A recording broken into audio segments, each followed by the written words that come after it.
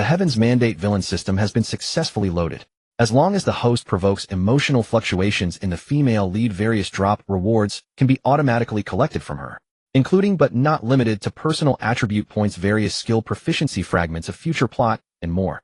The protagonist is naturally hostile to villains, and the two are destined to fight to the death. If the host remains passive, he will inevitably end up with his family ruined and himself dead. Please note, thwarting or killing the protagonist of a feel-good story will earn the host a massive reward. However, if the host attempts to forcefully kill the protagonist when the latter's luck is higher than the host's, he may suffer terrifying heavenly backlash. Life is not a game, we please act cautiously. Even now, Mu-An's expression was still somewhat dazed. He had merely complained about how brainless the major villain, who shared his name in an urban feel-good story, was. Throughout the story, the villain's intelligence was completely offline despite having heaven-defying looks, immense wealth, and overwhelming power. He still ended up being humiliated and beaten by the protagonist in every conceivable way. In the end, the villain's entire family was implicated and died without a burial place. With such a heavenly starting hand, he still managed to lose. It's utterly disgraceful. Then in the next second, he transmigrated into the very villain he had been talking about.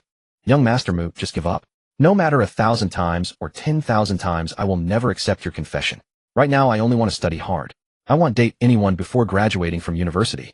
Even if I do date, you are not my ideal type. And it will never be. Sujiro wrapped her arms around her chest, speaking with absolute finality. Her smooth chin was slightly raised, revealing her fair, slender neck. Like a proud little swan, she reveled in the sense of superiority that was uniquely hers. If the previous self were still here, he would surely smile ingratiatingly and say, since 1,000 or 10,000 times isn't enough, then he'll confess 10,001 times until you agree to accept my confession. Or something like, I can change whatever you don't like about me until I become your ideal type. Before that, I will never give up. But at this moment, Mu-An couldn't help but touch his forehead. Just now, the system had automatically distributed the newcomer's gift pack to him. It contained a story about a protagonist of a certain rebirth-type feel-good story, without a system, who gradually rose by using precognition to foresee the future. During his ascent, he collected all kinds of beauties, trampled countless villains, and finally reached the pinnacle of life, becoming a world-class business tycoon. Of course, the gifted plot had only the general outline, not the full details. Even so, the massive amount of information in such a short time made Mu-An's head feel swollen. And what was with this cliché opening of the villain's rejected confession? You don't need to keep pestering me. I can tell you for sure there is no possibility between us. None at all. Seeing Mu-An's appearance of deeply wounded by love, Sujiro pressed her advantage even more. To cut off more trouble in the future, she had already spoken very ruthlessly. After all, as a proud little fairy, she didn't want to be chased for confession every day by a man who stuck to her like a plaster. Especially after such a long time, she was almost sick of it, feeling both ashamed and irritated, and had almost developed a psychological shadow of automatic confession rejection syndrome. Okay, I understand. Feeling a little better in his head, Mu-An nodded slightly, didn't even look at her, and turned away without hesitation. He also felt a bit averse to his former self. Is this how you chase a girl? With money, power, and good looks, what kind of unimaginative frustration would make him chase after a so-called first love-feeling girl? And she didn't even like him. Wasn't that just asking for trouble? With such free time, he could have picked all the beautiful flowers everywhere. Even if she is the female lead, it's still not okay. Does being the female lead give her the right to not treat others as human beings? No way. Young Master Mu actually gave up. He chased after her for almost 3 years. For 3 years in university, I've grown up listening to their story. To be honest, I'm a little envious. He's rich and handsome. If he were chasing me, I would have already thrown myself into his arms and enjoyed a good life. What do you know? With young Master Mu's devotion, there's no way he would let go of the campus beauty Sue. I bet this is the legendary retreat in order to advance. It seems cold, but it's actually a game of playing hard to get with the campus beauty Sue. Wait, something's not right. The one before the one above, isn't that a guy? What the hell are you doing? Who says a double boy couple can't be true love? With money, everything is possible. Fuck off. You pervert. I think you're just after his money. Don't you think there's a possibility that he's after both his money and his body? The surrounding classmates discussed in low voices. They were long accustomed to this kind of scene where confessions happened every few days. Sujiro couldn't help but widen her beautiful eyes. She also seemed a little unable to believe that someone's attitude could change so quickly. Just a moment ago, he was head over heels in love with her, but the next moment, he left coldly. Was he really playing some low-level game of hard to get? Even if that were the case, she definitely wouldn't fall for it. And she wished he would get as far away from her as possible. Sujiro feels ignored, anger fluctuation 8. Congratulations. Reward obtained, Constitution 1. Sujiro suddenly realizes feeling she has found the truth, pride fluctuation 10. Congratulations. Reward obtained, Constitution 1. Sujiro feels refreshed, as if a heavy burden has been lifted. Ease fluctuation 11, congratulations. Reward obtained money 5 million. Special note, emotional fluctuation only indicates intensity of emotion. The higher the value, the rarer the dropped reward might be. Muin paused in his steps. He felt a bit puzzled. Why did that woman who had been kicked in the head have such a rich inner monologue? But he had to admit the dropped rewards were indeed very satisfying. Just these 2 increases in constitution alone made him feel his already decent physique further strengthened. It seemed he had to advance the female lead emotional drop reward tool plan as soon as possible. On the other side, Sujiro saw Muin stop thinking her little scheme had been seen through, and her inner pride grew even stronger. Young Master Mu, please stop playing your ridiculous tricks. He'll say it again, I cannot be your girlfriend. Just give up. If your brain is sick, go to the hospital. Don't give up on treatment. Muin didn't even glance back at her leaving without turning his head. At these words the crowd was stunned. What did they hear? Young Master Mu actually insulted the campus beauty, Su, in front of everyone. And he bluntly told her to go get her brain checked. Sigh. Could it be that even a dog licker can have a moment of awakening? On the other side, Su's iris pretty face flushed red with anger, her fists clenched tightly. Did he just insult her? He definitely insulted me. How dare he insult me? And in front of so many people. It made her feel extremely embarrassed. How could she bear it? Sujiro feels 3 parts anger fluctuation 10, congratulations. Reward obtained constitution 3. Sujiro feels 6 parts anger fluctuation 13, congratulations. Reward obtained money 10 million. Sujiro feels full 10 parts anger fluctuation 15, congratulations. Reward obtained plot fragment 1. TSK. The rewards are just too satisfying. It seems that besides not being too bright, this female lead should be a qualified tool person. Muin couldn't help smacking his lips, feeling secretly pleased, and tentatively opened his personal panel. Heaven's Mandate Villain System Personal Panel. Host Muin. Constitution 15, Normal Adult 10. Spirit 20. Items Plot Fragment 1. Skills none. Luck 1000, Normal Person 10. This starting attribute is pretty good. The spirit stat had not been increased yet, but it was already twice that of an ordinary person. It was probably a special bonus from being a transmigrator. Compared to simple attribute point increases, Muin was more interested in the plot fragment 1 reward. According to the system's introduction, this item basically contains future plot that is originally supposed to happen, and it will most likely be various major or minor opportunities that the protagonist will obtain. This means that he can completely intercept these opportunities first. He is going to be a heavenly villain who opposes all protagonists of the feel-good world. Intercepting a tiny bit of the protagonist's opportunity is not too much, right? Use plot fragment 1. Muin couldn't help but rub his temples. He sorted through the information he had just obtained. The protagonist he was currently dealing with was named by Zaheo, a guy who had been reborn from the future. He only possessed various pieces of future knowledge without carrying any system. In the early stages, there were 2 main female leads. One was the school beauty, Sujiro, whom his past self had desperately fawned over. The other was Chu Yoming, a girl known as a hidden treasure, currently a self-conscious and invisible little person. Coincidentally, the 3 of them were classmates in the same major and same class. As for the plot fragment 1 rewarded earlier, it described that the first thing Zaheo did after rebirth was, according to his memory, to intercept a lottery ticket, one worth over 200 million. This instantly completed the original capital accumulation that countless people could never achieve in a lifetime. This laid a solid foundation for his subsequent showing off and dominating the business world. This protagonist was really a bit too outrageous. Using just a lottery ticket to become a billionaire. Wasn't that a loud slap in the face to those who put in countless efforts to become capitalists? Of course, that included Muin himself. But now all of this was his. The corners of Muin's mouth lifted slightly. Since he knew the specific details of the lottery, there was naturally no chance for the protagonist to have even a taste, let alone a full meal. Hey, is that old Jiang? Yeah, it's me. Go to the nearest lottery station and buy a ticket for me right now. After instructing the old butler his parents had arranged for him, Muin slowly made his way toward the classroom. He was already a junior, but still had quite a few professional courses. By the time he arrived at the small classroom, almost all the seats were taken. Except for the front row. Muin wasn't surprised at all. For most people, knowledge changes destiny. That was always true.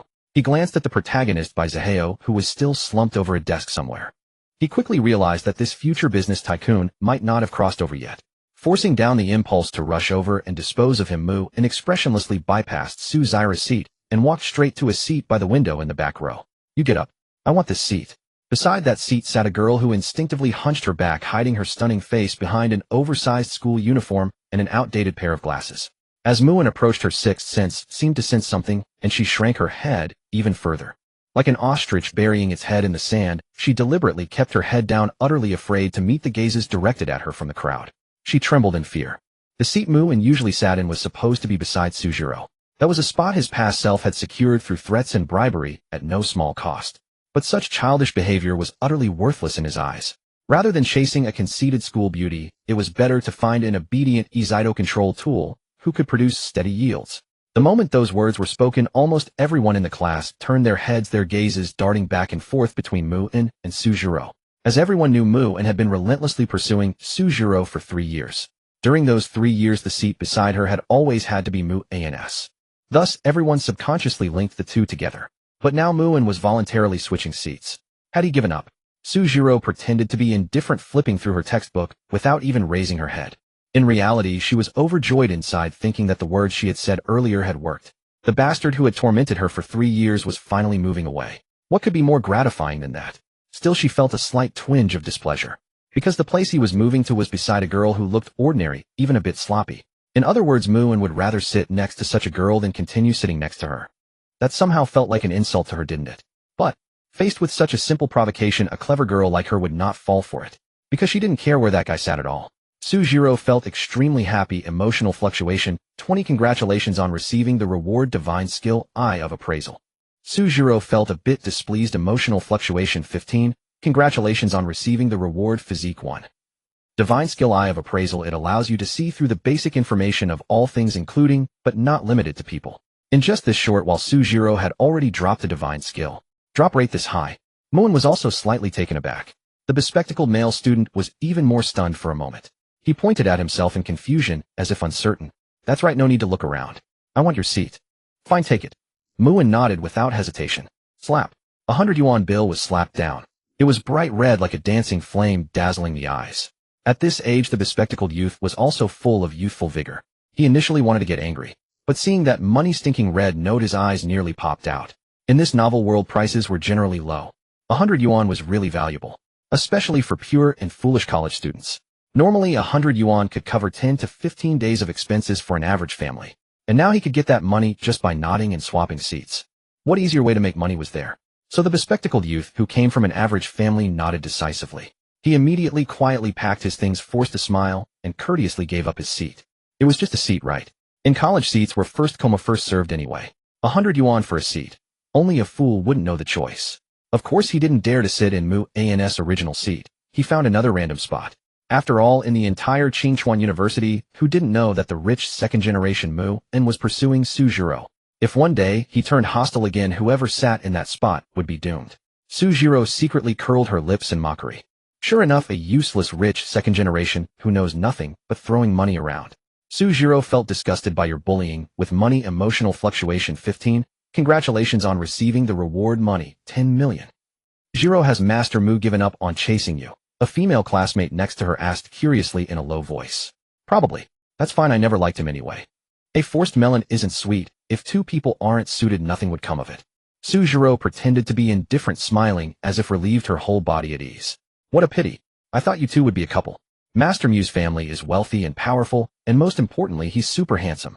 I don't know what kind of sorcery that invisible little girl used to enchant Mu-in, and her looks can't compare to Jiro, the school beauty, right? The classmate couldn't help complaining. She also instinctively assumed Mu-in had chosen to give up. Sujiro. Those words were somewhat stinging. How dare she compare herself to that commoner invisible girl?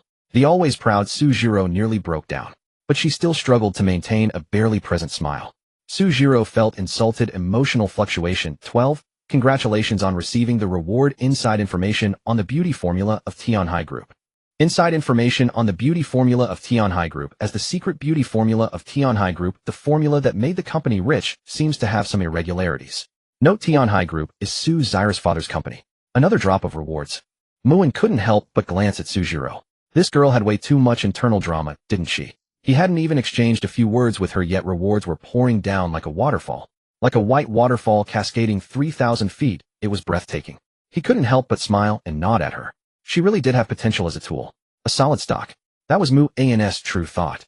But coincidentally, Sujiro caught Mu-in's smile and nearly broke down again. Was he mocking her? He must be mocking her. How dare he? Did he really think that commoner invisible girl was better than her? How could that be possible? She instinctively looked down at her own developing figure, and her confidence mysteriously returned. She, Sujiro, the school beauty, could never be worse than anyone else. For your Mockingjay Sujiro is slightly broken emotional fluctuation 13. Congratulations on receiving the reward money 10 million. Sujiro regained confidence from her developing figure emotional fluctuation 15. Congratulations on receiving the reward Su-Zyrus version girls secret 1. Mugen. This woman wasn't right. And Su-Zyrus version girls secret 1. Was this reward what he thought it was? He originally didn't like this tsundere girl much. After all, tsunderes were out of fashion. But the way she relentlessly dropped rewards was irresistible. When he couldn't help but click to open this girl's secret, even he who had galloped through various teaching websites by multiple teachers was stunned. It seemed this little girl played quite boldly. The hobbies of the school belle Sue were truly an eye-opener for him. Even a seasoned veteran like Muin felt a surge of heat in his nose at the sight. If these pictures and videos were ever exposed, the cold and aloof persona Sujiro had worked so hard to maintain would completely crumble. Of course, Muin certainly wouldn't expose these things easily, at least not for now. These were her leverage, and the fatal kind at that. Who knew how many emotional rewards he could farm through these handles? It could only be said. The plan to capture the first female tool was about ready to begin. Muin smirked slightly.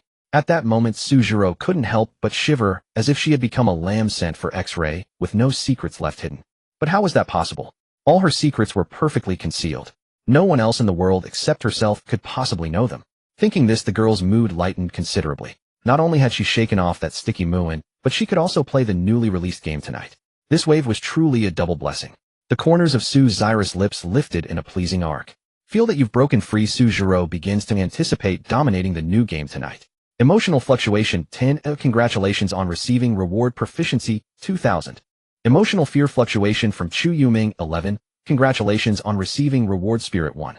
Emotional fear fluctuation from Chu Yuming 12. Congratulations on receiving reward money 5000. Emotional fear fluctuation from Chu Yuming 13. Congratulations on receiving reward proficiency 3000. Special note: proficiency can be used to improve various skill levels. Muin, who was pondering how to exploit these handles, was jolted awake by a flood of system notifications. He could understand Su-Zyrus' emotional fluctuations, but he hadn't even started to engage Chu Yuming, the heroine goldmine, yet. Why were her emotional fluctuations automatically flooding in again? Can you not look at me like that? I'm scared. Chu Yuming's soft, gentle voice rang out. The words stumbled out like a self-murmur, so light and intimate. If not for Muin's keen ears, he might not have understood what she was saying. What did you just say? He asked instinctively. But she reacted like a startled ostrich. She buried her hard-won raised head back into the sandpile books again, adding several more books to block herself, trembling with fear. Emotional fear fluctuation QWQ from Chu Yuming 13. Congratulations on receiving reward money 1000. At this moment, Muin realized he had been too absorbed in thought. His gaze fixed on a certain direction, ambiguous. To others, his eyes lingered beside him as if lost in thought. And Chu Yuming, naturally timid and insecure, didn't know why this rich second generation with a questionable reputation kept staring at her. Her heart was already frozen with fear, at a loss for what to do. That last sentence had completely drained the courage she had mustered. Now she was like a deflated balloon, flat and devoid of any courage. Ahem, let's reintroduce ourselves. I'm Muin, and from now on I'll be your new friend. Pleased to meet you. To salvage his image, Muin decided to formally greet her. Maybe she was blind and hadn't noticed his foolish behavior over the past 3 years. Appraisal I activate. Name Chu Yuming, age 20, identity heroine, luck 1, normal person 10. Evaluation: due to life's burdens, she suffered from long-term malnutrition and worked multiple part-time jobs from a young age. This left her frame somewhat frail, yet the girl still possessed a stunning figure. She was inwardly insecure, timid, sensitive, and easily hurt, but also a stubborn and resilient girl. Once she set her heart on someone, it would be forever, unwavering until death. Her luck was heaven-defying, a favored child of destiny. A golden scale is not a creature of the pond. When encountering wind and clouds, it transforms into a dragon. Muin's eyes were nearly blinded. The girl actually had a luck of 1000. In comparison, his own luck of 1000 felt utterly pathetic. Hearing this, the girl timidly raised her head to glance at him, but as soon as her eyes met Muin's, she quickly retreated back into her sandpile books, burying her head in fear, as if saying, "Don't see me. Don't see me. Don't see me. Stranger danger. Stranger danger. Stranger danger. Demons retreat. Demons retreat. Demons retreat." Muin was about to speak. The girl. QWQ. QWQ. QWQ. Emotional fear fluctuation QWQ from Chu Yuming 12. Congratulations on receiving reward luck 50. Emotional fear fluctuation QWQ from Chu Yuming 13. Congratulations on receiving reward proficiency 2000. Emotional fear fluctuation QWQ from Chu Yuming 15. Congratulations on receiving reward spirit 1. Muin. Saying the least words to get the most rewards. Now Muin was willing to call this girl the ultimate female tool. But still he was at least a handsome guy. Was it that frightening just to say a few words to her? The girl is desperate to go to the toilet, but because of your presence, she dares not. Chu Yuming feels aggrieved and uncomfortable. Emotional fluctuation 15. Congratulations on receiving reward entry-level skill boxing. Muin was speechless. Could such a trivial thing trigger a reward? If she needed to go to the toilet, she should just go. He couldn't very well stand inside the women's restroom, blocking her, refusing to let her go. Your name is Chu Yuming, right? I'm a bit thirsty. Why don't you go to the cafeteria downstairs next door and buy 2 bottles of mineral water for me? Keep the change as your errand fee. Muin casually made up an excuse and slapped the 100 yuan cash he had on him onto her desk, looking every bit the arrogant rich second generation ordering around a lackey without a hint of politeness. After all, in everyone's impression, he was already that image. He didn't mind maintaining it, as long as he could farm rewards from the male and female leads. Tisk, it's really quite satisfying to command people with money like this. The girl, like a startled bird, trembled uncontrollably, seeming scared to death. But she still firmly shook her head. She had no reason to help this bad guy who liked to scare her. Even if someone noticed the situation, they turned a blind eye, and no one dared to speak up. Chu Yuming was just a nobody, usually unnoticed. When she did attract attention, it was because she accidentally became someone's punching bag. No one cared about her opinions or thoughts. So they had no reason to offend a rich second generation like Muin over this. Unless they had a brain injury. Su Jiro frowned slightly. As the class monitor, she should have stepped up to uphold justice. That annoying bastard's bossy attitude was indeed irritating, but he did give the errand fee. Essentially, it wasn't bullying, and he hadn't done anything excessive. So she chose to turn a blind eye. As long as it didn't bother her, she wished he would never notice her existence at all. Emotional disgust fluctuation from Su Jiro 15. Congratulations on receiving reward entry-level skill university knowledge. If you don't agree, I'll immediately kidnap you to my house and make you my little maid. Warm my bed every day, and when necessary, I'll have you bear me many children. Muin whispered these threats in the girl's ear with feigned fierceness. The warm breath brushed against her sensitive ear, ticklish, and with a strange sensation. Chu Yuming's delicate frame trembled even more violently. At that moment in her eyes, Muin had transformed into a big demon who loved bullying others, horned, holding a demonic trident and smirking wickedly as he threatened her helpless self. But she had no power or influence, and she couldn't fight him. And she didn't want to be his bed warmer. Even less did she want to bear him many children. That would surely break her. Emotional fear fluctuation QWQ from Chu Yuming 30. Congratulations on receiving reward proficiency 1000. You have 15 minutes to come back or face the consequences. Muin deliberately put on a stern face. He had initially wanted to say 5 minutes, but considering the distance to the cafeteria downstairs next door, he changed it to 15. Also factoring in the time the girl might need for the restroom, he made that adjustment. Demon. He was a big demon. Tears welled up in Chu Yuming's eyes on the verge of falling. Her tearful appearance was extremely pitiful. Muin felt a headache. It's really hard to farm emotional rewards these days. But he had to keep a stern face and say harshly, don't cry. Hold it in, or I'll kidnap you right now. I mean what I say. If you don't believe me, go ahead and try. QWQ. Whether what he said was true or not, Chu Yuming truly didn't dare to cry anymore. She quickly wiped away her tears, grabbed the red banknote, and stumbled out. Emotional grievance and fear fluctuation from Chu Yuming 13. Congratulations on receiving reward proficiency 3000. A jerk who toys with people's feelings. Su Jiro, who had witnessed the whole process, couldn't help muttering softly. Emotional disgust fluctuation from Su Jiro 11. Congratulations on receiving reward money 900. Muin remained expressionless, saying nothing. After all, toying with feelings was still better than toying with both your feelings and your body, right? A tool should have the awareness of being a tool, dutifully dropping rewards. Heavenly Villain System Personal Panel.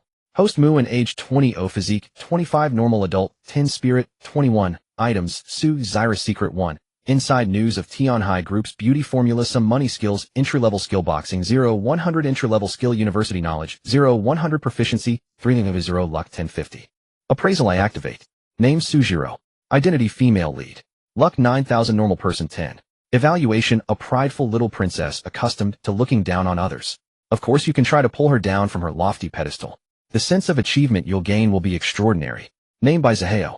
Identity rebirth novel male lead. Luck 50,000, normal person 10. Evaluation still sleeping. The Suntora turn awesome male lead from the reboot world. Countdown 24 minutes, 59 seconds. After reading the basic info of these two, Muin couldn't help but sigh deeply. Indeed, a villain can't compare to the male and female leads in terms of luck. Normally, he would be nothing more than a stepping stone. But what surprised him a little was that the male lead by Zaheo's luck was not as high as Chu Yuming's. It was almost half less. If it weren't impossible, Mu-in really wanted to see what would happen if he killed him right now. Came out to buy water, but got blocked at the first floor storage room door by thugs collecting protection money. Chu Yuming felt fear and grievance emotion fluctuation 15. Congratulations, you obtained reward physique 1. Isolated and helpless, no one cares. Chu Yuming felt a bit of pain and distress emotion fluctuation 15. Congratulations, you obtained reward physique 1. Seeing this message, Mu-in immediately shot up to his feet. How dare someone bully his female-led tool? Could he tolerate that? At the same time, he quickly realized this was a golden opportunity to farm emotional rewards. Class monitor, I'm going to the restroom. Since class was about to start, Mu-in casually shouted as he passed by Sujiro, just to let her know his whereabouts so she wouldn't tattle to the teacher. But on second thought, he felt it was unnecessary and overstep. He was already a spoiled rich second generation, and besides, this was university. During class you essentially came and went as you pleased. The teachers all turned a blind eye. They basically didn't bother with him and didn't dare to. So the idea of being punished for tattling was utterly ridiculous. It was all due to his past life habit of being a good student. Sujiro felt a bit frustrated. Did he really need to tell her about going to the restroom? That wasn't really appropriate. She could neither nod nor shake her head. She could only hum vaguely in response. But somehow she felt that he seemed different. Had he truly given up? Before, he never called her class monitor. In the past, it was always that sickeningly affectionate Jiro. Yet inexplicably a sense of loss crept into her heart. Sujiro felt a touch of disconsolation emotion fluctuation 11. Congratulations, you obtained proficiency 2000. Mu-in didn't care what Sujiro was thinking. He rushed to the crime scene. The storage room, the corner of the corridor. It was a secluded spot rarely noticed, indeed a perfect place to strike. A few slouchy thugs surrounded Chu Yuming. The girl pressed fearfully against the wall. In her hands, she tightly clutched 2 bottles of water, her knuckles turning white. Hey, I remember you, don't I? You haven't paid your protection money this week, have you? The red-haired leader gave a frivolous whistle. I have no money. Chu Yuming's voice trembled with fear. Boss, she's lying. I just saw her spend $100 on 2 bottles of water. When she denied it, a lackey immediately jumped out to expose her lie. Spent $100 on water. Sigh. Even the red-haired boss, who had seen many big scenes, couldn't help but gasp. With so much money, how many cigarettes could he smoke? How many bottles of booze could he drink? Thinking of this, his gaze toward the girl grew more greedy. How I suggest you don't force us to get physical, or it won't just be about paying up anymore. This isn't my money. I can't give it. The girl shrunk her head as if trying to burrow back into the sand dune books that made her feel safe. But unfortunately, there was no sand here to make her feel secure, nor could it hide her. Not giving. You refuse a toast only to drink a forfeit. Beat her until she pays. The red-haired leader said viciously. That $100 had already made him somewhat greedy. It was right within reach, no reason not to take it. After all, she was just an invisible nobody. Even if he robbed her, who could stand up for her? Who are you going to beat? Mu-in stepped out with a dark face. Use proficiency to upgrade beginner skill fist art. You used 11100 proficiency. Congratulations, you obtained master skill fist art.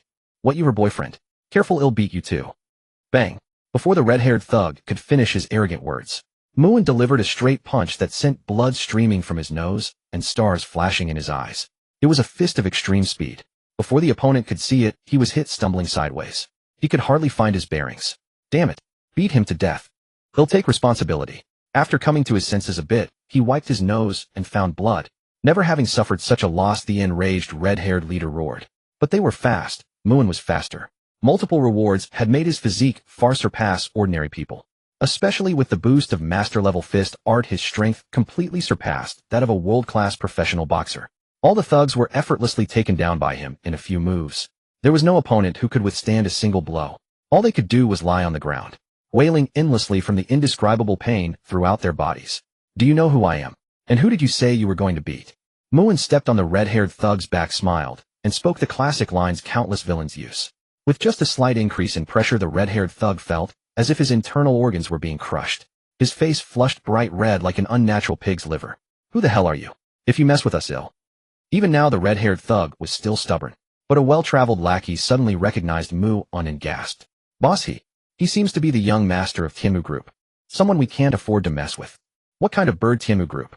Even if the heavens come today. Wait, is that the Tianmu Group with assets over $1 trillion? As if recalling something, the red-haired thug also gasped.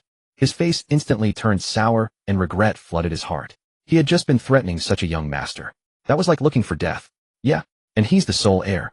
Very famous in our university area. The lackey continued to remind. But this only drove another dagger into the red-haired thug's heart, deepening his fear. What did it mean to have assets over $1 trillion in this day and age? It meant that if the other party wanted him to vanish without a trace, he would vanish without a trace. No one would even notice, and no one would dare to notice. Such was the terrifying power of capital. Young Master Mu, I was just joking earlier. Please overlook my insolence. Hey, raise some pocket money, I hope you'll accept it. The red-haired thug's face shifted, plastered with a fawning smile. Not so arrogant now. Muin looked at him with amusement. No. The red-haired thug shook his head frantically. No, you were wrong. Yes, 1,000 wrongs, all our fault. The red-haired thug nodded frantically, all trace of his previous arrogance gone. So, young Master Mu, what do you mean? It's useless telling me, Muin said dismissively. He simply moved his foot away, showing his stance. Ma'am, we failed to recognize your true worth and offended you. We're sorry. Truly sorry. 1,000 wrongs, all our fault. Well, cowed out to make amends. Hearing this, the red-haired thug understood immediately. He quickly pulled his lackeys to kneel respectfully, offering all the money on them to Chu Yuming in apology. The sound of kowtowing thudded loudly. Their foreheads were almost bleeding, as if they would never stop until she forgave them. Chu Yuming shook her hands in fright, not daring to take the money. She could only look at Muin like a bewildered child. But then she seemed to realize something, and her delicate face flushed slightly. Who is that guy's ma'am? Anyway, it certainly isn't me. Still, the image of Muin fighting for her had unconsciously etched itself deeply into the girl's heart. Only she might not have noticed it yet. From Chu Yuming's bewilderment, emotion fluctuation 10, congratulations, you obtained reward proficiency 1500. From Chu Yuming's shyness, emotion fluctuation 11, congratulations, you obtained reward money 600. From Chu Yuming's gratitude, emotion fluctuation 12, congratulations, you obtained reward physique 1. Alright, let's go. Going out to buy water and causing so much trouble. Muin walked away without looking back. Chu Yuming couldn't help but pout in grievance, quickly following him, 2 bottles still tightly clutched in her hands. It wasn't her fault, she ran into trouble. From Chu Yuming's grievance, emotion fluctuation 10, congratulations, you obtained reward proficiency 2100.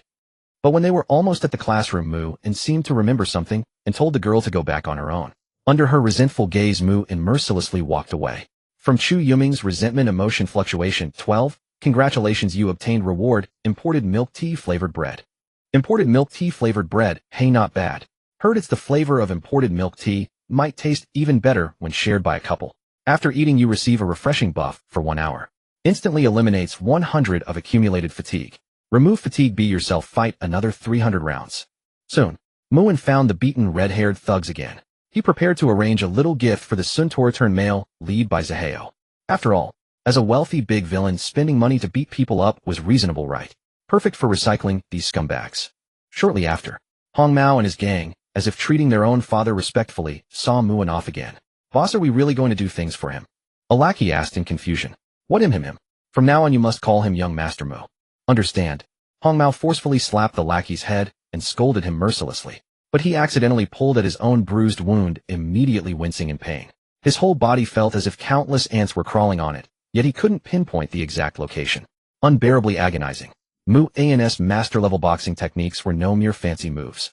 Not to mention that his original intention was to teach these guys who dared to bully his quasi-female lead tool men a good lesson. Of course his strikes were very measured. Of course that was not much.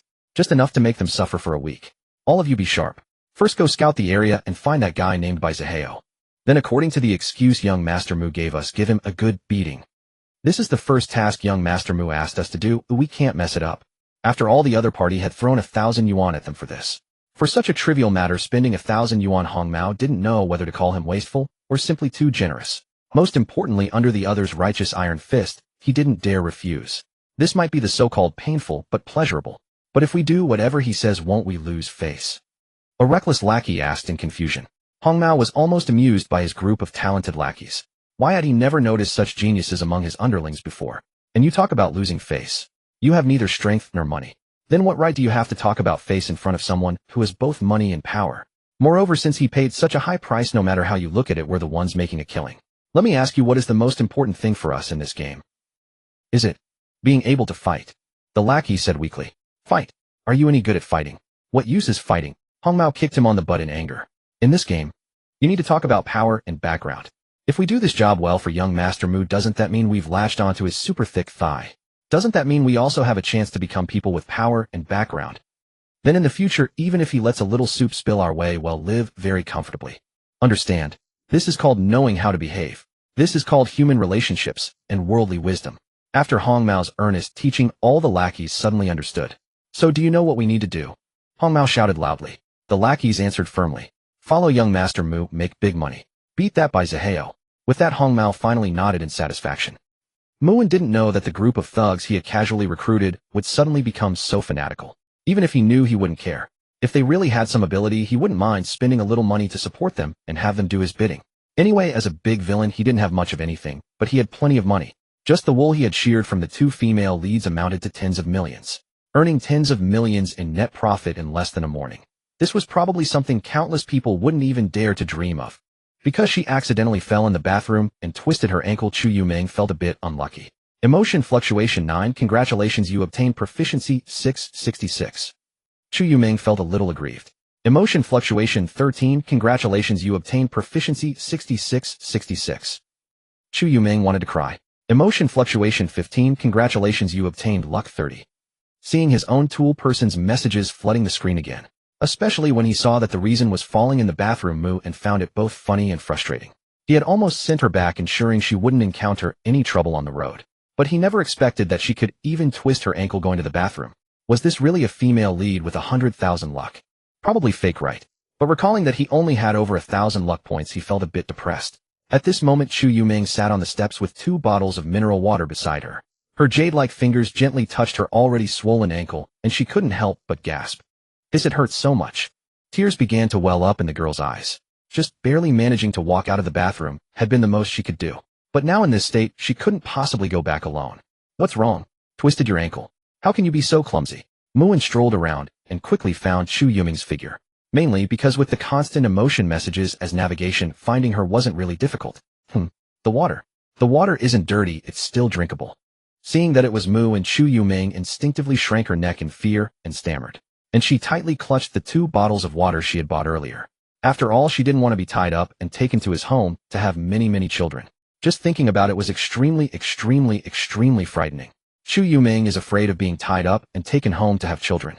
Fear emotion fluctuation 15. Congratulations, you obtained entry-level skill medical skill.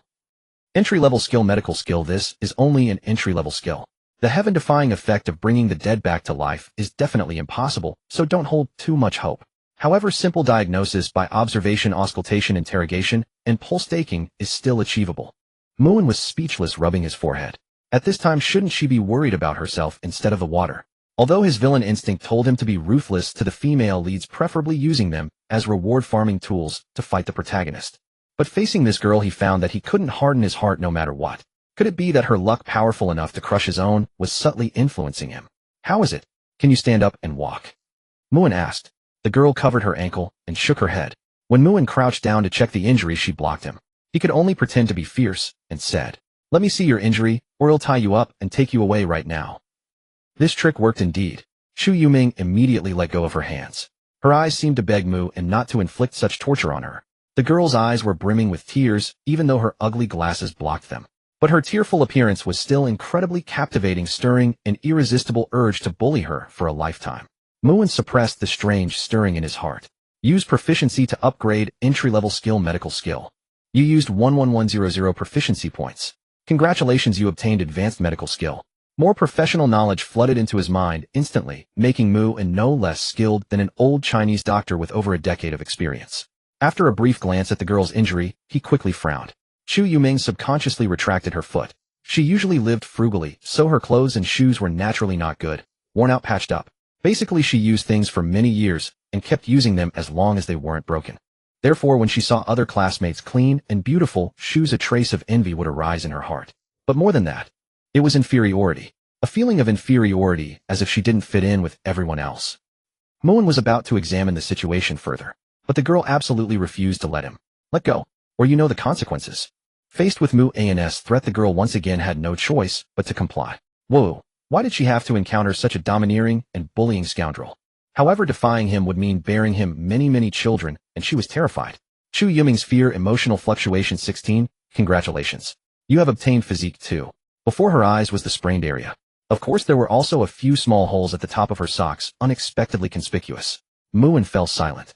Chu Yuming, somewhat ashamed and indignant, turned her head away, her ears completely red. From Chu Yoming's 6 parts of unease emotional fluctuation, 10, congratulations. You have obtained proficiency, 55. From Chu Yoming extreme shyness emotional fluctuation, 11, congratulations. You have obtained cute girl style socks, 10 pairs. At this Muin finally understood why the girl had been so resistant just now. With the newly acquired advanced medical skill, the man's movements were extremely professional as he continuously observed and asked her questions. He could basically confirm that the girl had only sprained her ankle and hadn't injured the bone. From Chu Yoming embarrassment emotional fluctuation, 13, congratulations. You have obtained money, 7,000. From Chu Yoming shyness emotional fluctuation, 15, congratulations. You have obtained spirit power, 1. Muin sighed. He guessed that asking further would not yield any useful information. However, he could basically confirm that the girl's ankle was only sprained, not fractured. He'll take you to the infirmary now. Saying that, he picked her up without any argument. This time Chu Yoming surprisingly didn't resist. She just tightly grasped Muin's collar, burying her entire head into it. The strong masculine hormone scent domineeringly rushed into her delicate nose, making her feel a somewhat unreal dizziness. But she didn't seem to dislike this feeling. She even secretly flared her nostrils like a cute little squirrel. Water. What? Water? I haven't gotten it yet. Are you an idiot? Forget about the water. But. No buts. Oh. Under the man scolding, the girl obediently closed her pouted little mouth. But Chu Yoming still couldn't help secretly glancing at his handsome side profile. Of course it was just a furtive look, and like an ostrich she hid herself again. He was clearly a very fierce and very domineering person, but why did he inexplicably make her feel a trace of warmth at this moment? It was as if a warm current flowed through her heart. So intoxicating and reluctant to let go. Her eyes couldn't help but become hazy and dazed, and her emotions gradually grew complex. From Chu Yoming complex emotional fluctuation, 15, congratulations. You have obtained girl's part-time job plan. In the infirmary. I've been a doctor for so many years, I have a good eye for people. This young man has good character, little girl, if you like him, be sure to cherish him. There are so many people in the world, and it's rare to meet someone who makes your heart flutter. The probability is just 1 in several hundred million. If you miss this chance, you'll be left with a lifetime of regret. The old physician grandmother said teasingly while applying medicine to the girl's sprained ankle. Chu Yoming had a bit of social anxiety. But under her words, she felt a bit of relaxation and warmth. She had originally thought of explaining the situation. Yet she inexplicably recalled the man who had just descended like a god to save her. Her beautiful face involuntarily flushed with intoxicating red clouds. In the end, she just hummed softly and chose not to clear up this wonderful misunderstanding. But did she truly like him? Like a bully who loved to pick on her and whom she hadn't known for long. Even if she did have that feeling of liking, did she even have the right to like someone else? The girl lowered her eyes, sinking into deep silence. Chu Yoming feels shy emotional fluctuation, 10, congratulations. You have obtained proficiency, 3500. Chu Yoming feels confused emotional fluctuation, 11, congratulations. You have obtained physique, 1. Chu Yoming feels frustrated emotional fluctuation, 12, congratulations. You have obtained fortune, 12. The rewards started flooding in again. What was she going crazy about? What a peculiar person. Muin couldn't help muttering to himself. But getting rewards was always good for him. After all, his fundamental goal was to farm rewards through the heroine. Just now, while browsing through the system's rewards, he had also discovered that the Chu Yoming girl's part-time job plan was filled with Chu Yoming's packed part-time schedule. Among them were part-time jobs she had done in the past, as well as ones she was still doing now. Most of the jobs were hard and tiring, unrewarding, and low-paying. It was hard to imagine a girl the same age as her peers. When others were still acting spoiled under their parents' protection, she had long been accustomed to facing the ups and downs of society alone, experiencing the most real and cruel society. As he read on, Mu and inexplicably felt a tinge of soreness in his nose. What a cursed sentimentality he had. Swish! Soon after, the physician grandmother pulled open the isolation curtain. Muin hurriedly composed himself, his face returning to its usual calm. Let me say a few words first, old lady. Based on my decades of Chinese medicine experience, this child's ankle should be fine. Just apply the medicine for a few days, and it'll basically be no problem. If you don't trust this old woman's words, you can also go to the hospital for an X-ray to put your minds at ease. Also, she's a good girl. Don't you dare let her down. The old physician said sternly and earnestly. Let her down. Muin was slightly startled and subconsciously glanced at the girl. But how could Chu Yoming dare to meet his eyes? She could only pretend not to hear, turning her face away to avoid looking at him. Yet the tips of her ears were completely red like tender peaches, somehow quite adorable. I will. Thank you, Grandma Doctor. Muin didn't expose this wonderful misunderstanding, but smiled and agreed. Afterwards, they returned the same way they had come. Still the familiar Princess Carrie. The girl remained silent, as usual, along the way. She buried her head deeply, her hand clutching the fabric of Muin's chest, sometimes loosening, sometimes tightening. When they were almost there, Chu Yuming finally couldn't help speaking. Her voice was still soft and timid. I can walk myself. Don't let everyone misunderstand you. Muin was briefly taken aback. He glanced at the girl's ankle wrapped up like a zongzi and refused without a second thought. Let them misunderstand if they want. What others think is their business. We are innocent. Just be ourselves. We can't give up our lives because of others' gazes, can we? Muin said calmly. Moreover, carrying the girl back to the classroom instead of the university dormitory naturally involved another layer of calculation on his part. Around this time, that badass power fantasy protagonist by Zaheo should be about to be reborn, right? Just imagining the expression of utter shock on his face when he saw the girl he wanted to win over being held in his arms. Muin's mood inexplicably lifted, and he couldn't help curling his lips slightly. The girl secretly stole a glance at him. Honestly, she didn't know what the boy was happy about. Although her time with him was short, she knew he was a man of his word. Once he made a decision, he wouldn't easily change it for any reason. It made one feel somewhat domineering. Yet it also seemed to give an inexplicable sense of security. But why would he go to such lengths for her? Could it be because he liked her? Inexplicably, the girl's cheeks flushed like March peach blossoms, a blooming red. Yet such a lovely sight was unfortunately unseen by anyone. Chu Yuming feels a hint of sweetness. Emotional fluctuation 13. Congratulations. You have obtained proficiency 2100. At the same time, Bai Zaheo, who had been dreaming a daydream in the classroom, suddenly woke with a start. Past memories kept surging up, like turning over one old photo after another. He looked around at the familiar surroundings. The familiar classroom, the familiar classmates, the familiar her. Suddenly he realized that he seemed to have been reborn into the past. And he possessed all the valuable information of the future that had not yet happened. This was his most precious golden finger. Tianmu Group, right? The young master of Tianmu Group, right? Bai Zaheo sneered coldly. That man had caused him to become a loser in his previous life, achieving nothing throughout. In this life, as long as he had enough time, he was confident he could create a behemoth even more terrifying than Tianmu Group. Even a world-class business empire that could summon wind and rain, easily shaking the world. When that time came, none of the regrets from his previous life would happen again. He would repay the man who had once brought him suffering tenfold, 100-fold. This he, the reincarnator by Zaheo, declared. And he meant what he said. However sharp-minded as he was, he quickly noticed a hint of anomaly. Su Zyra's side was actually not occupied by that sticky plaster Muin. Moreover, the treasure girl he cared about, Chu Yuming, was also not in her seat. After all, she was an excellent, well-rounded school beauty, though at this time, it was absolutely impossible for her to be absent. Inexplicably, he grew more restless and couldn't help looking out the window. From the window, two figures gradually approached from a distance. Wait, why did those two look somewhat familiar? Bai Zaheo's expression suddenly changed drastically. Isn't that the young master Muin? And the girl in his arms? Bai Zaheo recognized her at a glance. Isn't that Chu Yuming, the treasure girl he has been longing for day and night? When did they get together? No. According to the trajectory of his past life, Muin and Chu Yuming should have been two parallel lines with no intersection. But now how? Bai Zaheo's face shifted between shades of uncertainty, as bizarre as a constantly changing mask. Bai Zaheo's mind trembled. He seriously suspected that his treasure girl was about to be taken away by someone else, doubting himself. Luck 200. Congratulations on obtaining proficiency 1000. And as expected, Muin and the girl made a grand return from the back door, attracting the attention of everyone in class. The crowd whispered among themselves. What's going on? Earlier, the young Master Mu was madly in love with campus beauty Su Jiro, and now he's found another so quickly. But I think his taste isn't great. There are plenty of pretty girls in the class, and he ended up choosing such an ordinary girl. Could it be that he's tired of delicacies and wants a change? After being rejected by our beauty Su for 3 years, even a normal person would be angry. Maybe this is just a show for her. I would call this the pickup technique of giving the girl you're chasing a sense of crisis so she knows to cherish you. Master Mu is indeed Master Mu. His skills are truly unmatched. TSK Tisk, don't talk nonsense. At least Chu Yuming has latched onto a wealthy man. Even if she's just being toyed with by Master Mu, it's enough for her to brag about for a lifetime.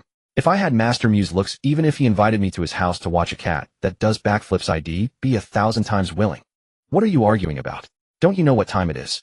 Muin narrowed his dark eyes and swept his gaze over the crowd, speaking coldly. As soon as he said this, everyone fell silent. This also made the English teacher on the podium look at him with a bit of surprise and gratitude. Muin, that troublesome rich kid, didn't cause her any trouble, and she was already grateful. Of course, as long as it's not too excessive. Almost all college teachers turned a blind eye to Muin's actions. After all, everyone is just making a living. There's no need to offend a top-tier rich kid over trivial matters. That would be completely counterproductive. If the others are immature, Su Jiro, aren't you, as the person in charge, also immature? Don't you even understand the simplest thing about maintaining discipline? What use is your position then? In order to make the little gold mine spit out some coins, Mu and ruthlessly called out Sujiro.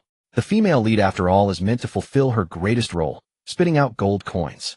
Sujiro, the girl who had intended to watch the fun but was innocently caught in the crossfire, her face filled with embarrassment. If looks could kill that bastard Mu, and would have been killed by her hundreds or thousands of times already. Facing the furtive glances of her classmates, Sujiro felt her face burn with embarrassment. Emotional fluctuations of shame and anger. 15. Congratulations on obtaining money. 900. After intimidating everyone, Mu and walked straight back to his seat. He looked at the delicate figure in his arms who was tightly clutching his clothes and couldn't help rolling his eyes. If the girl continued to torment him like this, his casual shirt worth over 1,000 yuan would probably be ruined too. Alright, we're at our seats. No one's looking at you now. You can let go, can't you?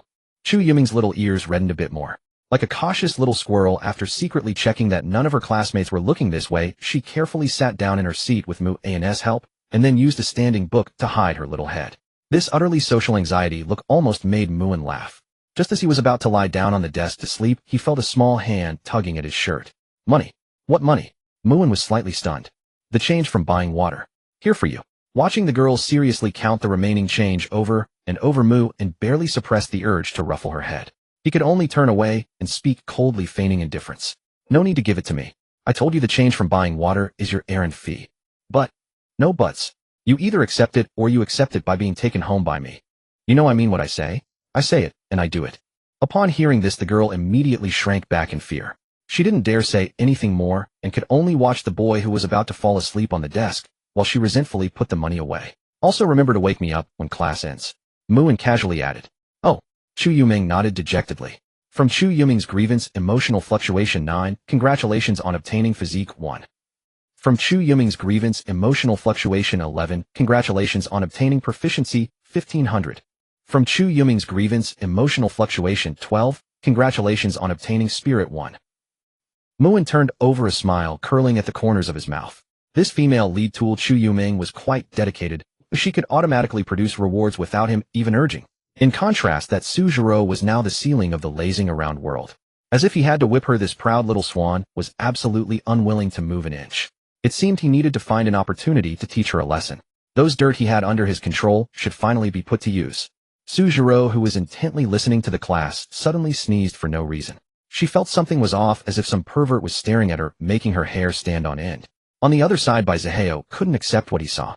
He quietly asked the classmate beside him and learned about the exciting events that had happened today. The rich kid's confession was mercilessly rejected by Sujiro. Muin angrily threw money to get someone to change seats, trying to play hard to get. Then he bullied the new desk mate, the invisible girl, making her run errands to buy water. But no one knew what happened between them before that. When they came back, he was holding the girl, and her foot seemed to have been accidentally injured. To be honest, after hearing the story, he was somewhat suspicious and uncertain. This young Master Mu and didn't seem like the one in his memory. Could it be that his own rebirth had caused some butterfly effect? However, looking at the girl leaning against the other, he couldn't help but feel his eyes split with rage. He originally wanted to use some means to snatch Chu Yuming, this treasure girl, before anyone else discovered her. After all, Chu Yuming had hidden herself too well. If it weren't for the graduation photo day, when he accidentally saw her, without makeup, everyone might never have known that there was such a fairy-like girl hidden in their class. She had even been their classmate for 4 years. But now it all seemed a little late. No, it couldn't be too late. According to his understanding, she was not a vain girl at all. That is to say, as long as he worked hard, he could win the girl back from the enemy. That's right. He had to win her back. Such a treasure of a girl could only be properly cherished by him. A waste of a rich second generation like Mu and was not worthy of being by her side. Suddenly, Zaheo remembered an important matter, and his eyes lit up. It seemed that today a lottery ticket with the largest denomination in recent years had been bought at the lottery shop near their school. This matter had even made it to the trending news. And the prize for that lottery ticket was a staggering over 200 million. If he got this startup capital, then implementing his subsequent business plans would be completely trouble-free. So he had to get that lottery ticket. And he had to get it as quickly as possible. The current situation was somewhat different from his past life.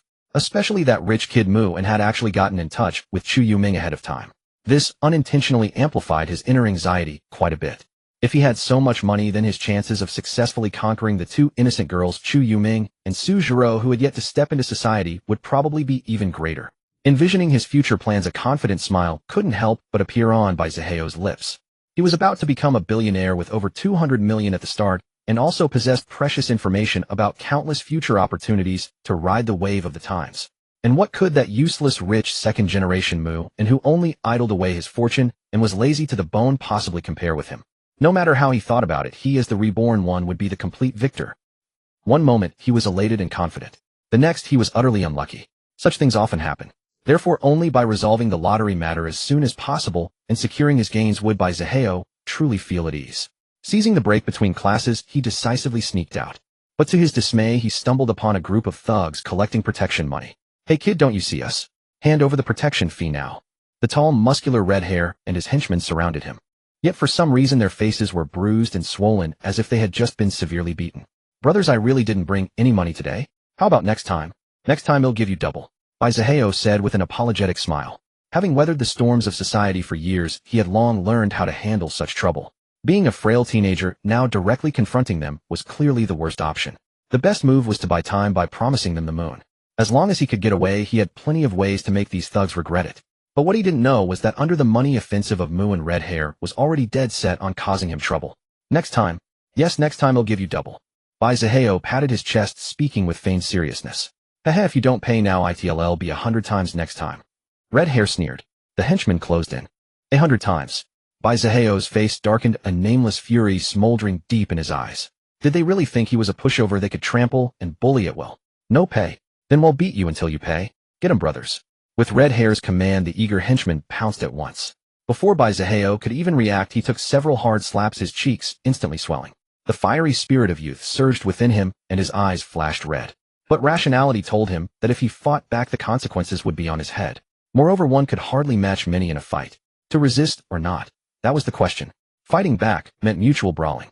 Not fighting back. Would he just have to suffer the beating? But Red Hair and his gang didn't care about his thoughts. They just went all out, beating him relentlessly. Perhaps the protagonist's halo was at work. Sujiro happened to pass by, saw the scene, and quickly called for teachers and security. Soon the whole group was summoned to the police station. "All right, explain what happened." A middle-aged male officer stared at them expressionlessly. A public brawl was no minor squabble between friends. The matter could be serious or trivial, depending mainly on both parties' attitudes and subsequent operations. "Officer, this guy stole our brother's money, refused to return it, and even struck our brothers first." Red Hair struck first, shamelessly shifting the blame onto Baizaheo. After all, the spot was relatively isolated with no cameras. Whatever he said went. Baizaheo, bruised and swollen, struggled to open his eyes wide, but the pain from his wounds made him grimace. "I stole your money. How come I don't know about it? They were the ones who started the trouble." Baizaheo was so angry he wanted to curse. "I don't believe it. I know Baizaheo's character. He would never steal your money, let alone attack first. And no normal person would provoke a whole gang alone." Sujiro, the eyewitness, declared decisively. Baizaheo shot her a grateful look. As expected of Sujiro, who had been his classmate for 6 years, her words struck a chord deep within him. "Oh, how do you explain that?" The middle-aged officer raised an eyebrow. A gang of thugs versus 2 students. Sometimes first impressions mattered. His instinct leaned more towards Suzaira's account. It was far more likely that Red Hair and his crew had started the trouble. "I have evidence. That bastard stole one of my brother's 100 yuan bills. It should still be on him. And I remember there's a special mark I made on the top right corner, the letters S and B. So just search the kid and see." Red Hair kept shouting, his face contorted with rage, as if he had victim written all over it. Indeed, amid the chaos, he had already slipped a prepared 100 yuan bill into Baizaheo's pocket as planned. Barring any accidents, Baizaheo was now like mud in his pants, no matter what it stuck. Meanwhile, everyone's attention turned to him. Baizaheo felt an ominous premonition. "Well, no. I didn't." He instinctively stepped back, struggling to speak through the pain. But a red bill happened to drift down from his pocket. On its top right corner were 2 conspicuous and flowing letters S and B. Baizaheo looked as if he had seen a ghost, his eyes wide with disbelief. Those glaring letters seemed not just letters, but demons that mocked him endlessly. Yet he had no idea how that 100 yuan had gotten there. Could it have been during the fight? Baizaheo's face turned as black as the bottom of a pot. For a moment the air in the room grew silent. "See, I told you this kid was desperate for money. He stole from us, then refused to pay back when caught. Otherwise we wouldn't have fought him. Look, we're covered in bruises from his beating. Head better pay our medical bills. It's only fair." Red Hair broke the silence, righteous indignation in his voice, and didn't forget to extort medical fees as planned.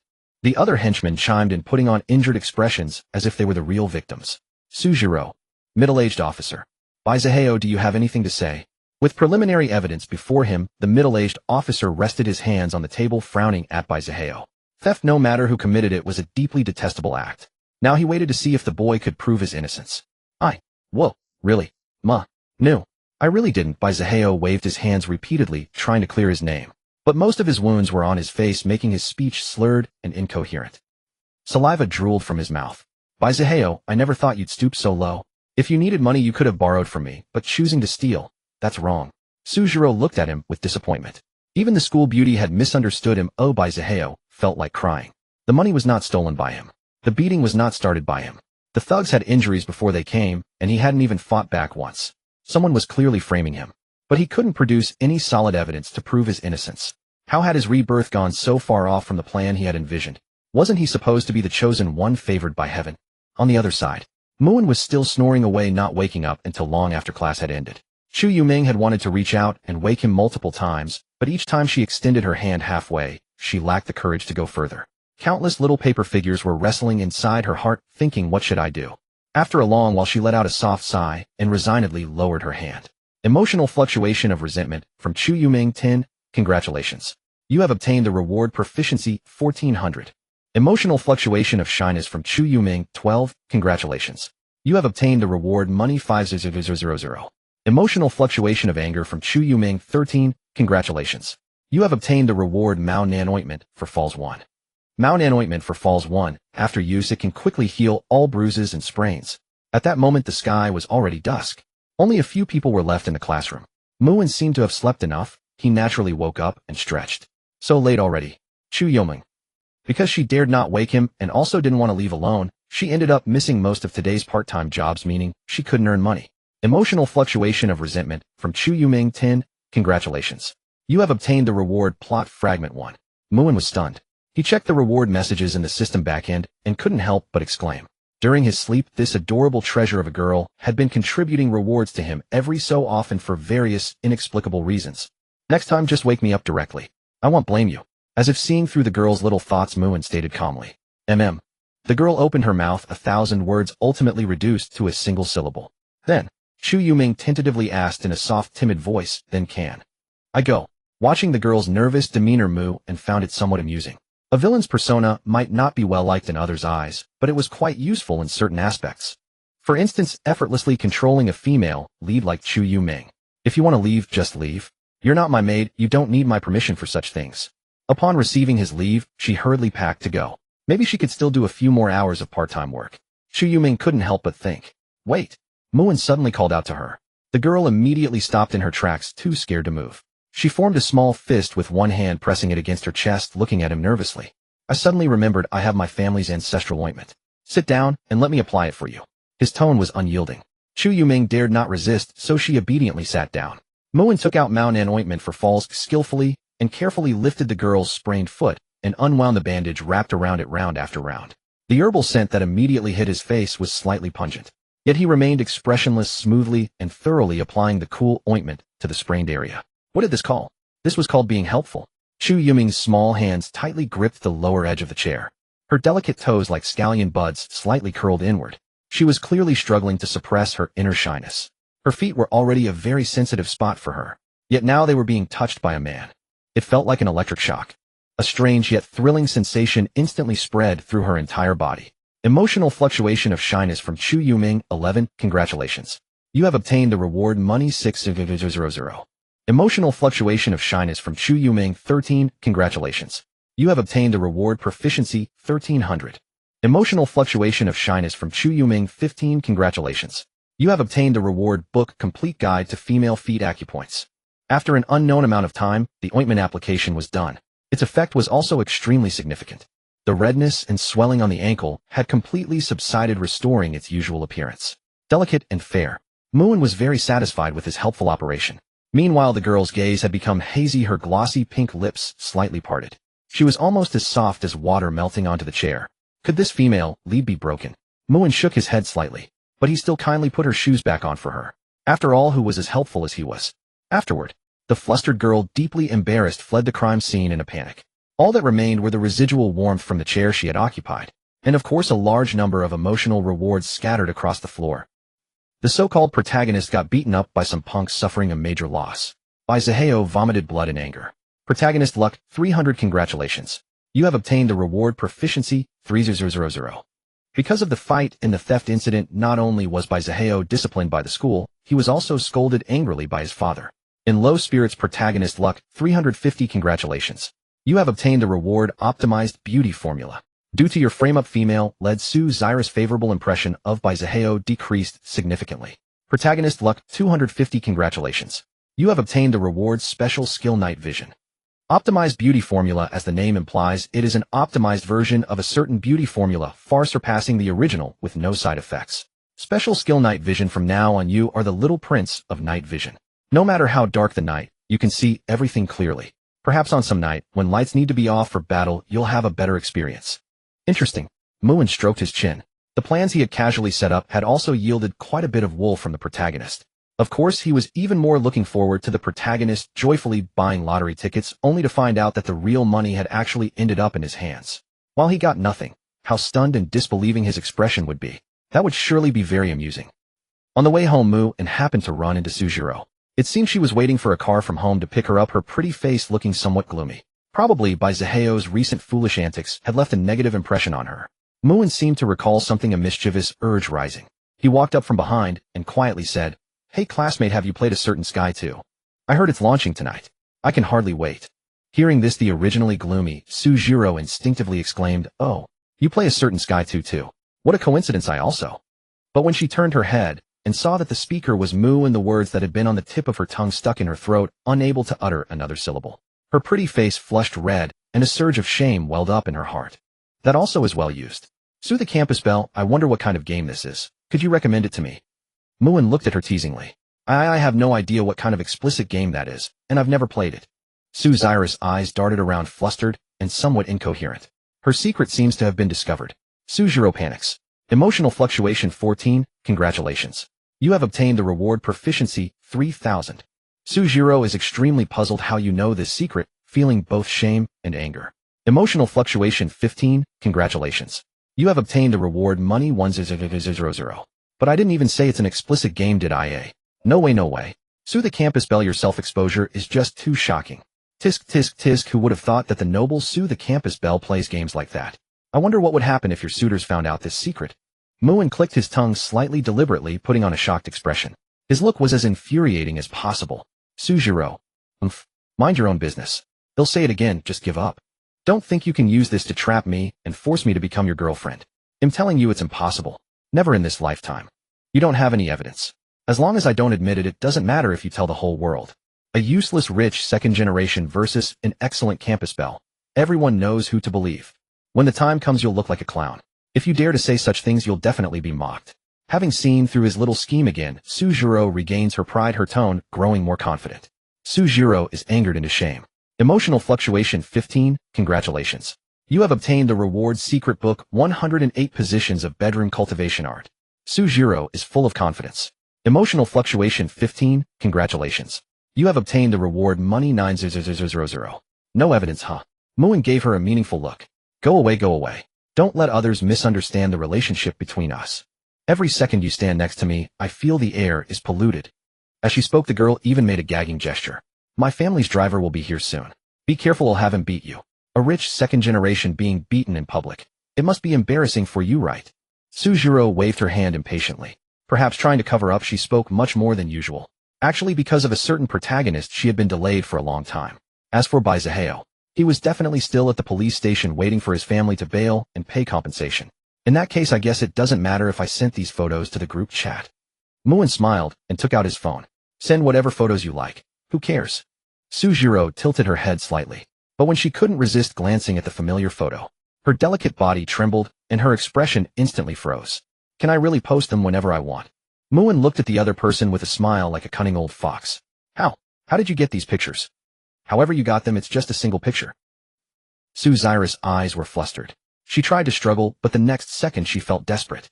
Muin mercilessly swiped through photo after photo. Different clothes, but the same protagonist, the same astounding poses and expressions. Even Muin offered an on-the-spot appraisal. I really couldn't tell on normal days. Our school beauty Sue actually has a decent figure. I thought you lived in a poverty-stricken area. Marvelous. Truly marvelous. That one was well taken, tsk tisk, and this one is also very well taken. Sujiro felt as if she were burning up, her whole body flushing hotly. especially her face scorching like the ground under a blazing sun. Her secretly hidden photos were being openly appraised by a man, and he's the one she hates the most. She felt she was about to die of embarrassment. A large number of indescribable photos were discovered by you. Sujiro is socially dead. She feels Blue Planet is no longer suitable for her. Emotional fluctuation 16. Congratulations, you have received a reward skill proficiency 5000. Your shameless appraisal made Sujiro feel both shame and anger. She inexplicably had the impulse to kill you to silence you.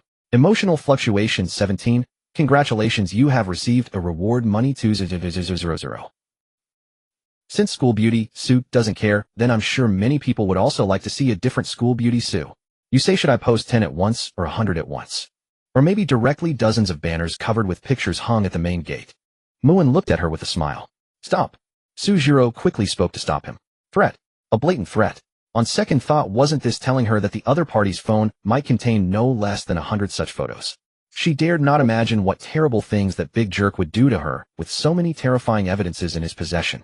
But she had hidden them so well. How did he get these photos? Could it be that there was a camera installed in her home?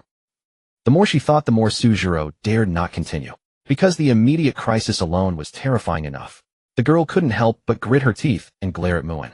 Those cute little fangs that looked fierce yet adorable. Sujiro felt a huge crisis. Emotional fluctuation 15. Congratulations, you have received a reward book, The Art of Threatening Language. To hide this secret, Sujiro wished she could kill you on the spot and destroy the evidence. Emotional fluctuation 16. And congratulations, you have received a reward physique 1.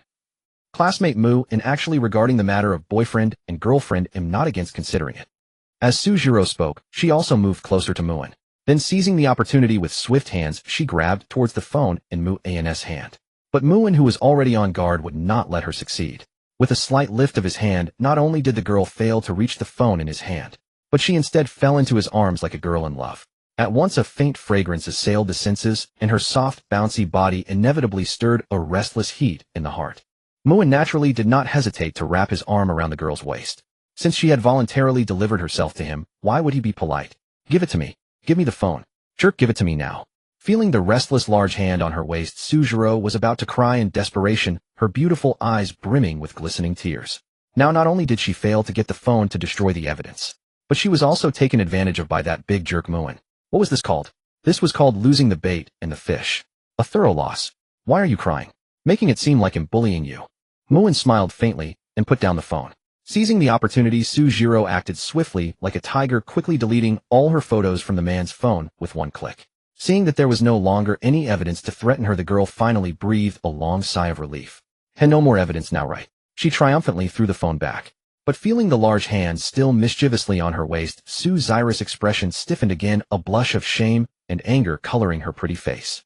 She struggled frantically to escape that powerful arm. It turned out to be somewhat futile. You. The girl was filled with shame and anger. Having destroyed the evidence, Sujiro was triumphant. Emotional fluctuation 15. Congratulations, you have received a reward skill proficiency 3000. Realizing belatedly that she was still being taken advantage of, Sujiro was burning with shame and anger. Emotional fluctuation 15. Congratulations, you have received a reward physique 1. At this moment, Muin whispered softly in her ear. You didn't think there were no backups of the photos on my phone, did you? Since I dared to show you and present the evidence, of course I was fully prepared. These words were like a demon's whisper to Sujiro, completely shattering her fragile heart. How could he still have a backup?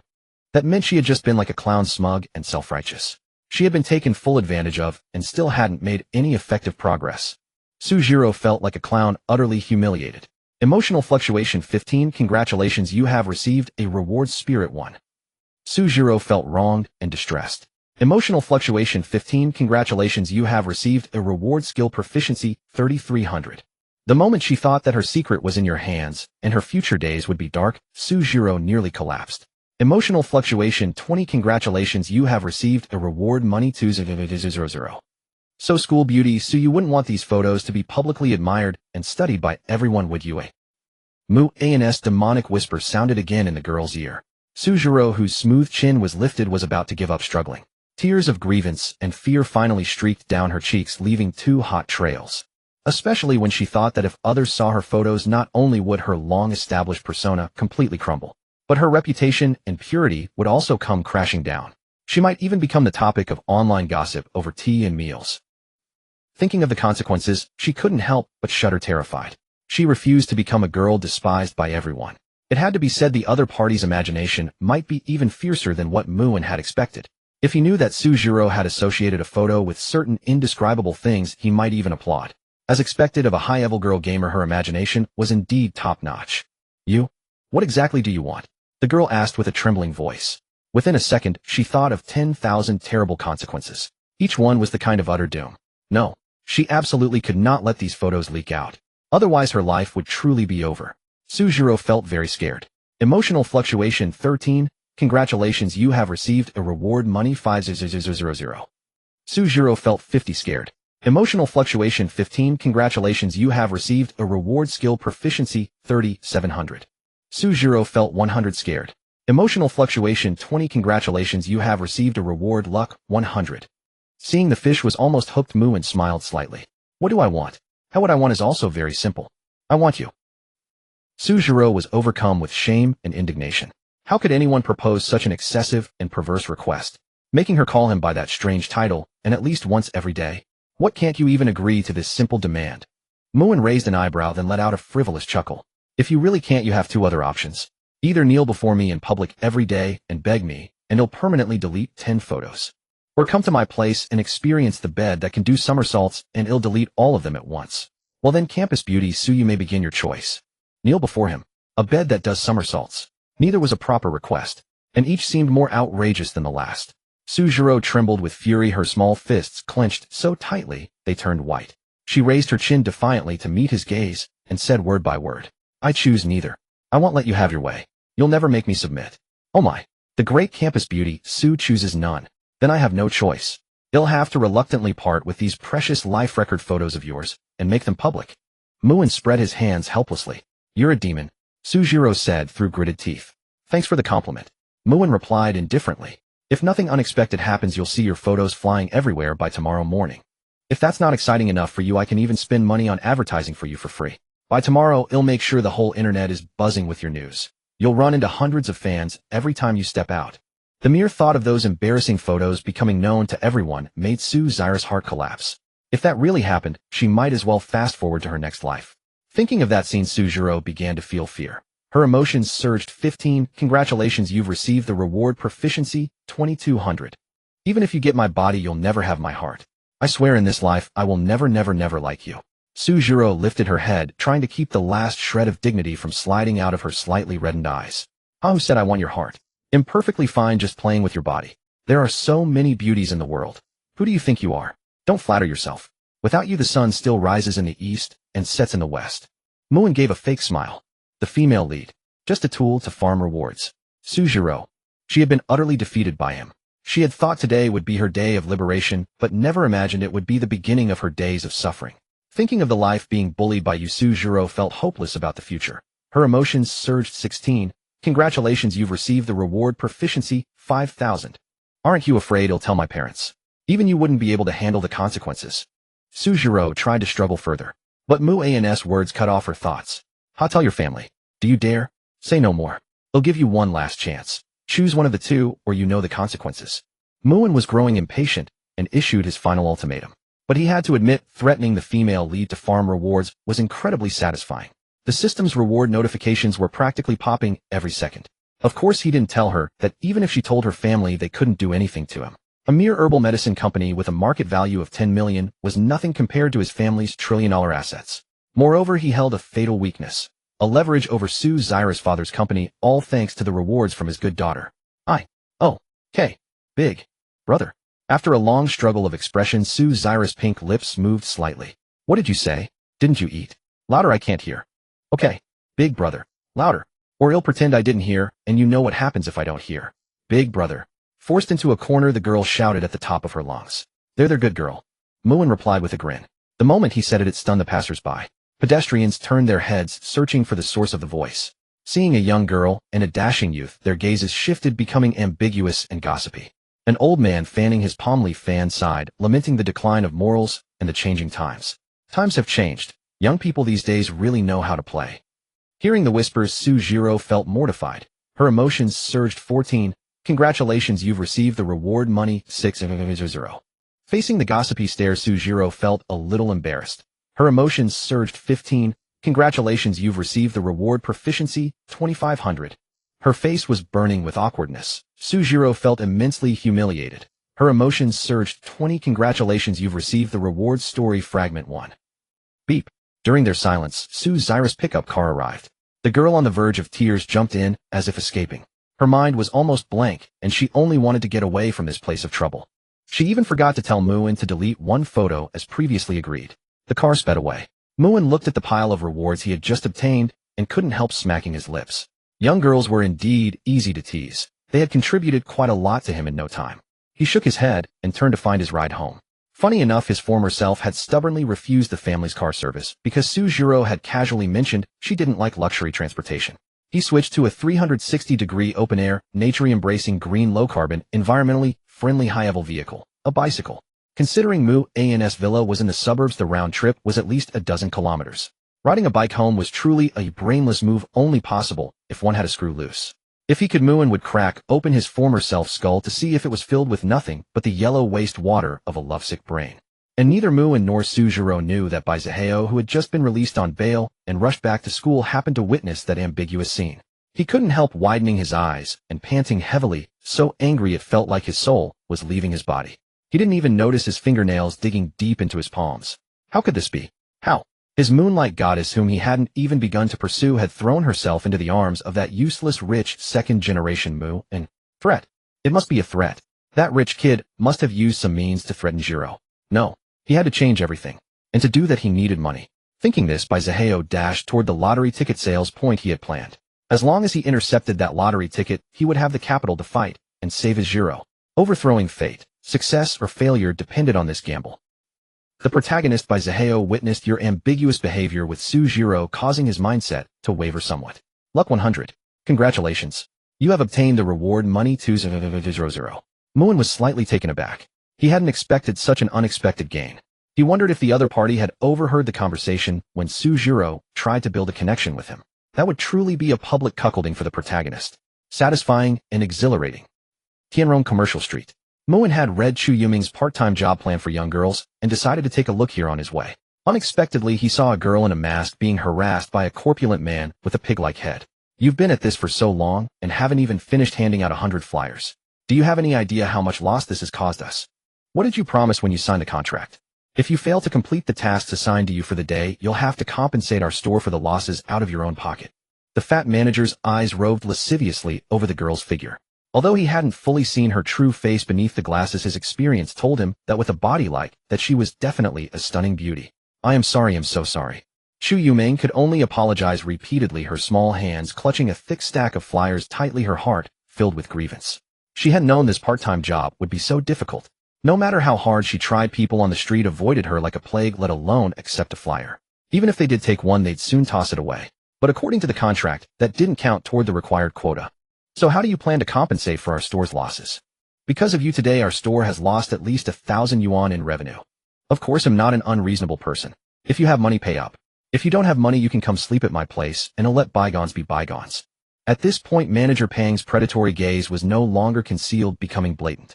And that so-called loss of 1,000 yuan in revenue was pure nonsense, just an excuse. The girl stepped back in fear, tears welling up in her eyes. The fat manager pressed forward, reaching out to grab her arm.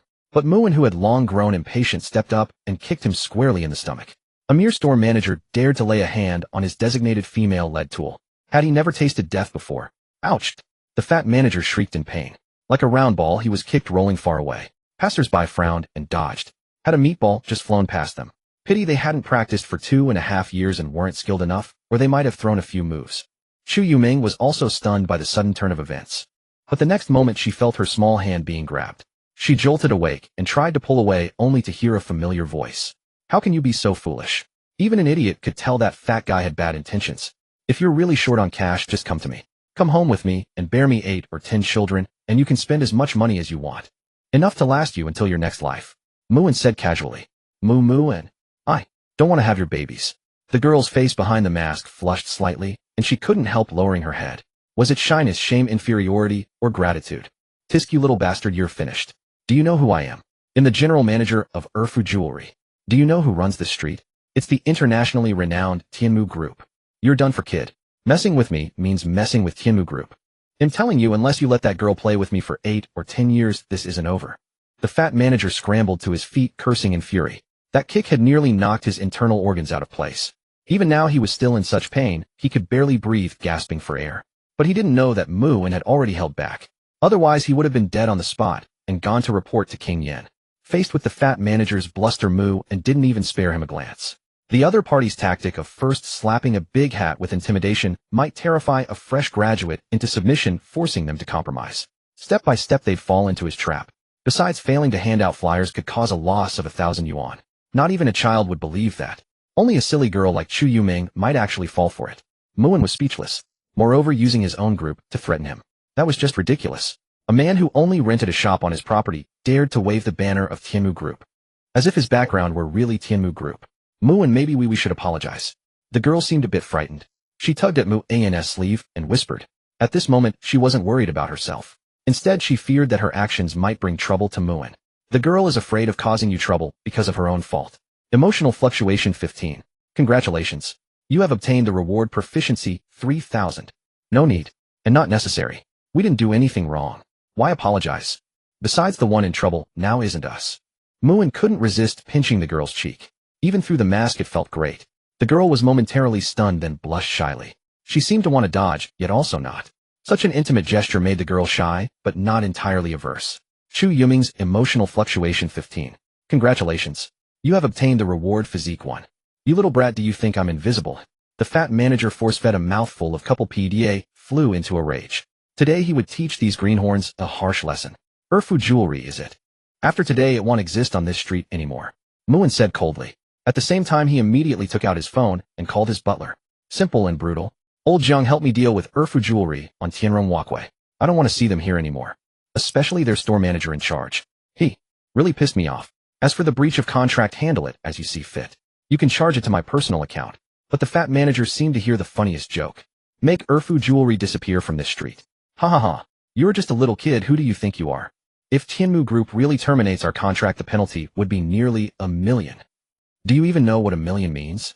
But soon the fat manager's phone rang. His heart skipped a beat. Pang Jinsher, do you have any idea who you've offended? Because of you, Tianmu Group has not only terminated our contract on Tianrong Commercial Street, but also started a full-scale sanction against our head office.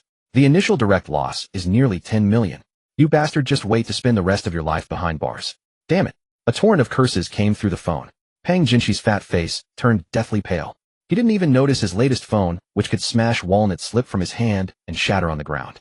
Amid the barrage of information, he only understood one thing: he was truly finished. That young man who looked like a college student could actually mobilize the power of Tianmu Group. And because of his momentary greed, he was about to be thrown into prison. But when he came to his senses and wanted to beg the young man for forgiveness, the two had already vanished from the street. At this moment, he furiously slapped his own cheeks, but regret was too late. On the dusklit street, the young man rode a bike in front while the girl sat quietly behind, her small hands clutching the hem of his clothes. Be smarter next time, don't be so foolish, got it? You won't be lucky enough to run into me every time. Muin rolled his eyes. Thanks to a pile of physique bonuses, he wasn't feeling tired. But even now he still couldn't figure out how this girl had a luck of 100,000. He even suspected it was fake. If it were real, could her life be this miserable? Oh, Chu Yuming said weakly, still apparently afraid to talk normally with Muin. And don't think you can freeload a ride. You're the first person to sit on the back of my bike. You've taken my first time, so you have to take responsibility. But I don't need you to take responsibility. Just remember to pay. I have money. The girl bit her lip and pulled out a few crumpled bills. They were the tip Muin had left for her to buy water. So using his money to ride his bike, Muin was rendered speechless. My ride is expensive. One trip costs at least 80,000 or even 100,000. Then I don't have that much. The girl pouted pitifully. Of course I know you don't. So for now you owe me a debt. No need to pay it back. When the debt is enough, they'll take you home to bear children to settle the score. Until then you'll be under my protection. If you have trouble, come to me. Otherwise I'll immediately take you home to have babies. You know I mean what I say. Did you hear me? Muin put on a fierce tone. Yes, I heard. Chu Yuming's face turned pale with fright, tears streaming down her cheeks. He was so domineering, but somehow she didn't really dislike it. Chu Yuming felt a bit aggrieved by your unreasonable charge for the ride. Emotional fluctuation 12. Congratulations. You have obtained the reward money 50000. Scared of being taken home to have babies, Chu Yuming was frightened again. Emotional fluctuation 15. Congratulations. You have obtained the reward physique 1. Chu Yuming developed an indescribable feeling toward you. Emotional fluctuation 14. Congratulations. You have obtained the reward Nintenine81 Supreme Ultimate Cosmic Super Multi-Flavored Emperor Yellow Pill. Nintenine81 Supreme Ultimate Cosmic Super Multi-Flavored Emperor Yellow Pill greatly enhances a man's yang vigor. Restores a man's stamina for sustained combat. Men who use it praise it, women can't bear it. Demons and monsters flee in terror at the mere sight. An essential travel companion. You deserve it. Muin, what kind of bizarre reward had that little girl Chu Yuming dished out for him? Who did she think he was? Did he look like someone who needed such a thing? Muin sent Chu Yuming home, but didn't get a chance to go up for a glass of water. Mainly because the girl absolutely refused. She stood there like an angry little squirrel, puffing her cheeks and spreading her arms to block him. She was unyielding about her territory, as if it held some earth-shattering secret that couldn't be known. Unsatisfied curiosity left Muin somewhat regretful. So he seized the opportunity to give the girl who had opened her arms a warm hug. The outcome was good. At least on his way cycling home, he intermittently received rewards from the girl's various emotional fluctuations. This move was a total win. Muin silently praised his own wit. Mu's manner. Young master, welcome home. As soon as Muin arrived home on his bicycle, he saw a girl in a black and white maid outfit waiting for him. The black and white hues were arranged in perfect harmony, the lace on the skirt just right, concealing yet revealing. It showcased the girl's slender legs like a peepa half hidden behind a veil. Muin's mood instantly lifted. What is life? This is the life a villain should enjoy. His predecessor mindlessly worshipped the campus belle he couldn't catch for 3 years, a total waste of time and life. Female leads should never be pampered. Congratulations, host. You have discovered the female lead of a new web novel. The relevant general plot has been automatically transmitted into your mind. Please take note. Hearing this from the system, Muin nearly stumbled and fell off his bicycle. Young master? Ninger asked with slight confusion. I'm fine, just a bit hungry. Muin quickly waved his hand and made up an excuse. Meanwhile, he parked his bicycle to the side. It stood in stark contrast to the numerous top-tier luxury cars in the garage. Young master, what would you like for dinner? Ninger will prepare it right away. Ninger bowed slightly and asked earnestly. Just something simple, whatever we usually have. Muin didn't have high demands. Instead, he was now organizing information about the new web novel male-led. Planned annihilation. A wealthy young lady pregnant before marriage. Wife and daughter living in a doghouse. The Dragon King's majestic return. Trampling vengeful enemies. Slapping the face of the family that humiliated his wife and daughter. Discovering that his only sister had become a maid, then summoning 100,000 warriors to destroy his own family. Muin's expression gradually became strange. After a quick read, he exclaimed inwardly, good heavens. This plot was the epitome of cliches. There was already a reincarnation Anstrive protagonist. Now another Dragon King male-led appears. Clearly they don't want him, the villain, to have an easy time. Outraged, shivering cold. He was just a villain who wanted to farm rewards. What was his fault? Most importantly, the system only gave him a general plot, not the details. It meant he knew the other side would use some means to destroy him and his family. But what those means were, and the specific process, he had no idea. He would probably have to navigate among the female leads farming rewards to trigger these related plot points. How truly headache-inducing. Muin couldn't help rubbing his temples. Since the web novel male lead was coming fiercely, even wanting his life, he could only say sorry to all the female leads first. As for taking the blame, let those protagonists take it. He was just a villain who wanted to survive. That's all. Appraisal I activate. Name Ninger, age 18, identity female, lead luck 66666, evaluation, the Dragon King protagonist younger sister, whose clan was annihilated 10 years ago, accidentally auctioned by the Mu family, and became your maid. A little chef skilled in various cuisines. If you have any special requests, you might even get them satisfied. Seeing such an impressive luck value, Muin's brow couldn't help twitching. In contrast, the male lead by Zaheo was not very protagonist-like. A mere 5000 luck couldn't even match his own little maid. Nor could it match that girl Chu Yuming. After a short while, young master, dinner is ready. Ninger said respectfully. Somehow the dinner table was already filled with various dishes that looked, smelled, and tasted delicious. Just looking at them made one's appetite surge. But Muin shook his head and deliberately teased the girl. Muin said, I suddenly have no appetite.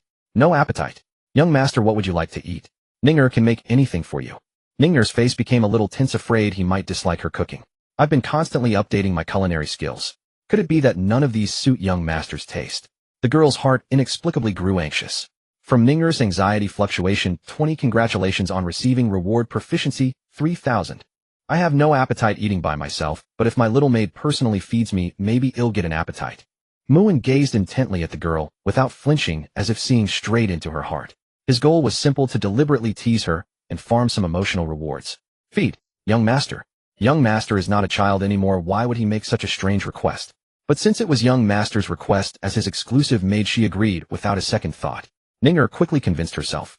Facing your excessive request, the girl's heart actually held a bit of anticipation. Emotional fluctuation 16. Congratulations on obtaining reward. Book 9999 Styles of Feeding Techniques Encyclopedia. From Ninger's nervousness fluctuation 20. Congratulations on obtaining reward. Luck 20. If young master needs it, Ninger doesn't mind. The girl took a deep breath like a new soldier about to go to battle, and as if facing a great enemy, she took the initiative to pick up the bowl and chopsticks. 1 bite. 2 bites. 3 bites later, Mu-in was still somewhat skeptical. Wasn't she the Dragon King's sister? She actually agreed and immediately carried it out. According to the normal script, shouldn't it first be shy and speechless 11111? Then anger 111,111. Then resentment 11,111. And finally emotional rewards 111,111. She was after all a female lead with considerable luck. How could she be so easily controlled by a villain like him? Watching the always uneasy girl, Mu-in suddenly woke up and quickly extricated himself from this warm nest trap. He decisively picked up his own bowl and chopsticks and said seriously, "Alright, don't just stand there. Sit down and eat with me. Little female lead, don't think you can shake my villain's thou heart." Ninger paused in her actions, her heart full of emotion. The young master actually let her eat at the same table. She could only say that her young master really was an incredibly gentle man. What's wrong? Aren't you hungry? Or are you going to defy my words? Mu-in glanced at her, still probing how to farm rewards from her. Ninger revealed a sweet smile, unashamed, and sat down boldly next to Mu-in. From Ninger's happiness fluctuation 15. Congratulations on obtaining reward money 3 million. From Ninger's like fluctuation 17. Congratulations on obtaining reward physique 1. From Ninger's move fluctuation 18. Congratulations on obtaining reward spirit 1. Mu-in looked at the girl strangely. Deliberately teasing her yielded no rewards, but being slightly kind to her caused rewards to pour non-stop. Did his little maid have some disorder? But Mu-in didn't want to dwell on it for now. Mainly because he was really hungry now. Mapo tofu, squirrel-shaped mandarin fish Buddha, jumping over the wall, steamed pork belly, with preserved vegetables, longjing shrimp. Every dish looked so delicious. Suddenly, with a click, the door burst open, and in walked a stunningly beautiful long-legged girl. Knee-high white stockings slightly pressed into her flesh, her long legs white as jade, slender and perfect. They seemed to faintly emit a subtle luster and sheen, like a treasure bestowed by heaven, making it hard to look away. Mu-in was no exception. The moment he looked up and saw the girl, he was captivated. If one were to speak of any flaw in her appearance, it might be that certain areas seemed somewhat underdeveloped, like a flawless jade accidentally stained by a speck of ink. However, possessing an airport at such a young age might be something to be proud of in a certain sense. Mu-in couldn't help but sigh. What are you looking at? Look again, and it'll gouge out your eyes. Humph. The girl crossed her arms, lifted her chin, and furrowed her delicate brows. Her gaze was filled with undisguised contempt. Yet her pink and white JK uniform was unexpectedly eye-catching. The sling bag added more than a hint of youthful liveliness and charm. I'm looking at you, so what? You're part of my family, can I look? You came in like a firecracker exploding. No manners at all. And no respect. Hurry up and wash the fruit, or I'll fire you right now. Mu-in rolled his eyes and retorted without thinking. He never imagined that even a maid in his own house could be so arrogant. Was the previous owner that easy to bully? Fire me. Wash fruit. You dare to order me to wash fruit? The girl seemed to have heard something unbelievable, her beautiful eyes wide with shock. Can't I? Don't I even have that right? Mu-in's face darkened, and he stared back unyieldingly. But suddenly he felt that the girl before him seemed familiar. You. Fine. Just wait for me. The girl pointed an accusing finger at him, then stormed off in her little black shoes, stomping loudly on the wooden floor. The floorboard seemed to cry out, begging for mercy, as if pleading not to be punished so harshly. Out of anger, the girl's chest finally showed some rise and fall. But it was still a pity that there was no thrilling undulation of mountains and valleys, no chance to witness the magnificent scenery. This is outrageous. Such an arrogant maid I've never seen before. Just because she's pretty, she thinks she can do anything. Not afraid he'll fire her. Mu-in shook his head, instinctively assuming she was also a maid like Ninger. But at that moment Ninger whispered in his ear, "Young master, that's the second young miss. If the second young miss tattles to mother, then." Hearing this, Mu-in's heart skipped a beat. Only then did he seriously recall. The truth seemed to be indeed so. Besides himself and his parents, there were two other weighty figures in the Mu family. One was the slightly older Mu Wanru, and the other was the girl Mu Yue, about his age. It was said that they were the daughters of his father's fallen comrades with no relatives left. At a young age they were adopted from the orphanage by his parents and treated as their own. As for why they also bore the surname Mu, it was purely coincidental. Incidentally, although the Mu family owned a vast business empire, the family itself had few members. The direct bloodline was a solitary branch. By Mu An's generation, it was already the 9th single-child lineage. It was said that the family had already made many arrangements for him to continue the lineage. For instance, several fiancées he had never met. Following the conventions of a typical power fantasy novel, if nothing unexpected happened, they should all be part of the female lead group. Because you ordered her to work, Mu Yuer angrily crushed a grape, extremely displeased, and has already cursed you 10 times in her heart, bastard. Mu Yuer's emotional fluctuation 13, congratulations. You have received the reward money 10 million. Because you ordered her to work, Mu Yuer angrily crushed another grape, extremely displeased, and has already cursed you 100 times in her heart, bastard. Mu Yuer's emotional fluctuation 15, congratulations. You have received the reward introductory skill piano proficiency. Because you ordered her to work, Mu Yuer grew angrier and crushed yet another grape, so displeased, and has already cursed you 250 times in her heart, bastard. Mu Yuer's emotional fluctuation 20, congratulations.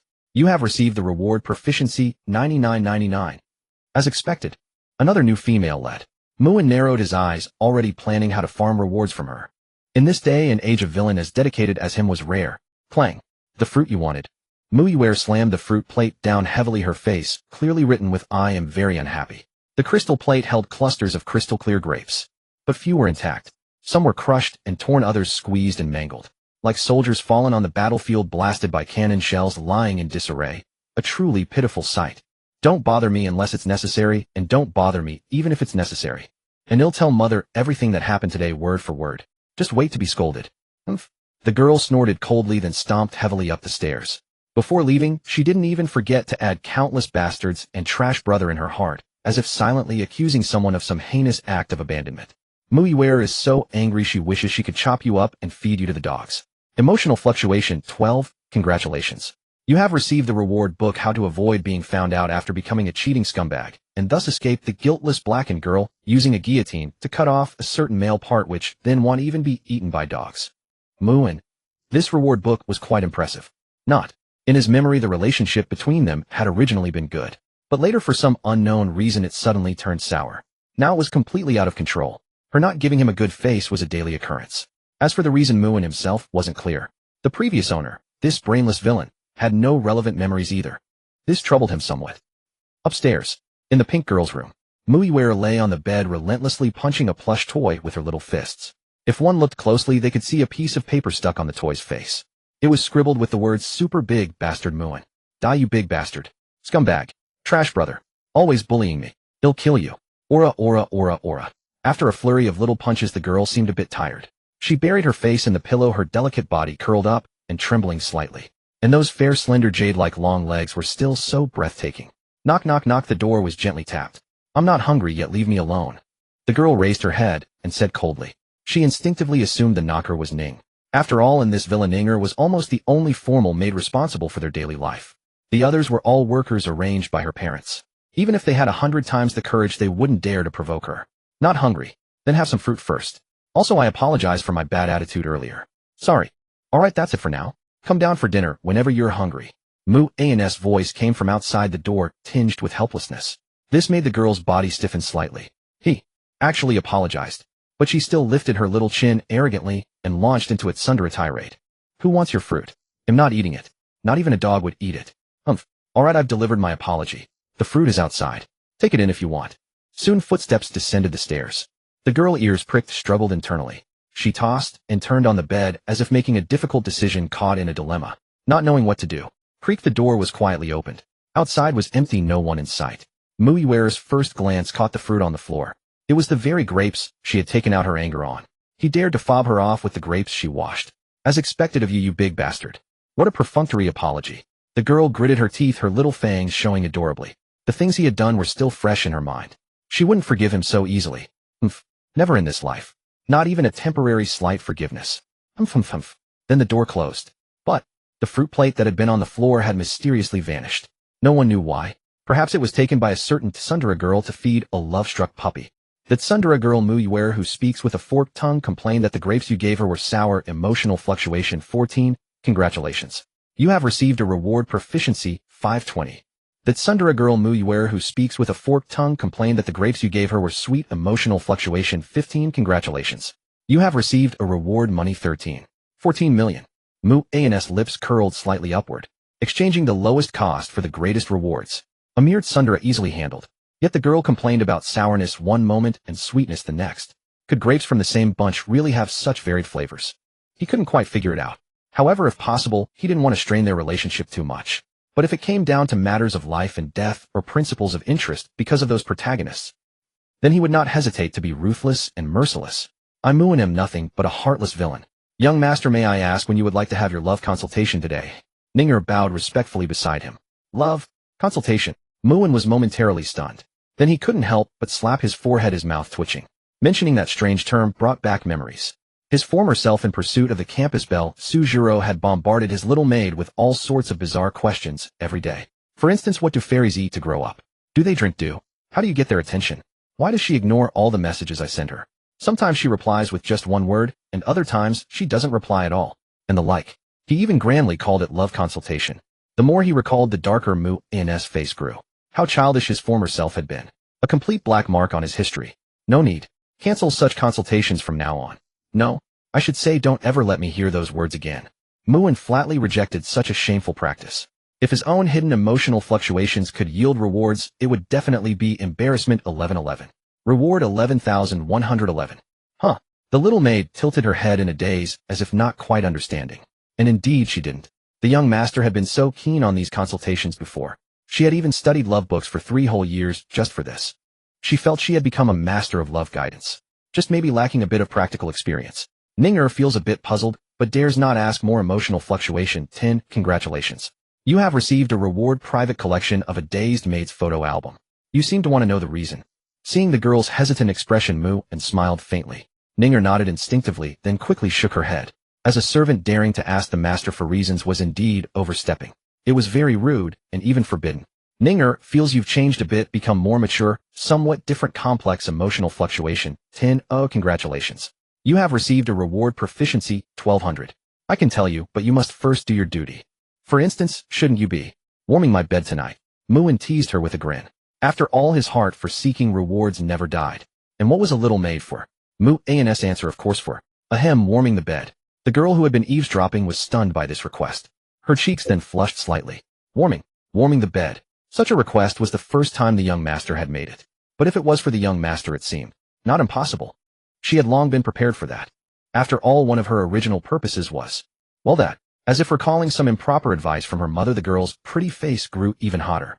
She became shy and uneasy. Ninger is a little shy. Emotional fluctuation 12. Congratulations. You have received a reward money 5 million. Ninger is a little expectant. Emotional fluctuation 13. Congratulations. You have received a reward physique 1.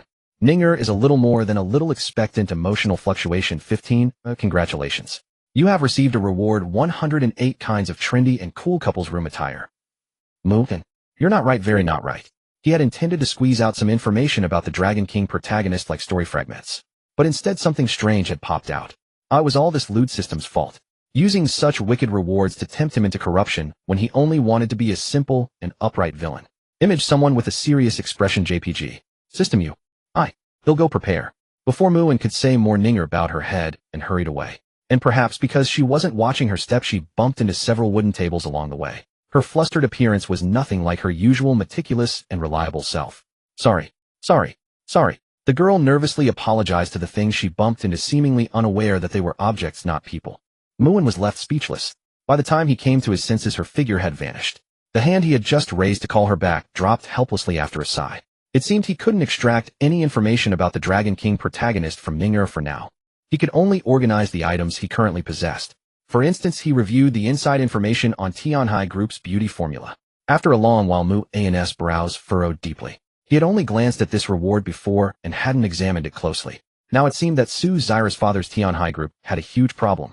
Their flagship beauty formula, which had achieved nationwide fame through rapid development in recent years, was completely inconsistent with its advertised effects. Besides false advertising, it also had significant side effects. Prolonged use could even cause irreversible permanent physical damage. Most crucially, Mu-An had played a significant role in their success. After all, for his sake, numerous subsidiaries of the Tianmu Group had provided support. Countless funds and connections were invested without regard for cost. Even a pig could take off in such a favorable wind. Muin speculated that with such a huge problem, once it exploded it would be a considerable trouble even for the vast Tianmu group. In terms of public opinion and reputation alone, the group could suffer severe damage. And in this process, following the cliches of web novels, some protagonists might jump out to reap huge profits while relentlessly kicking them while they were down. So heartless and merciless. Muin felt he had seen through everything. And the root of it all was that they were riding on his pursuit of their daughter. Muin couldn't help but sneer coldly. They accepted everything silently, reaping huge benefits from his family, yet pretended to turn a blind eye, neither supporting nor opposing his former self's pursuit of Sujiro. Perhaps they wanted to keep him longing and dangling to extract even greater benefits. Truly a case of throwing meat buns at a dog, never to return. Did they think they could take advantage of his youthful ignorance? His former self must have been brain damaged to sacrifice such huge interest for a woman who wasn't even his girlfriend. Muin immediately contacted old butler Jiang. When in doubt, call for backup. Hey old Jiang, help me handle matters related to Tianhai Group. Bring them down. No need. I mean, quickly withdraw our group's subsidiaries from their affairs, and it's best to officially announce a severance of ties. Have no further dealings with them. As for the losses, I will bear them all. Reason? No reason. I just think that to cooperate with our Tianmu group they are not worthy. Muin hadn't forgotten that he still had two unused plot fragments. He activated one, and a vision unfolded before him. 3 days later, Bai Zihao finally emerged from the gloom of not winning the lottery. Determined to turn things around, he leveraged the favor of once saving the school beauty in middle school to borrow a substantial sum from her, intending to plunge it all into the Sunto Skyrocket Qubit coin. He grandly promised to make profits for the school beauty. Seizing the perfect moment, he sold off all his Qubit coins at the peak, reaping immense wealth and earning the admiration and affection of Sujiro. Having effortlessly made money and captured the school bowtie's heart, Bai Zihao felt invincible again. Detailed data on the Qubit coin trend followed with a note that large investments could alter its future trajectory. Muin frowned after reading it all. Truly the protagonist was a genius at making money. In his memory, Qubit coin in this world resembled Bitcoin from his past life. Yet Bai Zihao, a mere retail investor, managed to seize the opportunity amidst the chaos and profit handsomely. It was nothing short of miraculous. Anyone else would have lost their shirt. Muin considered investing heavily to disrupt the coin's trend and thwart the protagonist. But that would be a Pyrrhic victory. After all, with the established trend altered, his investment could be completely lost. Was it worth risking millions or billions just to cost the other a few thousand? That would be sheer folly. Only as a last resort would he consider such a reckless move. He decided to check the second plot fragment for more useful information. After some thought, Muin used the final plot fragment. It revealed a vision about Bai Zihao and Chu Yumeng. Chu Yumeng came from a poor family, supporting herself through part-time jobs after school with no money for leisure. She couldn't afford new shoes or clothes and rented a tiny 6 or 7 square meter stairwell room. 2 days later, returning from her evening job, she unfortunately encountered her drunken landlord. Emboldened by alcohol, he cornered her in her room with vile intentions, threatening her with unpaid rent and the police. Had Bai Zihao not foreseen this and hidden nearby, intervening at the most critical moment, she would have lost her honor. After this incident, Chu Yuming's fondness for Bai Zihao increased greatly. The vision ended with the location and time of the event. Muin slammed his fist on the table, his face dark with rage. His anger was barely contained. He instinctively reached for his phone to call old Jiang to deal with the scum. But after a moment's hesitation, he stopped. If it were Sujiro, he might not be so agitated. But Chu Yoming, that resilient, hard-working, naive girl, stirred his compassion. He instinctively wished to shield her from all the world's suffering. Yet reason told him that wouldn't maximize his gains. As a villain, his priority should be to thoroughly exploit the heroine's rewards and use them against the protagonist. After a long while, Muin's expression remained troubled. His mind was in turmoil. To hell with it. As the great villain, I'll do as I please. I refuse to believe that with the script in hand, I can't outplay those hypocritical protagonists. He exhaled deeply, feeling somewhat relieved. He immediately instructed old Jiang to keep a close watch on that despicable landlord. If he made any move, they were to beat him up first. Of course, the permanent solution was either to eliminate the landlord or have Chu Yuming move out as soon as possible. Moving would require a significant amount of money. Given the girl's nature, she wouldn't accept charity. So he would need to plan carefully. With that temporarily settled, Muin felt much better. As he prepared for bed, he noticed a small bulge under his blanket. Lifting it, he found a maid-clad girl sleeping there. She was even drooling in her sleep. Muin's mouth twitched. He recalled his casual request for his little maid Ninger to warm his bed. His real intention was to farm rewards from her. But he never expected her to take it seriously. However, was this how you warm a bed? Even if it was warm, she wasn't supposed to fall asleep herself. Feeling the missing blanket, Ninger stirred awake. She sat up with a yawn, rubbing her sleepy eyes. Huh, Master, good morning. Her rosy cheeks were adorable, though she seemed unaware of the situation. Muin's face darkened. The maid was in bed while the master stood by. It was as if their roles had been reversed. If he could generate emotional rewards himself, he'd surely have maxed them out by now. Heh, my dear maid, do you realize what you're doing? Muin asked with a wry smile. Huh, isn't it sleeping? Ninger mumbled drowsily. Then realization dawned, and she scrambled to her feet. She playfully stuck out her tongue in apology. Master, I'm sorry. I fell asleep. She promptly admitted her fault. But it wasn't entirely her fault. It was because the master's bed was so comfortable. Especially the master's unique scent so intoxicating. It made her want to hee-hee, just wanna. A blush crept onto her cheeks. Of course she couldn't say such things out loud. Otherwise she might face more than just a scolding. Falling asleep on your bed, the girl seems to be picturing some inappropriate scenes. Emotional fluctuation 15. Congratulations, you've earned a reward proficiency 3000. No need to doubt it, a girl just waking up is at her most dazed and prone to odd behavior. Ningers shy and expectant. Emotional fluctuation 15. Congratulations, you've earned a reward basic skill culinary arts. Dazed, odd, shy, expectant. Muin was speechless again. Was his maid a bit abnormal? Where was the heroine in her? She must be a fake. Master Ninger honestly warmed your bed, but it was just too comfortable, and I accidentally fell asleep. I'm sorry, master. It's my mistake. Please punish me. Ninger apologized with a blush, bowing her head. Punish? Muin stroked his chin thoughtfully. Was this a good opportunity to farm emotional rewards? Yes. He'll accept any punishment willingly. Truly any punishment. Muin pressed further. Yes. Yes. Seeming to think of something, the girl blushed, mustered her courage, and felt a strange anticipation. Her intuition told her the master was different today. In the past, he would have driven her out with the excuse of being devoted to Suzhiro. She wouldn't have dared to speak so boldly. The girl eagerly anticipates your stern punishment. Ninger's expectant. Emotional fluctuation 15. Congratulations, you've earned a reward slightly off 7-colored cat teaser. Slightly off 7-colored cat teaser. It's not the color-changing cat teaser that's off, but the person using it. So please don't use it in inappropriate situations. Muin, these rewards were 100% off. Did he look like someone into weird body art? Pure slander. Ahem, since you said that, I'd be remiss not to punish you. So I decree your punishment to be. Muin's eyes twinkled as he thought of a clever punishment. You must count my name 10,000 times in your heart every night before sleep. He was quite pleased with his brilliant idea. This would ensure sustainable reward farming while genuinely punishing her. Ninger. A look of great confusion in the girl's eyes, but suddenly enlightened by her rich romantic theory experience. Ninger's shy. Emotional fluctuation 15. Congratulations, you've earned a reward proficiency 3333. Ninger's immense anticipation. Emotional fluctuation 20.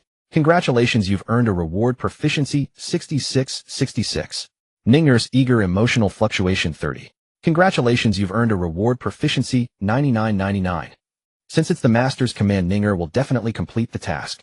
The girl promised with great enthusiasm. Muin, this wasn't going as expected. Shouldn't she be miserable? How did she become so eager? Still, the result was good. He had achieved his goal of farming her emotional rewards. Meanwhile, Baizaheo wasn't having such an easy time. At this moment, Baizaheo stared at the lottery ticket in his hand, grinning as joyfully as a 200-pound man. He had finally snatched the winning ticket worth 200 million. He couldn't recall the exact numbers, but he remembered the face of the winner. Stealing the winning ticket meant he had stolen the winning numbers. In other words, barring any surprises, in a few days, he would be a newly minted billionaire. How could he not be overjoyed? There are so many fools these days. Who pays double for a lottery ticket? Scoffed the original owner, shaking his head.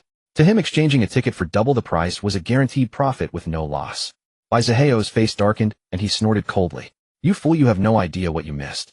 Just wait till I win, and you'll jump into the river with regret. But before he could revel long, his father Baidahai cursed him out as soon as he got home. You little brat. You never study, and you keep causing me trouble. Do you know how much I had to pay for your fight and stealing money? Thousands. That's almost several months of my salary. Baidahai grew angrier with each word, reaching for his belt. Having just met his long-deceased parents from his past life, Baizaheo had wanted to embrace them warmly. But now, it seemed his own dog life might be in danger. He couldn't help shrinking his neck and explaining, I really didn't steal the money. He admitted to the fight, but the theft was a frame-up by the other group. The police called you to come bail me out. How can that be wrong? What good have you learned all day except stealing? Baidahai fumed, ignoring his explanation and raising his belt. Baimu frowned and intervened. Enough, everyone makes mistakes when young. As long as he corrects them, it's fine. I believe Howard didn't mean it. By the way, have you seen the money I put under my pillow? It's gone today. 5 whole yuan. Baizaheo said weakly, I used it to buy a lottery ticket.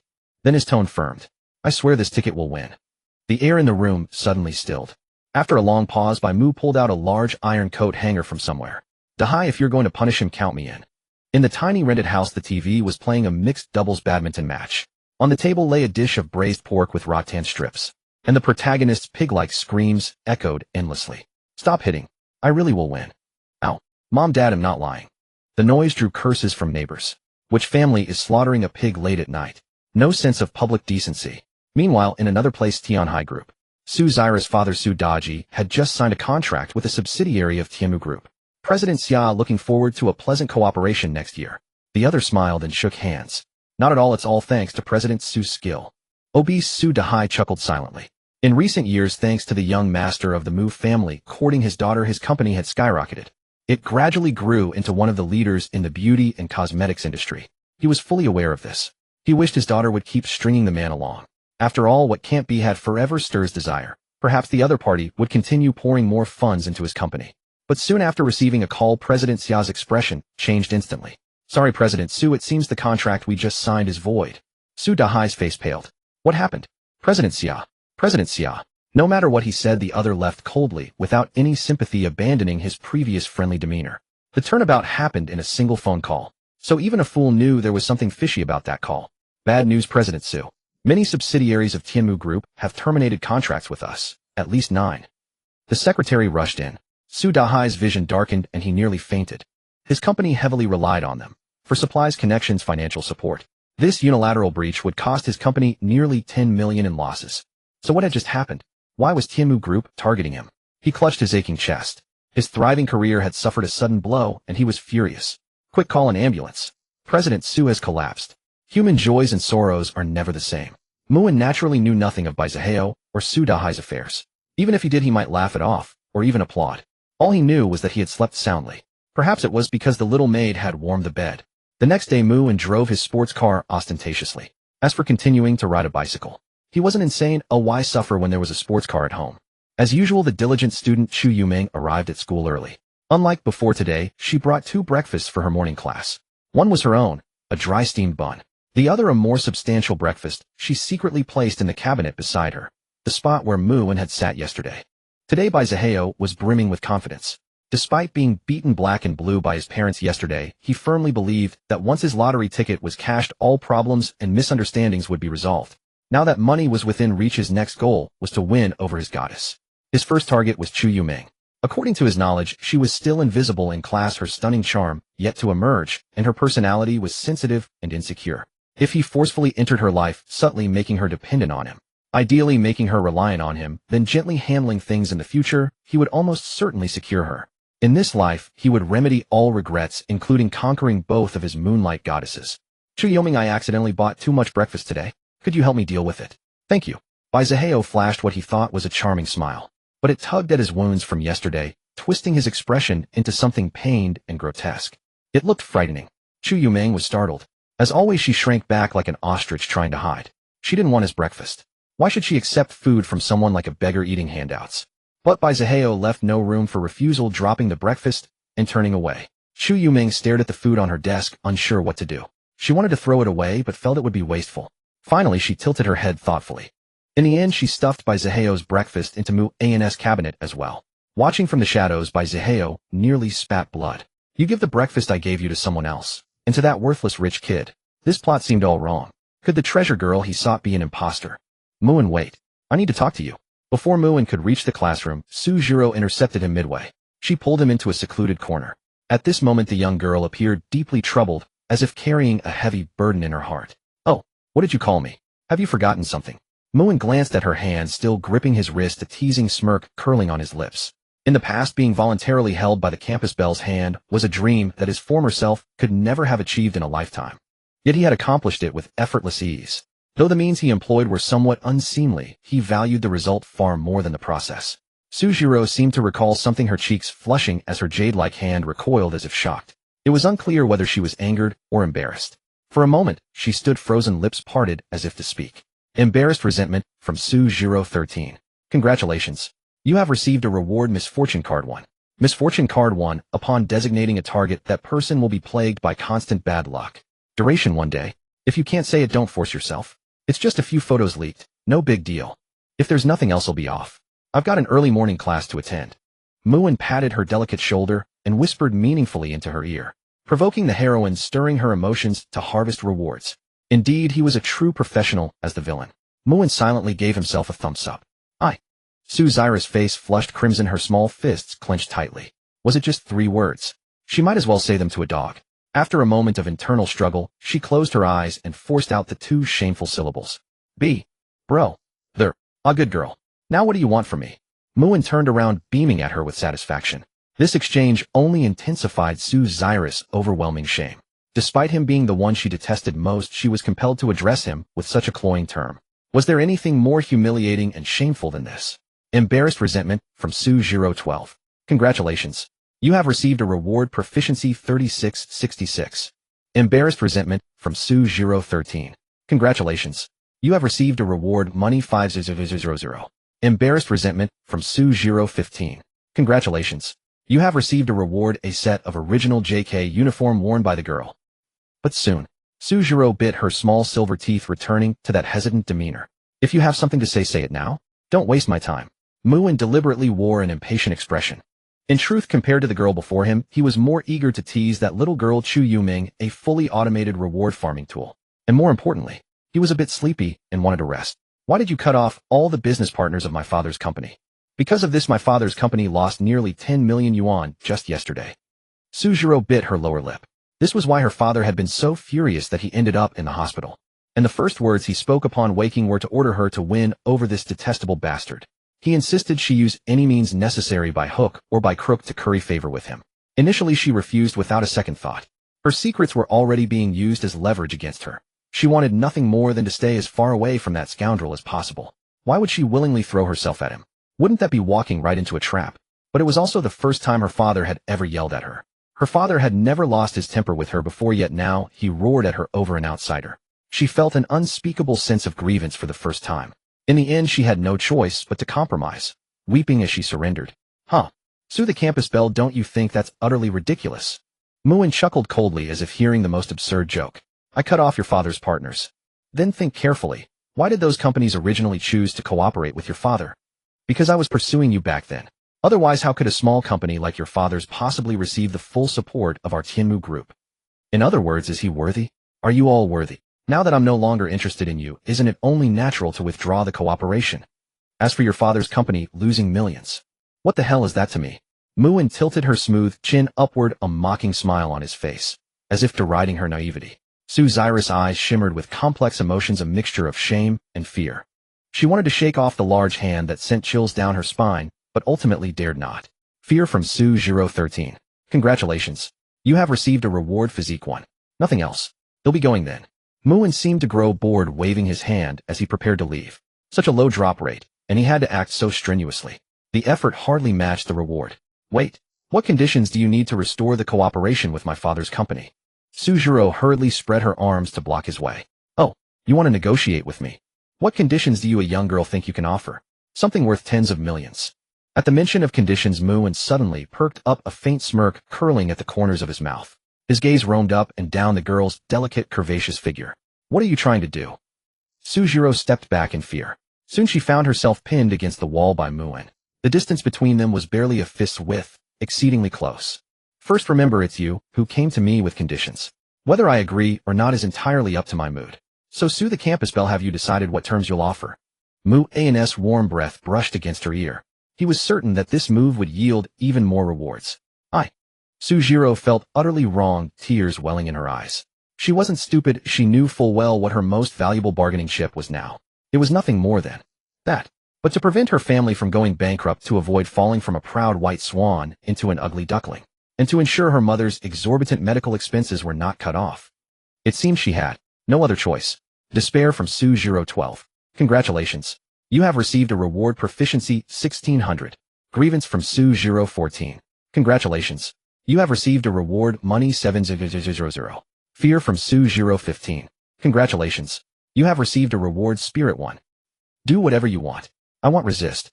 He'll just pretend I've been taken by a beast. Su-0 closed her eyes in despair, crystalline tears sliding down the corners of her eyes. She had completely given up struggling. But after waiting for a long while, she felt no movement from him and opened her eyes.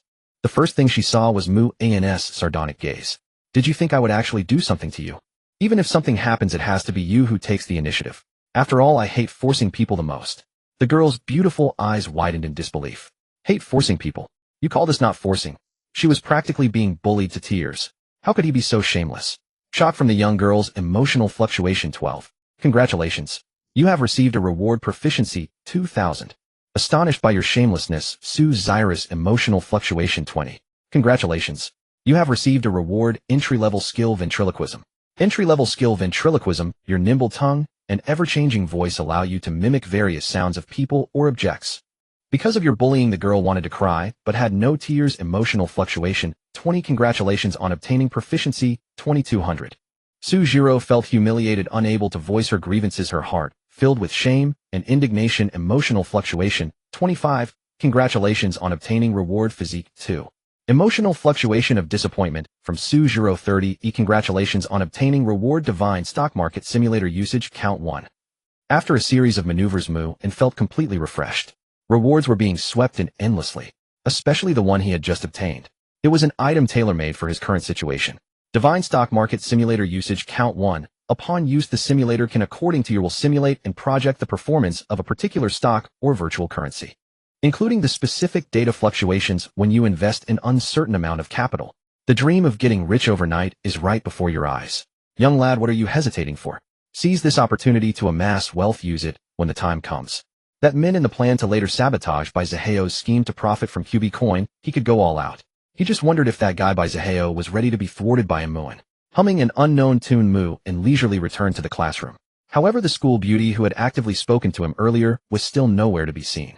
He wondered if she was still crouching in some corner, questioning her existence. Breakfast. Chu Yuming secretly tugged at Mu's sleeve. At the same time, her fair little hand pointed towards his bookshelf. Did you buy breakfast for me? Muin was slightly taken aback. This was truly something he hadn't expected. At that moment, he wished Sujiro, that stingy reward-dropping female lead, could see this. Look at Chu Yuming here. Not only does she automatically explode with rewards, but she also takes the initiative to buy him breakfast. If she wasn't the perfect female lead tool, then who could be? The girl nodded weakly. Behind that pair of old glasses, her eyes, bright as obsidian, were still too shy to meet his gaze. Having just appeared for a moment, she quickly retreated behind her books again. Like a fleeting treasure, beautiful yet brief. I used the money you gave me yesterday. As if afraid of being misunderstood, the girl added an explanation. But then, slap. Muin slapped a 100 yuan bill onto her desk. Chu Yuming was startled, shrinking her head and looking at him with fearful eyes. By then, Muin was already devouring the breakfast she had bought, mumbling as he ate. The money yesterday was my tip for you. Once given, it's yours. This breakfast is separate. I think it tastes good too. From now on, you'll bring breakfast for me. They'll give you 100 yuan in expenses every day. Is that enough? If not, just ask for more. I'm not short on cash. Although he had already eaten breakfast this morning, the recent maneuvers with Sujiro had consumed a bit of energy. So having another meal now wasn't out of the question. As a villain, spending just a little money to enjoy breakfast personally delivered by the treasure-like female lead. Why not? You don't need that much money, and I still have some. Chu Yuming waved her hands repeatedly, somewhat reluctant to accept it. The reason she had bought him breakfast today was partly to repay a favor. After all, he had helped her yesterday. Her grandmother had said that debts of money are easy to settle, but debts of kindness are the hardest. So she didn't want to easily owe anyone a favor. Besides, buying breakfast didn't require spending 100 yuan every day, did it? Today she had splurged a bit on Mu's breakfast, but it had cost less than 6 yuan in total. The girl was troubled. She probably never imagined she would one day be distressed over spending too little money. Just take it and keep it. Or do you want me to put it in your pocket myself? Muin raised an eyebrow, glancing at the girl's pocket with clear intent. Chu Yuming's face flushed bright red. She definitely didn't want him to forcefully shove it into her pocket. Having a boy's hand slip into a girl's pocket for intimate contact or something. That would be just too embarrassing. Emotional fluctuation of shyness from Chu Yuming 10. Congratulations on obtaining reward money 10. Emotional fluctuation of bashfulness from Chu Yuming 12. Congratulations on obtaining reward money 2. Emotional fluctuation of embarrassment from Chu Yuming 15. Congratulations on obtaining reward money 5. Muin was somewhat amused. Money was the last thing he lacked right now. Not to mention his family's countless assets. Just teasing the girl a little could shower him with endless monetary rewards. Now he was even starting to enjoy this feeling of bullying her. He was getting a bit addicted. Also, from now on, whatever I eat for breakfast, you'll eat the same. As my little psychic, you can't make yourself look too cheap. As for how much it costs, that's no issue. I lack nothing but money. Muin devoured one small bun after another. as if slowly consuming some cute and timid girl. The intangible threat was maxed out. Chu Yuming gathered her courage to meet his deep dark eyes, wanting to refuse. But she quickly backed down. He was just too overbearing. So much so that her opinion no longer mattered. The thought of being caught by him and made to bear 1, 2, 3, 4, 5, 6, 7, 8, 9, 10 children made her dare not defy him. Anyway, she had to buy breakfast for herself every day, so adding one more portion was no big deal. Burp. Soon Mu and let out a satisfied burp, patting his slightly full belly with comfort. I think the 2 portions you bought were a bit too much. 1 portion wasn't bought by me, but seemed like that someone gave it to me. I didn't want it, so I gave it to you. That someone... Moon was slightly taken aback. He already had some guesses in his mind. Chu Yuming tilted her head, thinking seriously, then furrowed her delicate brows. Not familiar, I don't really remember his name either. Meanwhile, Bai Ziheo's lovingly bought breakfast was snatched away by you, making him so furious he nearly spat blood. He couldn't understand why the breakfast he gave to Chu Yuming ended up in your mouth. Watching you eat his breakfast felt like you were gnawing on his heart. Bai Ziheo's attempt to win over the treasure girl was thwarted. Protagonist luck 350. Congratulations on obtaining reward proficiency 3500. Catching a glimpse of someone's almost flaming glare from the corner of his eye, Mu and nearly burst out laughing. He figured Bai Ziheo was about to make his move on Chu Yuming. Little did he expect that the girl was already under his Mu-An's control, having beaten him to the punch. If the other party wanted to launch a financial offensive, wasn't that like showing off in front of the master? From now on, don't accept things from strangers. If you really can't refuse, give them to me. They'll handle it. As your friend, I can take care of such small matters. To provoke someone and rake in rewards, Mu and casually reached out and patted the girl's head, then spoke with a serious tone. Everything was so natural and smooth. He completely ignored Bai Ziheo's murderous glare not far away. How dare that useless rich second generation get so intimate with his moonlight goddess? How dare he? Bai Ziheo panted heavily. Even with his considerable life experience, he was struggling to keep his composure. Seeing someone playing with his woman was something no real man could tolerate. On the other side, Chu Yuming was also stunned for a moment. She blinked, feeling the large hand stroking her head, and in an instant, she turned into a steam engine, puffing out steam nonstop. Her pretty face was like a ripe little cherry, adorable and enticing. She could understand friends helping each other. But why did he have to touch her head? And deep down, she didn't seem to mind much.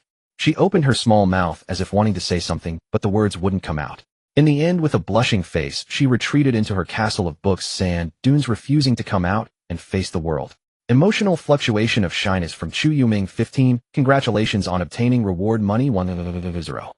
Emotional fluctuation of shyness from Chu Yuming 15. Congratulations on obtaining reward proficiency 300.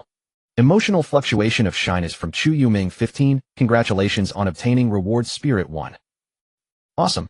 The rewards were pouring in so satisfyingly. Muin felt incredibly pleased in his heart.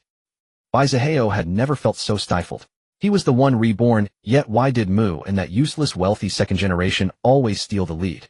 Chu Yuming should still be a hidden treasure girl. Could it be that the other had already discovered her in advance? He was unwilling to accept this, but not discouraged. After today's lottery draw, he would become a billionaire. Naturally, he had enough confidence to win back the maiden from that useless wealthy second generation. A girl worthy of being called the moon in the mortal world could only belong to him. And only to him. Bai Ziheo's eyes once again brimmed with boundless confidence. Meanwhile, Su Jiro, who had been absent for a while, finally returned to her seat. However, her expression was somber, looking dejected. Jiro, have you had breakfast? I still have a bottle of hot sweet soy milk here. Would you like some? Bai Ziheo walked up with a smile. As far as he knew, sweet soy milk was one of Su Zira's favorite drinks. She had it every morning during college without fail.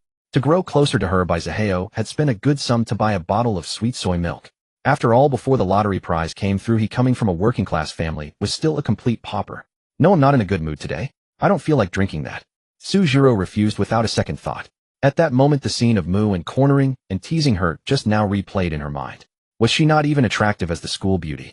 Faced with a delicacy that was virtually delivered to his doorstep, he simply ignored her with the excuse that he didn't like initiative. This was an insult to her.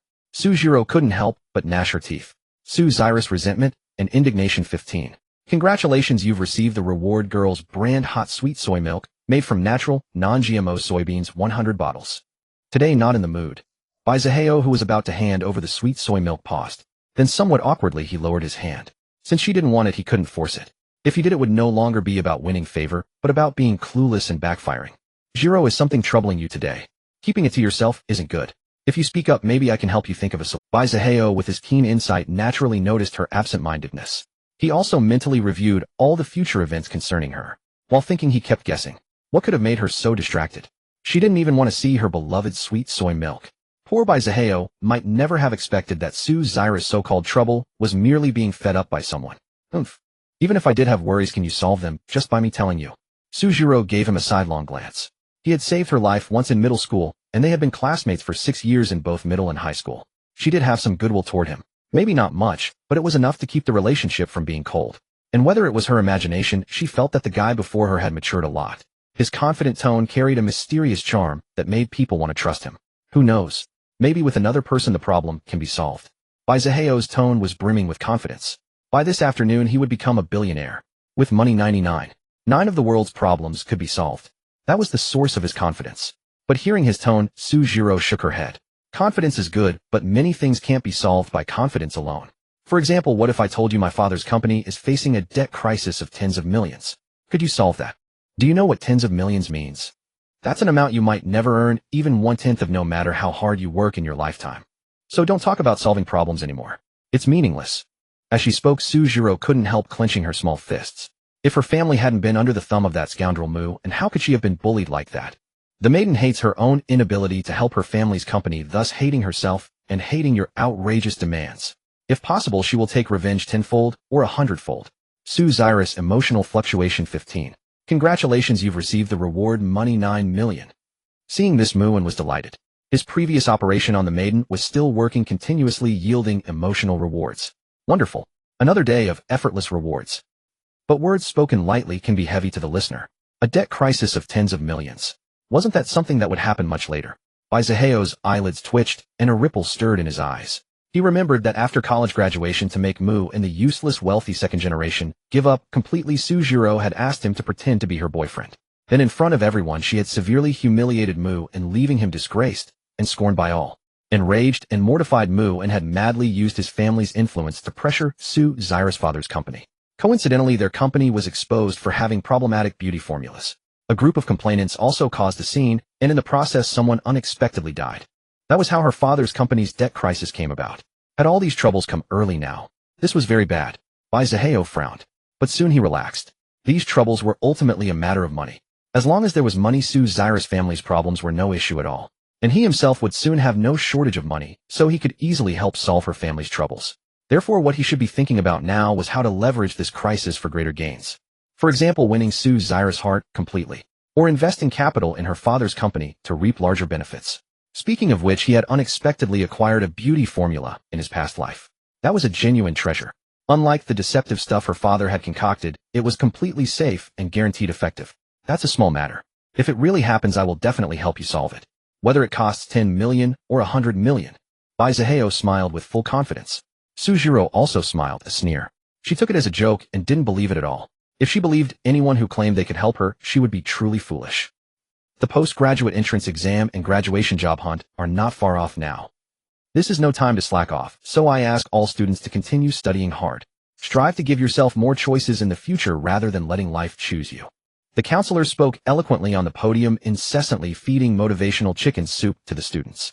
Many who hadn't tasted the bitterness of society were fired up and full of drive. As if not getting into graduate school or not finding a job with a satisfactory monthly salary would be a disgrace to parents, teachers, and ancestors. Muin curled his lips. In his view, these words were for children. He listened and let them go. But then an idea struck him. He suddenly turned to the girl who was listening intently to the counselor and said, I suddenly feel like studying seriously. How about you come to my place as a tutor? You didn't say no, so we'll take that as a yes. Tomorrow is the weekend. Remember to come to my place for lessons. As for the pay, let's say 200 yuan per hour for now. If you think it's too little, you can tell me. As long as you teach well, money is not an issue. It's settled then. The man cut through the red tape and pronounced the execution without giving her a chance to react. He had been pondering how to keep this perfect female lead tool close to him. Soon Muin had a flash of inspiration and came up with the reasonable method above. Chu Yoming. The maiden was dazed, her mind not yet caught up. What tutor?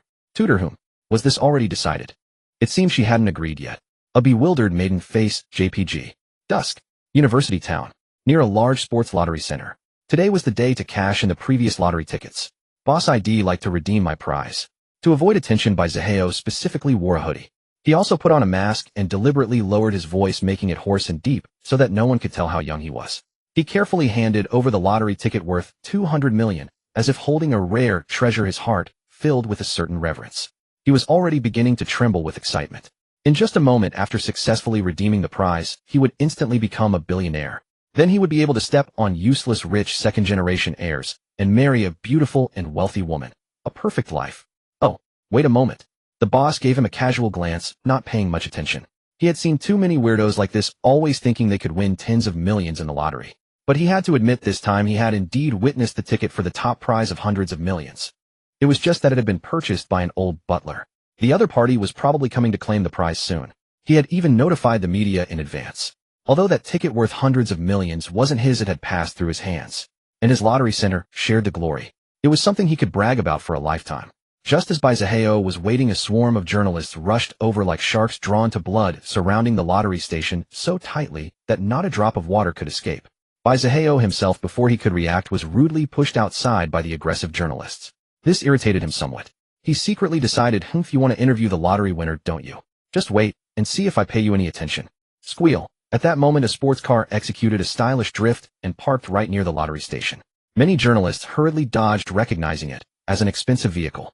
If they accidentally bumped into it, they would probably have to pay hundreds of years' worth of salary and still not afford it. And the owner of such a car was undoubtedly wealthy and powerful, someone they could not afford to provoke. Baizaheo also felt a twinge of envy. Such a sports car cost at least $1 million. Before winning the lottery, he might have worked his whole life and still not afford it. But now it was different. Such a car, such a life. He was about to have it all. Thinking this, the corners of his mouth lifted slightly. But when he saw who got out of the car, he was stunned. Why was Mu and that useless rich second generation here? Had he also bought a lottery ticket and come to claim the prize? But what prize could be bigger than his? If it weren't for the risk of exposing his identity, he would have loved to slap the other's face after winning the grand prize. Please everyone make way. Muin smiled as he walked through the crowd. The journalists stepped aside of their own accord. They could see he was from a prominent family, so there was no need to force a confrontation and make everyone unhappy. A tacit mutual retreat was the better choice. Baizaheo cursed inwardly. He was being squeezed to death while the other was given a path. This was a society that valued money and power. Whoever had money was the boss. He understood these truths all too well. But seeing that useless Muin steal the spotlight still made him inexplicably furious. Boss, I want to redeem my lottery ticket. Muin fumbled in his pocket, found it, and handed over a ticket. The boss' eyes widened when he saw the numbers on the ticket. He knew that set of numbers by heart. He had fantasized countless times about having bought that ticket himself. Then he could lie back and enjoy life for generations. I had a whim earlier and asked my butler to buy a lottery ticket. I just did it for fun, but it seems luck was on my side. I actually won. Muin chuckled. Many journalists craned their necks as if they had caught a whiff of a different kind of news. Baizaheo sneered. The lottery was a game of probability. For an ordinary person to win was already a blessing from their ancestors. But he was a cheater who had returned from the future, a true prophet. He could easily pocket the grand prize, even with his eyes closed. Sir, please wait. I need to verify the numbers on site again. If there's no problem, we will award you the prize. The boss spoke respectfully, carefully taking the holy ticket as if it were a sacred relic. That ticket was worth 200 million. This might be the closest he would ever get to so much money in his life, even though the money wasn't his. Boss, can you hurry up? My ticket hasn't been cashed yet. Baizaheo complained irritably. Wasn't he supposed to be the absolute protagonist today? Why did he feel like he had inadvertently become a supporting character? What the hell are you rushing for? Hurrying to reincarnate. The boss cursed angrily. The other was disturbing his worship of the ticket worth over 100 million. This was just asking for a scolding. Baizaheo clenched his fists, his breathing growing heavier. A mere boss dared to be so arrogant with me. After I get the prize money, the first thing he'll do is shut down this damn lottery station. I've confirmed with the staff. This is indeed the jackpot of this period. The Sports Lottery Center will award you 200 million in prize money. Congratulations, sir. You have won the highest prize amount in our lottery center's history. After confirming, the boss reverently handed the ticket stub back to Muin. Of course he was envious, but he dared not covet anything from this man, who was clearly extraordinary. Especially under the watchful eyes of the journalists. I didn't expect to win by buying a random ticket. Not bad, not bad. When luck comes, you can't stop it. Muin grinned, shaking his head with a sigh, a hint of humble brag in his demeanor. In truth, he had already noticed the figure in the hoodie among the crowd. It didn't take a genius to know it was Baizaheo, but now the prize that should have been the other's had fallen into his pocket. Baizaheo, standing nearby, couldn't help but widen his eyes. What had he just heard? The winner of the 200 million lottery was Mu and that useless rich second generation. Not himself. Impossible. Absolutely impossible. He must have mistaken my ticket for his. I denounce this as a conspiracy. There's a shady deal. Baizaheo shouted so anxious that he forgot to disguise his voice. He racked his brains, but couldn't understand. Hadn't he been the one who won the lottery? How did Mu and who had suddenly barged and become the winner? So there was only one explanation: Mu and that useless rich kid had secretly bribed the lottery station owner. They had colluded in a shady deal to steal his 200 million lottery prize. How could he tolerate that? If he could, then he would be a turtle. Now with the journalists present, he would expose that useless Mu and let him be ruined. These words caused an uproar among the journalists. They could already foresee tomorrow's explosive headlines. Shocking. Passerby's lottery ticket brazenly swapped, 200 million prize, actually an inside deal. You little brat, stop spewing such filthy nonsense. Lu Changhong may not be a man of great wealth and status, but I am certainly no swindler or slacker. I still have at least that much professional integrity. Moreover, am I a fool? I was the one who summoned these reporters in advance. If I dared to publicly engage in such wrongdoing, wouldn't that be walking straight into my own trap? Boss Lu Changhong's face instantly darkened. Such words could not be uttered recklessly, or the reporters present could ruin his reputation in an instant. Many reporters nodded in agreement. Even if there were underhanded dealings, they would never invite reporters to witness them. Surely no one in the world could be that foolish. Who knows? You can know a person's face, but not their heart. Maybe you just get off on that thrill. Anyway, you bring in some rich kid, say whatever you want, and no one dares to contradict you. Baizaheo declaimed with righteous indignation. My friend, you may take medicine recklessly, but you cannot speak recklessly. If you have evidence, produce it. Don't just spout lies. I have the purchase record of the lottery ticket my steward bought for me, and the lottery station has surveillance footage. Slandering others is against the law and could land you in prison. Muin also spoke up. Though he wore a smile, there was an underlying threat. Since the other party was so foolish as to deliver himself to his doorstep, he would naturally seize the opportunity to drain the protagonist's fortune. That's right. I have the purchase records here. Don't you dare slander me. Boss Lu Changhong seemed to recall this as well, and immediately became emboldened. How would I know if you two just secretly swapped my and his lottery tickets? These are just your one-sided claims. Who would believe them? Baizaheo frowned, still arguing. Because it suddenly occurred to him that lottery purchases weren't recorded in the computer system back then. In other words, regardless of who bought the ticket, the lottery station only recognized the physical stub. That left room for manipulation. What a laughable joke. Since you claim the winning ticket is yours, then do you remember the numbers you bought? Muin said casually. At this, Baizaheo froze, then his face turned ugly. He only knew that he had intercepted the person who in his memory had won the lottery jackpot. Then the winner would become himself. So confident was he that he hadn't even bothered to pay attention to the winning numbers on the ticket. So how the hell was he supposed to know the exact numbers? Baizaheo stammered, unable to produce a single number for a long time. Seeming to read his thoughts, Muin couldn't help but grin. You don't even know the winning numbers you allegedly bought, yet you dare to clamor that the ticket is yours. And you know them? Baizaheo continued to be stubborn. But under his despairing gaze, Mu and casually recited a set of numbers. The boss nodded and said with certainty, That's right. This gentleman just recited the winning numbers. The reporters secretly checked the lottery results. Every single digit matched. As it happens, I have another piece of evidence that proves this is my ticket. I wanted to commemorate my first lottery purchase, but it turned into proof of my innocence. Saying this, Muin shook his head and took out his phone. On the screen was a selfie of him with the lottery ticket numbers. Given the technology at the time, photos couldn't be doctored, so this was almost certainly genuine. The truth was now crystal clear. Obviously, this sneaky fellow was trying to steal someone else's lottery jackpot, and he even had the audacity to claim it as his own. A classic case of the thief crying stop thief. All the reporters' gazes toward Baizaheo shifted.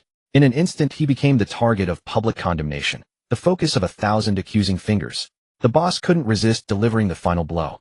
The lottery ticket you just gave me. It only won a measly $2. How dare you try to steal a 200 million prize? Ha, I knew this guy was no good. Normal people don't dress like that in this heat. So sneaky, clearly up to no good. Yeah, with my sharp eyes after all these years, I almost blamed the wrong person. It's not that I'm incompetent. The enemy was just too cunning. He's got some nerve. Who would dare do something like that? If had succeeded, it would have been the greatest injustice to the real winner. Click, click. Some reporters were already snapping photos of Baizaheo. They had already drafted the headlines in their minds. Masked stranger publicly claims winning ticket as his own attempts to turn black into white. Is this a moral decline or a loss of humanity? Shocking. Suspected mental patient falsely accuses others, claims to have won hundreds of millions, then flies into a rage when exposed. Baizaheo nearly vomited blood. A 200 million prize reduced to $2. Such a chasm between heaven and earth. How could he accept it? How could he possibly accept it? He instinctively stepped back, his trembling fingers pointing at Mu, and who was surrounded by the crowd like a star. That position under the spotlight should have been his. But now Baizaheo was so furious he could barely speak, his teeth clenched as tightly as possible. You. Due to your preemptive strategy, you have successfully snatched the protagonist Baizaheo's crucial opportunity. Protagonist Luck 2000. Congratulations. You have been awarded Divine Driving Technique. Your brilliant performance was truly astounding, making the protagonist taste utter failure and existential doubt. Protagonist Luck 1500. Congratulations. You have been awarded Parallel Blue Star's top-tier game library. With his opportunity stolen, Baizaheo is consumed by rage. He has never felt such humiliation. Protagonist Luck 1000. Congratulations. You have been awarded Money 1 billion. His business empire plans are severely delayed. Baizaheo now harbors a deep grudge against you. He resolves to destroy your family once he achieves success, reducing you to a complete and utter waste. Protagonist Luck 900. Congratulations. You have been awarded Proficiency 3000. Divine Driving Technique. From now on, you are the world's greatest driver. Whether it's cars, planes, tanks, or spaceships, anything that can be driven. You are the absolute king in that domain. No one can rival you. No one is even worthy to be your opponent. Parallel Blue Star's top-tier game library, the pinnacle gaming creations from a Parallel Blue Star. It contains all kinds of ultra-popular games, including design codes, promotional plans, and more. In short, possessing it means you have endless wealth and fame. Young man, from now on, build your game empire from scratch. Protagonist remaining Luck 46630. Muin couldn't help but grin inwardly. A goldmine explosion. This was a complete goldmine explosion. While he was the protagonist after all, the rewards dropped were indeed sweet. Not only did he acquire his first godlike skill, but he also obtained a game library, a game-breaking reward of dimensional proportions. If he kept laying out his schemes, how could the protagonist even compete? What right did he have to compete? Sir, now that you've won a 200 million prize, what do you plan to do with it? One reporter seized the opportunity to ask Muin first. All the reporter's attention was successfully diverted. Clearly, interviewing the biggest lottery winner in history was the headline that would dominate tomorrow's news.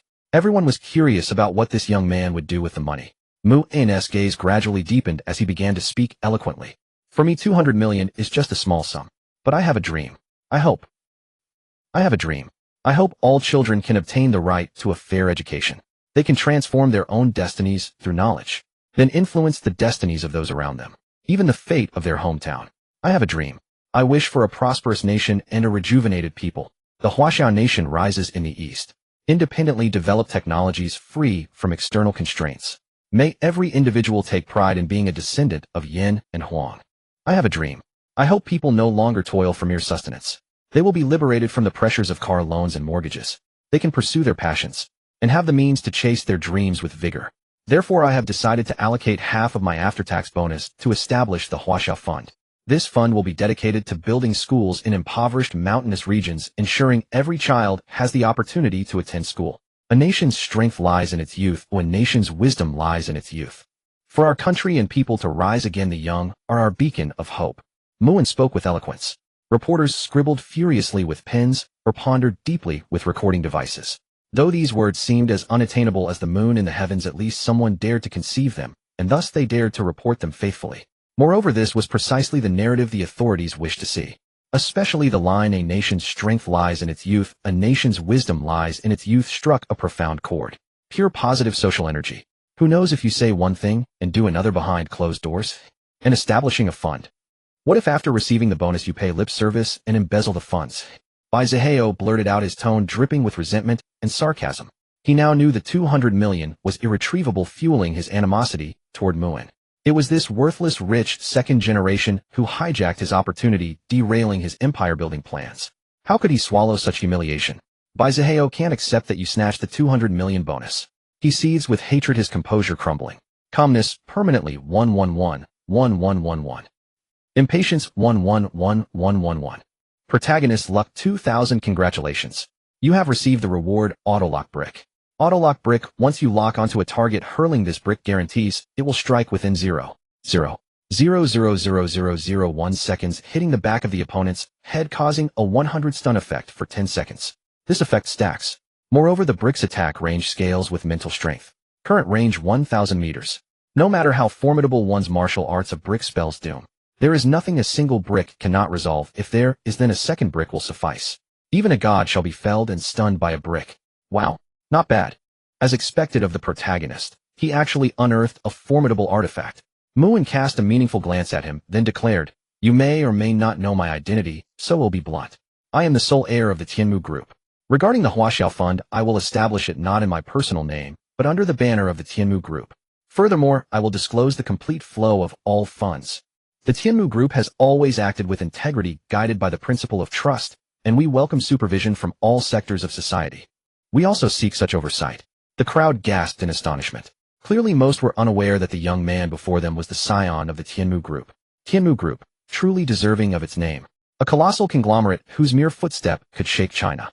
I was wondering which family's youth possessed such audacity, donating half of that 100 million bonus outright, and invested it in projects benefiting the nation and its people.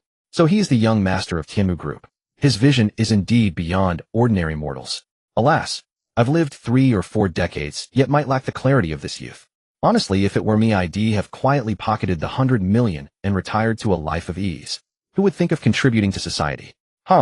With Tianmu Group's backing, this fund is rock solid. Tianmu Group's reputation in society is undeniable. Yet he didn't establish the fund in his own name, shunning fame and glory. This evokes profound respect. This is a truly indigenous Chinese enterprise rooted in the nation. Taken from the people, used for the people. The reporters were unanimous in their praise. But hearing their adulation of Mu En was more agonizing for Bai Zihao than losing the 200 million bonus. In his eyes, Mu En was a mere fame seeker. Nothing but a hypocritical vixen. A dog cannot change its nature of eating filth. If that playboy actually uses the money for good, he'll eat shit instead of the dog. You won 200 million, yet donate only half to establish a fund. And you boast so grandly about the Huaxiao Fund. If I had one, I'd donate every penny. Bai Zihao knew he should stay silent, but emotions overwhelmed him, and he couldn't resist the barb. His words dripped with sour envy. The prize that was almost in his grasp had slipped away, leaving him a helpless spectator. Powerless and impotent, his psyche began to crack. Watching the 200 million bonus slip away and become your fortune, the protagonist, Bai Zihao's mentality fractures further. Luck 500, congratulations. You have received the reward money 50 million. Mu En stared at him as if he were a fool. The reporters echoed the sentiment. If you had that much money, would you really donate it all? Suddenly Mu En smiled. This fool wanted to morally blackmail him. Then don't blame him for turning the moral weapon against its wielder. Yes, if I were you, I'd donate it all.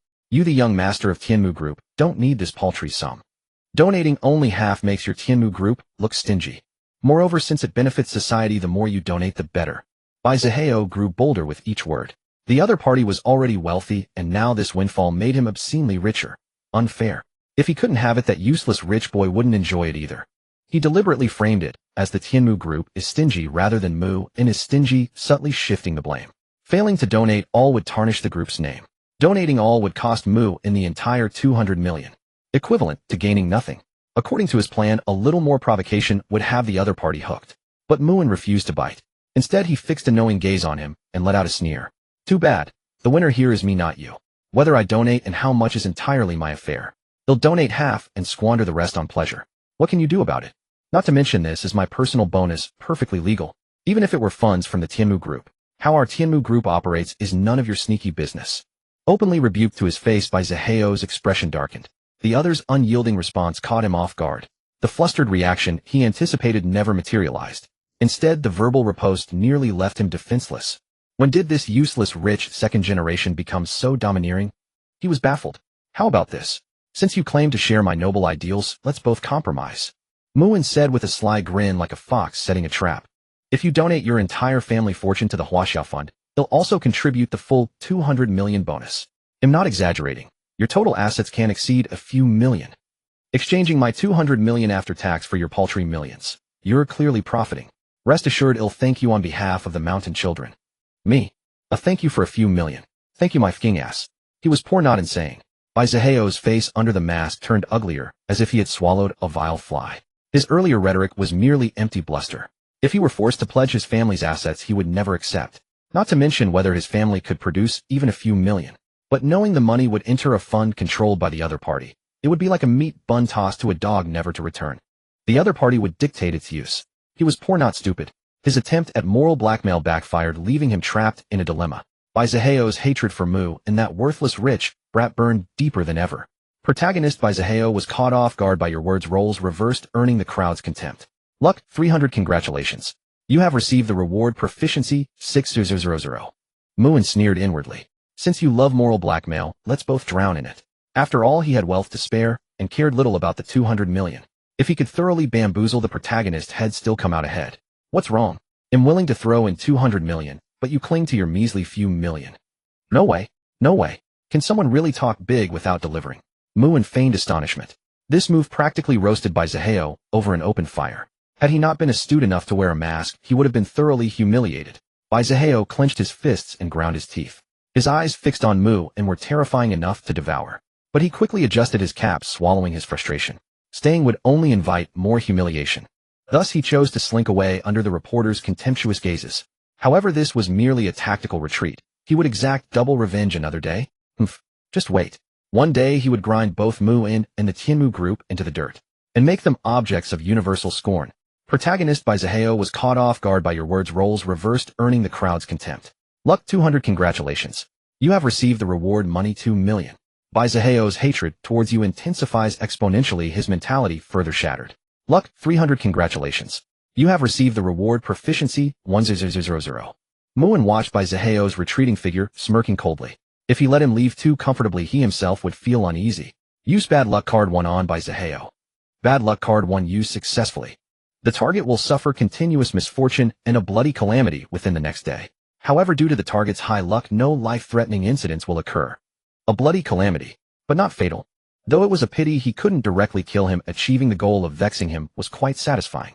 The bad luck card, a mysterious luck-manipulating item, worked stealthily. It was the ultimate tool for tormenting others. If only he could obtain more. Mu An's eyes flickered, his thoughts unreadable. Meanwhile, by Zaheo shuddered inexplicably. For some reason, he sensed something ominous looming ahead.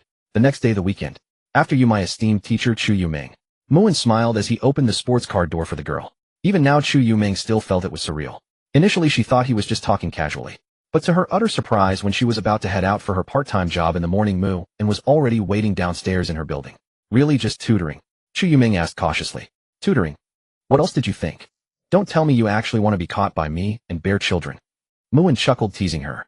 Though the girl wore an old outfit, her curvaceous figure was impossible to conceal. To Muin, the girl seemed like a walking golden mine waiting for him to ruthlessly exploit. Sensing the man's intense gaze, Chu Yuming's cheeks flushed slightly. Recently, she had heard his phrase, "I'll catch you and make you bear 1, 2, 3, 4, 5, 6, 7, 8, 9, 10 children so often that subconsciously she grew afraid of visiting his home, terrified that she would actually have to bear 1, 2, 3, 4, 5, 6, 7, 8, 9, 10 children. Facing your burning gaze, Chu Yuming felt uneasy and embarrassed. Emotional fluctuation. 10. Congratulations on receiving reward proficiency 1000. The girl secretly decided she absolutely did not want to bear you children, definitely not, because she was afraid of having so many emotional fluctuation. 12. Congratulations on receiving reward proficiency 3000. Don't worry, it's just tutoring. The fee will be 200 per hour. That's definitely more than you'd earn from a whole day of part-time work. We're classmates after all. Oh, I won't let you suffer over a little money. Muin laughed inwardly. The talk of bearing children was just a scare, but the girl, the golden mine he had his eye on, was definitely not getting away. No, that's too much. I asked around. The usual tutoring rate is only 15. You want an hour? Chu Yuming said weakly. She didn't want unearned favors. Such a high sum made her uneasy. Take it when it's given. Tutoring me, young Master Mu, is it the same as those outside? That would lower my standard. Muin glared at her in mock anger. The girl shrank her neck and dared not speak. Young Master, fruits and drinks are ready. Do you have any other requests? Ninger bowed her head respectfully in a maid's curtsy. Actually, she was a bit surprised. In her memory, this was the first time the young master had brought a girl home. Such a beautiful girl. She absolutely did not believe there was nothing else between them. Shall be my tutoring teacher for the foreseeable future, Chu Yuming. As for salary, Ninger, calculate 200 per hour. Settle it for her every day before she leaves. Muin gave a brief order. Money didn't really concern him much. After all, the emotional rewards from the female lead were far more enticing. Yes, young master. Ninger winked at Chu Yuming. But the other girl flinched like a startled bird, avoiding eye contact entirely. She seems quite shy. Has the young master's taste shifted to this innocent, naive type? Maybe I should try this style myself one day. Ninger mused thoughtfully. Soon, Muin led Chu Yuming to the study. Ninger brought fruits and drinks before tactfully leaving. Now it was just a young man and woman alone in a room. To be honest, Chu Yuming's palms were unconsciously sweating with nervousness. I think before the tutoring begins, we still need to do one more thing. Muin suddenly stood up, approaching Chu Yuming step by step. What? Do you want a DDO? Chu Yuming stammered nervously. She instinctively stepped back. But behind her was a desk. There was nowhere to retreat. Could he be trying to forcefully kiss her? No. You can't. Seeing his handsome face drawing closer, the girl shut her eyes tightly in fear. Her heart pounded wildly in her chest, as if a deer was about to leap out. But after a long wait, the anticipated kiss never came. Chu Yuming opened her eyes in confusion. Meanwhile, click. Muin simply removed her rimless glasses and slightly tidied her bangs. In an instant, her sealed beauty was unleashed. Her looks soared by more than a tear. Just looking at her was refreshing to the heart, both pleasing to the eye and delicious to the senses. Muin nodded, seemingly satisfied with his handiwork. Let me make this clear, my tutoring fee is not so easily earned. At least during my tutoring sessions you must present yourself with this appearance. Dress beautifully, it puts me in a good mood, and a good mood naturally boosts learning efficiency. Muin reasoned with a straight face. He found that the more he looked at this girl, the more beautiful she became, exuding a pure first love vibe. It almost stirred his heart. Huh, just that. The girl tilted her head in a daze, then her face instantly turned crimson. She had accidentally let her mind wander just now. It was mortally embarrassing. Your highly misleading action made the girl's heart flutter with spring, but amidst anticipation, she also felt some fear and dread. Chu Yuming's emotional fluctuation 12. Congratulations on receiving reward physique 1.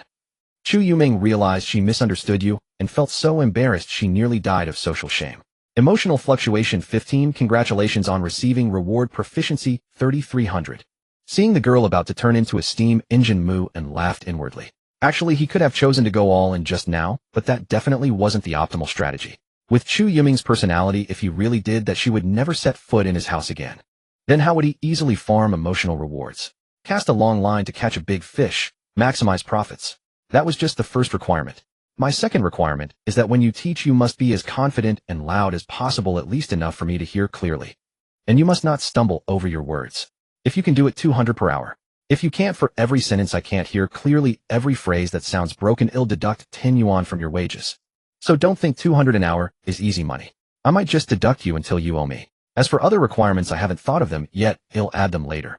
Of course, don't worry. They'll be reasonable and won't put you on the spot. Muin declared loudly. Rules must be set if she shouldn't feel the money comes too easily. Keeping her nervous would generate emotional fluctuations, thus enabling him to farm rewards. He was a genius indeed. So professional. Muin gave himself another thumbs up. The girl couldn't help shrinking her neck. Just speak confidently and loudly. That didn't seem too hard. Maybe. Then Teacher Chu Yuming, start your performance, or lecture. Muin placed a pile of prepared university textbooks on the table. As for whether he really intended to study seriously, he could just cheat and add points. Why bother studying? As a villain, farming the female lead's emotional rewards, cheating was the true path. You have used 11100 proficiency points. Entry-level university knowledge has been improved. Congratulations on perfectly mastering all specialized university knowledge. Just that awesome, no explanation needed. From now on, any question you see will tremble before you. Taking more than a second to come up with a solution is an insult to you. You are the strongest college student in every field. Walk quietly. Chu Yuming's face showed a bit of distress. Since she hadn't prepared in advance, she didn't know where to start. Muin raised an eyebrow. Why, a little louder. Chu Yuming seemed to realize something and quickly spoke again.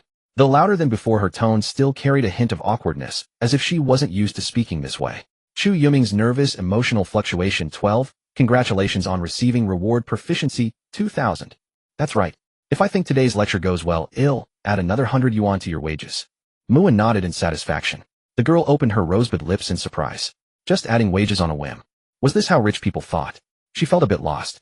After a moment, Chu Yuming pondered seriously. She devised a set of questions to test Muin's grasp of the textbook knowledge, so she could tailor a study plan for him. But Muin flatly refused. Just follow your current revision progress. Start from the beginning or continue from where you left off. Either works. I'm a genius, I'll get it just by listening. At these words, Chu Yuming was stunned. Get it just by listening. What kind of freak genius was that? In her worldview, only through constant memorization, review, mastering core concepts, and doing countless practice problems could one improve. Learning without effort was impossible. And being consistently in the top 3 of her major was proof of her hard work. But that won't work. Chu Yuming tried to politely express her disagreement. I say it works, so it works. Just follow my requirements. If your grades don't improve at the end, I won't blame you. Just focus on your study plan. Muin's tone left no room for argument, giving the girl no chance to rebut. Suddenly, Chu Yuming felt a bit aggrieved. What kind of teacher lets the student decide the teaching method? She was really trying to help him, but he was so domineering, not listening to her opinion at all. Because of your tyranny and unreasonableness, Chu Yuming felt somewhat wronged, and she was really doing it for your own good. The girl's emotional fluctuation 13. Congratulations on receiving reward spirit 1. Since you don't agree with my learning method, how about we make a bet? Muin suddenly said with a grin. He couldn't miss such a good opportunity to farm rewards and show off. What bet? Chu Yuming said weakly. She vaguely sensed she was about to fall into a trap. At dusk, as evening approached, the day's tutoring finally came to an end. Teacher Chu, this is your wages for today, a total of 1280 yuan. Ninger handed over the money as per Mu An's instructions. Teacher Chu. Teacher Chu. It wasn't until Ninger called out several times that Chu Yuming snapped back to reality. She stared at the 1280 yuan in her hand, still in a daze. In the past, she would have been lucky to earn just over 20 yuan after a full day of hard work. Now a single day of tutoring had brought in over 1,000 yuan. The difference was more than 50 times. Originally, she had taught for 8 hours today, which should have earned her 1600 yuan. Yet because her speech was still a bit restrained, Mu and had deducted a full 320 yuan. That was 320 yuan. Just thinking about it made Chu Yuming's heart ache. Teacher Chu, the young master, said that from now on you are to come here every weekend for tutoring, and the wages will be calculated the same way. If the young master is here, you can just tutor as usual. If not, please record the day's lessons. There's a video recorder in the study, and my grandfather will help out. As for transportation to and from the tutoring sessions, the young master will arrange a dedicated person to pick you up and drop you off. Don't worry about that. To be honest, Ninger felt a twinge of envy. Apart from that girl who had been pursued for 3 years without success and was utterly ungrateful, this was the first time she had seen the young master show such concern for anyone. He had even driven off to pick her up and take her home. Thank you, Chu Yuming murmured softly. Whether it was Mu An's unintentional kindness or not, the girl seemed less timid now, and her voice had unconsciously grown louder when speaking to others. It was a vast improvement from before. But Ninger shook her head. Don't thank me. I'm just the young master's maid. The implication of who to thank was clear. Chu Yuming bit her lower lip. In the car, the girl stole glances at the man driving, seriously, her expression complex. If you want to look, do it openly. Sneaking peeks will cost you. Muin chuckled. I wasn't sneaking a peek. Chu Yuming nodded quickly. Whether it was due to lying or not, her pretty face flushed, giving her a rosy glow. So it's not sneaking, but looking openly then. If you look too much, you might accidentally fall in love with me. Muin continued his shameless teasing. The girl kept her head down, silent, but her cheeks reddened even more, even her ears turning crimson. Being bullied by this rascal again, Chu Yuming felt a mix of shyness and a strange lack of resistance to such teasing. Emotional fluctuation 11. Congratulations, you have received a reward, Constitution 1. Muin smiled without a word. She was truly a pure white canvas of a heroine. A few words from him, and she blushed furiously. Emotional rewards were so easy to farm. With a seasoned woman, such talk would be far less effective than discussing money, cars, and property. And if the conversation turned to risque topics, they could go back and forth endlessly, perhaps not stopping until one side was utterly defeated. Only a girl like this evoked that feeling of first love. From now on, I'll drive you to my place on weekends. If I'm busy, Ninger will arrange transport. You don't need to take other part-time jobs anymore. The weekend wages should be sufficient. Instead of working odd jobs, focus on planning your lessons well. If your teaching is satisfactory, you'll get extra bonuses even outside of tutoring hours. Throughout the drive, Mu and did most of the talking. The girl merely nodded occasionally, trying to voice her thoughts. But each time Mu An's domineering teasing left her too shy to speak, contributing more emotional rewards. Soon they arrived at the building where Chu Yuming lived. It was a rental in the old district, everything around dilapidated and worn. Safety at night was certainly questionable. Sure you want to invite me up? Muin pinched her chin, smiling. Chu Yuming blushed, her delicate face flushed, but she didn't resist. Having spent time with him, she had come to understand his personality. One trait was his overbearing nature, insisting on his way and allowing no opposition. So as long as it wasn't too excessive, she went along with it. She knew it wasn't that she didn't want to resist, but that resistance was utterly futile. Not this time. Maybe next time. Under his verbal assault, Chu Yuming was flustered, her cheeks aflame, and on the verge of nodding in agreement. But thinking of her cramped, dirty stairwell room compared to his magnificent villa, the vast disparity overwhelmed her. A suffocating sense of loss engulfed her, making it hard to breathe. She stumbled out of the car and fled upstairs. From Chu Yuming's loss and distress, emotional fluctuation 15. Congratulations, you have received a reward, proficiency 3000. Hey, don't forget our bet. Muin suddenly called out to her retreating figure. The girl stumbled upon hearing it, then quickened her pace upstairs. As for the bet, it was simple.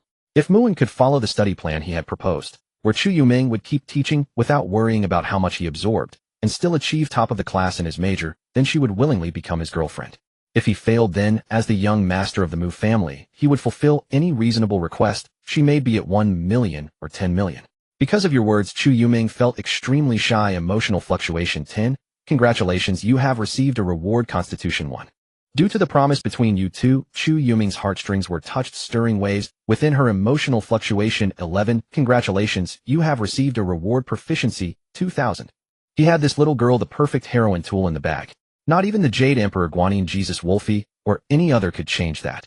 Mu An's lips curled into a smirk. Thanks to the intense farming of emotional rewards, his constitution had improved remarkably, giving him the strength of 5 or 6 adults combined. Beep beep, young master, the person you asked us to watch just got drunk and passed out at the stairwell entrance. We've already beaten him with a sack over his head 7 or 8 times. He shouldn't know who we are. There's also a suspicious youth lurking near the building. He seems to be waiting for something carrying a steel pipe. Should we take him out? Not for now. Keep watching and report any new developments immediately. Understood. After hearing the bodyguard's report, Muin frowned. That damn drunkard was passed out on the stairs, meaning Chu Yuming would likely encounter him. The situation he wanted to avoid might still happen. Was this the damned fate of the story? Thankfully, he had come today under the pretext of dropping her off. With him here, it shouldn't be a big problem. This could even be an opportunity to boost her affection for him. Why boost affection? To farm emotional rewards more effectively, of course. That suspicious guy was likely Bai Zihao. After all, how could the protagonist pass up a chance to play the hero and win the bowtie's heart? But unfortunately, as long as he Mu and was here, there was no stage for Bai Zihao to perform. Muin sneered. Meanwhile, hiding in the shadows, Bai Zihao couldn't help but shiver again. He muttered to himself. Strange, why am I suddenly cold? It's not even that chilly yet. Bai Zihao had no idea why his luck had turned so foul lately. First, a lottery worth 200 million yuan was snatched away by that useless rich second-generation Muin. Then it felt as if he had opened the door to the god of misfortune. He stepped in dog poop on the street, choked on water while drinking, and even had his head grazed by something thrown from a height by a little brat. Even while crossing the road, an old lady grabbed his leg and tried to stage a fake accident, nearly causing him to be hit by a bus. One unlucky thing after another driving him crazy. He seriously wondered if all the misfortune of his entire life had been crammed into just half a day. But none of that mattered now. At this moment, he was hiding near an old rental apartment. According to his memory today, after the treasure girl of his class, Chu Yoming, returned from her part-time job, her drunken landlord would try to take advantage of her. He nearly defiled the girl. This was a perfect opportunity to be a hero and save the beauty. For that, he had even armed himself with a steel pipe. If he succeeded, given her personality of repaying kindness, a life-saving grace would surely lead her to offer herself in return. Wasn't that request perfectly reasonable? Perhaps he could even capture the girl's heart in one fell swoop. The thought of the stunning beauty hidden behind her ugly glasses made Bai Zihao let out a lecherous chuckle. But as he waited, he suddenly spotted an expensive sports car pulling up beneath the shabby rental building. What kind of wealthy figure would live here? Bai Zihao wondered. The next moment, however, something shocking happened. Chu Yuming stepped out of that sports car, her face flushed, and ran upstairs. Wasn't she supposed to be working a part-time job? How could she be getting out of someone's sports car? Could it be one of those special jobs? Otherwise, he couldn't imagine what part-time job would provide such luxurious transportation as a sports car. For a moment, Bai Zihao's expression flickered with doubt, and his breathing grew heavy. It felt as if the moonlit goddess in his heart had suddenly turned into a streetwalker toyed with by others. The immense gap and sense of shock was something he could barely accept in such a short time. No, impossible. His pure goddess was nothing like those vulgar temptresses. Chu Yuming getting out of someone else's sports car dealt a massive blow to Bai Zihao's mentality. Luck 200. Congratulations. You have received reward proficiency 2000. Sitting in the sports car, Mu and curled his lips into a faint smile. The other party's mentality was even more fragile than he had imagined. Perhaps in his past life, Bai Zihao had been nothing but a complete loser. In other words, a mere nobody. A protagonist like him, aside from possessing a golden finger of future knowledge and a mentality slightly more mature than his peers, would quickly revert to his old self once faced with unexpected setbacks. The money and power he sought might just be a mask to hide his weaknesses. Auto-homing brick go. Muin rolled down the window, and with a thought of brick-like object shot out at a speed imperceptible to the naked eye. He had acquired this item, but never used it, and now was the perfect chance to test its effect. Meanwhile, Bai Zihao, seeing the sports car owner roll down the window, thought he was about to toss out some trash, and sneered contemptuously. This guy has no class. Just because he drives a sports car. Just wait. Once I make money, my moonlit goddess will naturally return to my arms. Even if she's flawed, I won't mind. But after this incident, he felt somewhat disillusioned with sweet love. Even in this simpler era, was reality still as cruel as in the future? Only money could truly dominate so-called love. Then just wait. He would soon become the richest man in the world. Bai Zihao's gaze gradually hardened. Unbeknownst to him, a dark brick was hurtling toward him with lightning speed, its shape completely indistinct. Bang! A heavy blow struck the back of his head. His eyes widened as a powerful dizziness overwhelmed him. Before he could turn to see who had ambushed him, he collapsed straight to the ground. Damn, which bastard sneaked up on me at a time like this? I still have to save my pure goddess. Those were by Zaheo's last thoughts before losing consciousness. Reporting to the young master the target. That suspicious young man seems to have suddenly passed out. Should we? No matter what happens next, ignore him. Just keep an eye on that drunken landlord upstairs. Muin replied casually to the equally shocked bodyguard. These bodyguards were arranged by his parents, so their loyalty was beyond question. Besides, he hadn't revealed anything. He had only opened the window. He certainly wasn't the one who attacked anyone. The brick did it. It had nothing to do with him. And somehow that dark brick had already reappeared in his hand. This stealthy brick which struck wherever he aimed was a perfect tool for ambushes. Muin nodded in satisfaction. With the brick in hand, he had the world under control. Continue using auto-homing brick. Don't let him wake up. As his words faded, the dark brick vanished once more. Reporting to the young master, the drunk seems to have woken up and is confronting Miss Chu. An opportunity to farm emotional rewards. Snap. Muin shoved open the car door and dashed upstairs. However, he was slightly surprised that the old rental building was winding and unexpectedly tall. For a moment, he couldn't locate that little girl Chu Yuming. But that wasn't a major problem for him. On the other side, Chu Yuming, staring at the man reeking of alcohol, was so scared she was about to cry. His filthy appearance alone was terrifying. Hee, I recognize you. You owe me 3 months' rent, burp, right? The drunken landlord stood up unsteadily, leaning against the wall, his steps wobbling, his whole body reeking of nauseating alcohol. I have money now. I can pay you right away. Chu Yoming's eyes were full of tears as she was utterly terrified. If she hadn't been broke before, she would never have chosen to live here. One reason was this drunken landlord. For a weak girl like her, this place was far too dangerous. Paying now? Burp, too late. Hee, I just realized you, this little girl, burp, are actually quite pretty. So spend one night with me, and the debt is cleared. The drunken landlord flashed a vulgar smile, staggered, and pressed closer step by step. The girl, having had her glasses removed by Mu and had forgotten to put them back on after returning. Her stunning face was now fully exposed. Emboldened by alcohol, he was completely overcome by lust. You don't do this. I'll call for help. I'll call the police. Chu Yuming kept retreating in terror, fumbling to pull out her phone to call the authorities. You still want to call the police? The drunken landlord lunged at her, but missed, though he managed to tear off the jacket draped over her shoulders. He sniffed the lingering scent on it and let out a perverted smile. So fragrant. This is, burp, the smell of a young girl. Hee. Today you're mine. Debts must be paid. It's only natural. Even if the heavens themselves came down, it wouldn't matter. Don't come closer. Cornered, Chu Yuming trembled in fear. Hee, even if you scream your burp throat out today, no one will save you. The drunken landlord laughed wildly, completely out of his mind in his drunken stupor. The thought of having his pleasure now dominated his every thought. Lust had already clouded his brain, and he couldn't wait any longer. Chu Yoming's tears flowed freely, filled with regret. If she hadn't been so reserved earlier and had taken the initiative to invite Mu into her home, would this not be happening now? Muin, save me. The girl closed her eyes in despair. Get lost. At the crucial moment, as if the heavens had heard her prayer, that familiar male voice actually rang in her ears. Suddenly the world spun, and Chu Yuming found herself embraced in a warm chest. The girl lifted her head, staring blankly at the familiar face. Her tears gushed out like a burst dam, uncontrollably streaming down. Muin woo. The girl was almost bullied by a scumbag. Emotional surge. 20 congratulations. You have received reward Constitution 2. Seeing you, she felt extremely wronged and found complete safety in your embrace. Emotional surge. 25 congratulations. You have received reward Story Fragment 2. From Chu Yoming's sense of security. Emotional surge. 20 congratulations. You have received reward Proficiency 5000. Seeing the girl cry so sorrowfully, Muin's heart stirred with some emotion. At the same time, his gaze toward that scumbag turned even colder. It was time to send this unlucky NPC tool offline. Meanwhile, the drunken landlord, who had been kicked to the ground, was still groaning. A visible dent had formed in his chest, with at least 7 or 8 ribs broken. But that was far from enough. Letting him off with just such injuries would be true mercy. Only by inflicting 1,000-fold torture could Muin's nameless rage be somewhat vented. Crack. Aya. That was the sound of the drunken scumbag's finger bones snapping one after another, accompanied by his screams. The pain had completely sobered him up. Murder. You're committing murder. I'll sue you. I'll call the police and have you executed. If you try to take advantage of a girl, yet you dare threaten me. Muin smiled coldly, pressing harder with his foot. His strength, equivalent to that of 5 or 6 ordinary adults, was no joke. Moreover, he was genuinely furious now.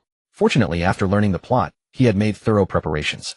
If he had been even a moment late, the consequences would have been unthinkable. Spare me, please. I won't do it again. I swear I won't. I won't call the police. My bones. They're breaking. They're really breaking. The drunken landlord wailed continuously. The fingers were connected to the heart, sensitive and fragile. The agony of having them crushed was utterly indescribable. Otherwise, in ancient times, finger-breaking wouldn't have been one of the infamous 10 tortures. Forgiving you is God's business. My job is to send you to meet God. Don't worry, the game has just begun. I won't let you die too easily. Muin narrowed his eyes, revealing a devilish smile. He also made a phone call. Hey, bring that unconscious guy from the back alley up here. Let's film a fun little video of the two of them. Such a trivial video is far too niche to be shared with outsiders. It's unlikely any normal person would be interested. But its destructive power for certain parties is absolutely terrifying. I don't know how much time had passed. I've done everything you asked. Please let me go. I swear I will never tell a soul about what happened today. Otherwise may I be struck by lightning and die a miserable death. At this point, after a brutal interrogation, the drunken landlord had almost lost half his life. Not to mention the severe injuries he now bore. If this continued, he would truly die. I'll let you go. You dared to offend our young master, and still expect to be released. Fine, I'll give you a chance. If you survive the second round of interrogation, well, consider it. But, just consider it. Bodyguard A sneered as he put away the recording device and clapped his hands. His partner Bodyguard B understood immediately. He opened the outer door. A crowd had gathered along with many professional interrogation tools. The bald leader grinned. Boss, who are we interrogating this time? I. The drunken landlord's face turned pale, drained of all color. Another interrogation. A terrifying thought began to form in his mind. Bodyguard A pointed without hesitation at the drunken landlord, turning that thought into reality. There he is. Got it, boss, don't worry. We're professionals. We'll definitely pry something out of him. Brothers, time to interrogate. The bald man led the way, followed by the group. Having finally encountered a generous boss, they couldn't let him down. Oh, don't hit my face. He'll tell you everything. Help. Bang. The door slammed shut heavily. But outside one could still faintly hear someone's screams. The drunken landlord, who enjoyed harassing girls, had finally experienced firsthand the taste of being thoroughly judged. Perhaps this is what they mean by evil reaps evil. What about this one? Bodyguard B expressionlessly grabbed the back of a luckless young man's neck. Just dump him where he was knocked out. The young master's orders were only to film a little video of him, not to kill him. Lucky kid. Otherwise there'd be another person to interrogate inside. As for that guy inside, the young master already gave orders to keep our hands clean. If we finish quickly, we can still make it to the Zanmujiang barbecue joint by the river for some late-night snacks. Bodyguard A lit a cigarette, took a deep drag, and slowly exhaled the smoke through his nostrils. Bodyguard B nodded. He then dragged the young man limp as a dead dog downstairs. Meanwhile, on the other side, Muin carried the sleeping girl in his arms and checked into a presidential suite at a 5-star hotel. Chu Yuming had been truly frightened today. If Muin hadn't arrived in time, the outcome might have been disastrous. There won't be a next time. Muin stroked the girl's forehead and whispered softly. It was unclear whether these words were meant for her or for himself. When he tried to leave, the girl tightly grasped his large hand, refusing to let go, her delicate brows slightly furrowed. Her expression showed fear mixed with unease, and she murmured intermittently in her sleep. Muin, don't go. Don't leave me. Muin was momentarily stunned. After confirming she wasn't pretending to sleep, he spoke gently. All right, I'm right here. I won't go anywhere. Only then did the girl's furrowed brows gradually relax. But her small hand still clung tightly to his, refusing to let go. With some resignation, Muin sent a text message to Ninger. Ninger, I won't be coming home tonight. Don't prepare any late-night snacks. Go to bed early and don't wait for me. After that, he gently embraced the girl, holding her like a piece of warm, soft jade. A faint smile curled at the corner of his mouth. Who knew if our dear protagonist was comfortable now? For his part, he had already reaped a bounty of rewards from her. At the Mu Manor. That guy isn't coming home tonight. Mui Wearer, who had come downstairs for water, happened to overhear Ninger's muttering, and her brows knitted together. Yes, second miss. Ninger replied respectfully. He doesn't have the skills, but imitates others by staying out all night. I hope he dies on some woman's belly. Mui Wearer was brimming with anger, her pretty face showing no attempt to conceal her fury. Her little feet, clad in bunny slippers, stomped furiously on the floor. The wooden floorboards let out pained groans as if pleading for mercy on someone's behalf. Ninger kept her eyes downcast, afraid to speak, lest she provoke her further. As a fellow young woman who had spent so much time with them in the Mu household, she could naturally see Mu Yuer's little thoughts. But she couldn't understand why she expressed them in such a way, when she could have easily taken advantage of being so close. No one going to tattle to Wanru. With that, Mu Yuer immediately ran upstairs with a clatter. After a brief wait, she got through to her elder sister Mu Wanru. Hello, elder sister, it's been a while. Though she had talked about complaining, she felt a little restrained when actually facing her. But on the other end of the line, the same icy, cool female voice sounded as always. Yet those who knew Mu Wanru would notice that her tone was actually much softer. Xiao Yu, is something the matter? Nothing. It's just that. When it came time to speak, Mu Yuer became hesitant. Is it about Xiaoane? How did you know? 9 out of 10 times you call me it's about him. Spill it. What happened this time? Mu Wanru rubbed her temples and paused her work. For a workaholic like her, this was a rare sight. Not really. Mu Yuer unconsciously pouted. But as she thought of that scoundrel, her anger flared up again, and her voice was full of resentment. Wanru, you know what? That guy actually dared to stay out all night tonight. He's probably off enjoying himself on some other woman's belly. I don't understand why Uncle and Auntie don't control him. If he were in front of me right now, I'd bite him hard. It's too much, too much. Aya, it's all his fault. So annoying. Once Mu Yuer started talking, the words poured out like beans from a jar. Mu Wanru listened silently to the girl's complaints. Then she paused, her gaze growing deeper as she looked into the distance. Xiaoyu, you know our situation too. The Mu family has had only one son for 9 generations, and now he is the sole direct heir. And the two of us have special identities. Strictly speaking, we are not members of the Mu family. Yet the Mu family has treated us like their own daughters, providing us with all the resources they have. As long as we want, we can pursue anything boldly, and we can achieve almost everything. And whatever we ask for, they granted. But Uncle and Auntie did tell us one single requirement. You know exactly what that requirement is in your heart. Mu Wanru spoke softly, as calmly, as if she were recounting something completely unrelated to herself. On the other end, Mu Yuer fell unusually silent. Of course she knew. Better than anyone. Otherwise she wouldn't have reacted so strongly upon hearing that Mu was staying out all night. Because deep down she truly cared about that so-called scoundrel. Your aunt and uncle have given us the ultimate deadline: complete it before the age of 25. I am already 24 now, while you are still young, not yet 20, with plenty of time to try. If in the end you truly do not like him, even less wish to marry him, then I can willingly bear the burden that belongs to you. By then I suppose your aunt and uncle will have little to say.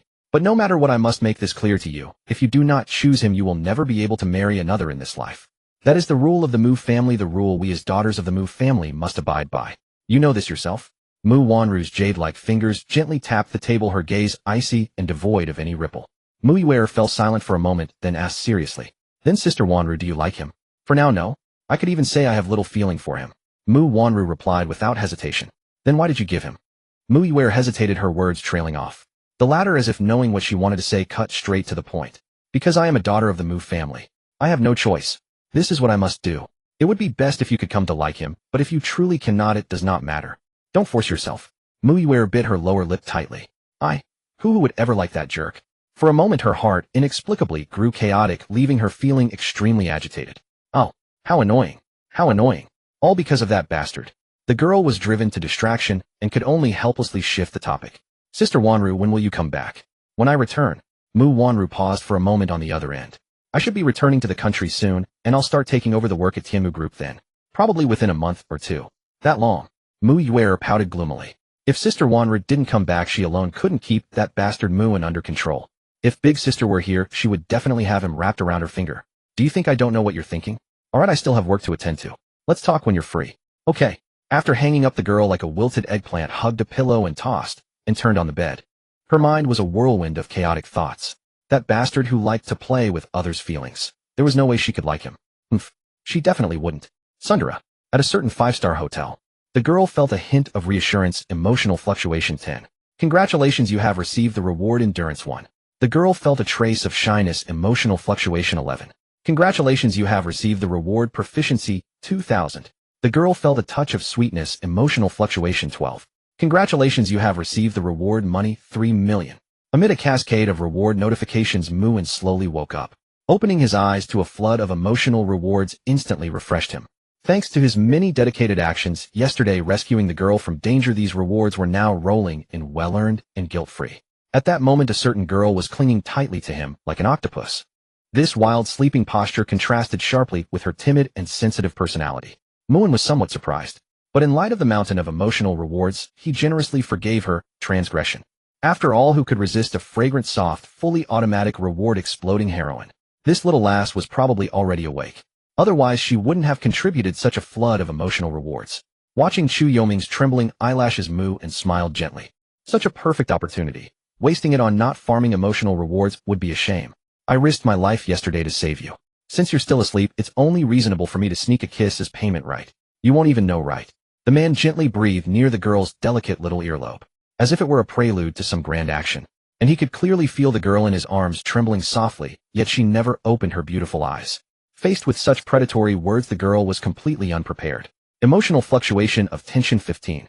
Congratulations, you have received the reward proficiency 1500. Chu Yoming's emotional fluctuation of hesitation 17. Congratulations, you have received the reward book super arrogant young master falls in love with me. Muin raised an eyebrow. Still unmoved? Was it tacit consent?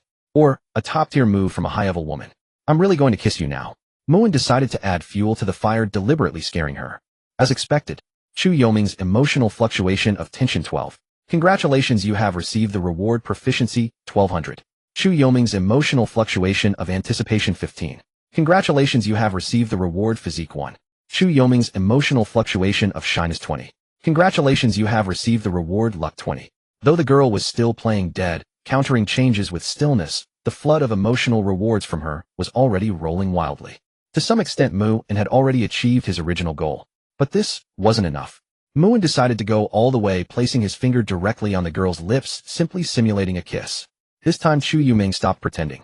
Her beautiful eyes snapped open, staring at the handsome face, so close her gaze held 3 parts astonishment, 3 parts anticipation, 3 parts shyness, and a faint hint of mist. Did he really kiss me? No, that's the finger. The girl quickly noticed the anomaly, and her eyes instantly turned extremely resentful as she stared at the man. But Muin simply smiled gently. Good morning, Chu Yuming. At that, the emotional rewards from the girl exploded completely. Realizing he had likely seen through her feigned sleep, the girl felt a surge of awkwardness. Emotional fluctuation 20. Congratulations, you have received the reward proficiency 6000. Feeling deceived by a bad man, the girl's resentment fluctuated emotionally 25. Congratulations, you have received the reward money 13 million. Never expecting she had misread the situation, Chu Yuming felt deep shyness and panic. Emotional fluctuation 30. Congratulations, you have received the reward luck 300. After the pleasant weekend came Monday. For many it was a tough day, but Muin was different. He still slept whenever he wanted. Perhaps that was the special privilege of being a winner in life. Sujiro bit her lower lip, standing before Muin. Her small hands couldn't help twisting the flowing JK skirt. As it swayed, a glimpse of fair thighs stirred the imagination. This scene left many stunned. The campus belle Sue actually approached Mu and the bootlicking rich kid. She had been so cold to him before, even disgusted. Among them, the protagonist by Zaheo was gnashing his teeth in anger. His plan to rescue Chu Yuming the day before had completely collapsed. He didn't even know which bastard knocked him out that day. All he knew was that when he regained consciousness, he was lying in a pile of trash. His rear end was burning with pain. When he got home, he even found traces of blood. One could imagine the horrific atrocities the pervert who knocked him out had inflicted on him. Even now, thinking about it made him collapse. In other words, he not only lost his innocence in a bewildering way, but also missed the golden opportunity to save the girl and raise her affection. That was the best chance to snatch Chu Yuming back from that useless rich kid Muin. So close, so very close. He was filled with intense hatred. Bai Zaheo was outsmarted by a man, lost the chance to save the beauty, and ended up with nothing. His heart was shattered. Luck 800. Congratulations. You received reward proficiency 1000. Muin smiled slightly. The protagonist already broke down. If he knew that Muin still had some of his private videos in hand, wouldn't he break down even more? Perhaps Muin would find an opportunity to play them in public right in front of him and everyone else. Then Bai Zaheo would probably wish he could move to another planet. What if I say no? Not even a please. Is this how you ask for favors? In response to Su Zai's request, Muin narrowed his eyes and crossed his arms over his chest. His gaze brazenly roamed her curves as if he wanted to see through her clothes. He was playing the role of a lecher vividly. What defines a professional villain? This is a professional villain. The crowd buzzed, gossip burning fiercely. Asking for a favor. The campus belle Sue actually had to ask for something. And the person she was asking was the useless rich kid she always looked down on. Intuition told them there was a lot of juicy gossip here. She was blushing fiercely, tongue-tied. As the proud little princess of the Sue family, her words once commanded 100 responses. She dared to snub anyone, but no one dared to snub her, let alone begging so humbly in public. Muin's words were like smashing her past pride to the ground, shattering it into pieces. In the past, she would have stormed off with a dark face, but now she couldn't. Sujiro recalled her family's company on the verge of bankruptcy, her father who had gone gray overnight, and her mother still bedridden. Even their house had been mortgaged. She no longer had any capital for pride. Then, can I, please? Come out with me for a moment. I have something to say to you. Sujiro stammered. That's more like it. Muin stood up with a smile. A tool girl protagonist, emotional reward delivered to his door. Why not use her? Meanwhile, Chu Yuming was like a socially anxious ostrich, again hiding her head in the sand dune book she had built. Because the conversation between Muin and Sujiro had drawn everyone's attention to this area, she was a little scared. All eyes gathered social anxiety, emotional fluctuation from Chu Yuming 15. Congratulations. You received reward money 6,000. No, Jiro, how can you be alone with this guy? Bai Zihao approached with a dark face limping. He knew he shouldn't speak up, but seeing his woman being so humble before a useless rich kid, he couldn't hold back. His fury kept rising unstoppable. But seeing the other's ridiculous gait, Muin smiled.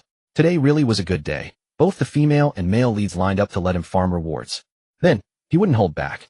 The one who invited is fine, the one invited is fine. So you a passerby have a problem. Maybe you should go see a doctor, Bai Zihao.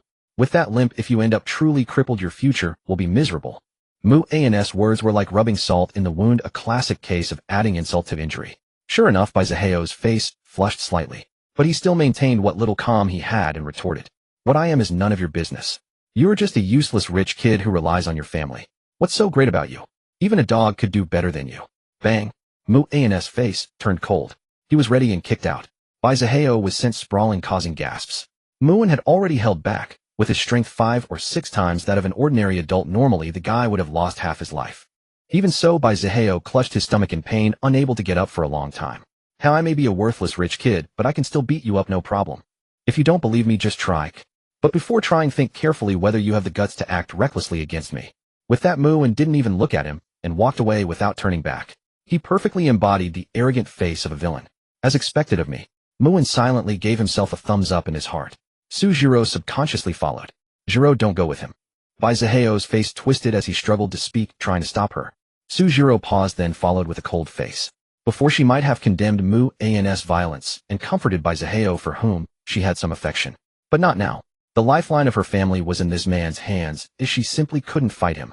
Not to mention that Bai Zihao had jumped out and almost made Muin refuse her request.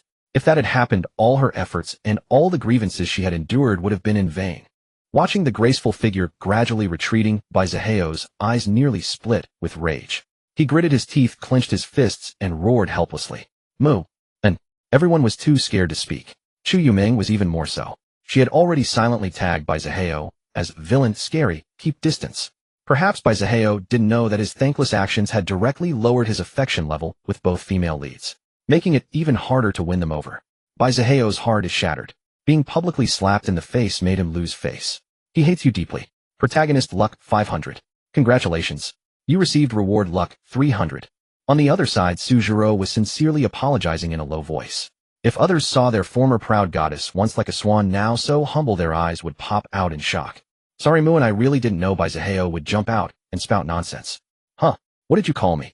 Muin raised an eyebrow, deliberately showing a hint of displeasure. Can I call you that in the secluded place like last time?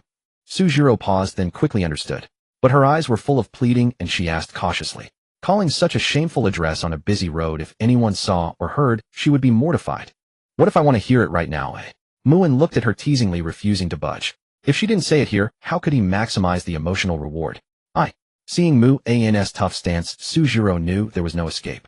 She looked around, took a deep breath, leaned close to Mu In, and stammered softly, good. Brother. Su Jiro feels shy and mortified. Emotional fluctuation 15. Congratulations. You received reward proficiency 1500. From the maiden's helplessness, emotional fluctuation 16. Congratulations. You received reward money 3000. Muin nodded with satisfaction. Accumulating rewards over this period, just the proficiency alone, was almost several million. He should also find a chance to upgrade some useful skills. Otherwise, if another powerful protagonist suddenly appeared, he might be caught off guard. Then how could he happily farm rewards from the male and female leads? It's still early. Let's take a stroll around campus. Oh, and don't stop using the title. Think about your family's situation. I'm sure Campus Belle Su won't refuse. Mu An's tone carried an implicit threat. Su Zira's pretty face instantly turned pale. Strolling around campus was fine, but the problem was that there were too many people on campus now. If she walked around calling Mu in that shameful address, it would be like being roasted on a fire. Perhaps her hard-earned image of an aloof ice queen Campus Belle would instantly collapse. If it were the proud Su Jiro of before, she would simply refuse. She would never be so humble. But now did she have a choice? The girl gave a bitter smile, having already made her choice in her heart. Muin walked ahead with an arrogant stride that seemed to disregard even his closest kin. The girl followed closely behind him, step by step, like a little sidekick. Snap! The man snapped his fingers. As if it were some kind of signal, the girl behind him immediately uttered a shocking address. At this moment, Su Zira's heart was in turmoil. Her emotions surged like a sudden red tide on the sea, turbulent and overwhelming yet powerless to resist. It was enough to make one feel despair. Due to your astonishing operation, Sujiro felt extremely embarrassed. Emotion fluctuation 15. Congratulations on receiving the reward physique 1. Along the way, Sujiro had become somewhat numb and desperate. All the face she could lose was lost, and there was nothing left worth caring about. Emotion fluctuation 20. Congratulations on receiving the reward money 9 million. When will you stop attacking my father's company? Seeing Mu-An's expression change slightly, Sujiro quickly changed her tune. Dear brother, when will you stop attacking my father's company? Mu-An's expression remained indifferent as he gave an ambiguous reply. It depends on my mood. He hadn't yet farmed enough emotional rewards from her, so how could he just let go? He could only say that the campus bell's secret was something he could exploit for a lifetime. This can't it. The other party could wait, but her father's company couldn't. If the funding gap wasn't filled in time, it would go bankrupt soon. So Sujiro wanted to try a little more. But she was quickly and ruthlessly interrupted by Mu-An. You have no qualifications to negotiate with me. The girl bit her lower lip, wishing she could also storm off and slap him across the face. But she had already suffered so much. If she turned her back, now wouldn't all her previous efforts be in vain? Moreover, she was the one begging, not the other way around. So she had no right to turn hostile. Money, money, money. It's all about money. If I didn't lack the ability to earn money, why would I have to suffer this? Sujiro felt an unprecedented hatred and craving for money. Sujiro hated her own incompetence and felt a strong desire for money. Emotion fluctuation 15. Congratulations on receiving the reward money 6 million. From the girl's anger, emotion fluctuation 16. Congratulations on receiving the reward Sujira's father's hidden secret 1. Sujira's father's hidden secret. Mu-An glanced through it briefly, and his expression turned strangely peculiar. On one side was the girl who would do anything to save her father's company. On the other side was the good father who was secretly transferring assets to his illegitimate son. The bewildering actions of both sides left him dumbfounded. Soon Mu-An's lips curled slightly. He inexplicably looked forward to the day Sujiro would learn the truth. Wouldn't a flood of emotional rewards then come uninvited? Dear brother, whatever conditions you have just named them, he'll do it. For the sake of the bigger picture, Sujiro temporarily set aside her shame. Otherwise, she had no better option. As long as it could save her family, it was worth it. By the way, some words become easier to say with repetition. Mu-An pondered for a moment. He wasn't thinking about anything lewd. Rather, he was thinking about how to use this condition to maximize his benefit. The female lead. Just a tool for farming rewards. Really? Can you do anything? Mu-An chuckled lightly. In his eyes, he tried to show the signature fan-shaped expression of a villain, 3 parts unruly, 7 parts nonchalant. Yes, any condition. Sujiro gritted her teeth. She had no way back now. Even if there was a cliff ahead, she would have to jump. If you want to save your father's company, then come to my house. And be a maid. Mu-An thought for a moment, and then put forward his condition. Being a maid meant she would have to stay by his side for a long time. In a sense, she would be tied to him. Then wouldn't he be able to farm emotional rewards however he wanted? Farm emotional rewards whenever he wanted. Mu-An silently gave himself a thumbs up for his cleverness. As for Sujira's father's company, he certainly wouldn't provide any more help. Their beauty formula had issues and could explode at any time. Since he had already found an opportunity to withdraw the subsidiary of Tianmu Group that was cooperating with him, he naturally wouldn't go back into that muddy water. If he did, wouldn't he be out of his mind? Maid. Sujiro was stunned. She had prepared to sacrifice everything, and it turned out to be just being a maid. However, she quickly thought that being a maid was a long-term and intimate job, which might actually cost her more than a one-time or two-time sacrifice. To ensure the maid plan was realized, Mu-An decided to add fuel to the fire, leaving her no room to hesitate. He feigned cruelty and pinched the girl's smooth chin. While I still have some interest in you, you still have the capital to trade with me. Don't say I'm bullying you. After becoming my maid, as long as you work diligently for a year or two, you can easily get tens of millions of funds. Then your father's company will naturally be revived. You only have one chance. Now you can make your choice. Here Mu-An painted a rosy picture. Tens of millions of funds were indeed not a problem for him. As long as he could happily farm emotional rewards, he could give it to the girl as salary. But he didn't specify the exact time when the millions would actually be paid. Sujiro silently lowered her head, as if weighing the pros and cons. What capital did she have to trade? Only her beauty. And what other options did she have to consider? Once her father's company went bankrupt, her family would be finished too. So she had no choice at all. But even though she knew she had made the most correct choice at the moment, the tears of her once-scalded pride still couldn't help falling. She stubbornly wiped them with the back of her hand, scolding the hateful tears in her heart. She had already prepared for the worst, but why was she still so afraid? Stop flowing. Why are these tears so annoying? Hateful. Hateful. So hateful. Sujiro felt fear, grievance, resentment, shyness, disgust. Emotion fluctuation 50, congratulations on receiving the reward proficiency 99.99. From the girl's complex emotions fluctuation 55, congratulations on receiving the reward luck 100. I agree to you. After a long while, Sujiro raised her head, her eyes red and swollen, as if afraid of more tears. But you have to give me the money first. I want to ensure my father's company doesn't go bankrupt. The girl wasn't stupid. She immediately spotted the loophole in this condition. Of course, no problem. Seeing that he couldn't fool her, and was not surprised. As long as the fundamental goal of binding the girl to his side to farm emotional rewards was achieved, everything else was trivial. As for the other party's father's company, it was completely insignificant. How to put it bluntly, as long as the Tianmu group behind him moved a little finger, it could be crushed. So he readily agreed to her willful little request. But I hope you understand one thing. Since I can give you tens of millions without hesitation, I can also easily make you spit it out. So don't think about playing any tricks with me. Otherwise it might not be just your father's company going bankrupt. Muin still gave her a preventive warning. The man's words were like a demon's whisper. Invisibly they struck fear into one's heart. Suzira's delicate body trembled. She was scared. She was truly scared. The girl feels deep fear towards you. Emotion fluctuation 15, congratulations on receiving the reward spirit 1. Sujiro is very uneasy inside, feeling lost and helpless about the future. Emotion fluctuation 18, congratulations on receiving misfortune card 1. After successfully capturing a long-term female lead tool, Mu and returned to the classroom in a good mood. Chu Yuming looked as if she wanted to say something, but hesitated. Her expression, like that of someone sucking on a popsicle, inexplicably made one want to bully her.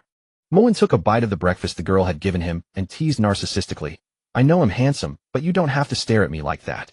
The girl's face flushed slightly as she murmured, what were you just doing? Muin was slightly stunned, then reached out and pinched the girl's tender little cheek. Her jealousy was obvious, so much so that if he couldn't tell, he would be pretending to be foolish. But as a professional villain, he naturally couldn't be soft-hearted easily. He still had to farm emotional rewards. What's wrong? You're not even my someone, and you're already getting jealous. I am not. Chu Yuming struggled free from his teasing hand, quickly buried her head between her arms, her ears turning red. She didn't know what was wrong with her. Whenever she saw him with other girls, her heart felt inexplicably annoyed. What a strange feeling. If you reward me, I'll tell you what I just did. Muin continued to tease the little girl. He knew her shy nature and knew how to better farm emotional rewards from her. How about it? My request isn't too much, is it? After all, I saved your life yesterday. Muin whispered in the girl's ear with a smile. His main tactic was ambiguity and moral blackmail. The warm breath tickled her skin instantly, making her ears turn crimson. Even her cheeks, affected by the proximity, became scalding hot, as if a fire was burning inside. Reward. Under such a powerful attack from the enemy, Chu Yuming couldn't even speak clearly. Like a soldier who had abandoned his armor and fled, she didn't even lift her head, directly retreating into the sandcastle book she had built. Whether it was because she was too scared to face anyone or too shy to show her face, no one knew. Seeing that the enemy's defeat was certain and a large amount of emotional rewards had burst out, Mu and nodded with satisfaction. Indeed, only a female lead like Chu Yuming was fun to tease. With just a little effort from him, the emotional rewards kept pouring in without stopping. No wonder he had crowned himself the perfect female lead tool. Thumbs up for you. Don't worry. It's not a big deal. It's just that the school beauty Sue wanted to treat me to breakfast, but you know I'm not someone who can't afford breakfast. Besides, you already bought me breakfast, so why would I accept hers? Muin chuckled, taking a bite of the fried dough stick she had bought. I just took some time to reject her. To better maintain a friendly relationship with the perfect female lead tool, he offered a brief explanation. Of course, this explanation was nothing but a lie that came easily to his lips. On the other hand, the girl's thoughts were much simpler. The first thing that came to her mind was not, why did the school beauty Sue want to treat him to breakfast, but rather the fact that he had actually given her a serious explanation. She didn't know where her inexplicable happiness came from, but it was as if she had eaten honey, a sweet smile unconsciously hanging on her lips. Muin shook his head slightly. This girl was too easy to deceive. Fortunately, she had met him, who only wanted to farm rewards from her. Otherwise, she might be sold and still counting money for the seller. Meanwhile, Sujiro felt strange. Originally, having completed the task assigned by her father, her family's company wouldn't go bankrupt, so she should have been happy. But when she thought of her bleak and dark future, she couldn't be happy at all. Jiro, are you okay? Baizaheo, who had just returned from the infirmary, asked nervously. That useless rich second generation didn't do anything inappropriate to you, did he? He had originally intended to maintain a calm and steady image, not wanting to appear too anxious or nervous. But thinking of his goddess spending time with that bastard, he couldn't help but become nervous. However, he had also noticed the girl's walking posture. Based on his years of experience frequenting bars and nightclubs, she hadn't been devoured yet. She was still within the safe range. Otherwise, she would have been limping at least a little. I'm fine. Sujiro nodded, but her tone carried a noticeable increase in coldness and distance. If Baizaheo hadn't suddenly popped out, she might not have been so unlucky. And she wouldn't have been so bullied by Muin. Jiro, you don't have to be afraid of his threats. Just give me some time, and I can solve all your problems. Baizaheo confidently guaranteed. You can solve all my problems. It's good enough if you don't cause more trouble. Sujiro shook her head with a cold laugh. As for him solving her problems, she would just take his words with a grain of salt. Because she had some understanding of him, she knew there was a huge class gap between him, who came from a humble background, and herself. Her monthly allowance alone might be the annual income of his family. Jiro, trust me. I really have the ability to solve all your problems. Baizaheo still vowed. Previously humiliated by being beaten by Mu and in front of everyone, he was now desperate to demonstrate his capability to restore his image. Don't be ridiculous. The troubles I'm facing are beyond what an ordinary person like you can imagine. Let me put it bluntly, I need tens of millions of yuan right now. Can you come up with that much money? Do you even know what tens of millions mean? That's money that your entire family working hard for decades couldn't earn.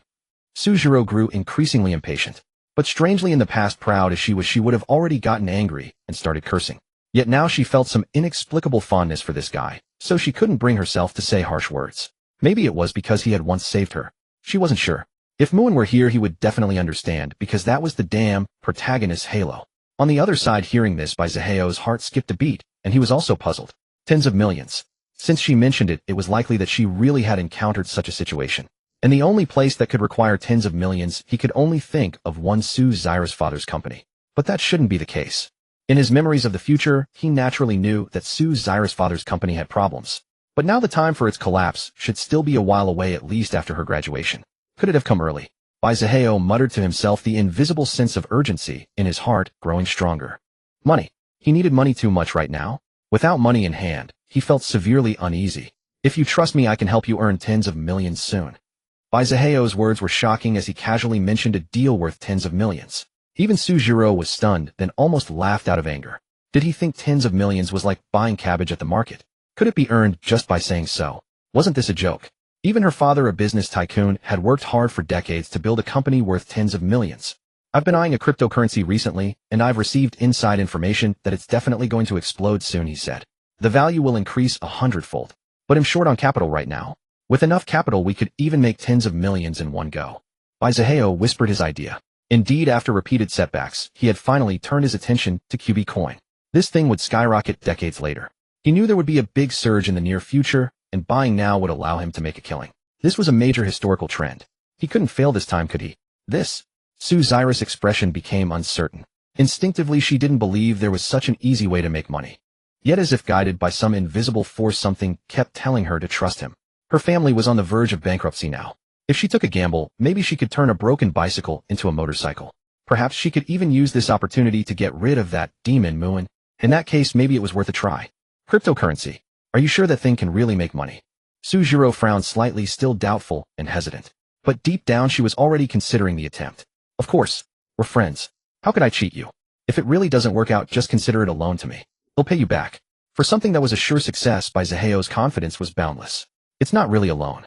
You saved my life once and never asked for anything in return. Today I'll choose to trust you once. I'll give you all the allowances I've saved over the years. I hope you won't let me down. The amount isn't much, maybe just 40 or 50,000. With that, how much could you earn? Sujiro was still tempted. The possibility of betting small to win tens of millions, whether true or false, was worth a try. If they made money, everyone would be happy. If not, she would consider it as using a few tens of thousands to repay his life-saving debt. With 40 to 50,000, we can probably make 6 to 7 million, no problem. Baizaheo gave a relatively conservative answer. In reality, it wouldn't be less, that might even be more. In this era of gold everywhere, one could easily pick it up by just bending down. Moreover, with capital, making money was simply too easy for him. Sujiro couldn't help but widen her eyes. She held her breath, stealing a glance at Mu, and who was sleeping on his desk nearby. If it were true, this money might not completely solve her father's company's problems, but it would definitely alleviate the urgent crisis. By then, she wouldn't have to be so humble when facing that demon. Muin turned over and continued sleeping, but the corners of his mouth curled up slightly. After waiting so long, had he finally seen this plot? He wasn't afraid of the protagonist being able to make money. He was afraid of the protagonist not falling into the trap. After all, his divine stock market simulator had been waiting eagerly. At that time, he would make sure to let him experience what it meant to lose everything. Also, his classmates still harbored some unrealistic fantasies. Wanted to turn the tables. She was just waiting to be properly tortured by him. Want to turn the tables. Just wait to be properly tortured by him. Tian High Group. It was the company of Su Zyra's father Su Daji. Chairman, there's someone causing trouble outside again. This time it seems quite serious. I heard his wife was diagnosed with terminal cancer after using our company's products, and has since passed away, so he's come to make a scene. The beautiful female secretary pushed her glasses up and spoke earnestly about the issue. What is the security department downstairs doing? I pay them a hefty salary every month. Is it just to have them sit around as decorations? Immediately notify the security department and kick that troublemaker out. Either have him produce evidence that our product caused the cancer, he said, or let our legal department send him a cease and desist letter for defamation, which has also severely damaged our company's image. Su Daji sat behind his desk with a gloomy expression, resting his chin on his hand. Now in middle age, he had grown corpulent, his protruding beer belly particularly conspicuous. Now that some subsidiaries of Tianmu Group had suddenly breached their contracts, his company was under immense pressure. Over the past few days, tens of millions in funds had evaporated. After all, he had worked so hard for so many years to barely amass total assets of over 90 million for Tian High Group. If things had developed normally by the end of this year, he could have attempted to break into the billion-level enterprise. But now all his plans had come to naught. Why did Tianmu Group suddenly breach the contract for no reason? Su Daji rubbed his temples. Where's my daughter now? At the moment the young lady should have returned to the villa, the female secretary replied respectfully. Notify her that I'll take her to young Master Mu's place later. Tell her to dress appropriately. At the Su family villa, Su Jiro felt inexplicably restless inside. Perhaps it was because her father had suddenly called and told her to dress up nicely. Soon she would have to go to Mu An's home, that devil's house. She had already been bullied by him to the point of psychological trauma. If she went to his home, would it be like a lamb walking into the tiger's den? No, strictly speaking, she was already his maid, so she had long walked into the tiger's den. Miss, the master is waiting for you in the car outside. Please. Su Jiro heard the butler's call and nodded. Meanwhile, Mu An had just received news that Su Jiro and her father were coming to his house. He tapped his fingers rhythmically on the desk, lost in thought. Meanwhile, Ninger sat beside him, her little hands continuously handing Mu An freshly peeled grapes. Young master, are you troubled by something? Ninger can help you solve your troubles too. Seeing Mu An frowning from time to time, Ninger couldn't help asking. Oh, young master. Unexpectedly, Mu An suddenly pinched the girl's cheek, making her blush shyly. That's right. I'm worrying about whether you can complete the punishment task I assigned you yesterday tonight. Mu An chuckled, effortlessly spouting deceptive words. Ninger's pretty face gradually flushed, as red as a drop of blood, her flustered heart nearly leaping out of her chest. Compared to the young master of before, the current young master truly made her more and more infatuated and intoxicated. A few casual words could make her heart race. She had an impulse to throw herself into his arms on the spot. She took a deep breath and stammered. As long as it's the young master's task, no matter how difficult, Ninger promises to complete it. The girl's pink cheeks gradually flushed. Wasn't it just silently reciting the young master's name 10,000 times before sleep? Even if she had to stay up all night, she would complete it. Emotional fluctuation from the girl's determination 15. Congratulations on receiving the reward proficiency 2500. Emotional fluctuation from Ninger's shyness and infatuation 20. Congratulations on receiving the reward story fragment X1. This time a story fragment finally dropped. Mu An was quite satisfied with his actions. Ring, the phone rang, and the security guard at the villa's entrance spoke respectfully. Young Master Mu, a man named Su Daji, says he wants to come in and see you. He said he brought his daughter to visit you and has already notified you in advance. What would you like to do? Let them in, Mu An said indifferently. In truth, Su Zyra's father's sudden visit caught him off guard. But he didn't need to think too much to know it was nothing but that trivial trouble with the other party's company. Back when they leached off his name without a care, only silently amassing wealth. Now that they were in trouble, they came knocking on his door. And even bringing his daughter as a shield. He wanted to see what the other party was up to. If he remembered correctly, Su Zyra's father Su Daji seemed to hold quite patriarchal views. Mu An stood up and whispered affectionately in the girl's ear, Ninga, you're destined to be my little maid forever. You can't escape. Ninger's body went slightly limp, her face flushed as she stammered. Wait. There are guests coming. Aye. They'll go prepare fresh tea. With that she stood up in a fluster and fled. Thinking of your sudden tenderness, the girl is shy and restless. Emotional fluctuation 15. Congratulations on receiving the reward money 5000. Even though she had mentally prepared for a long time, the girl's heart was both expectant and anxious. Emotional fluctuation 19. Congratulations on receiving the reward void invisibility card X1. Thinking that she had just fled in panic, Ning felt a little annoyed at herself. Emotional fluctuation 21. Congratulations on receiving the reward proficiency 5000. Void invisibility card X1. By entering the void, you can be said to be invisible to a certain extent. If you don't actively reveal yourself, no one in this world can see or sense your presence. Yet you can still affect people and objects in the real world normally. Immune to all damage while invisible, duration 1 hour. Before leaving, he could still harvest a big wave of emotional rewards from the little maid. Indeed, being a villain, he was a professional. Moon couldn't help but chuckle softly. But speaking of which, this reward void invisibility card was rather overpowered. As a sneaky artifact, it also granted an invincible duration of 1 hour. He even looked forward to the expression of fear on the protagonist's face when he ambushed him, not knowing where the attack came from. Outside the courtyard beneath the pavilion, Sujiro and her father stood aside. Moon sat quietly sipping tea as if utterly oblivious to their presence.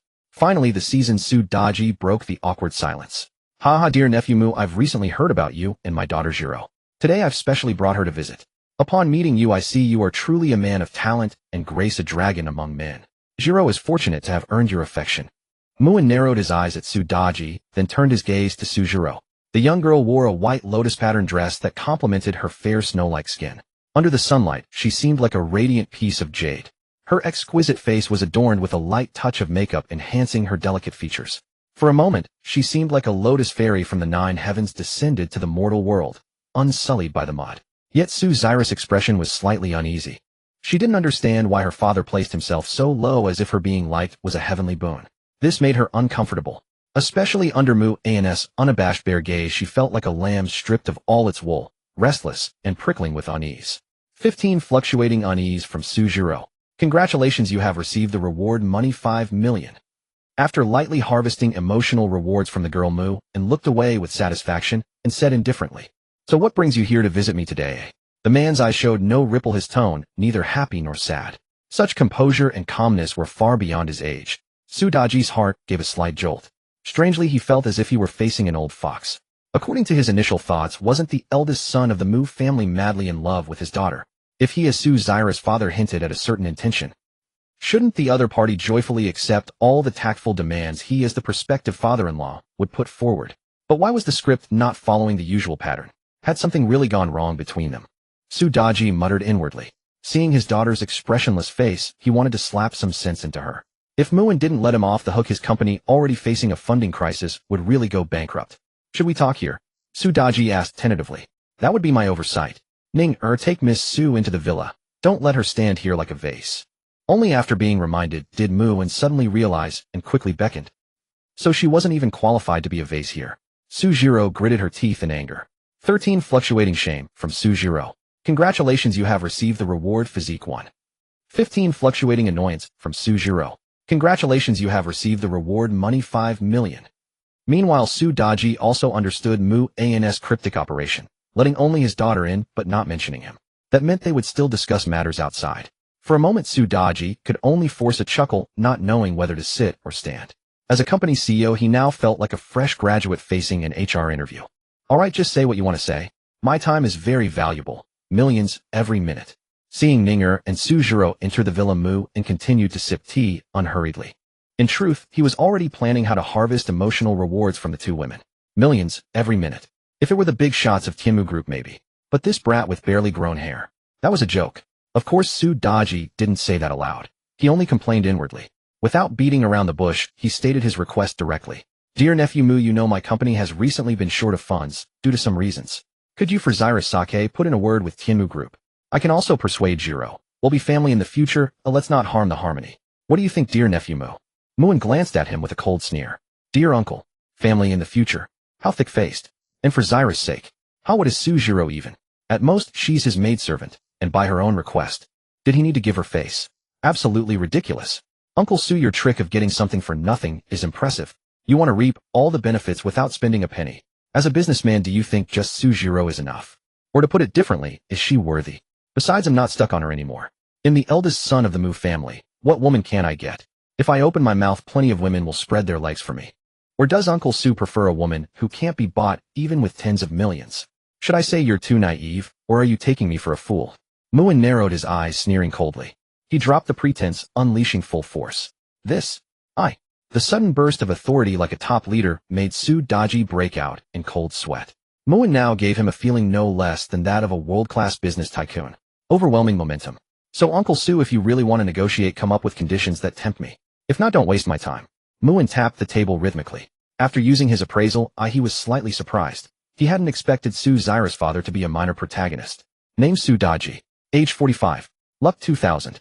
Original life trajectory: after his wife's car accident, he latched onto the wealthy woman who hit her. Thereafter, while maintaining an extramarital affair, he climbed to the peak of life with the rich woman's help. His Tianhai group, leveraging a flawed beauty formula and continuous borrowing of influence from his daughter's classmate, the eldest Mu Sun, became a renowned beauty company years later. Later, with his daughter winning the favor of the heaven chosen by Zaheo, he enjoyed a lifetime of luxury. System note: this world is a mix of multiple power fantasy novels, never lacking protagonists. However, protagonists are graded by luck value. Major ones defy fate. Slap faces surround themselves with beauties and battle heaven and earth. Minor protagonists are also winners in life, smooth sailing in work and love. Defeating or killing a protagonist will reward you handsomely. Muin narrowed his eyes, seeming to ponder something. Originally, he planned to dismiss the man with a few words, but now it seemed he couldn't let him off so easily. This long silence felt unsettling to Su Daji, because his company had thrived only by clinging to the super thigh of Tianmu Group. Now that some subsidiaries of Tianmu had suddenly withdrawn funding, other companies feared Tianmu's might. Even if he tried to raise funds, he couldn't find partners. So he had no choice but to bring his daughter to Muin. Su Daji gritted his teeth. He glanced at the villa door, steeled his heart, and made a decision. Raising a daughter for 1,000 days, using her for 1 day. As long as she could contribute to the family, he hadn't raised her for nothing. He had already prepared for the worst when he brought Sujiro. How about this: since Master Mu was once interested in my daughter, he'll give her to you. Just give me 100 million and my daughter Sujiro will be yours from now on. I keep my word. Muin raised an eyebrow. He hadn't expected the man to be so shameless as to sell his daughter for gain. Oh, interesting. No backing out. No backing out. Su Daji swore, earnestly thumping his chest. At these words, Muin's gaze turned playful. Luckily, he had taken precautions, wearing a hidden microphone on an inconspicuous part of his collar. Otherwise, he might have missed this golden opportunity to harvest emotional rewards. And Su Daji probably didn't know that their conversation was being live-streamed through the communication device of the little maid Ning. Sujiro in the house could also hear their dialogue. Sujiro felt deep shock at her father's words about trading her away. Emotion fluctuation 23. Congratulations. You have obtained the reward money 1000. The young girl felt such deep hatred for her father for the first time. If not for the maid's obstruction, she would have rushed out to confront him on the spot. Emotion fluctuation 25. Congratulations. You have obtained the reward heartfelt card 1. Her father's ruthlessness completely shattered the young girl's heart. She could not imagine that her father would do such a thing as selling his daughter for profit. Sadness and despair. Emotion fluctuation 30. Congratulations. You have obtained the reward plot fragment 1. Heartfelt card 1. After use, you can freely monitor the inner thoughts of a designated target. Duration 10 minutes. Muin's lips curled slightly. As expected, Su Zyra's emotional rewards had already started exploding. Now what he needed to do was add more fuel to the fire, making this gold mine explode even more violently. Uncle Su, since you've put it that way, let's be frank. Do you think your daughter is worth 100 million? Let me put it this way: is your daughter made of gold or silver? Don't you think you're overestimating her? Not to brag, even if I go out and have some fun right now, 100 million is enough for me to enjoy countless top-tier beauties without repetition. Besides, after spending 100 million on the transaction ID, at most play with her for 4 or 5 years, maybe even 1 or 2 years before getting bored. Then I'd have to take care of her for the rest of her life. Uncle Su, your calculations are a bit too convenient, aren't they? Muin's tone carried a hint of laziness and contempt. Su's father had already started objectifying and pricing his own daughter. Naturally, he no longer needed to be polite in his words. It was all for the sake of farming emotional rewards. Su Daji secretly groaned in dismay, feeling an invisible pressure growing in his heart. The other party, though young, was as cunning as a wily old fox. Very difficult to fool. And as a seasoned veteran in the business world, he naturally caught the implied meaning behind Muin's words. It was simply, the other party is interested, but the price is too high to accept. Then what do you mean, young Master Mu? Su Daji cautiously probed. If anyone else were present, they would notice that his address of Mu and had quietly changed. It was no longer addressing him as an elder, but more like a transactional conversation between peers. At most 10 million. If it's higher, then Uncle Su can find another way. And I want you to sever the father-daughter relationship between you and her. Muin smiled and raised one finger. The price was directly slashed to 1/10, instantly reducing it by 90 million. Now money was completely irrelevant to him. Regardless of his family wealth, the money rewards from the system alone amounted to several hundred million. So how much he gave was entirely a matter of his mood. It could only be said that this father and daughter were quite interesting. The daughter had already become his maid for 10 million, and the father unhesitatingly traded the young girl to him for 10 million. This sever the father-daughter relationship. Didn't that mean completely cutting off his chance to cling to the Mu family? Su Daji hesitated, his expression shifting as if pondering something. The 100 million he had proposed earlier definitely had a huge profit margin. If only 10 million was given, his company might not even be saved. But now he seemed to have no choice at all. Whatever the other party said, he could only accept with tears. As for finding another way, even if he wanted to trade his daughter to another wealthy family, the Mu family behind Mu and was a behemoth that deterred anyone. No one would dare to offend the Mu family over a woman. Use heartfelt card 1. Seeing that the old fox Su Daji seemed to have other thoughts, Mu indecisively used the reward item he had just obtained. This little bastard Mu and is really ruthless. I've offered my daughter on a silver platter, and he won't even give me a measly 100 million. Such a stingy guy. Is he really the young master of the Mu family? What the hell? Judging by this, I probably won't get that 100 million today. So I'll take the 10 million first to tide over. Anyway, my company should be able to last a while longer. Getting 10 million for a cheap daughter is not bad, but I need to think of a way to set up a scheme. How about hiring someone to kidnap my own daughter? First, use the kidnappers to demand a large ransom from that brat Mu, and then I'll pull strings behind the scenes, get the media to hype up something like boyfriend turns a blind eye to his kidnapped first love. Then under public pressure and moral condemnation, I don't believe that kid Mu and can resist. The Mu family, caring about their reputation, might even choose to pay up to settle the matter. Then he'll have no choice but to pay the ransom obediently, right? He, a little kid from the Mu family, huh? If you're unkind, don't blame me for being unjust. Su Daji was very satisfied with this preliminary plan. As for whether the police would trace it back to him, he was not worried at all. After all, common people would never imagine that a father would hire someone to kidnap his own daughter. As long as he kept it discreet, there should be no evidence left. After eavesdropping on the other's inner thoughts, Mu sneered inwardly. A biological father hiring someone to kidnap his own daughter to demand ransom from others. What a clever scheme. If Su the campus beauty knew that her father would do such an inhuman thing, she would probably collapse instantly like a gold mine, without him needing to do anything. Alright, 10 million it is, he'll take this loss. I hope young Master Mu will treat her well in the future. Su's father said hypocritically. That depends on her performance. After all, if she's disobedient, he'll quickly throw her away once on board. But spending a small amount of 10 million on an interesting toy isn't a loss. By the way, when should we sign the transaction contract? Mu grinned. Speaking these words right in front of the father naturally sounded somewhat harsh. Su's father's body stiffened, a shadow flashing in his eyes, but he quickly regained his composure. How about in a few days? It's already a done deal anyway. And while preparing the contract, I also need to do some convincing work with my daughter. Young Master Mu, what do you think? Just wait. Give me some time to prepare, and I'll make you spit out double the money. Meanwhile, Sujiro, hearing the two openly pricing and trading her without regard for her personal opinion, trembled with anger, her beautiful eyes already filled with tears. The little maid Ninger also felt some sympathy for her. Unlike her, she had no such worries, because her whole life was destined to belong only to the young master. With Madame Mu making the decisions, she would not be casually abandoned. Then let's do it as you said. But she has to stay today. You don't have any objections, do you? Mu took a sip of tea, a hint of amusement in his eyes. These words sounded like a question, but his attitude was already clear. Whether you agree or not, I'm going to do this. As a man himself, Su Daji naturally knew what Mu was thinking. Anyway, she was just a cheap daughter. He could always find a chance to have more children later. Now getting his company through the crisis was the most important thing. Of course, but I still hope Jiro can come home when she has time. To make sure she can stay by young Master Mu's side peacefully in the future, I want to have a good talk with her. I think young Master Mu will understand as parents, right? Su's father nodded with a smile, seemingly without any objection. If I don't ask for her to come home, how can I get a chance to kidnap her? No problem. She's already destined to be mine anyway. But if something happens to her by accident, then you'll have to bear the wrath of the Mu family. I'm sure Uncle Su will take good care of his ex-daughter, right? Mu smiled faintly. Su Daji muttered in his heart. He felt that these words seemed to carry a hint of warning. But this little brat shouldn't know about the plan he had just come up with. Of course, that's the last thing I can do as her former father. If there's nothing else, I have things to deal with at the company, so I'll take my leave. Having achieved his goal, Su Daji had no reason to stay, so he prepared to leave. By the way, don't forget about the contract regarding your former daughter Sujiro. Mu mentioned it again.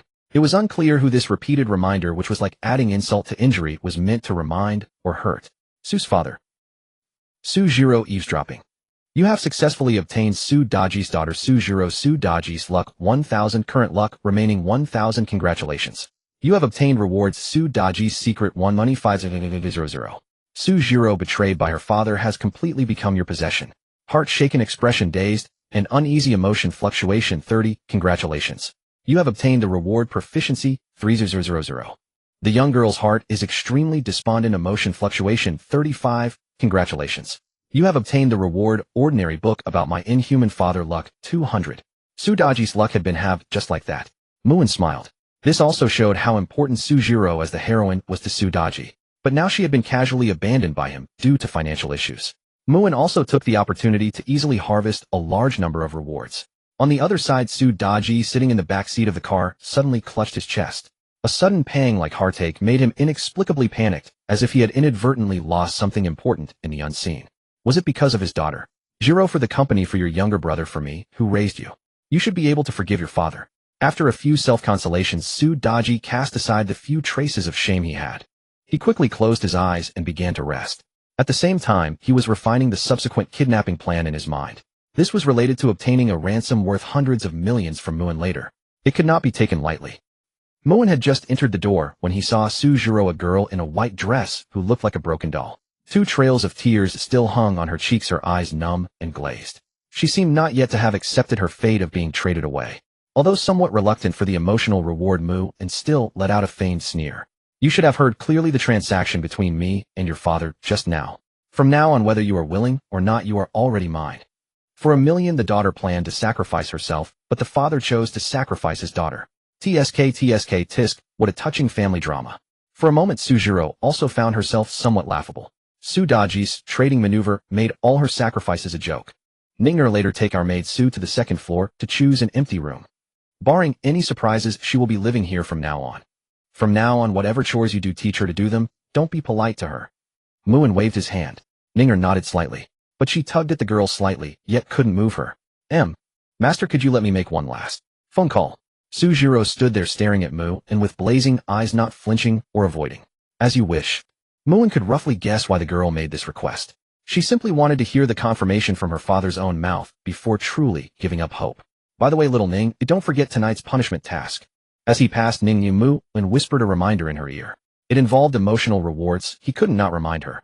The little maid's face instantly turned rosy red, extremely cute. Master, I know. No.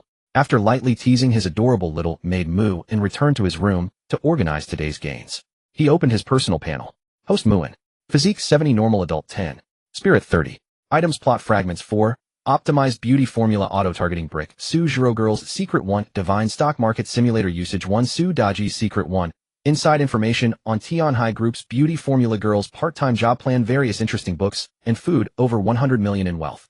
Skills: Eye of Identification, Master Level Boxing Technique, 010-0000, Perfect Mastery of University Knowledge, Expert Level Medical Skill, 0-100 Beginner Level Night Vision, 0-100 Beginner Level Culinary Skill, 0-100 Beginner Level Piano Skill, 0-100 Divine Driving Technique, Top Game Library of Parallel Blue Star.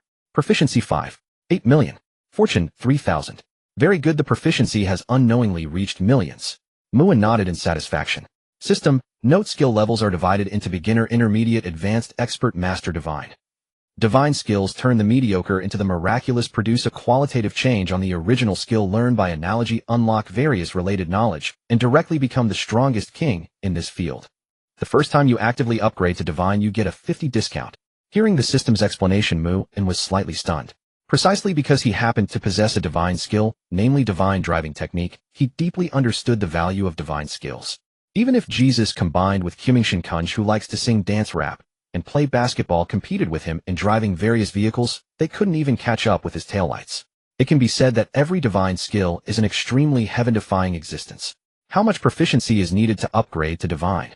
System: Master Realm requires 100 proficiency, Divine Realm requires 100 proficiency. Over 1 million for a divine skill. Muin looked at his own proficiency of just over several million and couldn't help muttering. This thing looks like a lot, but when used it will still be scarce. Use proficiency to upgrade Master Level Boxing Technique to Divine Realm. Almost instantly Muin felt vast knowledge pouring into his mind. Wing Chun Kaishan Fist Tongbei, Fist Taiji Quan. Each fist technique was engraved into his memory and body as if tempered 1,000 times. From nothing to being, from beginning to end. In the blink of an eye, 1,000 years of time were all integrated into the comprehension of boxing. As if personally experienced. After an unknown time, Muin opened his eyes. A sharp light like lightning, chi and blood extremely vigorous. That boxing intent that seemed to pierce the heavens flickered, and then quickly returned to simplicity, turning into an ordinary person's aura. One could see nothing extraordinary at all. Moreover, one could not imagine the terrifying power of Mu-An's ordinary punch. Physique 70,100. Spirit 3060. Physique and spirit increased so much. Currently, it seems only the sum of 10 people's strength, but with the blessing of divine-level boxing, maybe dozens of people cannot even get close to me. Lifting his shirt, 8 sharply defined abdominal muscles were dazzling. The aesthetically pleasing muscle curves concealed extremely explosive power. Muin was very satisfied with this improvement. After all, a bit more strength means a bit more confidence when facing various protagonists in the future. Next, Muin continued to organize various items. Check Su Daji's secret 1. In fact, Su Daji had hidden a deep and long secret in his heart. The car accident that Su Zyra's mother encountered back then was not an accident, but a long-planned attack. After reading Mu-An's expression became strange. If not for knowing that this was a novel world with multiple protagonists, he would doubt whether such a melodramatic thing really exists in the world. Simply put, it was that Su Daji, already married, went out to enjoy himself one day and happened to meet a wealthy young lady drinking alone. The two inexplicably took a liking to each other, probably due to the protagonist's halo or something. After a drunken encounter, they began a secret underground romance. Su Daji had accidentally obtained the beauty formula while bargain hunting in his early years. He had been struggling with no funds to develop. Now, with the help of the wealthy young lady, he built up from scratch an established Tianhai group. His career was booming and his love life was flourishing. Su Daji had since embarked on a life with cheats. Later, in order to be together legitimately, under the suggestion of the wealthy young lady, they even plotted to kill Su Zyra's mother. And turning her into a vegetative state was also something they did secretly. Muin rubbed his brow. He didn't think too much about it, but throwing this thing to that little girl Sujiro would probably yield him a lot of rewards. Use plot fragments 4. You use plot fragment 1. This is a plot fragment about Sujiro. 3 days later, Su Daji contacted the kidnappers and prepared to abduct his daughter Sujiro when she left school. Specific time. Specific location after abduction. But this abduction process happened to be seen by the passing protagonist by Zaheo. Following his memory, he tailed them all the way and finally found the abduction location. Through efforts such as calling the police, he successfully rescued the girl. He not only gained the girl's favor, but also obtained the police's bounty for these kidnappers. Incidentally, in an interview with reporters, he thoroughly belittled you. Muin. In other words, even if he just watched the show without intervening school beauty, Su wouldn't have any safety issues. And in the distant confrontation between the two protagonists by Zaheo and Su Daji, the final victor would still be by Zaheo. If he remembered correctly, Su Daji only had about 1,000 fortune left, while by Zaheo still had about 40,000 fortune. Was this outcome influenced by the protagonist's individual fortune levels? The Dragon King protagonist Long Haoyan, age 26. Basic information: remnant bloodline of the Long family. 10 years ago, amidst the chaos, he took advantage of the situation, suspected of causing the lady of the Gong family to bear his daughter. Later, after the Long family was destroyed, he fled abroad and became a mercenary. Over the years, he has been steadily expanding his forces, needing only a few final trials to become the Dragon King of the Dragon King Hall. He is possessed by an intense obsession to uncover the truth behind his family's annihilation and to find his sister, wife, and daughter. After briefly reviewing the basic information, Muin sighed helplessly and pressed his forehead. The life trajectory of this Dragon King protagonist was unmistakably cliched. He knew a little about the Long family, once one of the 9 great families of the Dragon Kingdom, reportedly eradicated a decade ago. The Dragon King's sister was almost certainly his little maid Ninger. As for the lady of the Gong family, he would need someone to investigate to confirm. Old Jiang, look up all the young ladies of the Gong family over the years, those who have already given birth. What? What do you mean I have a thing for married women? And you want to play matchmaker for me? No, I just want to understand, that's all. Really just a simple investigation. Muin wiped the cold sweat that had almost broken out on his forehead. After much persuasion, he finally managed to assign the task to Old Jiang, the steward. He had no idea what rumors would spread when Old Jiang reported to his parents. Muin was the only male heir of the Mu family, and his grandfather had issued a stern decree he must carry on the family line. His parents were even worse, reportedly always trying to arrange a fiancée for him. You used plot fragment 1. Congratulations. You obtained the latest whereabouts of the protagonist by Zaheo. Due to urban planning, the old district will be demolished soon. Those who own houses there will receive a huge compensation estimated to multiply by 50. Tomorrow, by Zaheo will head to the old district to look for an old house and sign the purchase contract. Specific compensation time: 2 months later. You used plot fragment 1. This is a plot fragment about Chu Yuming. Tomorrow night, Chu Yuming will be helping someone run a stall at the commercial snack street, but unexpectedly 5 brutish tattooed men will try to dine and dash. The girl will muster her courage to argue but accidentally catch the attention of the drunk men who will try to drag her into an alley with ill intent, threatening anyone who dares to help by claiming they're from the underworld. Zaheo, who will have just signed the purchase contract in the old district, already knows this will happen. He doesn't prevent it, but waits nearby hidden ready to jump in and play the hero when the girl is about to be dragged into the alley. After a perfunctory verbal exchange, he stalls until the police arrive, ensuring neither of them gets hurt. The girl's affection toward him increases. Old district renovation and demolition. Stall trouble. Muin furrowed his brows slightly, as if contemplating how to make use of these two pieces of information. A soft knock sounded. "Young master, may I come in?" Ninger's sweet voice rang out as pleasant as ever. "Oh, what does my adorable little maid want from me so late?" "Whatever it is, I'm willing to accompany you unconditionally." Seeing that the female lead, his reward-gathering tool, had come to him voluntarily, Mu, and the consummate actor, immediately switched on his persona. He laughed and pulled the girl inside, then pinned her against the door with a thud. A hint of aggression flickered in his dark eyes, and he pretended ignorance, deliberately playing dumb. Ninger's pretty face burned crimson. Too close. She could almost hear her own heartbeat threatening to leap out of her chest. Her heart pounded wildly. Ninger's shy emotional fluctuation 15. Congratulations. You obtained the reward proficiency 2000. The girl plucked up her courage and took a small step forward, determined to fight for her happiness. Emotional fluctuation 20. Congratulations. You obtained the reward luck 20. A hint of amusement hid deep in Mu An's eyes. How wonderful. Truly worthy of being his first little maid. Delivering emotional rewards right before bedtime. Commendable. The girl bit her lower lip as if she had made a decision. Su Zyrus' appearance today had stirred up a considerable sense of threat in her, especially knowing that the other would live under the same roof. If she lost her place in the young master's heart because she didn't take the initiative, that was absolutely unacceptable. After all, she was the one who loved the young master the most, and she was the one who had come first. If the young master doesn't mind, can you supervise me tonight as I complete the punishment task you assigned? They'll definitely count 10,000 times. As she spoke, she smiled shyly and began to earnestly count the man's name over and over. Mu An's expression stiffened. Not good. Had he shot himself in the foot? Next door. The call was mercilessly hung up. Su Zyrus' eyes were numb and lifeless, as if all her tears had dried up. Only her reddened eye sockets bore witness to the flood of tears that had once poured there. For the sake of your bedridden mother, you must learn to endure some grievances for now. I believe you will understand. Trust your father. Once I find an opportunity, I will surely redeem you. As for cutting off the father-daughter relationship, that was a last resort at the time. Your father still loves you. Stay close to young Master Mu. It's an opportunity for you and for our family. You don't want our family to go bankrupt, do you? Her father's words were like sharp knives stabbing her fragile heart until it was riddled with holes. No matter how beautiful the man's words were, they couldn't conceal the fact that she had been abandoned. It was as if she was meeting her father for the first time. So hypocritical and ruthless. Especially thinking of all the efforts she had made for her family, for her father's company not to go bankrupt, having to compromise with that demon Muin, and using all her saved allowance to gamble on a big opportunity. All of this was shattered before the cruel reality. She seemed like a pathetic clown. Despair and absurdity like a room without lights, darkness slowly devouring her. The girl curled up so lonely and helpless. She even felt she had no desire left to live. Absent-mindedly, she thought of her gentle, kind mother forced to lie in a hospital bed. Sujiro wiped her beautiful eyes, cleaned the remaining traces of tears, and her gaze gradually became firm. No, she couldn't give up yet. Even if the man called her father had given up on her. For her mother's sake, she couldn't easily give up on herself.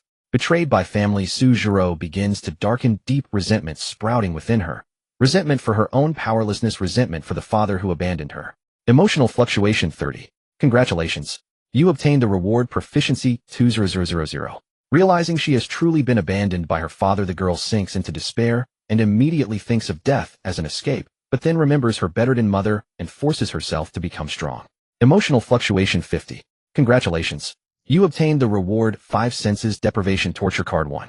Sujiro was still heartbroken, but suddenly from next door came strange sounds as if someone was calling that bastard's name. Question: when does a woman call a man's name? Answer: of course when. Instantly the girl seemed to fill in the blanks, and her pretty face flushed crimson. She wanted to cover her ears, but somehow mysteriously wanted to keep listening. In her heart, she also thought that now she was technically that man's maid. Didn't that mean she might one day have to endlessly call his name? The scene was just too beautiful. She dared not imagine further. Su Zyrus' eyes widened, tossing and turning in bed. That night some slept soundly while others lay awake all night. Foreign somewhere on the battlefield, Long Hao Ian, clad in camouflage, was hidden within the jungle. For some reason he felt a sudden sharp pain in his heart. It was as if something vital had been brutally torn from his body, causing him immense agony. But this sensation came and went quickly. Since he felt no subsequent physical issues, he didn't dwell on it. Dragon King, what's wrong? The battalion leader noticed his unusual expression and asked. It's nothing, probably just overworked last night. Long Haoyan shook his head slightly. His subordinates immediately showed knowing expressions that only men understand. Admittedly, the black girls here did offer a unique and exhilarating experience. They lacked the uninhibitedness of Western women, but exhibited an extraordinary level of submission and audacity. Unlike the others, Long Haotian's mind had already flown back to Longhua, thousands of kilometers away. According to his plan, his subordinate John had already gone ahead to lay the groundwork in Longhua. He had also utilized several smuggling routes to further open the market in Longhua. This would allow him to raise funds as quickly as possible to establish his own power. Once he finished his current mission, he could return to investigate the reasons behind the fall of the Long family. Even to find his long-lost wife, and make those enemies from the past pay the due price. Just wait for him. That day is not far off. Perhaps with his strength, he could also win over many beauties. A brilliant smile spread across Long Haotian's lips, his death hook gesture utterly captivating. After leaving the internet cafe, Bai Zihao breathed a sigh of relief. He excitedly waved his hand in the air. The 50,000 yuan he had obtained from Suzhiro earlier had all been invested in Shobi coin, and he had set an automatic sell order at the peak price in his memory. Now all he had to do was wait for the right moment, and earning over 1 million without effort would be no problem. But when he returned home and saw his second uncle and the others visiting, he couldn't help but narrow his eyes as a nameless rage surged wildly. In his memory, it was precisely these so-called relatives who had swindled away the hard-earned savings of his parents who had worked their entire lives. Clearly they had invested in a shell company, yet they claimed to be leading people to make big money. In the end, they were swindled down to their last penny. The family had also incurred a lot of debt because of this. Everyday debt collectors came to intimidate them. His parents lived in constant fear and trembling. Little sister, how could your brother ever deceive you? Look at this outfit of mine. Don't say I got rich without taking you along. Now our company in F continent is still expanding investment. If you don't buy in now, the price might not be this friendly later. So what are you hesitating for? It's precisely because you are too indecisive that you can't make money. The second uncle with his gold tooth and thick gold chains spoke with golden eloquence, making it sound highly credible. He even pulled out a company business license and other documents. Bei's father and mother were clearly somewhat persuaded. Mom, Dad, don't listen to him. He can only talk big. Oh, anyone can boast. We can't see or control that foreign company. We wouldn't know if they're genuine or fake. We want to earn money that carries such huge risks. Bai Zihao coldly refused on behalf of his parents. In truth, he had to suppress his anger and spoke euphemistically. Otherwise, he would have already slapped the man several times. Alas, how can you speak like that, child? I'm trying to help you make money, and you end up suspecting me. You're really ungrateful wretches. If you don't want to join, fine, but remember to pay back the over 100,000 you owe our family. Or I'll report you to the police and have you punished. Pa, you deserve to be poor all your lives. Enraged by being scolded by a younger generation, the second uncle stormed off cursing. You shouldn't have spoken to your uncle like that.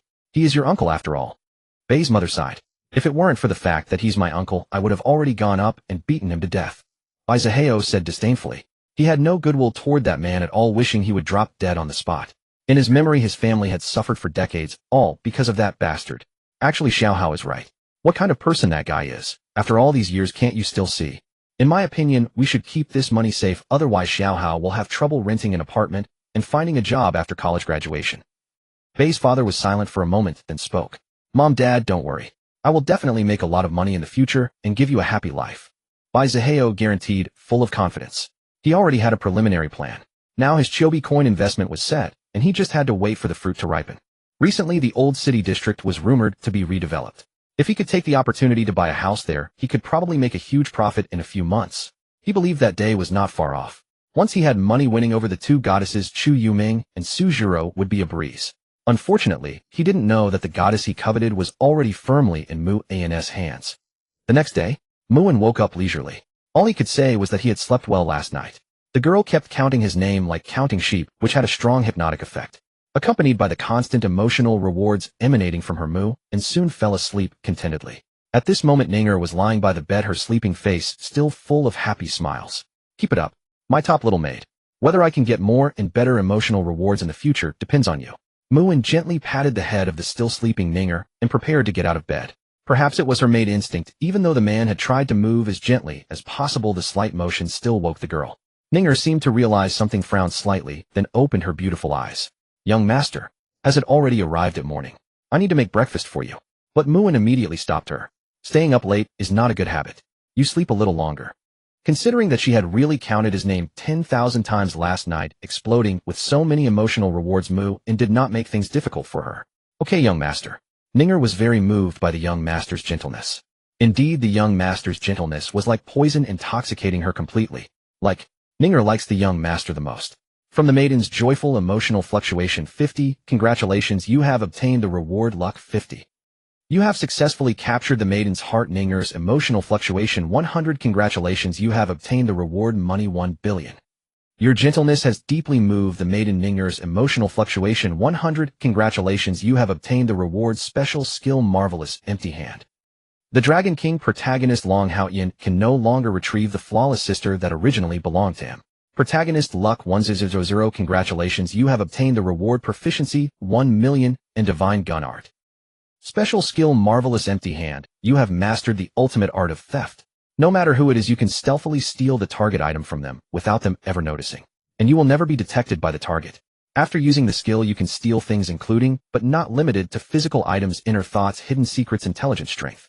Divine gun art, as long as you pull the trigger, you can achieve 100 hits out of 100 shots.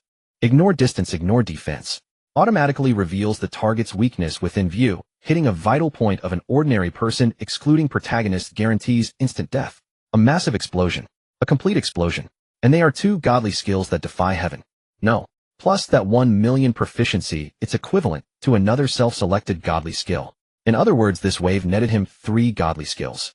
So many surprises so early in the morning. Muin almost couldn't stop grinning. He hadn't even met the Dragon King protagonist yet, but the latter had already presented such a generous gift. This made him somewhat look forward to the day he would face off against that person. As Muin left his room, he happened to encounter Sujiro. The girl bore faint dark circles under her eyes, looking listless and sleep-deprived. Young master. Hearing her initiate the greeting, Muin was slightly surprised. Another female lead had delivered herself to him as a tool. He naturally couldn't let this opportunity slip. Muin steeled his heart and audaciously wrapped his arm around the girl's slender waist, pulling her close to his chest, as he said with a smile, "Not bad. It seems our campus belle, Sue, has already come to terms with reality. I like people who know their place." Sue Zyra's face was full of shyness, yet her small hands pressed against his chest offered no resistance. Last night, she had spent the whole night listening to Ninger reciting names, and with many worries on her mind, she had not slept well at all.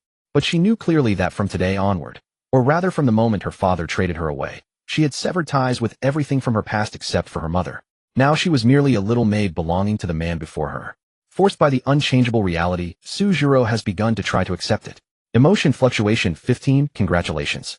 You have obtained the reward Constitution 1. From the maiden's shyness emotion fluctuation 16, congratulations. You have obtained the reward Chinese-style breakfast recipe 5. Come on, today your young master will teach you how to make breakfast. From now on, this will be one of your duties. Having harvested a pile of emotional rewards from her Muin was in high spirits. He took the girl by the wrist and headed downstairs.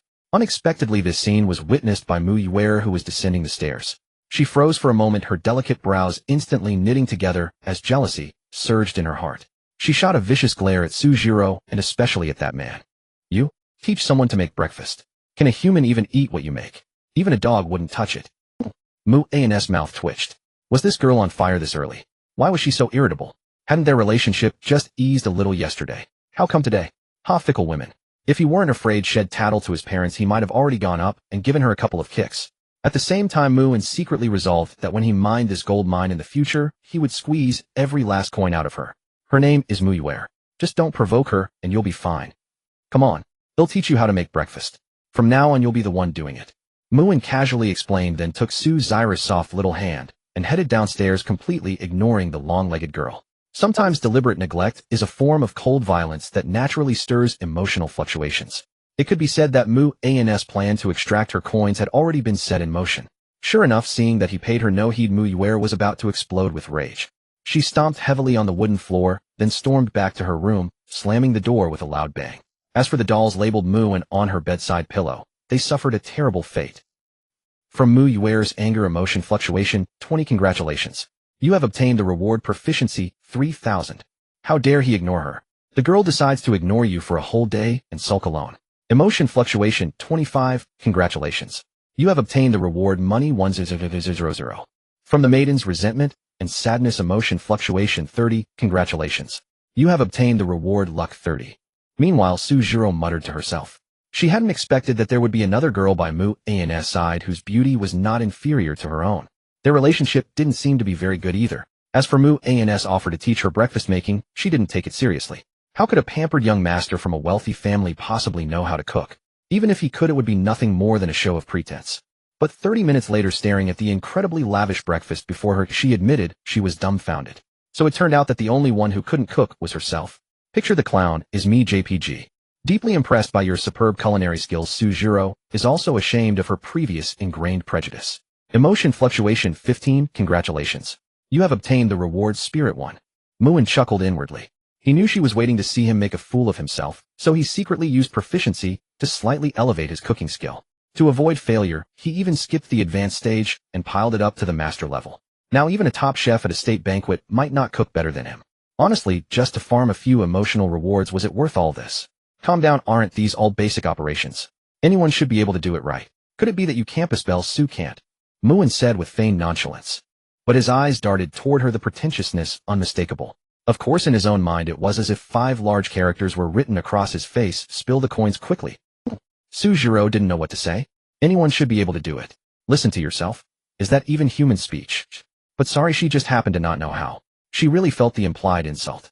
Was it just making breakfast? She could definitely learn to do it too if she tried. How could she, a clever girl, not do something that a spoiled young master could do? I can definitely do it. Suzuro raised her chin, the classic pretending to know when she doesn't. After all, she was a clever girl, but she couldn't let him look down on her. From the maidens, hypocritical emotion fluctuation 18, congratulations. You have obtained the reward proficiency 2600. In that case, you'll make tomorrow's breakfast. If it doesn't taste as good as mine, then I'll have to punish you. Muin said, barely suppressing his laughter. Perfect, another female lead willingly jumping into the trap. He was already thinking about how to use this punishment to quickly harvest emotional rewards from her. Do it then. They'll definitely make it tastier than yours. Suzuro glared back with her beautiful eyes, unconvinced. Then I'll look forward to it. Oh, and remember to bring some to Ninger later. That girl is still in my room, catching up on sleep. As for you, if you don't want to go to class today, just rest. If you need to take leave, let me know, and I'll handle it for you. With that, Muin chuckled, lightly waved his hand, and walked out the door. It was only when the door was completely shut that Suzuro remained staring blankly in that direction. After a long while, she lowered her head to look at the lavish breakfast, and couldn't help murmuring softly, "Why are you being so nice to me? And these breakfasts probably just look good. Maybe they taste awful." Yet deep down she knew that the breakfast, perfect in color, aroma, and flavor, couldn't be merely pleasing to the eye. Otherwise her taste buds wouldn't be madly secreting saliva before she even took a bite. Every part of her, even her brain, seemed to be screaming, "I want to eat it now, immediately, right this second." She took a small sip of the century egg and lean meat congee. Once it truly entered her mouth, the exquisite flavor exploded on her taste buds. The unparalleled delicacy seized the high ground of her mind, as if she were drifting on a turbulent sea, wave after wave, carrying her straight into the clouds. Soaring 90,000 li straight up, rising and falling without end. The sensation was truly indescribable and ineffable bliss. This taste was probably a culinary realm she could never achieve in her lifetime. Indeed, she had lost, utterly lost. Enchanted by your unintentional tenderness, Suzuro feels a hint of infatuation. Emotion fluctuation 15, congratulations. You have obtained the reward proficiency 2000. Having witnessed the vast gap between your culinary skills, the maiden is convinced. Emotion fluctuation 16, congratulations. You have obtained the reward endurance 5. Even though she had lost, Suzuro wasn't too upset. The corners of her lips lifted slightly as she picked up some breakfast and headed toward Mu-An's room. That guy was clearly a bad person, yet he was unexpectedly good to his women. What Suzuro didn't know was that after she left, Mu-Yer, who had just finished washing up, happened to pass by the dining table. The considerable amount of breakfast left stirred her appetite, her cravings nearly drawn out. Could this be the breakfast that Muin guy made? It must be awful. Sundara, at best it's just deceiving the eyes.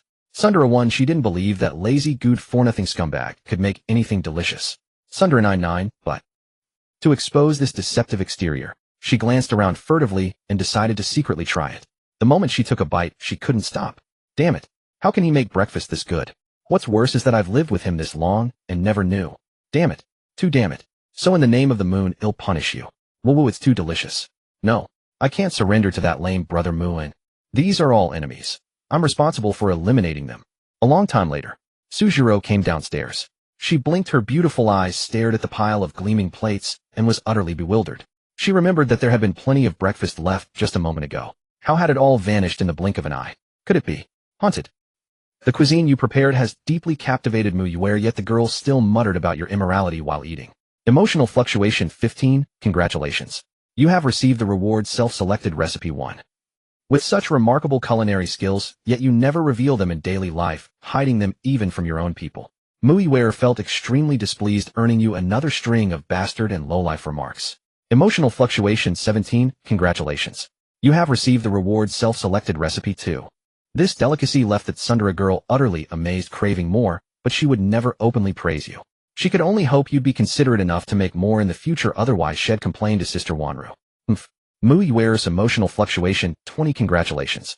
You have received the reward self-selected recipe 3. Muin. These 3 emotional reward messages all came from Muyuer, and the rewards were all food recipes. So just how obsessed with food is this girl Muyuer? Didn't she say even a dog wouldn't eat it? And Muin had no idea where he was a bastard and lowlife. He was somewhat speechless. But considering the emotional rewards she had dropped, he decided not to hold a grudge for now. Good morning, Chu Yuming said softly, her voice tender. The girl still looked timid, but mustering the courage to greet Mu and proactively was already an epic improvement. How good? Good enough for a morning kiss. Muin deliberately teased, as if uncomfortable if he didn't act up for a day. The girl froze, panic in her eyes, clearly at a loss for how to answer. But she quickly realized he was flirting with her. Her delicate face instantly flushed pink, and she stammered, unable to form words. From the girl's panic and nervousness, emotional fluctuation 15, congratulations. You have received the reward money 3000. Only this much emotional reward. Unacceptable. Muin decisively snatched the white steamed bun from the girl's hand, and took a bite exactly where she had bitten. That's mine. What can't I eat it? Muin didn't care, and took another bite. The girl could only pout in grievance. But then she thought, doesn't that mean it's an indirect kiss? Chu Yuming's pretty face flushed even deeper, almost to the point of bleeding, so embarrassed, she dared not look up. What with this bad guy always bullies her? From Chu Yuming's indignation, emotional fluctuation 15, congratulations. You have received the reward proficiency 5000. From the girl's shyness, emotional fluctuation 18, congratulations. You have received the reward luck 10. Don't worry, I don't mind eating your leftover breakfast. Here, take mine. Listening to the pleasant sound of emotional reward notifications, Mu and savored the steamed bun as if it were a delicacy. It seemed even his own super delicious breakfast couldn't compare to this bite. And Chu Yuming could only pout, pitifully eating another fresh breakfast. But it tasted like cardboard, as her mind was elsewhere, completely occupied by that embarrassing incident between them. Don't think about it. If you really want a morning kiss, I can satisfy you. We're all adults, don't be so shy. Muin, the Oscar-winning actor, let his warm breath gently brush against the girl's earlobe, teasing and embarrassing. Utterly ambiguous, extreme tension. If he claimed it wasn't deliberate, even he wouldn't believe it. And Chu Yuming couldn't help recalling the time they had actually embraced. She instantly became like a frightened rabbit, her ears flushed crimson, and she quickly retreated into her own sand dune books. She refused to lift her head, even stopped eating breakfast. But Muin wouldn't let her off so easily. After all, striking while the iron is hot is common sense. If you want to hide, fine, but finish your breakfast first. Otherwise, they'll have to reward you in front of everyone. At these words, Chu Yuming finally raised her head. Her beautiful eyes widened in shock as she stared at him, as if saying, you would actually reward me in front of everyone? How could there be such a wicked person in the world?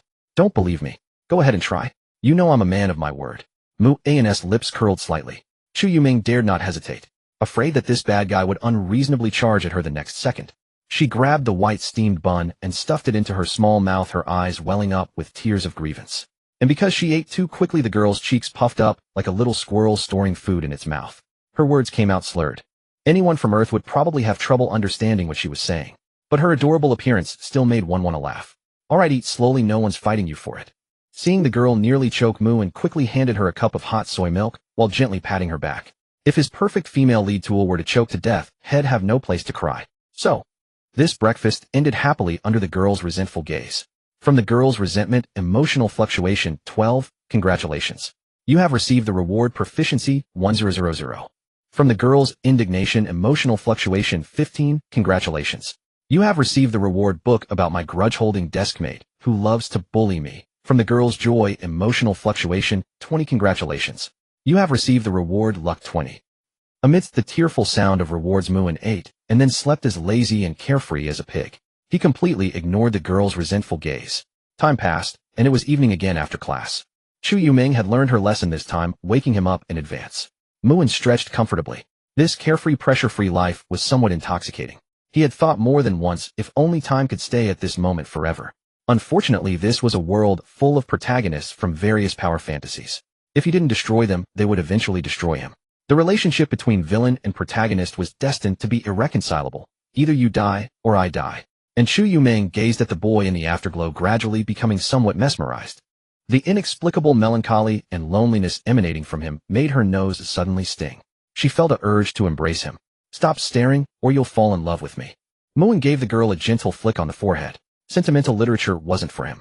He was just a heartless villain. Too won't. Chu Yuming covered her head, looking at him with grievance. All right, I'm leaving. You should head home early too.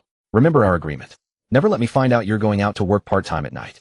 Otherwise, don't blame me for punishing you. Moon pinched her cheek and playfully twisted it into different shapes.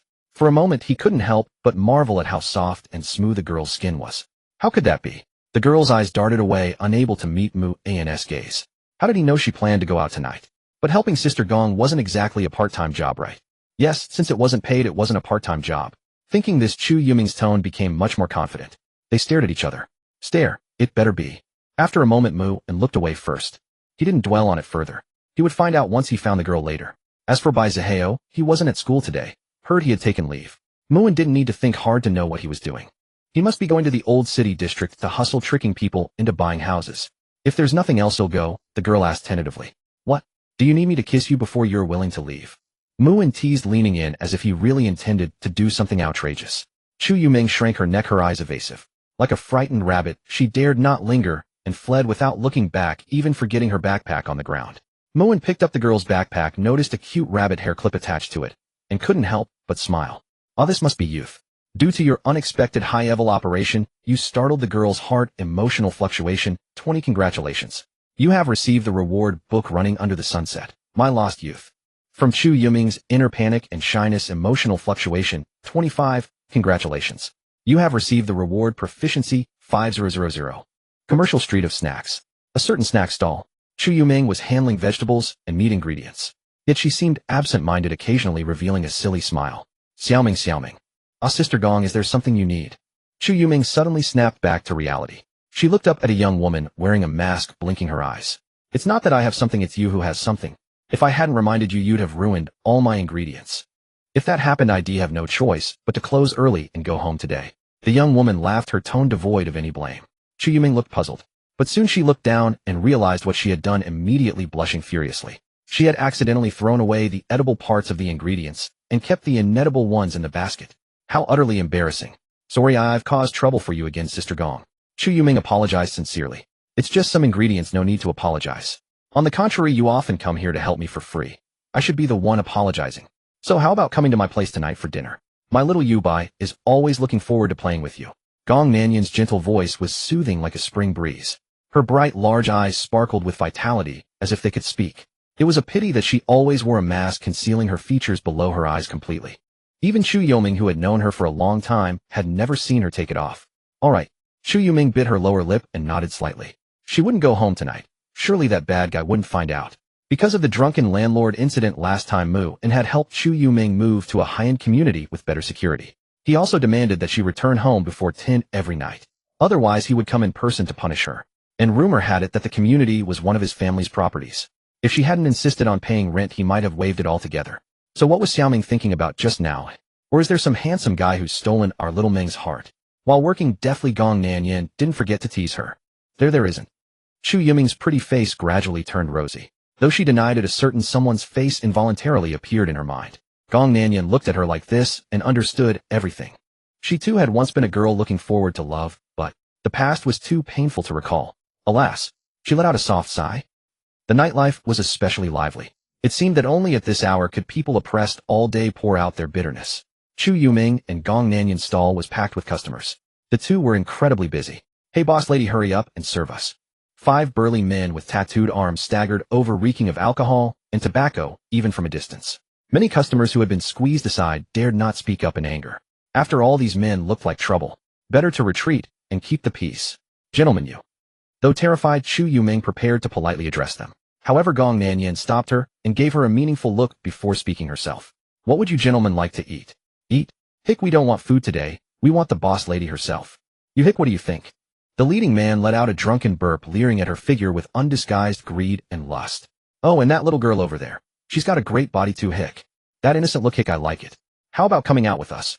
We'll show you a good time, hee hee. Yeah, we're giving you face by inviting you. Don't, hick, be ungrateful. The other four chimed in. Their drunken antics frightened many customers who chose to leave. In an instant, the area around the stall became nearly empty. You're interfering with our business. If you don't stop, we'll call the police. Gong Nanyan frowned slightly. These 5 men had harassed her multiple times before. Every time they came, they severely disrupted her business, and even changing stall locations couldn't shake them off. Call the police. You dare. Bang. The leading man suddenly flew into a rage and kicked over a nearby table and chairs. He then roughly shoved Gong Nanyan, who nearly fell to the ground. Sister Gong, watch out. Chu Yuming couldn't help but cry out. Gong Nanyan's heart sank and panic set in. But instead of hitting the ground, she found herself falling into a warm, sturdy embrace. Muin. Chu Yuming recognized the familiar back and couldn't help saying his name. I told you it's dangerous for a girl to work nights, but you insisted on coming. Now look, more trouble. Muin turned back and glared at the girl. Knowing she was in the wrong, Chu Yuming pouted aggrievedly. The girl felt wronged. She was just helping out for free, not working. Emotional fluctuation 10. Congratulations, you have received the reward Constitution 1. Kid, this ain't your business. Beat it if you know what's good for you. Otherwise you'll hick regret it. Seeing the girl he desired in another man's arms, the drunken leading man flew into a rage. The other 4 surrounded them, staggering in unison. Oh, what if I said you're the ones who should leave? Muin narrowed his eyes. These thugs were mere small-time hoodlums beneath his notice. But to be cautious, he activated his appraisal eye. Name Lu Zhizhong. Age 48. Bio, a level wanted fugitive. Has committed over 20 criminal cases, including murder and burying bodies. Recently got into drug trafficking and smuggling, making a lot of money. Currently armed with a gun. Name Wang Wucai. Age 45. Bio, a level wanted fugitive. Once caused permanent paralysis of a traffic police officer's lower body after a drunk hitandron. Burned an old man alive in a house while collecting usurious loans. Also has a rap sheet for numerous brawls. Member of a smuggling ring. Carries a butterfly knife. Muin glanced at the information on the remaining men, his pupils contracting, his expression growing serious. They were basically all wanted fugitives. Some even had blood on their hands. Fortunately, only the leading man had a gun. But that alone was extremely dangerous. If he went berserk and started shooting, Muin was confident he could dodge, but others might not. Especially with 2 people he needed to protect by his side, dodging was out of the question. Otherwise they would be the ones hit. Not far away, Bai Zaheo, who had observed everything, was pacing anxiously. He had planned to swoop in at the critical moment and play the hero. That would surely earn him some favorability from Chu Yuming. But before his moment arrived, Mu and had suddenly jumped out of nowhere and ruined his plan. Seeing the spotlight being stolen by Zaheo, could no longer sit still. No way. If he didn't act soon, there would be nothing left for him. He couldn't let that worthless rich kid Muin take all the credit. Such insolence. Brothers, let's teach this beardless whelp a lesson. The 5 burly men with tattooed arms flew into a rage and grabbed tables and chairs as weapons. Easy, gentlemen. Please calm down. These are my friends. Could you perhaps be magnanimous and let them go? Bai Zaheo hurried forward to place himself between the quarreling parties. He also turned to Chu Yuming with what he believed was an irresistible smile. Don't worry, Chu Yuming. Since I've encountered this situation, I won't stand idly by. But Chu Yuming seemed frightened, shrinking behind Mu and, without a word, not even glancing his way. Perhaps she hadn't even heard what he said. Bai Zaheo ground his teeth in frustration. And who the hell are you to meddle in my affairs? The leader of the thugs didn't hold back, cursing him out and spitting in his face. I'm acquainted with Boss Chow, so give me some face. Bai Zaheo forced a smile and deliberately lowered his voice. This wasn't a lie. In his past life, had business dealings with Chow and could barely call him a friend. Hearing the name Boss Chow, the leader sobered up a little. But could their ruthless boss really be friends with a kid like this? He was skeptical, yet uncertain of how to proceed. Still, if they weren't friends, how would this young man know that title? And if they were, he'd have to tread carefully and show respect. Boss, bad news. The cops are coming. A lackey suddenly shouted in panic.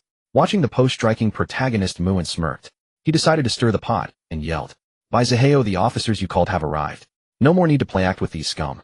Bai Zaheo's face went pale, and he cursed Muin inwardly. How could he say that? A careless word could get people killed. And sure enough, the leader's expression darkened, his eyes wide and murderous. You've been playing us. A bunch of brats trying to set us up. You must have a death wish. Without further thought, the leader, no soft-hearted man, reached to his waist and pulled out the pistol head hidden earlier. Everyone recoiled in terror. Muin. Not only Chu Yuming clutched his sleeve fearfully, but even Gong Nanyan in his arms turned pale with fright. That was a gun.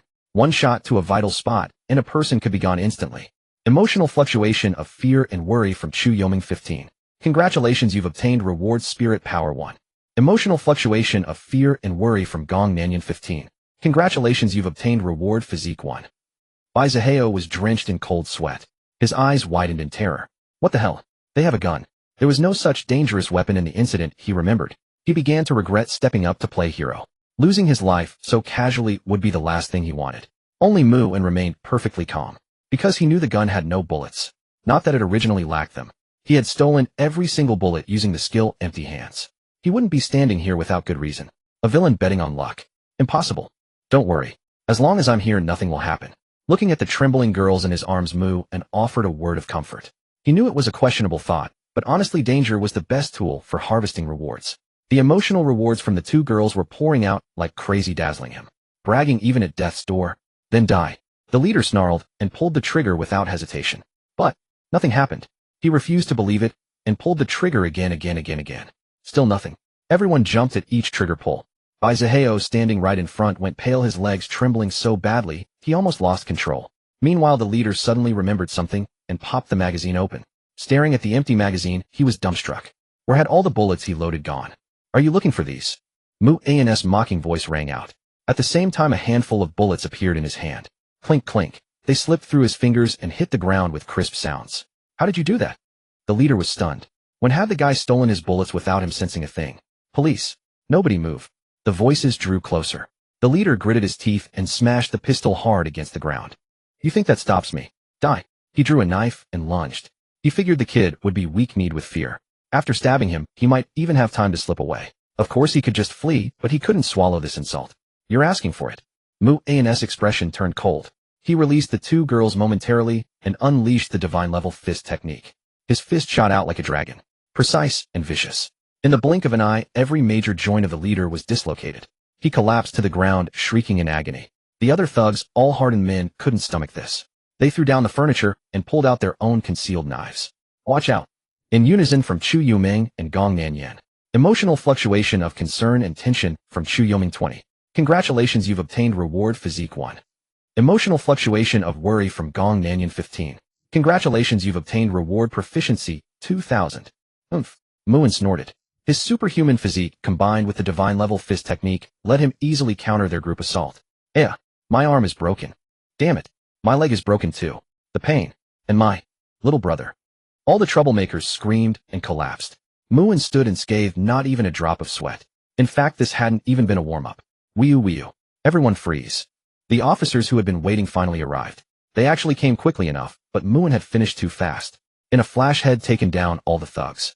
Police beauty Lu Ziqian drew her sidearm and aimed at the fallen gangsters. Her teammates moved in, pinning the men down and deftly cuffing them. Take them all back. Witnesses on scene, please come with us for statements. Lu Ziqian issued orders efficiently. She felt a headache coming on. Her criminal investigation team had been tailing these five for nearly a month. They had hoped to gather intelligence on their drug trafficking network and catch them all at once. Now they had no choice but to make the arrest, alerting the whole operation. She couldn't help glaring at Mu-en. Emotional fluctuation of frustration from Lu Ziqian 11. Congratulations, you've obtained reward Beginner Skills Psychologist. Mu-en was slightly taken aback. If she emitted emotional rewards, that meant she was another heroine. If he remembered correctly, there was one more around him. He glanced at the young wife and Chu Yuming, both still held in his arms. It's no shame to harvest emotional rewards. On the other side, Gong Nanyan felt shy. After such a thrilling experience, she could only lean limply against him. The strong masculine scent overwhelmed her, and her eyes seemed to glisten. And for some reason, the first sight of this man filled her with inexplicable familiarity and infatuation. Emotional fluctuation of shame and indignation from Gong Nanyan 6. Congratulations. You have received reward Heartfelt Confession Card 1. Sister. Lu, Chu Yuming said weakly. At this moment, Lu Ziqian finally noticed that among these people there was someone she knew. Xiaoming, what are you doing here? Is this your boyfriend? At least he stood in front when danger came. That's somewhat manly. But he's way too flirtatious. Clearly she was subtly mocking a certain man who had his arms around others. Lu Ziqian scorns you as a scumbag. Not satisfied with young girls, you even go after married women. As a champion of pure love, she utterly detests this. Emotional fluctuation 20. Congratulations. You have received reward Proficiency 3000. Mu-en. Me. Chu Yuming's face flushed red. Being socially anxious, she wanted to say something to explain. But in front of so many people, she ultimately couldn't speak up. You should be glad that guy didn't pull the trigger, otherwise your little lives might not have been saved today. Lu Ziqian had already picked up the fallen pistol, taking control of the dangerous item in time. However, she was somewhat puzzled. From what they knew, the other party was not someone soft-hearted. He had already drawn his gun. Why would he throw it on the ground instead of firing? Could it be that the gun happened to malfunction? Muin didn't waste his breath explaining anything to her. Instead, seeing that Chu Yuming seemed to know her, he lowered his voice and asked the girl, "How do you know her?" "Well, didn't you tell me to move before?" "Then Sister Lu happened to be my neighbor. Over these days we got to know each other. I also heard she's been troubled by rent lately. But I had no idea Sister Lu is a police officer." Chu Yuming shook her head and added a quiet explanation. This obedient attitude, answering whatever was asked, greatly pleased Muin. Truly a perfect female tool under his command. He couldn't help pinching her smooth little cheek, completely ignoring her blushing face and the hint of grievance in her eyes. Emotional fluctuation of shyness and grievance from Chu Yuming 10. "Congratulations. You have received reward money 2 million.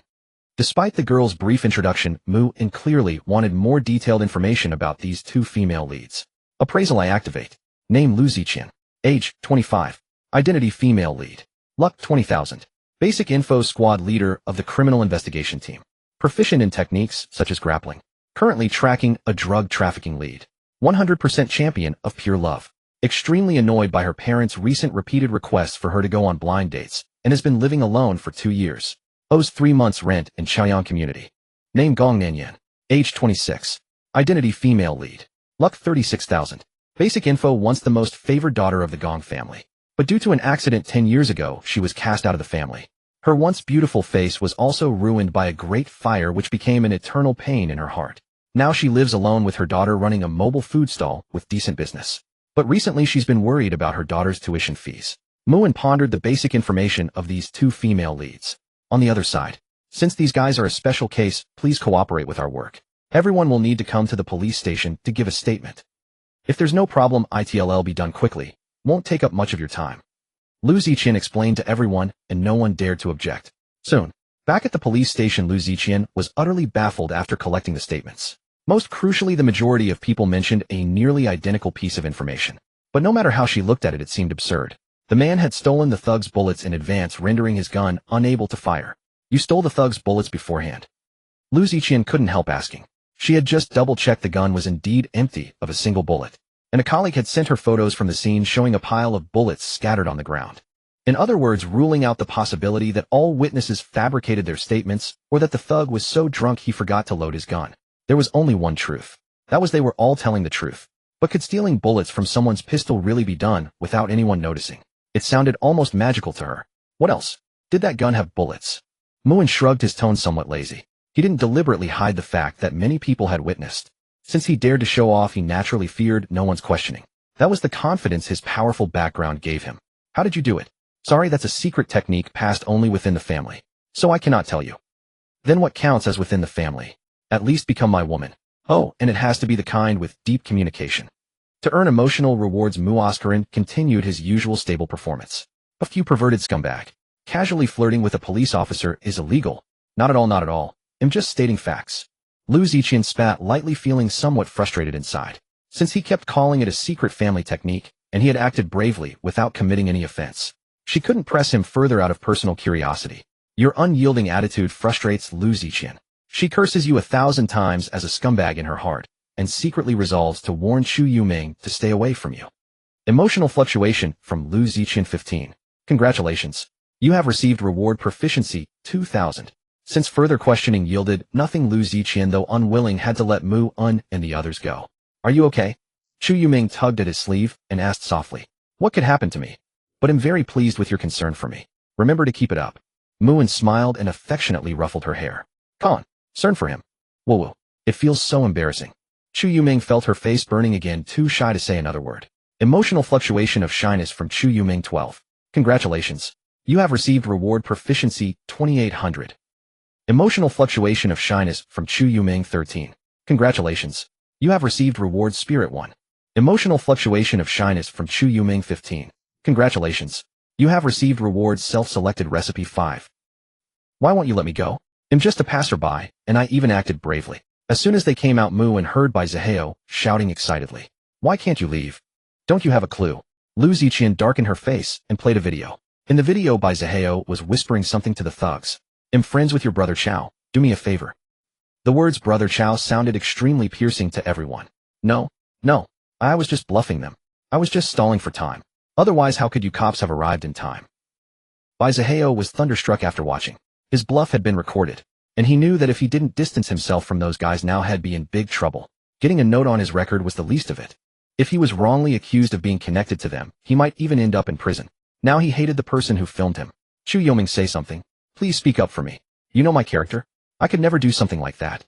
Honestly, I'm not lying. Really. When Bai Zihao saw Chu Yoming, he seemed to see a lifeline and spoke frantically. But the girl was startled by his current appearance. She shrank back, hiding behind Mu, and, without saying a word, she had no idea why this person, a complete stranger to her, was insisting she testify for him. Muin couldn't help shaking his head. The other's luck after several reductions and unexpected events had left his mind unable to stay calm. It would probably only get worse. In short, the protagonist's current state was impatience 1111. Rationality 11111. At this rate, Qingshan Psychiatric Hospital might soon gain another young patient. It is not for you to say that it is nothing. We must investigate thoroughly before concluding. We police will not wrong an innocent person, nor will we let any guilty one off easily. Lu Ziqian snorted coldly. Exactly, Bai Zihao, some words cannot be spoken carelessly. As your classmate, naturally, I hope you have nothing to do with those people. Muin suppressed his laughter, nodding with a serious expression. It was you. You must have taken the video from this angle.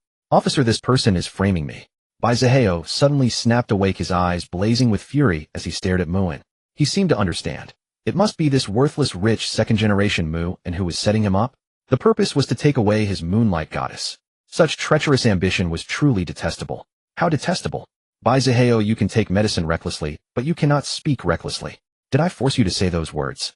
I merely happened to record them. After all, as a model citizen of society, I have a duty to actively report any potential criminal activity.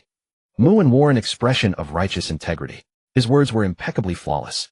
The art of self-cultivation of the acting emperor. Of course, he would never admit that he simply did not want to let go of this opportunity that the other had voluntarily offered, and then use it to thoroughly screw him over. Officer, please believe me. I am just a passerby. How could I possibly know some gang leader? Bai Zihao argued vehemently, but before he could say more, a male officer directly interrupted him. I know you are anxious, but first calm down. And please behave yourself. If you are innocent, we will certainly not wrong you. Shouting and making a scene here only makes you seem guilty. Confession brings leniency, resistance brings severity. Come inside with me for a proper investigation. Bai Zihao was so angry he nearly spat blood. Yet he knew that continuing to make a fuss now would only harm himself. So he had no choice but to swallow this bitter pill for the time being. But he could not resign himself to it. Thus, even at the last moment before being taken in, he kept glaring at Muin. Muin and the others simply watched as Bai Zihao was led away. Through your manipulation, the protagonist, Bai Zihao, has been successfully framed. Luck 800. Congratulations. You have received the reward, a prescription of unknown effect. I love 1 billion huge matches, and proficiency 8000. The protagonist has made a huge fool of himself in front of the female lead. His clown-like behavior caused the female lead's favorability to plummet. Bai Zihao is nearly vomiting blood from rage. Luck 1000. Congratulations. You have received the reward, physique 10. Bai Zihao's hatred towards you increases 111,111. He swears he must kill you in this life, and will not rest until your family is ruined. Protagonist, luck 900. Congratulations. You have received the reward, luck 200. Muin narrowed his eyes, sneering inwardly. So you want to play dirty, do you? You want to kill me, do you? Too bad, you will never have that chance in this life. In Muin's heart, he had already sentenced the other to death. It was only a matter of time. Use Divine Stock Market Simulator. Muin decisively activated this reward item.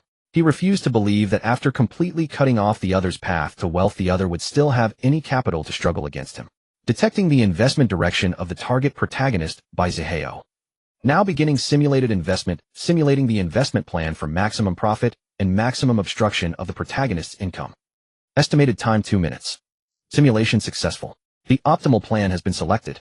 If the host agrees, the system will automatically operate the funds for investment according to the optimal plan. Agreed. Muin silently voiced his consent. After handling this matter, he noticed Lu Ziqian whispering with Chu Yuming. The young girl was blushing from beginning to end, as nervous as a scholar heading to the capital for the imperial examination. Her small hands twisted together in anxiety, not knowing what to do. When Muin listened carefully to their conversation, his face darkened slightly. Xiaoming, that boyfriend of yours is no good.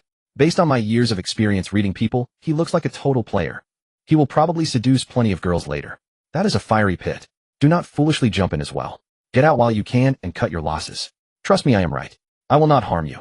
Lu Ziqian said indignantly, as if she herself had been the one played by a scumbag. Officer Lu speaking ill of someone behind their back is not a good habit. Muin glared at her, then took Chu Yuming's hand and walked out. The little girl did not resist letting him hold her hand. She was as docile as a lamb, obedient and quiet, neither fussing nor complaining. Hey, hey! Seeing the two leave without looking back, Lu Ziqian stamped her foot in frustration. She had spoken from the heart. Why would they not believe her? If she were not currently on duty and unable to leave, she would have chased after them and earnestly explained the facts to the girl. No, she would have to find a chance later to make Chu Yuming escape from that sea of suffering as soon as possible. The sea of suffering has no bounds, but turning back leads to the shore. This was her conviction as the pure love warrior. And those damn cuckolds, all of them can go to hell. Being ignored by a beauty like you. Lu Ziqian's anger fluctuation 15. Congratulations. You have received the reward money 6000. Thinking of rescuing an innocent girl about to fall into the abyss and freeing her from your dam, NTR Lu Ziqian becomes full of confidence and drive. Emotion fluctuation 15. Congratulations. You have received the reward Spirit 1. Cuckolds must die. You pure love warrior is the forever champion. Lu Ziqian's emotion fluctuation 15. Congratulations. You have received the reward Naruto Collector's Edition Harem Manga Books from Another World 12 full set. Muin watched the constantly scrolling emotional rewards and shook his head to himself. As expected, he knew it. Every female lead, while being a potential gold mine, was also a source of one trouble after another. At least now Lu Ziqian, this female lead, had already started to annoy him a bit. Wasn't she also a tenant in his residential complex, one who owed 3 months' rent? When he had time, he would personally visit her to have a serious discussion about life and rent. Muin squinted, earnestly planning something in his mind, how to squeeze her for money. Don't be angry. It's all my fault. And brother Lu is not usually like this. Maybe today she is a bit more excited for some reason. Thinking, Muin was silent because he was angry. Chu Yuming bit her lower lip and tentatively spoke softly. You are indeed wrong about something, but not about this. Seeing the girl's adorable appearance, Muin smiled. A desire to tease her arose in his heart, all for the sake of emotional rewards. He used his big hand to gently rub her head, messing up her hair a little. Huh. The girl blinked, her bright eyes seemingly confused. He'll give you a chance. Think carefully. Muin leaned in closer. Their eyes met inches apart. In their pupils each other's figures were reflected, clear and visible. The warm breath between them recklessly brushed against their skin, making both of them truly feel that tingling sensation. So close. Chu Yuming's pretty face instantly flushed crimson, her mind dizzy from shyness. The little deer in her heart started bouncing wildly again. Jump, jump, jump. The little deer bumped and collided. Due to your unreasonable sudden approach, the girl's heart fluttered wildly. Shy emotion fluctuation 15. Congratulations. You have received the reward proficiency 5000. Not knowing what you intend to do, possibly some unhealthy perverted thoughts, Chu Yuming feels both shy and scared, yet with a hint of anticipation. Emotion fluctuation 12. Congratulations. You have received the reward Book A Girl's Study Notes. Thinking of the mischief you have played on her before she inexplicably feels a stirring. Her legs begin to weaken and her breathing becomes labored. She does not know what is wrong with her, feeling strangely unsettled. Emotion fluctuation 25. Congratulations. You have received the reward money 11000. Such emotional rewards. Delicious. Muin smiled slightly. Truly, this little girl's emotional rewards were the easiest and most comfortable to farm. If only the other female lead tools were as sensible as her. By the way, where's that older sister who was wearing a mask earlier? Muin asked, nonchalantly, noticing that Gong Nanyan was not present. She was a brand new female lead and thus a brand new gold mine. He couldn't afford to let her slip away easily. Are you talking about Sister Gong? She said she needed to go back and tidy up her stall, so she left first. Chu Yuming sat in the passenger seat of the Rolls-Royce Phantom, her delicate body shifting uncomfortably. Though it wasn't her first time riding in such a car, an inexplicable unease gnawed at her. It wasn't that the seat was uncomfortable. On the contrary, the luxury sedan's cushioning was exceptionally pleasant, even better than the finest sofa in her home. Yet she felt like a country bumpkin fresh out of some remote mountain village, accidentally stumbling upon a towering metropolis of splendor. That deep-seated anxiety and inferiority complex were impossible to shake off in such a short time. Muin's goal was to gradually acclimate her to this opulent lifestyle. As the saying goes, it's easy to go from frugality to luxury, but hard to go from luxury to frugality. By firmly controlling this aspect, he could ensure that by Zaheo, the penniless protagonist he had been crushing, would never have a chance to steal away this female lead. Soon the two arrived at the residential complex. Chu Yuming tried to get out of the car, but found the door wouldn't budge. She looked at Muin with confusion and a hint of helplessness while he regarded her with a playful smirk. It seems you've forgotten something important. like the fare for the ride. And I recall saying you couldn't go out for part-time jobs anymore. It appears I need to teach you a harsh lesson, or you'll think my words are empty. Afraid the man would get angry, Chu Yuming quickly explained in a soft voice, "Don't be mad. I was just helping out, not working a part-time job. And the fare? Let me be clear, I don't want money." Muin pondered for a moment and decided to let the part-time job issue slide. Fare? No money. Then, seeming to think of something inappropriate, Chu Yuming's beautiful eyes flickered with panic, her cheeks burning as they grew hotter and hotter. But doing that would be too bold. For a moment the young girl's heart wavered. "Have you figured out how to pay the fare?" Muin waited cheerfully for her answer. Was he trying to make things difficult? Yes, he certainly was. If he didn't put her on the spot, how could he harvest emotional rewards? I've thought of something. But could you close your eyes first, just for a moment?" the girl asked softly. Close his eyes. Just for a moment. Muin blinked, momentarily puzzled. However, just as he was lost in confusion, the girl swiftly leaned in. Smack. After that, Chu Yuming, like a shy rabbit, quickly scrambled out of the car. Muin wiped the moisture from his cheek. That was close. He had nearly been taken advantage of.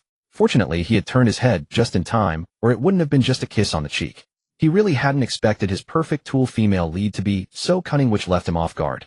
Emotional fluctuation from the girls, shame 20. Congratulations on receiving reward proficiency 52020. Emotional fluctuation from Chu Yuming's shyness 25. Congratulations on receiving reward beginner skill voice mimicry. Emotional fluctuation from the girls' complex feelings 28. Congratulations on receiving reward money 100 million. Well, given how diligently she was bursting with rewards, Muin decided to temporarily forgive this little girl. On his way back, he hummed a little tune. As he passed a park, Muin casually glanced around and unexpectedly spotted a familiar face. Today Gong Nanyan felt as if she had hit rock bottom. Troublemakers had disrupted her stall, leading to a trip to the police station. Tonight's business and income were definitely affected. What infuriated her most was that her stall had been mercilessly confiscated by the city management. No matter how much she begged, it couldn't be returned. That was her livelihood. Losing it would be a truly massive loss. And on her way home, she had accidentally stepped wrong and sprained her ankle. Now she could only endure the pain and slowly hobble back. Her household had always been scraping by. She simply couldn't bear to spend money on a hospital visit or a taxi ride home. Over the past decade, the hardships had only multiplied, never diminished. All she could do was grit her teeth and silently bear the burden alone. "Hello, you're Yuming's friend, right? Need any help?" Seeing such a flashy car parked nearby, Gong Nanyan took a second look. Once, when she was still the young miss of the Gong family, her daily transportation was also these exorbitantly expensive cars. But now, the Gong family wished that she, the one who had gotten pregnant before marriage and disgraced the family, would just drop dead. Her family was that ruthless. Their actions were so disappointing. Gong Nanyan forced a bitter smile. She silently averted her gaze. Suddenly, a somewhat familiar voice sounded, and she looked into the car window in surprise, only to see Mu In's handsome face and sunny smile. "You're Xiaoming's boyfriend?" Gong Nanyan was a bit astonished. After all, she had a strong impression of this dashing young man who had stood in front of her during the crisis, but had secretly taken advantage of her. She just hadn't expected his family background to seem so impressive. Being able to afford such a car, he was probably at least the wealthy scion of some major family. Emotional fluctuation from Gong Nanyan surprise 15. Congratulations on receiving reward proficiency 2000. Sister Nanyan, did you sprain your ankle? Where's your home? I'll give you a ride since it's on my way. Muin had already gotten out of the car. He carefully examined Gong Nanyan's ankle. It was indeed swollen and red, somewhat marring the beauty of her delicate foot. "No need to trouble yourself, I can manage." "Oh." But before Gong Nanyan could refuse, Mu and boldly swept her up in a princess carry. Sometimes exaggerated actions were the quickest way to stir someone's emotions. It had to be said, Muin was far ahead in this area. Gong Nanyan let out a startled cry and instinctively tried to resist. But the man's next words immediately made her compliant, as if he had precisely grasped her weakness. "Forgive my boldness, Sister Nanyan. Since you're so eager to get back, someone must be waiting for you at home. Let me drive you. Don't keep them waiting." Indeed, it was already so late. Her daughter Xiao Youbai was still waiting at home. If she didn't return soon, the girl would surely worry. Besides, Xiaoming's boyfriend was just being kind. Rationalizing this way, Gong Nanyan gradually stopped struggling. Feeling the man's strong presence again, she blushed rarely. Fortunately, she was still wearing a mask, or she might have been even more embarrassed. Gong Nanyan felt a bit of embarrassment and shyness. Emotional fluctuation 13. Congratulations on receiving reward endurance 1. Sister Nanyan, you're so light, just like a young girl. Muin chuckled as he carefully placed her in the passenger seat. With appropriate compliments and gentlemanly behavior, he didn't take advantage of her. He was sure that her heart couldn't remain completely unruffled. Such a smooth talker at your age. What will you be like when you're older? Careful, or he'll tell Xiaoming on you. Gong Nanyan spat lightly, rolling her eyes and glaring at him. That innate mature charm of a young married woman was something a naive girl like Chu Yuming couldn't imitate. It was also far more alluring to men. Gong Nanyan, of course, wasn't truly angry. After all, being complimented on her youth was something any beauty would appreciate. Emotional fluctuation from Gong Nanyan's happiness 15. Congratulations on receiving reward money 2 million. Sister Nanyan, your ankle looks pretty bad. Maybe we should go to the hospital for some medicine. Looking at her almost pig-trotter-like ankle, Mu and couldn't help but express concern. No need. He'll just rub some medicine on it at home. Thinking about the cost of a hospital visit, Gong Nanyan refused without a second thought. Her life was already tight, so she saved wherever she could. How about this? I've learned a bit of massage technique for sprains, and I have some medicine that can promote blood circulation and reduce swelling. It's quite effective. What if I try massaging it for you? It won't cost much. Muin paused, then continued. Based on his experience with that little girl Chu Yoming, this was a perfect chance to harvest emotional rewards. Massage for sprains. And for free. Gong Nanyan was indeed tempted. If she didn't go to the hospital for treatment, her sprained ankle would take a long time to heal on its own, and it might even leave lasting issues. It would definitely affect her stall setup too. If a massage could help, she naturally wanted to give it a try. But didn't that mean her delicate foot would be touched by a man?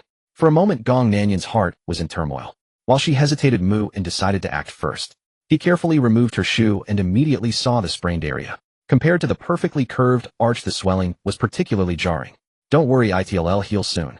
Muin comforted softly. Using proficiency to upgrade master-level medical skill. Congratulations on using 1 million proficiency. Your skill has been elevated to divine level. You have fully mastered divine skill medical art. Instantly, Muin felt an epiphany. Countless top-tier medical knowledge, both known and unknown in the medical world, flooded his mind and was instantly learned. When he looked down again, Muin's gaze had changed. Judging the situation in greater detail, every angle of his touch and every subtle movement had its own effect. Gently applying the medicine, he activated the relevant acupoints with special techniques. Her delicate foot quickly grew warm in his hands, a sign of stimulated blood flow. As expected, it should feel tingly and numb, quite pleasant. Initially, having her foot suddenly touched made Gong Nanyan's heart tense with nervousness. But feeling the obvious effect, she was taken aback. She stared blankly at the earnest man, her thoughts in disarray. So he really wasn't lying or trying to take advantage of her. Just like when he had carried her to the passenger seat. Standing fearless in danger, calm and composed, resolving it in an instant. Handsome and skilled in medicine. Suddenly she felt a twinge of envy for Xiaoming. If only she had met such a young man back then. But unfortunately, the past was too painful to revisit. A shadow of anguish crossed Gong Nanyan's face. Being treated for her sprained ankle, Gong Nanyan felt a bit of shyness. Emotional fluctuation 15. Congratulations on receiving reward proficiency 3000. Looking at you, Gong Nanyan felt some unclear emotions. Emotional fluctuation 16. Congratulations on receiving reward mental strength 1. Recalling some painful memories, Gong Nanyan felt a sense of helplessness and suffocation. Emotional fluctuation 17. Congratulations on receiving reward money 9 million. Without asking too many questions, Muin stopped after a simple treatment. He was measured and appropriate. That was the self-cultivation of a villain. On the way back, Gong Nanyan remained silent, lost in thought. Debts unpaid, heaven's wrath. Pay up soon, or we'll beat you every time we see you. If you don't pay today, you'll meet the river tomorrow. The old stairwell was covered in red paint, dripping like blood, eerie and terrifying. It looked freshly painted. Open up. Open up. Don't think we don't know your home. You owe us so much money. Pay up now. If you don't pay, don't blame us for coming every day to cause trouble. Several men in caps carrying paint buckets stood at a door, pounding on it furiously. Gong Nanyan's face paled. Because the door they were pounding wasn't just any door. It was hers. And the debtor they were after was her. Now she wasn't worried about herself, but about her daughter. Her daughter Yubai had congenital heart disease and couldn't take any major shocks. Boss, look, it's that woman who owes us money. One of the underlings spotted Gong Nanyan and shouted loudly. Immediately the group of men charged down aggressively. FCK, you bitch, pay up. Pay up. Pay up. Pay up. Gong Nanyan was startled and instinctively stepped back. Then she accidentally bumped into Mu'an's chest. He patted her shoulders, signaling that he would handle it. Sister Nanyan, go on up.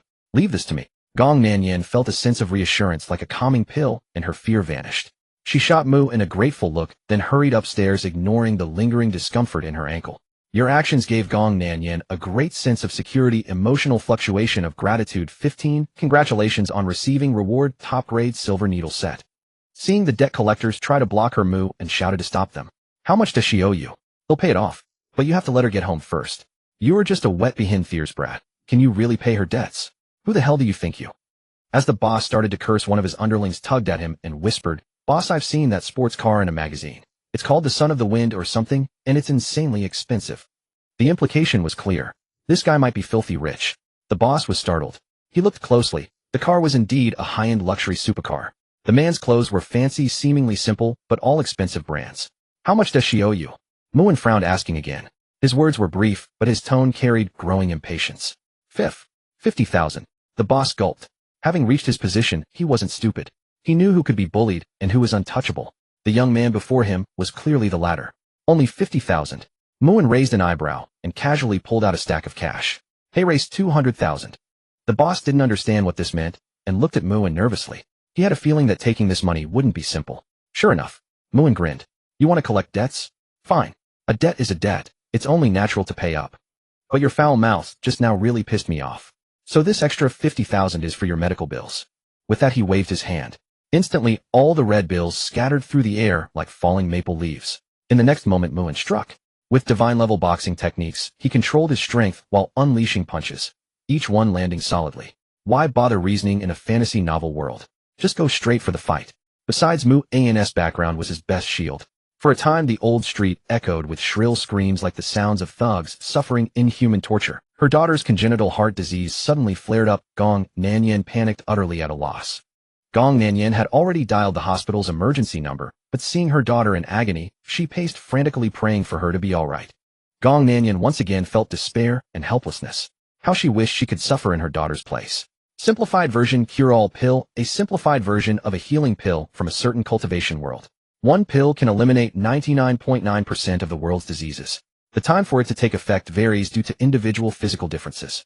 It also boosts immunity, strengthens the body, nourishes yin and yang, calms the mind, and rapidly restores a weakened constitution. Something must be happening with Gong Nanyan. He couldn't miss the chance to reap emotional rewards. Muin's expression shifted slightly as he dashed upstairs. The moment he entered, he saw Gong Nanyan kneeling helplessly on the floor. A little girl, her entire body cyanotic, had fainted, subconsciously clutching her chest in pain. She was desperately gasping for air, but still struggling to breathe.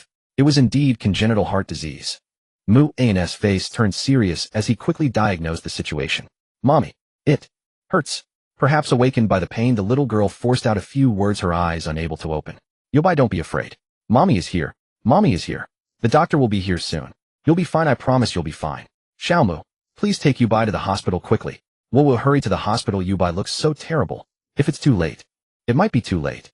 Seeing Mu and Gong Nanyan clung to him, as if grasping the last straw before drowning. Her usually strong exterior completely crumbled, leaving only incoherent helplessness. "If you don't want your daughter to die, shut up for a moment." Muin barked. The situation was critical. He couldn't afford to be gentle. At the same time, he pulled out the emotional reward he had just received, a box of top-grade silver needles.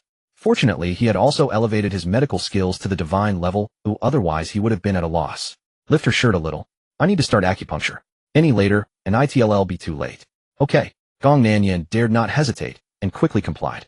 Muin's concentration was now razor-sharp. He took out the silver needles, already sterilized automatically, and his expression grew solemn. In the blink of an eye, he had located all the acupuncture points he needed to target. "Hold her still. Try not to let her move." Gong Nanyan obeyed immediately. Muin began inserting the needles. One after another, the needles of varying lengths fell swiftly, light, steady, and precise. Not a fraction too deep, nor a fraction too short. Gradually, the little girl's complexion began to change. A rosy hue returned to her cheeks, and her breathing eased. However, the first time using such intense concentration for acupuncture left Muin's forehead drenched in sweat. It was thanks to his extraordinary mental strength that he could endure so long. If those Western medicine experts saw such a technique, treating congenital heart disease with nothing but silver needles, they would probably have their eyes bulging out. Then they'd exclaim in shock, "Holy shit. What kind of mystical Eastern divine medicine is this?" It's okay. A few more treatments should completely eradicate it. After a moment, Muin finally breathed a sigh of relief and withdrew all the needles. Such a disease could be eradicated. That meant her daughter would no longer suffer from this affliction. Gong Nanyan's heart was filled with unexpected joy. "Bring some warm water and have her take this pill." To be safe, Muin took out the cure-all pill. Earlier, given the urgency and the note on the pill's description, the time for it to take effect varies due to individual physical differences. He didn't dare gamble on how long it would take, so he resorted to the most reliable acupuncture treatment first. Gong Nanyan, not daring to be slow, gave her daughter a glass of water and the pill to swallow. "Mommy, my body feels so nice. Warm." For the first time I can breathe so smoothly. Soon Gong Yubai's energy visibly improved, and a sweet smile spread across her little face. It's okay. ITLL never hurt again. Gong Nanyan couldn't help but embrace her daughter, tears glistening in her eyes. Gong Nanyan is immensely grateful to you. Gong Yubai feels curious and close to you, sensing a fatherly love from you. Muin was slightly taken aback. He hadn't expected the little girl to also produce emotional rewards. Did that mean she too was a special existence? Muin couldn't resist using his appraisal eye. Name Gong Yubai. Identity female supporting character. Luck 99,999. Basic info suspected to be the daughter accidentally born 10 years ago between Gong Nanyan and the Dragon King protagonist. Congenitally suffered from heart disease, weak physique, life-threatening at any moment. Yet because of this, she possessed extraordinary maturity. Heaven is fair. If a girl overcomes misfortune, luck will come knocking in time. Thanks to your help, she is about to become a girl favored by the goddess of luck. 5 nines. A luck value close to 100,000. Such a high luck value. Among everyone he had met, second only to that little girl Chu Yuming.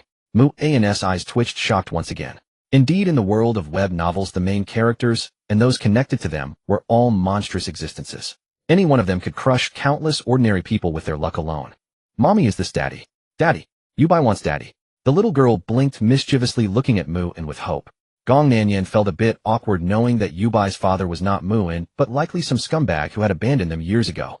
But Muin winked at Gong Nanyan and smiled as he ruffled the little girl's hair. That's right.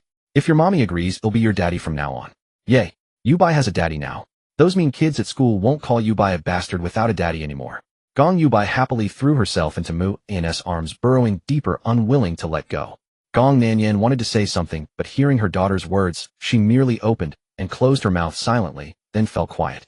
She cast an apologetic glance at Muin, as if telling him not to mind. Muin certainly didn't mind.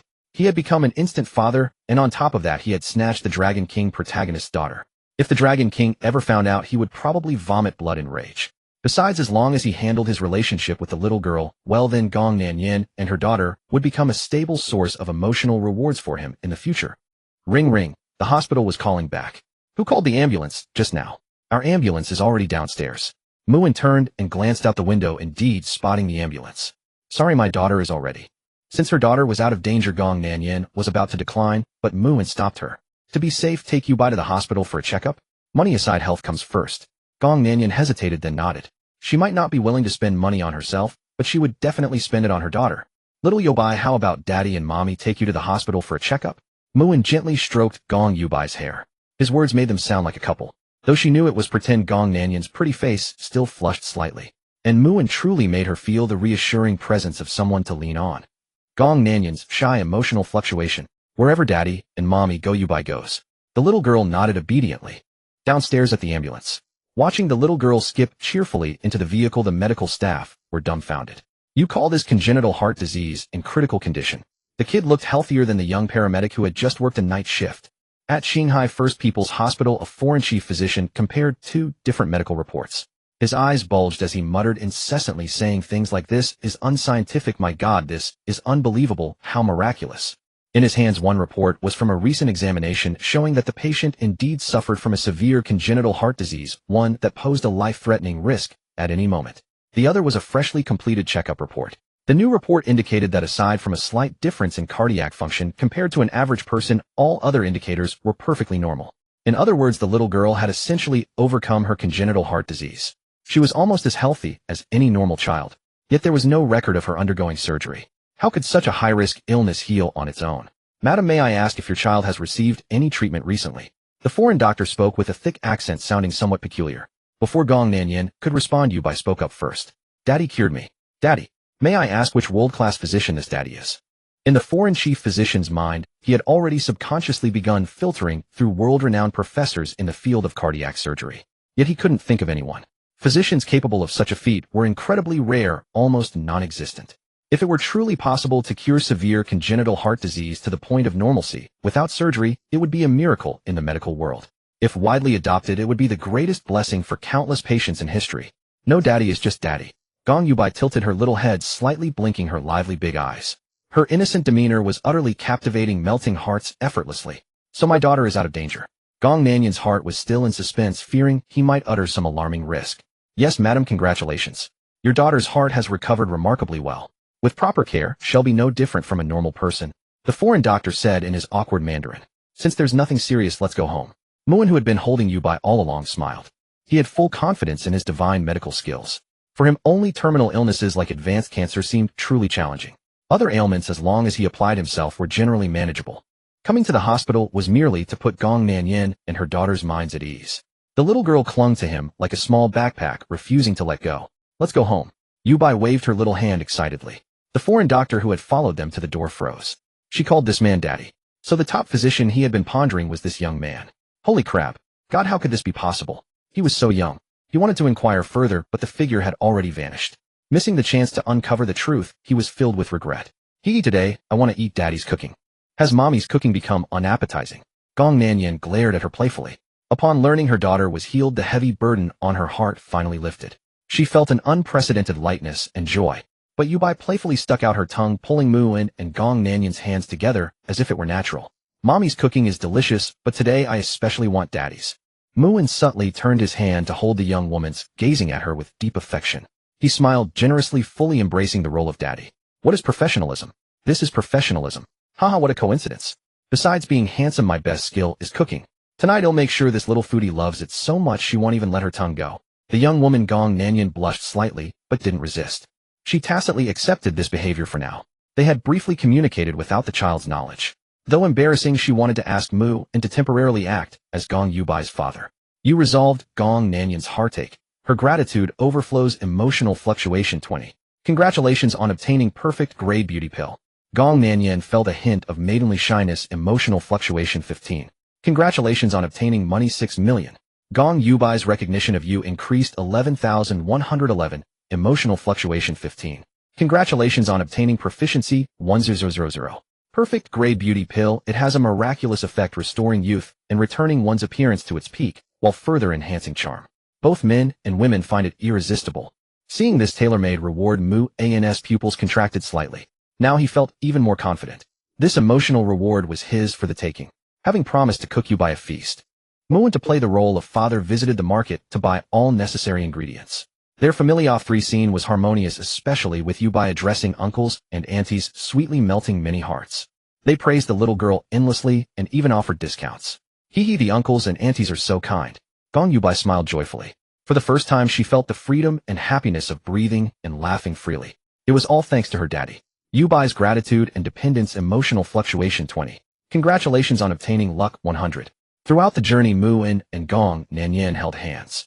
They seemed to subconsciously or perhaps deliberately forget about this gesture. Yubai, sit for a while, Daddy will make dinner for you. Yay. Hurry, Daddy. My tummy is so hungry I can't wait. Muin smiled and entered the kitchen. Gong Nanyan hesitated for a moment before following. Let me help too. It's fine, Sister Nanyan, just wait for the feast. Muin said cheerfully. Though it was his first time as a father, he believed his skills acting could handle it. Gong Nanyan blushed, her luscious red lips hesitating to speak. Unfortunately, her mask hid this beautiful sight from all. Soon Gong Nanyan was amazed by Mu's exquisite culinary skills, especially his masterful knife work that seemed almost magical. He could chop every ingredient to uniform lengths and thicknesses. It felt as if they were carved from the same mold. Watching Muin cook was like admiring a work of art. Every movement was aesthetically pleasing and captivating. She had thought that coming from a prestigious family, his cooking might not be great. Thus, she offered to help to ensure the meal wouldn't be too disappointing. But now she couldn't even assist. Interfering would feel like desecrating the birth of each culinary masterpiece. Gong Nanyan felt a sense of inadequacy mixed with a faint warmth. Long ago, she had dreamed of beautiful love and family life, just like this moment. Gradually, she became lost in the sight. Gong Nanyan's shock and delight. Emotional fluctuation 15. Congratulations on obtaining proficiency 200. What does Sister Nanyan plan to do next? Continue street vending? Muin asked with a gentle, perfectly measured smile. Gong Nanyan snapped back quickly, averting her gaze. Her cheeks warmed with embarrassment. I might just continue as before. But when it came to reality, her eyes grew uncertain. Vending like this isn't ideal, especially with Yubai to care for. How about this? I have a promising business opportunity with good income and stable hours. Would you be interested in joining? Mu's eyes sparkled with a dazzling, captivating light, his smile radiant. If all went well, the stack of culinary recipes he had obtained would finally come in handy. 2 new gold mines were about to be unearthed and yield their riches. Invest. Invest in what? Gong Nanyan's eyes showed a hint of confusion. Muin decided not to keep it a secret. I have some exclusive culinary recipes here, and I happen to have a bit of spare cash. So I'm planning to open a restaurant. What do you think, Sister Nanyan? How to maintain a long-lasting relationship with someone. Money and business are a fine excuse. Muin intended to do just that. If it were anyone else, Gong Nanyan might have refused without a second thought. With countless restaurants lining the streets without exceptional culinary skills, survival in the fierce competition was nearly impossible. Yet recalling the culinary prowess Muin had just displayed, she realized there was genuine potential in it. A flicker of excitement stirred within her. If the restaurant truly opened, she would have a stable job, and she could even find time to spend with Yubai. In the past, she had been forced to miss many moments of her daughter's growth due to the hustle and bustle of life. I probably don't have much money to invest. Gong Nanyan bit her lip, pondered for a moment, and ultimately decided to give up. She knew the reality all too well. The current reality for her was simple poverty. That meant she had no choice but to decline, even if she knew this path might lead to success. Because the family is truly too poor, Gong Nanyan hesitated and ultimately decided to refuse despite feeling regret and some guilt toward your suggestion. Emotion fluctuation 15. Congratulations, you have received the reward money 2 million. Before you refuse, let me clarify, I don't expect you to invest money. However, I will still give you a share of this. Muin chuckled lightly. He was well aware of her current situation. His fundamental goal wasn't to make money, but to extract emotional rewards from her. Therefore, he would do whatever it took to pull Gong Nanyan onto his war chariot. What do you mean? Gong Nanyan was puzzled. Getting shares without money. How could such a free lunch exist in this world? Hey Race, my plan, you will be the manager of our new restaurant. I won't give you a fixed salary. Instead, your commission will be based on the restaurant's monthly revenue. The higher the revenue, the higher your commission. They'll also give you a 10% stake up front. At the end of the year, you'll receive dividends based on your share. But this job and the stake come with conditions. You must work under me for at least 10 years. If you can accept that, we can sign the contract when you're free. Muin stated his terms calmly. In truth, he was digging a trap, using this opportunity to bind Gong Nanyan, the female lead, firmly by his side. Even if the so-called Dragon King protagonist in the future had extraordinary abilities to reclaim his wife. As long as Muin included a clause in the contract stipulating an astronomical breach penalty that the other party could never afford, the choice would be clear: either pay the penalty or be harshly punished by legal means. Either outcome would severely strike at the protagonist's luck. Confronted with such an advantageous offer within easy reach, Gong Nanyan hesitated. After all, the two were not related by blood, merely acquaintances at best. Xiaomu, why are you going this far for me? I am not as good as you think, and I've already. Gong Nanyan bit her lower lip and instinctively turned her face away, unwilling to let him see the moisture glistening in her eyes. Her heart, which had been cold and silent for years, seemed touched at this moment. Because of your repeated help, Gong Nanyan's heart is not made of stone, it has been deeply moved. She admits she seems quite fond of you. Emotion fluctuation 20. Congratulations, you have received the reward endurance 5. Why? Because you're Yubai's mom. Muin looked at her with a grin, unable to resist teasing. I'm Yubai's dad. Isn't this exactly what I should do? Don't worry about losing money by following me and opening a restaurant. I still have many exclusive culinary recipes, each offering a top-tier taste experience. Once released, they'll definitely be a hit. Just sit back and count the money then. Besides, Muin steeled his heart, suddenly boldly wrapping his arm around her slender waist, pulling her into his embrace, and whispering softly in her ear. You know, I've always wanted a big sister like Sister Nanyan. That can be considered a reward. These words instantly turned Gong Nanyan's pretty face crimson. Her long-sealed maiden heart began to race wildly. It was as if a lively little deer had awakened with the arrival of spring, jumping around tirelessly, curiously observing this thrilling new world. Your words made her heart flutter. Emotion fluctuation 15. Congratulations, you have received the reward physique 1. Gong Nanyan's shyness emotion fluctuation 20. Congratulations, you have received the reward luck 20. Then, I look forward to your guidance. Gong Nanyan took a deep breath. In truth, she felt no resistance inside. Perhaps it was the time he shielded her from the thug, the time he treated her ankle, the time he cured Yubai's illness in a crisis, or the time he made Yubai laugh and helped her find her dad. I'm quite domineering, so I hope you can get used to it. I wonder if I could see Sister Nanyan's real face. Muin's acting was still on point, appearing arrogant and unreserved about his intentions. Just as he was about to pull down her mask, it seemed to trigger a fatal switch. Gong Nanyan broke free abruptly. Xiaomu, actually, I'm not as beautiful as you imagine. An accident back then disfigured me. So can I be selfish and preserve the last shred of beauty I have in your heart? As she spoke, tears welled up in her eyes, her gaze pleading. It was heartbreaking to behold. The fire that disfigured her face remains vivid in Gong Nanyan's memory, an eternal pain in her heart. If not for her daughter, she might have forever remained trapped in her own world, unwilling to step out. Gong Nanyan's sorrow emotion fluctuation 20. Congratulations, you have received the reward proficiency 5,000. Muin fell silent, realizing he had touched a nerve. But this wound was also the breakthrough point to make her bleed rewards. He gently wiped away the tears at the corner of her eyes with his hand and said softly, "All right, don't cry. As my sister Nanyan, you'll stop being pretty if you keep crying. You little rascal, who's your sister Nanyan? Always flirting. Mph.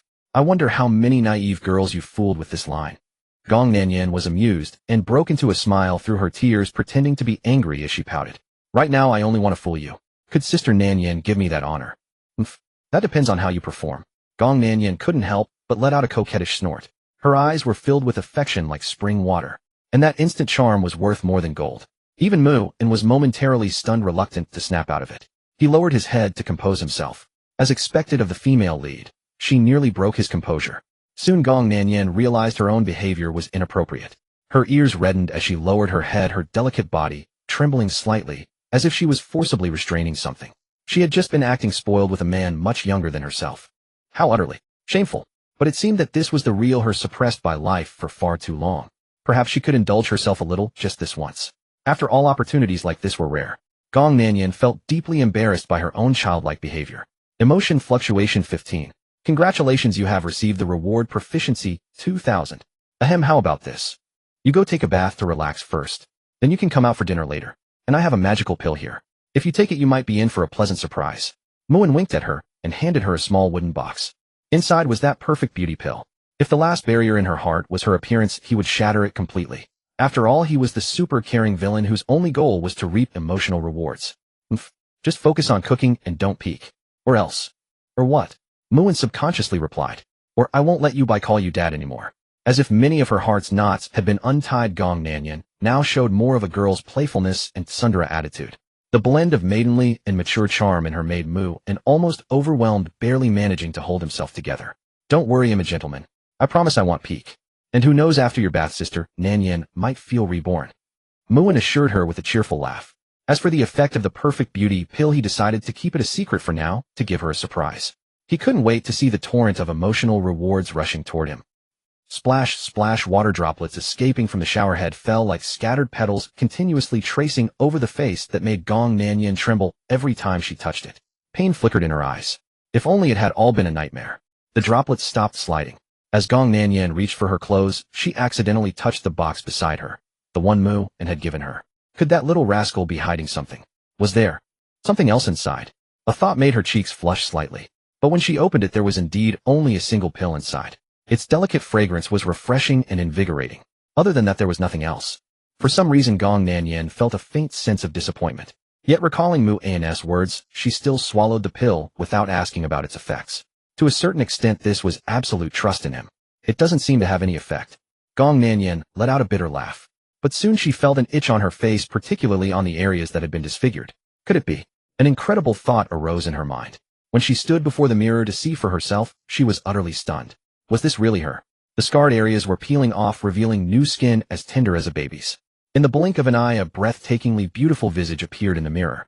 Gong Nanyan caressed her face in a daze, tears brimming in her eyes. She felt as if she had returned to her youthful 18 years, shedding invisible shackles and feeling light all over. The calluses on her hands, accumulated from years of hard work, were also gradually disappearing. Her skin was like ice and snow, supple and bouncy. Due to the extraordinary effect of your perfect beauty pill, Gong Nanyan was profoundly astounded. She couldn't believe her beauty could be restored. Emotion fluctuation 25. Congratulations, you have received the reward physique 5. Remembering that this pill came from you, Gong Nanyan's heart is filled with gratitude and emotion. Emotion fluctuation 30. Congratulations, you have received the reward proficiency 10000. You perfectly resolved the knot in her heart. Gong Nanyan wants to immediately share this joy with her closest person. Emotion fluctuation 22. Congratulations, you have received the reward title, I am a cold-blooded killer. Title, I am a cold-blooded killer. Equipping this title grants mastery of the world's most powerful assassination techniques and automatically enters in absolute calm, bullet-time thinking state. At the same time, physique and mental strength are increased tenfold with no side effects. Daily limit 1 hour. On the other side, Muin was grinning from ear to ear as he looked at the pile of emotional rewards. He knew that Gong Nanyan, this treasure trove of a female lead, would definitely explode. But he never imagined it would be this satisfying. Just that title alone was enough to cover his investment. Not to mention the strongest assassination techniques and the bullet-time thinking state. The latter, a 1 hour duration of tenfold mental strength and physique with no side effects, could become an incredibly powerful trump card in his hand. Dad, what are you smiling about? I just remembered something funny. What funny thing? Just something funny. Isn't it a happy thing that I can sit down and have a meal with you Bai? After Mu An's reasonable explanation, Yubai suddenly understood and giggled. Then Yubai is happy too. What's making everyone so happy?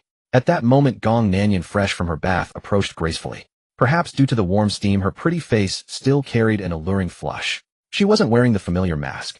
Instead, she revealed her stunning beauty. Her phoenix eyes were brimming with spring, and her smile was overflowing with joy. Mommy, you look so pretty today. Yubai's eyes sparkled as she hugged Gong Nanyan's leg. Oh, so Mommy wasn't pretty before. Gong Nanyan pretended to be angry, pinching Yubai's little earlobe. Hee, Mommy is beautiful every day. In Yubai's heart, Mommy is the most beautiful person in the world. You little rascal, such a sweet tongue. Gong Nanyan was helpless against her daughter's coquettishness. But seeing Muin staring straight at her, she shyly lowered her head. You haven't seen enough yet. Never enough, they'll never tire of looking at you in this life. Muin said cheerfully. He never hid his appreciation for beautiful things. His gaze was like looking at a moving gold mine which he adored immensely. Gong Nanyan blushed and dared not meet his eyes. Gong Nanyan's shyness emotion fluctuation 12. Congratulations, you have received the reward money 2 million. Mom and Dad are shameless being all lovey-dovey in public. Yubai is hungry. Yubai wants to eat first. Gong Yubai made a funny face playfully and skillfully pulled Gong Nanyan's hand over to Mu Ans. The three hands tightly overlapped, resembling a truly harmonious family. Time to eat. Try this crab I made, it's delicious. Hee, I want Mommy to have the first bite. What about Daddy? Hee, Daddy can have some too. After a long while, the sumptuous dinner came to an end. Yubai, already sleepy, went to bed. Only Muin and Gong Nanyan remained outside. Sister Nanyan, I just remembered that your ankle hasn't fully healed yet. How about I treat it properly for you? Muin suddenly chuckled. Though he claimed it was for treating her ankle, his true motive was anyone's guess. But one thing was certain, he wanted to extract rewards from her. In response, all he heard was a soft, almost inaudible hum of agreement. As for the details of that treatment, they are not to be shared with outsiders. The night grew deep. Bai Zaheo had just been bailed out of the police station by his father and subsequently subjected to a harsh scolding. His heart was nearly bursting with loathing for Mu and that useless rich second generation.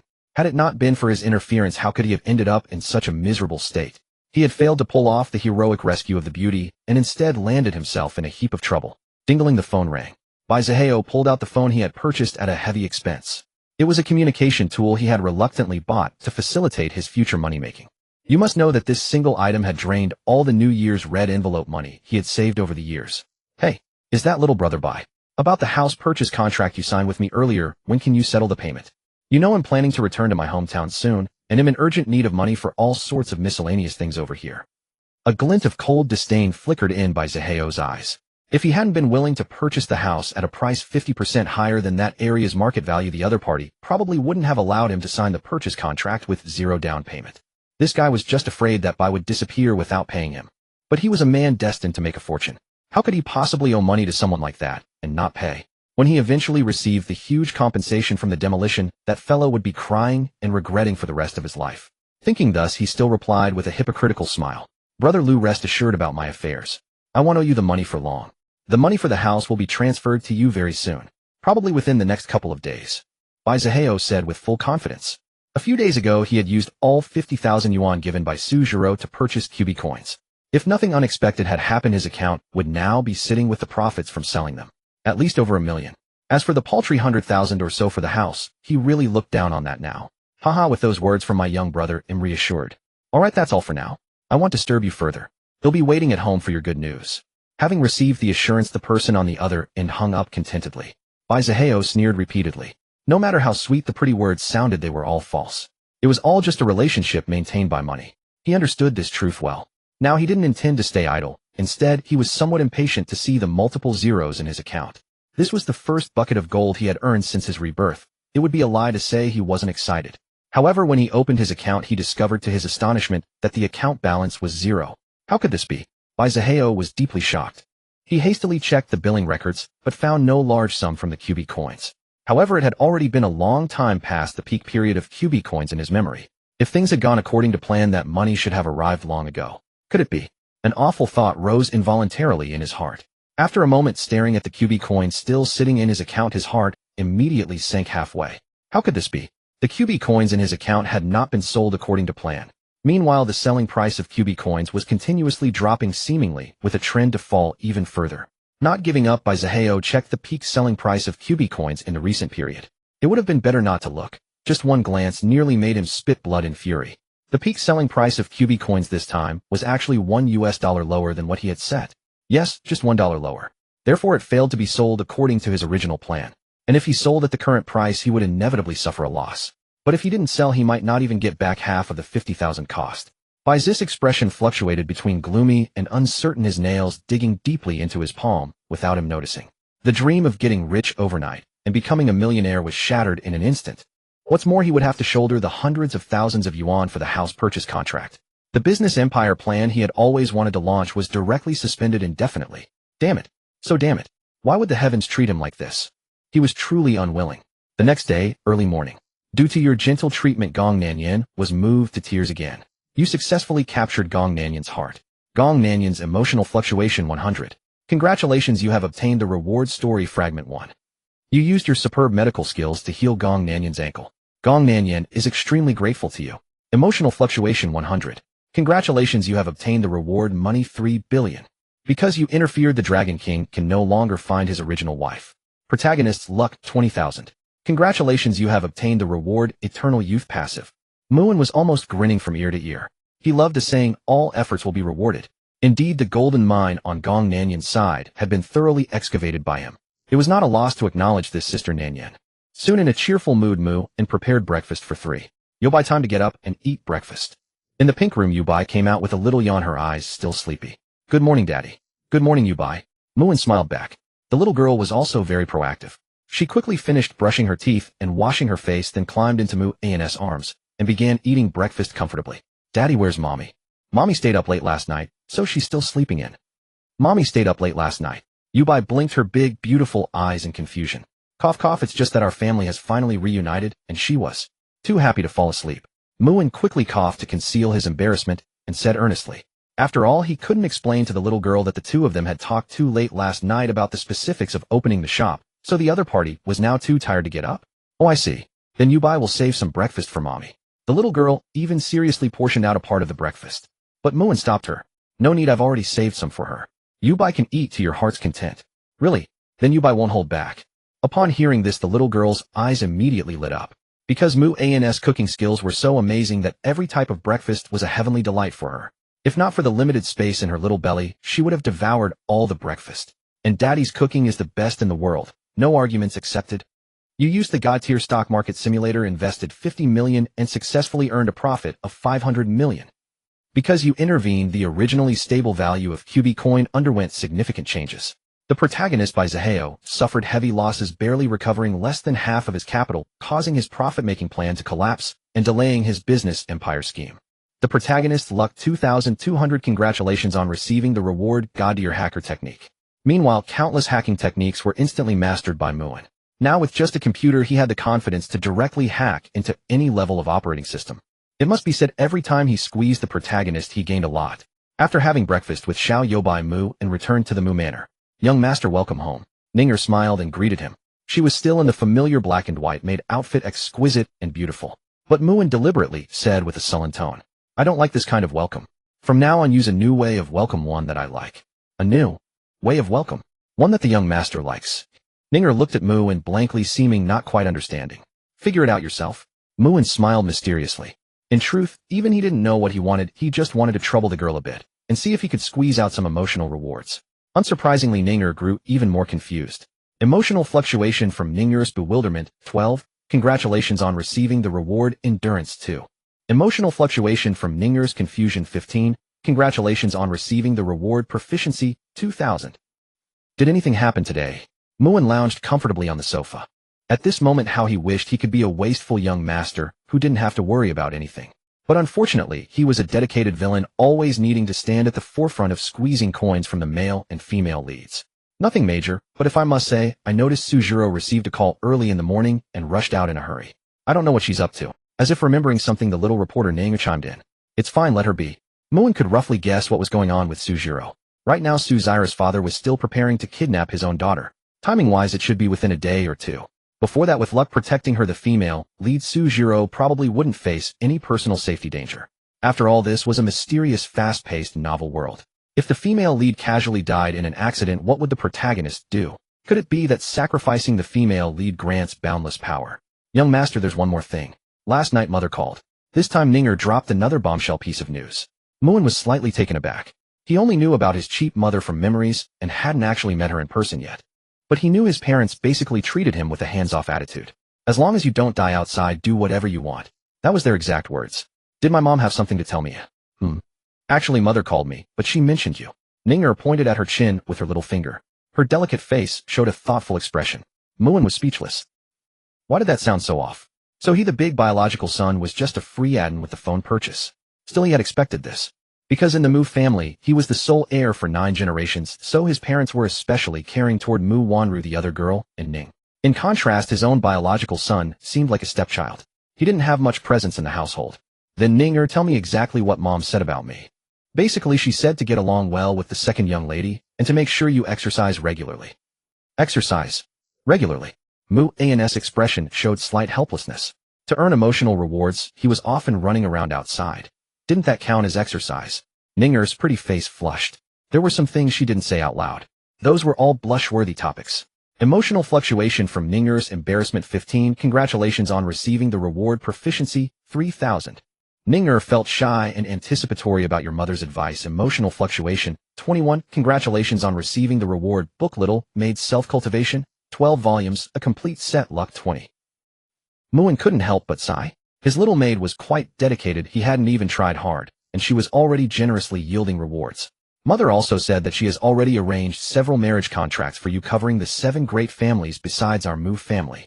And she told you to go out more, take home whoever catches your eye, and if you don't like them, just cancel the engagement. Don't agonize over women, or let them make you miserable. Calming her excited heart, Ninger recited all the messages like a treasured list. To be honest, the thought of so many women sharing her young master in the future naturally made her jealous. But she also understood her current position and the Mu family situation. She wasn't entirely incomprehensible about these unavoidable matters. For her, if she truly wanted to be good to someone, she had to put herself in their shoes and think for them. And she, Ninger, was undoubtedly someone who loved her young master to the bone, yet was willing to bury her love in the dust. She didn't ask for much, just that in the future her young master would have a place in his heart that belonged only to her. That alone would make her more than satisfied. 9 marriage contracts. And they are scattered across all the major families. Muin felt a slight embarrassment. Truly, this was the absurd world of illogical, fast-paced novels. How utterly ridiculous. Yet a trace of gratitude stirred within him. For the Mu family to secure such agreements from those powerful clans, he could only imagine the unequal terms they had to offer. However, what moved him even more was that Ninger was still wholeheartedly considering his interests. Had it been another type of woman, she might have staged an ancient-style scene of weeping, yelling, and threatening to hang herself. To be honest, he felt a flicker of affection for this girl, but only a flicker. As a professional villain, no person or event could sway him from his career path of looting wealth. At Yunbian Airport, a triumphant smirk curling on his lips, Long Haotian stepped off the plane. Finally back in Dragon Kingdom. Just wait. This time I will track down every culprit who annihilated my family, and that beauty who shared a night of passion with me. Long Haotian opened the small locket on his necklace, his gaze growing resolute. Inside was a photo, the youthful face of Gong Nanyan. Help! Someone's robbing me. Hearing a woman's cry, Long Haotian quickly turned to look. The owner was the beauty he had just met on the plane. His eyes lit up, and without a second thought, he dashed forward. With his formidable physique, the thief had no chance to escape. In just a few moves, Long Haotian pinned him down with his leg, forcing him flat on the ground. Stay put. Stealing right in front of me. You clearly haven't lived enough. Long Haotian sneered, effortlessly reclaiming the stolen item. But a green hat thrown into the air by the thief during the struggle happened to land squarely on his head. From a distance, it looked like a patch of green grassland atop his head, lush and unsightly. The implication was unmistakable. Feeling the ill omen, Long Haotian quickly snatched it off and tossed it away. By then, the owner of the lost belongings had arrived. Lin Zikin hurried over her chest, heaving slightly, her pencil skirt accentuating her elegant curves. She hadn't expected the airport security here to be so poor. No sooner had she disembarked than her handbag was snatched by a thief in broad daylight. Inside was a gift from her late grandmother. If she lost it, she would regret it for a lifetime. Miss, we meet again. Is this yours? Long Haotian struck what he considered a very charming pose. You are Mr. Long. Lin Zikin paused, recognizing him. This is yours, right? Check if anything's missing. These thieves are really going too far. Saying this, he pressed down harder on the thief, as if venting on the bowtie's behalf. He completely ignored the thief's cries of, I can't breathe. Lin Zikin didn't dare waste time. She quickly checked her handbag and upon finding the gift still inside, let out a sigh of relief. Mr. Long, thank you. Without you I really wouldn't have known what to do today. Don't mention it. I believe anyone with a sense of justice would step up in such a situation, Long Haoyan declared with righteous dignity. But inwardly he mused, of course that's only if the victim is a beauty like you. Nevertheless I must thank you. If there's ever anything you need my help with, I'll do my best to assist. Lin Zikin spoke again, her tone sincere. She was the eldest daughter of the Lin family and the president of Chifu Jewelry Group. She had taken this business trip to inspect raw gemstone sources for her company. Since she dared to say that she had confidence and capability to back it up. What a coincidence. I do need your help, Miss Lin. As you know, I just returned from abroad and plan to stay here for a while. I'm currently jobless. Can you perhaps refer me to something? Otherwise I might end up sleeping under a bridge with the homeless. Long Haoyan played the pity card, painting a picture of himself as a destitute wanderer. He seized the moment to make his request. In truth, this was one of Long's seduction techniques. By playing the victim in front of a beauty, he could arouse her maternal sympathy, making further advances easier. And sure enough, after a moment's hesitation, Lin Zikin spoke. How about this? My company happens to need a head of security. If you don't mind, you can take the position temporarily. As for salary, I won't shortchange you. Hooked. Hooked. This trick never fails. Becoming a security guard at her company meant not only more chances to be around her and potentially win her over, but also solving his immediate identity problem. Moreover, the flexible working hours would give him ample time to investigate the truth behind the Long family's extermination. It was killing multiple birds with one stone. Long Haoyan was secretly delighted, but he didn't show it. Thank you, Miss Lin. I love this job. I'll work hard. Good, it's settled then. Lin Zikin left her business card and departed first. Deep down she didn't know why, but she felt a strong fondness for this young man. Like meeting an old friend she couldn't help but get close to. Otherwise she wouldn't have acted so out of character and generously offered him the position of security captain. In reality, her company did not lack a security captain. The incumbent captain, what? My job is taken just like that. WTF. If Muin were here, he would instantly see through the trick. Wasn't this the quintessential brainless protagonist Halo? Truly overpowered. This woman is interesting. Her figure is nothing like those foreign women. I'm starting to take an interest in her. Long Haoyan leered at Lin Zikin's retreating figure, his eyes brimming with possessiveness. A smug smirk had long since curled his lips, looking somewhat inhuman. Yet he reveled in it, enjoying himself immensely. Heh, woman, you've successfully caught my attention. Save? I can't. Breathe. Glancing at the thief still pinned under his leg, Long Haoyan frowned slightly. He had been so engrossed in conversation that he had forgotten about this guy. Now, due to prolonged pressure on his neck, the thief was barely breathing, more exhaling than inhaling, on the verge of death. If not taken to the hospital immediately, his life would be in danger. But Long Haoyan couldn't care less about such a scumbag. He was the lofty protagonist. Why would he bother with the life of an ant beneath his feet? So he simply got up and left, casually making an overseas call. Hey Bai, investigate the Long family's past and Gong Nanyan of the Gong family for me. Oh, and also a woman named Lin Zikin. Check her out too. I want all information on her within 3 minutes. University Town. Jiro, you must believe me this time, it was truly an accident. I will be able to make a fortune in the future. Bai Zaheo gritted his teeth, and after much hesitation, he finally told Sujiro about his failed attempt to purchase QB coins. He believed that given the young lad's empathetic heart, she would surely understand him. Perhaps this honesty would even increase his favorability in her eyes. But the Sujiro of now was no longer the naive, innocent girl he remembered. Especially after experiencing a series of treacherous and deceitful events, she had grown more mature and pragmatic. Just yesterday, the man who was her biological father had cut off all medical expenses for her mother, even claiming with a glib tongue that they were no longer legally father and daughter. He said that if any expenses were due, they should be borne by her or Muin. Hearing this, she nearly ground her pearly teeth to dust in fury. This was her own mother, his wife. How could he be so heartless? Consequently, she wept bitterly beside her mother's hospital bed for an entire night, her eyes swollen from crying. Your future has nothing to do with me anymore. Let those lost funds be lost. Consider them as repayment for when you once saved me. Sujiro spoke coldly. She had truly been foolish before, naively entrusting the chance to make money to appear. But now she saw clearly. Rather than gambling on an uncertain future, it was better to grasp firmly what she could hold right now. For instance, Brother Muin, why are you here? Seeing Mu An's arrival, Sujiro hurried over to greet him. Her smile was as radiant as spring sunshine, a stark contrast to the aloof demeanor she had just displayed. Hearing this, Bai Zaheo's heart instantly chilled. His goddess was calling another man. Brother. Perhaps people of the present didn't grasp the implications of this term, but he who had reincarnated from the future certainly did. How was it any different from those female streamers on short video platforms in the future who postured seductively? What he found most unbearable was that his goddess had, without his knowledge, transformed into someone he no longer recognized. Bai Zaheo trembled with rage. My dear Campus Belle, your lips are so sweet. Let your master reward you. Muin smiled lightly as he wrapped his arm around Su Xiru's slender waist. After hesitating for 1,000th of a second, he planted a firm kiss on the girl's delicate cheek. All of this serves to provoke the male lead and earn emotional rewards. Indeed, I am a professional villain devoted to art. Muin silently praised his own nobility. Su Xiru cast a reproachful glance at him, yet there was no hint of reluctance in her expression. She understood now that Su Daji had severed their father-daughter relationship and cut off her mother's medical expenses. The only person she could rely on now was the man before her. Not to mention that he had already, under the guise of threats, taken everything from her except her innocence. If no unexpected event occurred, she would belong to him for the rest of her life. Su Xiru gradually begins to accept her fate, emotional fluctuation, from shyness 12. Congratulations. You have received the reward physique 1. I knew it would be you. Bai Zihao glared furiously. Seeing the other man touch his goddess without restraint, his heart ached as if he could barely breathe. Once he would have been the one standing in that position. But now everything was lost. His Campus Belle was even calling that man brother repeatedly. Heaven knows what kind of relationship they shared behind closed doors. He didn't want to think about it. He dared not. Afraid that the truth would be even more unbearable. Oh, if it isn't classmate Bai Zihao. What do you have business with my Jiro?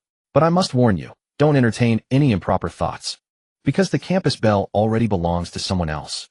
Muin raised an eyebrow, his expression perfectly feigning surprise, as though he had only just noticed the other's presence. To assert his claim and further provoke the man, he planted another kiss on the girl's cheek. Indeed, sacrificing for art is never a one-time thing. It becomes a habit. Muin once again silently applauded his own noble character. Su Xiru trembled with bashfulness. Emotional fluctuation from Su Xiru, shyness and pleasure, 13. Congratulations. You have received the reward physique 1. You. Bai Zihao pointed at him, panting heavily, one hand clutching his increasingly painful chest. The hatred of a stolen beloved was about to overwhelm his reason. Jiro, whatever he can give you, I can give you even more in the future. Just give me enough time, and he'll even take you to see the moon in the sky. So, can you come back to me? Bai Zihao looked at Su Xiru with eyes full of pleading, as if hoping she would change her mind. His tone was humble to the bone. But Su Xiru simply ignored him, not sparing him even a glance. This man was a lunatic spouting nothing but lies. She had never been his woman in the first place, so how could she come back to him? Such a turnoff. Why gamble on an uncertain future when she could have what she wanted right now? At this moment, Bai Zihao could no longer hold back. Utterly disappointed and seething with rage, he shouted, Mu and I want you dead. Bai Zihao lunged forward. All reason, forbearance, and the art of silent wealth building were thrown to the wind. He had only one thought: make Muin pay for taking his Campus Belle. Still haven't learned your lesson from last time, daring to attack me. How naive. Muin snorted coldly, casually shifting his foot. The man flew backward like a torn sandbag. He had wondered if the cuckold would continue playing the patient turtle. Unexpectedly, his patience ran out so quickly. But this was fine. Such reincarnation novel protagonists had no combat strength to speak of. They were like newcomers just entering the starting village. As long as he preemptively sabotaged the other's money-making plans, the protagonist would become nothing more than a soft persimmon for him to crush at will. Utterly fragile. Come, little maid Su, let's go. Muin smiled as he wrapped his arm around the girl, preparing to leave. In truth, he was covertly observing whether Su Xiru still harbored any feelings for Bai Zihao, the protagonist. If she showed even a hint of sympathy, she would henceforth be nothing more than a tool to be ruthlessly drained for emotional rewards. After all, he would encounter many more satisfying female leads in the future. He had no interest in wasting time on a heroine who, after repeated blows, still failed to understand the word reality. Clearly, Su Xiru was one who had already accepted reality.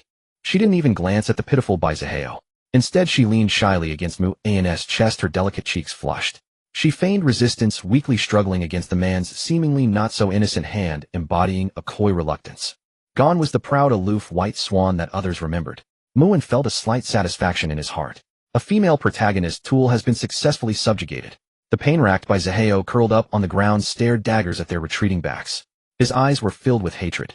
One man he loathed would bring ruin to his family in the future. One woman he loved was throwing herself into his enemy's arms. Damn them. Both of them should die. In front of the one you love after being kicked by you and unable to retaliate, the protagonist, Bai Zihao, feels immense humiliation. He now harbors a burning hatred for you. Protagonist's dignity damaged. Luck 1000. Congratulations. You have received the reward physique 10. Having witnessed his goddess Su Xiru being taken away, the protagonist Bai Zihao's mental state suffers further damage. Luck 1500. Congratulations. You have received the reward proficiency 3000. Warning: due to your series of high-level manipulations, the protagonist by Zaheo has completely turned dark. He may from now on resort to unscrupulous means to make money, including smuggling and other illegal activities to develop his business empire. Eventually, he will try every means to target you and your family. Facing the protagonist by Zaheo's descent into darkness, Moon felt nothing in particular. A sense of crisis. That was utterly preposterous. Even if he did nothing to obstruct the still penniless student protagonist by Zaheo, letting him develop smoothly, it would still be many years before by Zaheo could even begin to challenge Mu and his family. Brother Mu, and may I make a request? Sujiro hesitated, biting her delicate lip. She then told him about how that cold-blooded man had cut off her mother's medical expenses. Muin wasn't particularly surprised. After all, compared to the other vile deeds that man had done, this was nothing. So you want me to help you solve your mother's medical expenses? Muin stroked his chin. Faced with such a golden opportunity, he naturally pondered how to extract more emotional rewards from the young girl. Consider this money a loan from you. They'll pay you back once I start working. Sujiro nodded gently. Her small hands clenched tightly, nervous that he might refuse. Of course, no problem. For me, any problem that money can solve is a trivial one. However, you don't need to pay it back. Since I've already kidnapped her daughter, it's only right that I fulfill some filial duty toward her. Muin chuckled lightly. Acting so considerate, wouldn't the girl be utterly moved? He could already envision the emotional rewards exploding from her. As expected of me, effortlessly handling the campus bell. As expected, Zaira's face flushed crimson. The word filial duty struck her heart deeply. Her heart was filled with gratitude and emotion toward Muin. The girl didn't refute his words, seemingly accepting them. Shyness emotion fluctuation 15, congratulations. You received reward proficiency 2000. Joy emotion fluctuation from Sujiro 18, congratulations. You received reward luck 18. Gratitude emotion fluctuation from Sujiro 20, congratulations. You received reward confusion cognitive card 1. Confusion cognitive card 1, target multiple individuals causing their perception to deviate and they will believe it 100%. For example, you can make them see whoever you want, feel whatever you want. Hiss, the reward card. Mu's pupils contracted, immediately realizing its potential. Maybe it would lead to a grand drama later. Back to the main point, Mu and wouldn't help Sujiro for free so easily. Having spent money, he naturally wanted to get things done. He had conditions too. Little maid Su, since in being so filial, shouldn't you fulfill your duty as a daughter? Muin lifted the girl's chin, his tone extremely flirtatious. Even though she had already given him many rewards, he wasn't satisfied with that. There was a fitting phrase: make the best use of everything. He wouldn't stop until he had squeezed out every last reward from the girl using this loan. Young master, what do you mean? Sujiro was quick to catch on. Hearing him call her little maid, she immediately changed her address. I really like those photos of yours.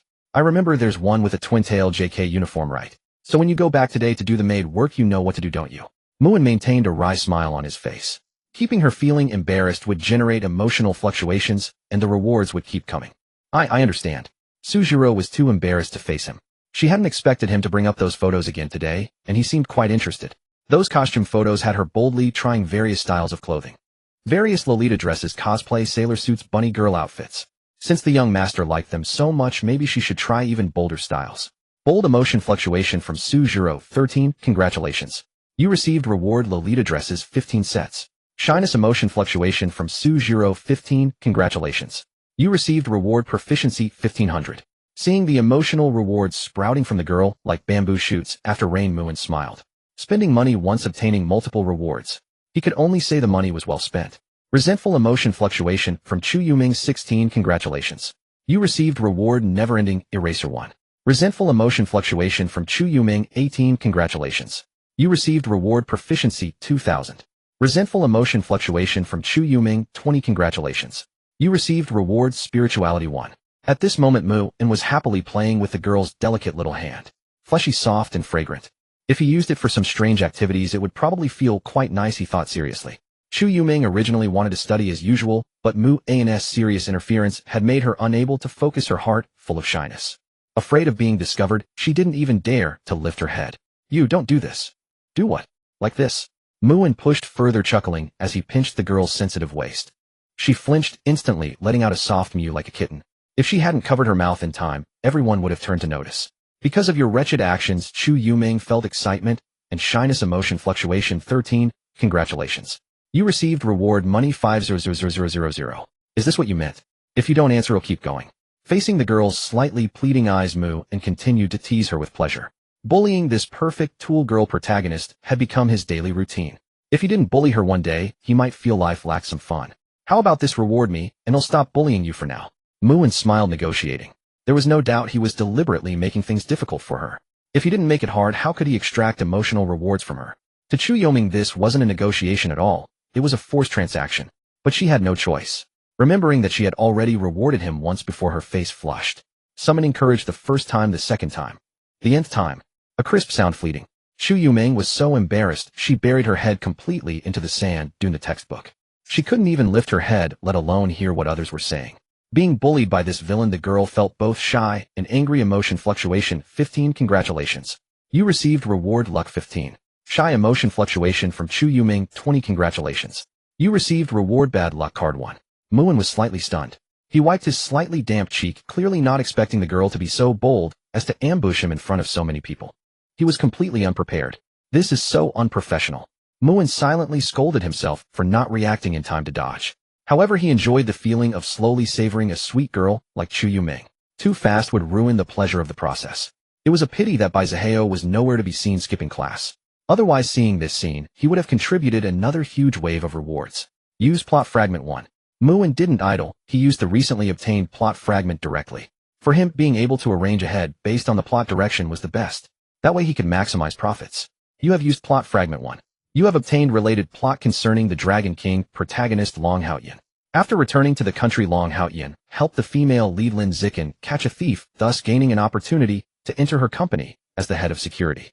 Upon reporting for duty, he naturally showed off a little. Subsequently, Lin Zikin's company Chifu Jewelry Group was unexpectedly hacked. If not for the Dragon King protagonist promptly getting someone to help, the company's confidential information might have been leaked. After this incident, Lin Zikin's goodwill towards him greatly increased. The detailed plot process is as follows. Note: the female lead Lin Zikin is one of the provisional fiancés arranged for you by the Mu family. At noon, Muin drove his flashy domineering sports car towards the Chifu Jewelry Group. Although he was partly driven by a desire to witness some drama, it was more because of the system's subsequent reminder. Note: after coming into contact with the Dragon King protagonist, the host will unlock a reward system oriented toward martial arts power. This so-called martial arts power system greatly intrigued him. Future protagonists might become increasingly powerful, and waiting idly was not in his nature. Moreover, as someone who enjoys amusement, he naturally sought out entertainment proactively. At the entrance of the Chifu Jewelry Group, seeing such a luxurious sports car parked at the company gate, the security guards on duty were filled with envy. Whoa, isn't that the legendary $1 million sports car, the Son of the Wind? I actually saw it today. The most expensive car we've ever seen was probably our CEO's business car. But compared to this one, it's like heaven and earth. I can hardly imagine how much money the owner of this car has. Maybe he's the boss of some big company. Stop being sour. No matter how much money others have, it's not something we who earn less than $1,000 a month should worry about. In the end, does it affect my salary of $3,200 this month? But when Muin got out of the car, all the security guards were stunned. The owner was so young. Which wealthy family did he come from? Envy 11111. One of you park my car. And remember to have someone watch it. Don't let it get scratched. Hey race, a little tip for you all, don't think it's too little. Muin smiled calmly and casually pulled out a wad of red bills. Winning people over was his specialty. This move made everyone's eyes nearly pop out. That wad of cash was at least 10,000, right? Giving that much as a tip just for parking. In all their years as security, they had never seen such a wealthy spender.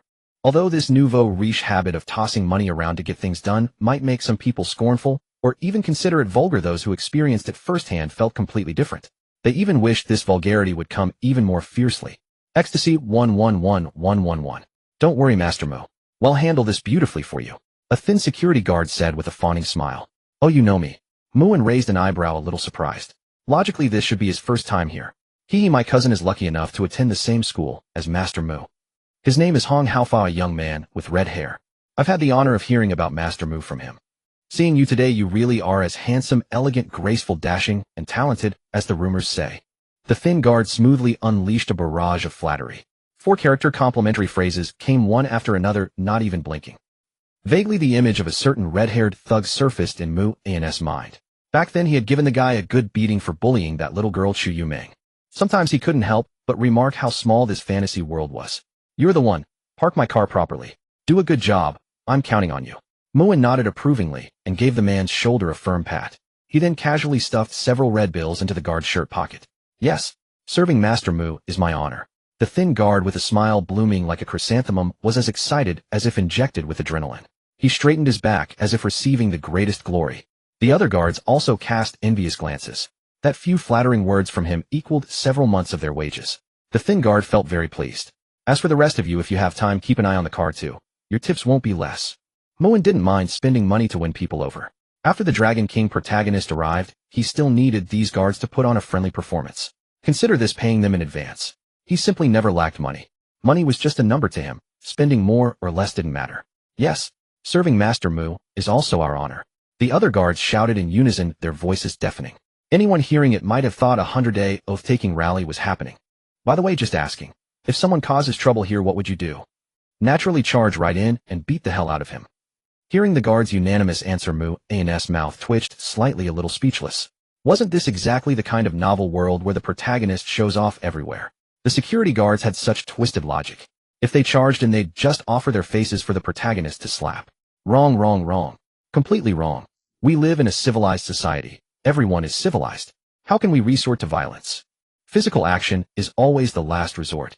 Muin preached, correcting their mistaken views. However, if they strike, first remember to call the police. Then if there are surveillance cameras, check them. If not, do you have your phones? Open the video function and film the troublemaker's face directly. Provide evidence for the police later. As long as you're in the right, the one in trouble is them. So you understand what to do now. After this meaningful lesson, the guards suddenly saw the light. They had never realized the importance of their phone's video function. Master Mu's wisdom and problem-solving skills were truly brilliant. Brilliant. Master Mu is absolutely brilliant. The thin guard quickly followed up with more flattery. Mu's lips curved slightly as he walked into the company. He hoped the Dragon King protagonist would like this little gift. On the other side, Long Hao-yin was still in a taxi heading to Lin Zicken's company. He wore suspenders, board shorts, and flip-flops, plus what he considered a very unrestrained smile. Young man, I gotta say this outfit won't do for going to work. What do you know? This is called individuality. You old folks will never understand youth's individuality. Long Hao-yin smirked contemptuously. That lethal smirk of his was devastating. It left the old driver who wanted to say more utterly speechless. Long Hao-yin was still wearing the exact same clothes as when he got off the plane, unchanged. Because in his heart, only that first appearance could most directly evoke that woman's memories of their time together. Just wait, woman. He'll conquer you soon. Long Hao-shin's lethal smirk curled upward even more. He had already started fantasizing about the look on that iceberg goddess face melting and her giving in, letting him bully her. Soon the destination arrived. After getting out of the cab, Long Hao-yin swaggered toward the Chifu Jewelry Group. But he was soon stopped by the security guards. Sir, do you see that sign? Unauthorized persons and dogs are not allowed in our company. Me? Unauthorized? That's hilarious. Long Hao-yin pointed at himself as if hearing the biggest joke. In the security chief personally appointed by your CEO Lin Zicken. I'm here to take office today. That means all of you will be my subordinates. Don't worry. If you follow me well, I guarantee every one of you will eat well and drink well. Saying this, he raised his head, clasped his hands behind his back, and put on the air of a transcendent master. Was he already selling promises before even starting work? The two guards blocking him exchanged glances and couldn't help pursing their lips. Especially when they saw his ludicrous clothes, they strained hard to suppress laughter. Would their CEO Lin find such a person to be the security chief? Was this guy here to be funny? What are you laughing at? Rage began to kindle in Long Hao-shin's heart.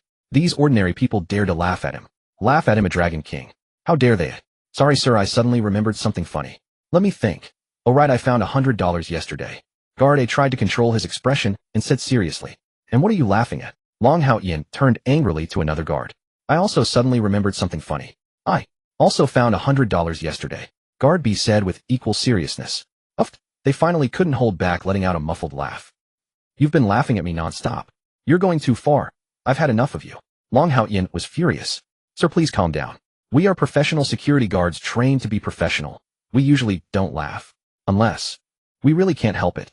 Ha ha ha. The two guards ended up laughing at themselves as they spoke. They could no longer control themselves and burst into open laughter. I'm gonna beat you. Long Hao-yin couldn't hold back, either cursing loudly and then striking. How dare mere security guards mock him? If he didn't take a stand now, would his reputation as a mighty Dragon King be as fragile as paper? Fight! Someone is causing trouble. Security! Where are the guards? Hurry! The heart-wrenching cry instantly caught the attention of the thin security guard and his colleagues. They had been gathered around Mu's sports car, standing guard at the ready. Hearing this, they immediately shuddered. A single thought rose unbidden in their minds, the chance to put what young Master Mu had just taught them into practice. You few stay in guard here. The rest of us go check over there. Remember, not a scratch on young Master Mu's sports car. The thin security guard pondered for a moment, then assigned tasks simply. The other guards had no objections. In fact, after Mu An's recent display, they were subtly beginning to look to the Thin Guard as their leader. But by the time the fully armed Thin Guard reached the scene, Long Haoyan was already in a frenzy. Several guards were being viciously trampled under his feet, still moaning. "Know what to do," the Thin Guard said to the guard beside him. The other nodded and decisively called the police. "Hello, 110. There's a disturbance downstairs at Chifu Jewelry Group." The Thin Guard and his men weren't idle either. They all felt for their phones, ready to start recording at any moment. "A few more, eh? No matter how many of you come, you're useless. Today I'll teach you a lesson on behalf of your CEO." Long Haoyan spat heavily on the ground, his expression dripping with contempt. These weakling guards didn't even give him a chance to warm up. A few punches felled them all. Utterly boring. "Sir, please calm down. Assault is illegal. Illegal. I'm beating you dogs who look down on others. Look at this fist. Do you think I'm afraid of the law?" Long Haoyan sneered, still exuding arrogance. In his mind, if he made enough trouble, Lin Zikin would have to come out and settle things. She was his greatest backing. In the end, only those contemptuous guards would end up in trouble. But then the Thin Guard and his men all pulled out their phones. Click, click, click. They snapped from various angles. Long Haoyan was completely dumbfounded. What the hell were they doing? "Sir, could you repeat that? We didn't quite catch it." "You mean just because they looked down on you, you attacked first and injured a group of people at?" Faced with the Thin Guard's righteous interrogation, Long Haoyan nodded instinctively, then shook his head in anger. "I, Long Haoyan, need not explain my actions to you. And you, what are you snapping photos of? Did I permit you to film me? You are violating my portrait rights." Long Haoyan, furious, grabbed the Thin Guard by the collar, knocked his phone to the ground, and even stomped it to pieces. But the Thin Guard showed no fear. Instead, he said solemnly to the others, "Did you get all that? This guy destroyed private property, tried to provoke a fight, and intended to assault someone. An extra crime." They were recording. That meant his every move was being filmed.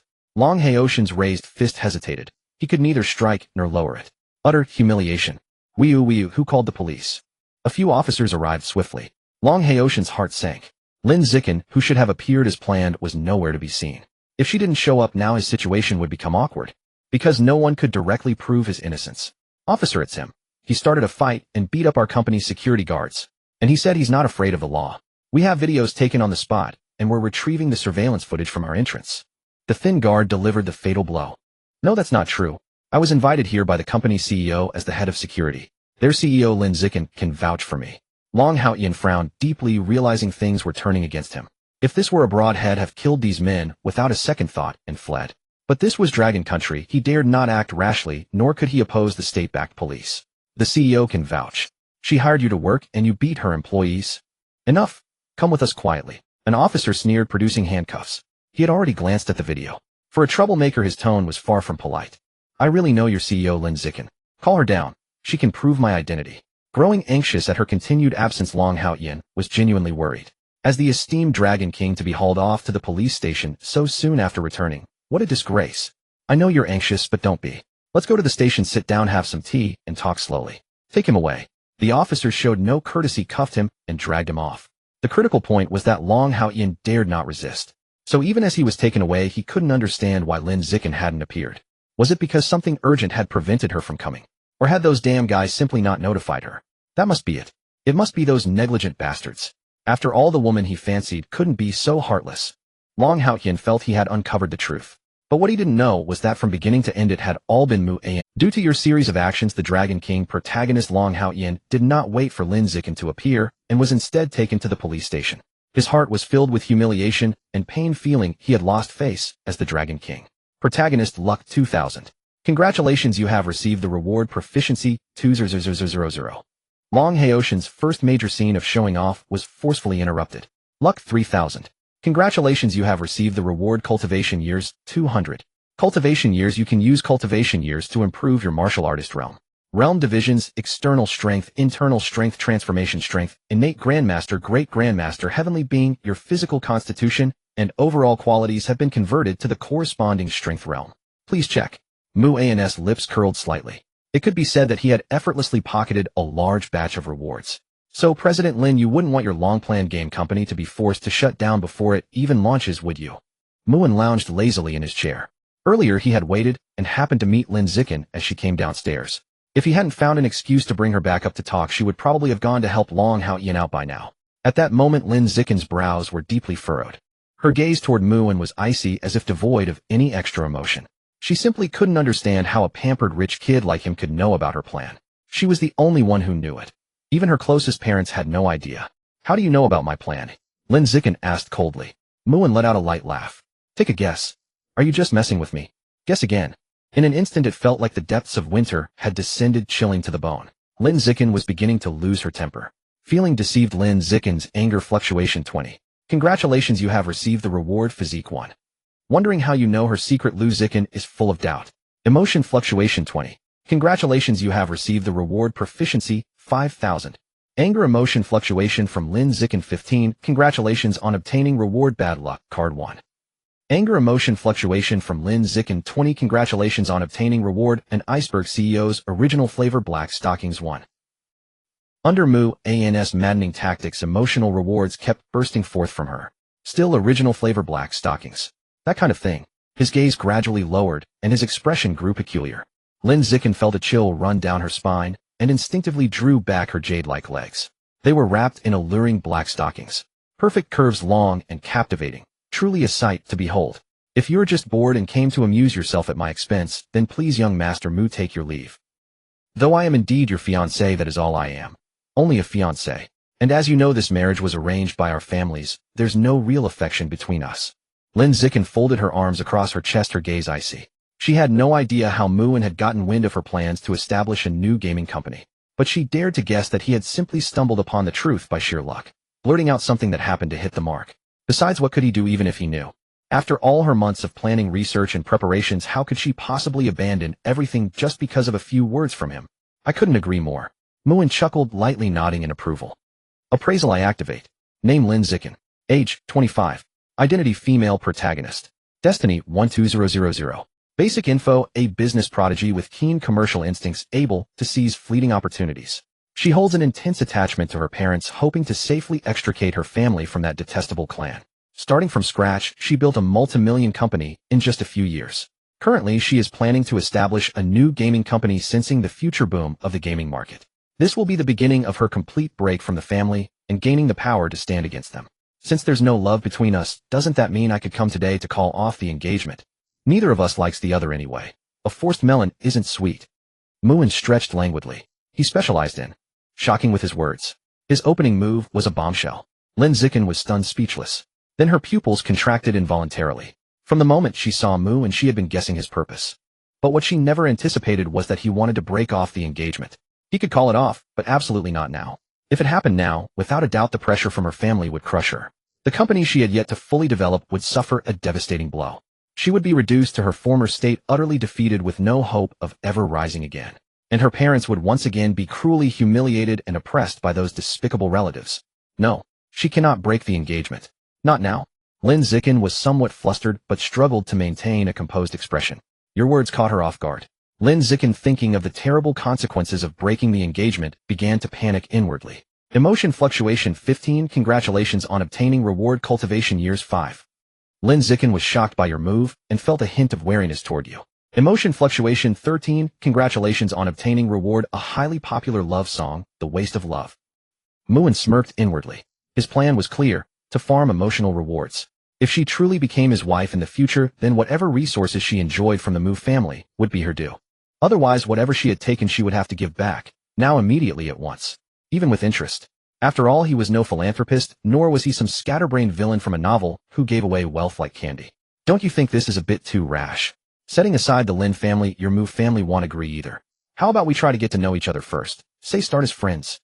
Lin Zikin tempered her tone, softening slightly. Perhaps because the initiative was no longer in her hands, she no longer sounded so aggressive. Start as friends. Sorry, I have absolutely no interest in that claptrap. My family has arranged 9 betrothals for me. One more or one less makes no difference. Besides, my mother said I have full autonomy over marriage matters. If I don't like it, I call it off. Simple as that. No need to waste each other's youth. I think that sounds good too. What do you think, Miss Lin? Muin said cheerfully, deliberately putting on a flippant, unapproachable air. He was sure that after this speech her heart would be anything but calm.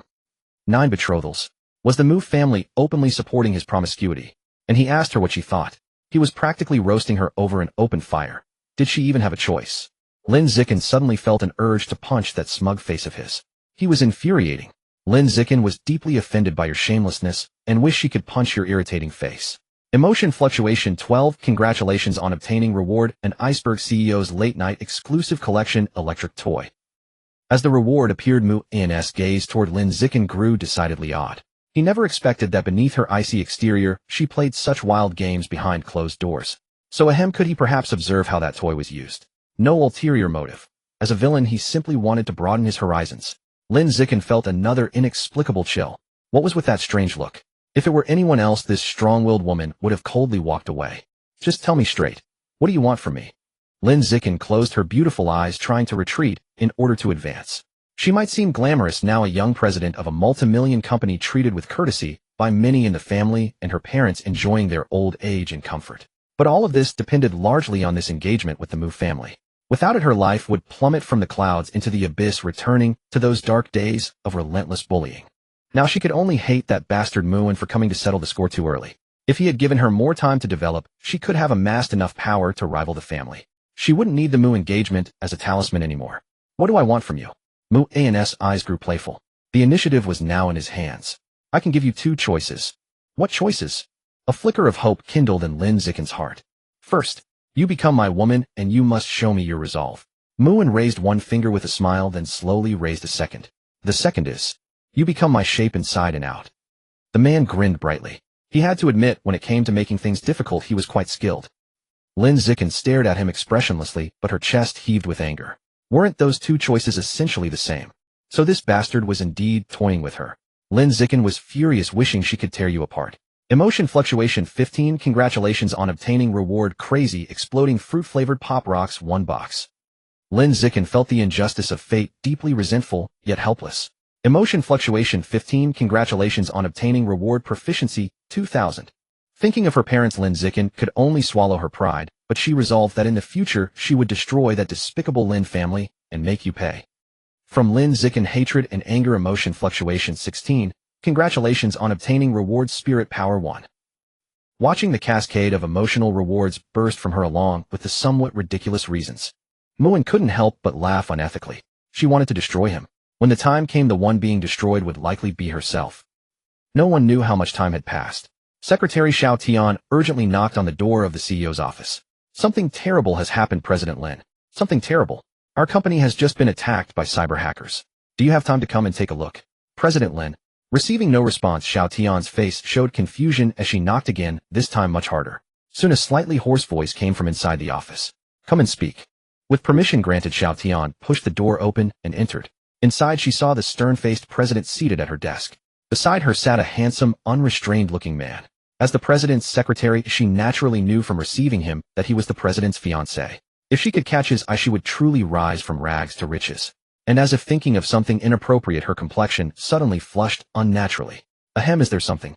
Lin Zikin picked up a glass of water, clearing her throat awkwardly. Yet the strong, nauseating, fruity taste lingered in her mouth, forcing her to endure what could only be called an unforgettable aftertaste.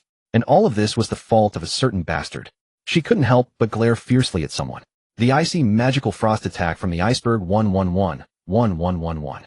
Mu-An merely smiled and nodded at her, looking every bit the gentleman. Magic attack immunity 111-1111. Actually, it wasn't entirely his fault. It was just that box of crazy, explosive, fruit-flavored pop rocks was too overwhelming. Crazy, explosive, fruit-flavored pop rocks, as long as you want, you can make the other person taste all kinds of fruit flavors. For example, strange combinations like durian, mango, avocado. At the same time, the candy would continuously explode in the mouth like a bomb, further intensifying the sensation on the taste buds. It was truly an excellent tool for torturing people. It was also a perfect way to harvest emotional rewards. I received a 10 surge of Lin Zikin's resentful emotions. Congratulations on obtaining the reward, proficiency 2222.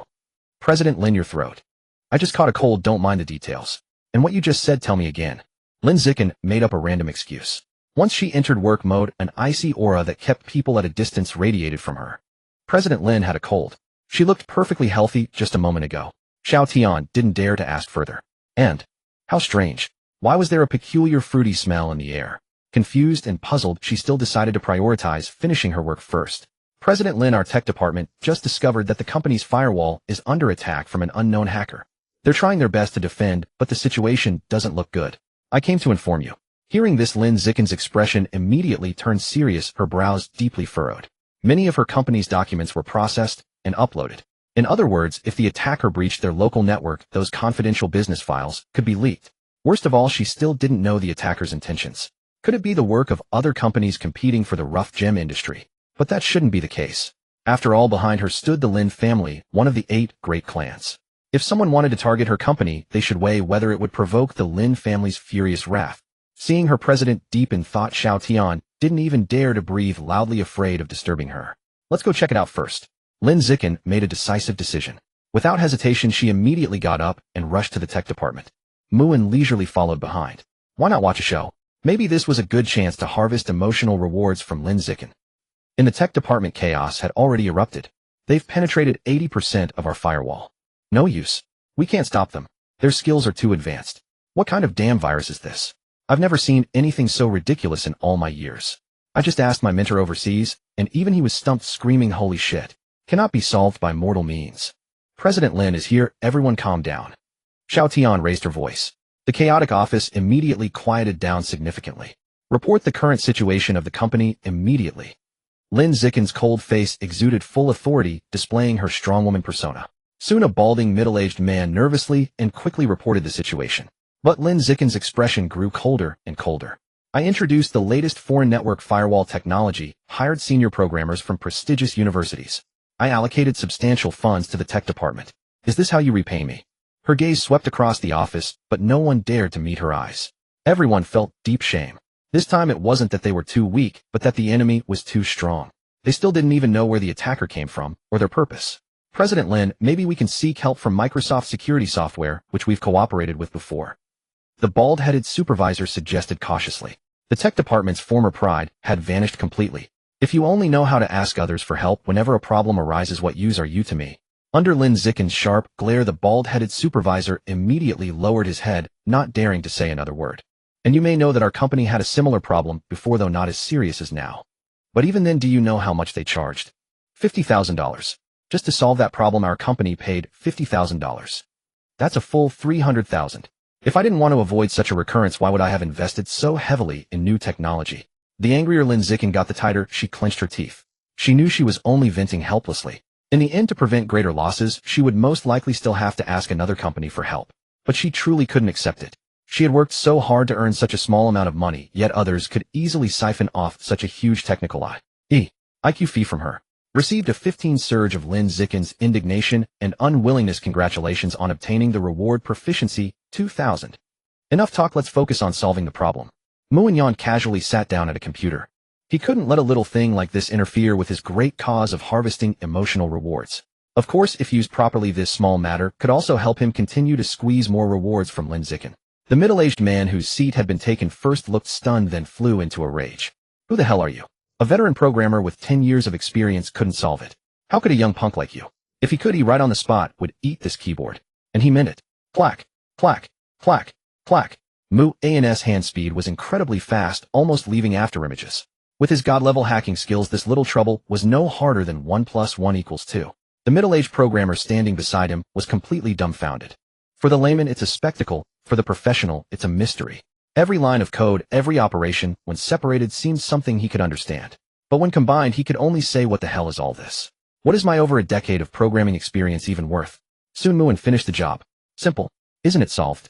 The virus was completely eradicated, and all the company's computers quickly returned to normal. He even casually upgraded and strengthened the originally battered firewall. Now, even if all the world's top hackers attacked together, they wouldn't be able to breach even the first line of defense in less than a year or two. By this time, a crowd of programmers stood behind him, utterly stunned and numb. This wasn't just a matter of being a great master. This was practically the god of hackers. President Lin, if you told us you had such a master on board, we wouldn't have had to worry about firewall security at all. With a master like this alone, the rest of us could even be laid off immediately. The bald-headed supervisor smiled bitterly. Meanwhile, the middle-aged veteran programmer fell into contemplation. This problem that had stumped them for so long was actually solved so easily by him. So did this mean he had to fulfill his oath and eat a whole raw keyboard, a big one? In the CEO's office, Lin Zikin cast repeated glances at Mu, and each time appearing on the verge of speaking, but holding back. Moreover, she still couldn't comprehend how he possessed such extraordinary hacking skills. It completely shattered her preconceived notion of him as nothing more than a dissolute playboy. President Lin, just ask what you want to ask. Don't keep hesitating like that, as if you're about to say something, but can't. Muin lounged lazily on the sofa nearby, rolling his eyes. In his hands, he kept scrolling through some extremely wholesome selfies on his phone. He occasionally clicked his tongue in amazement, meticulously appraising them from the perspective of a professional antagonist before delivering a scathing critique.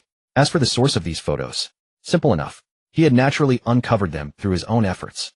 The earlier hack was far from the brute force assault it appeared to be. He had noticed that beneath the surface-level intruder a second entity had stealthily hidden.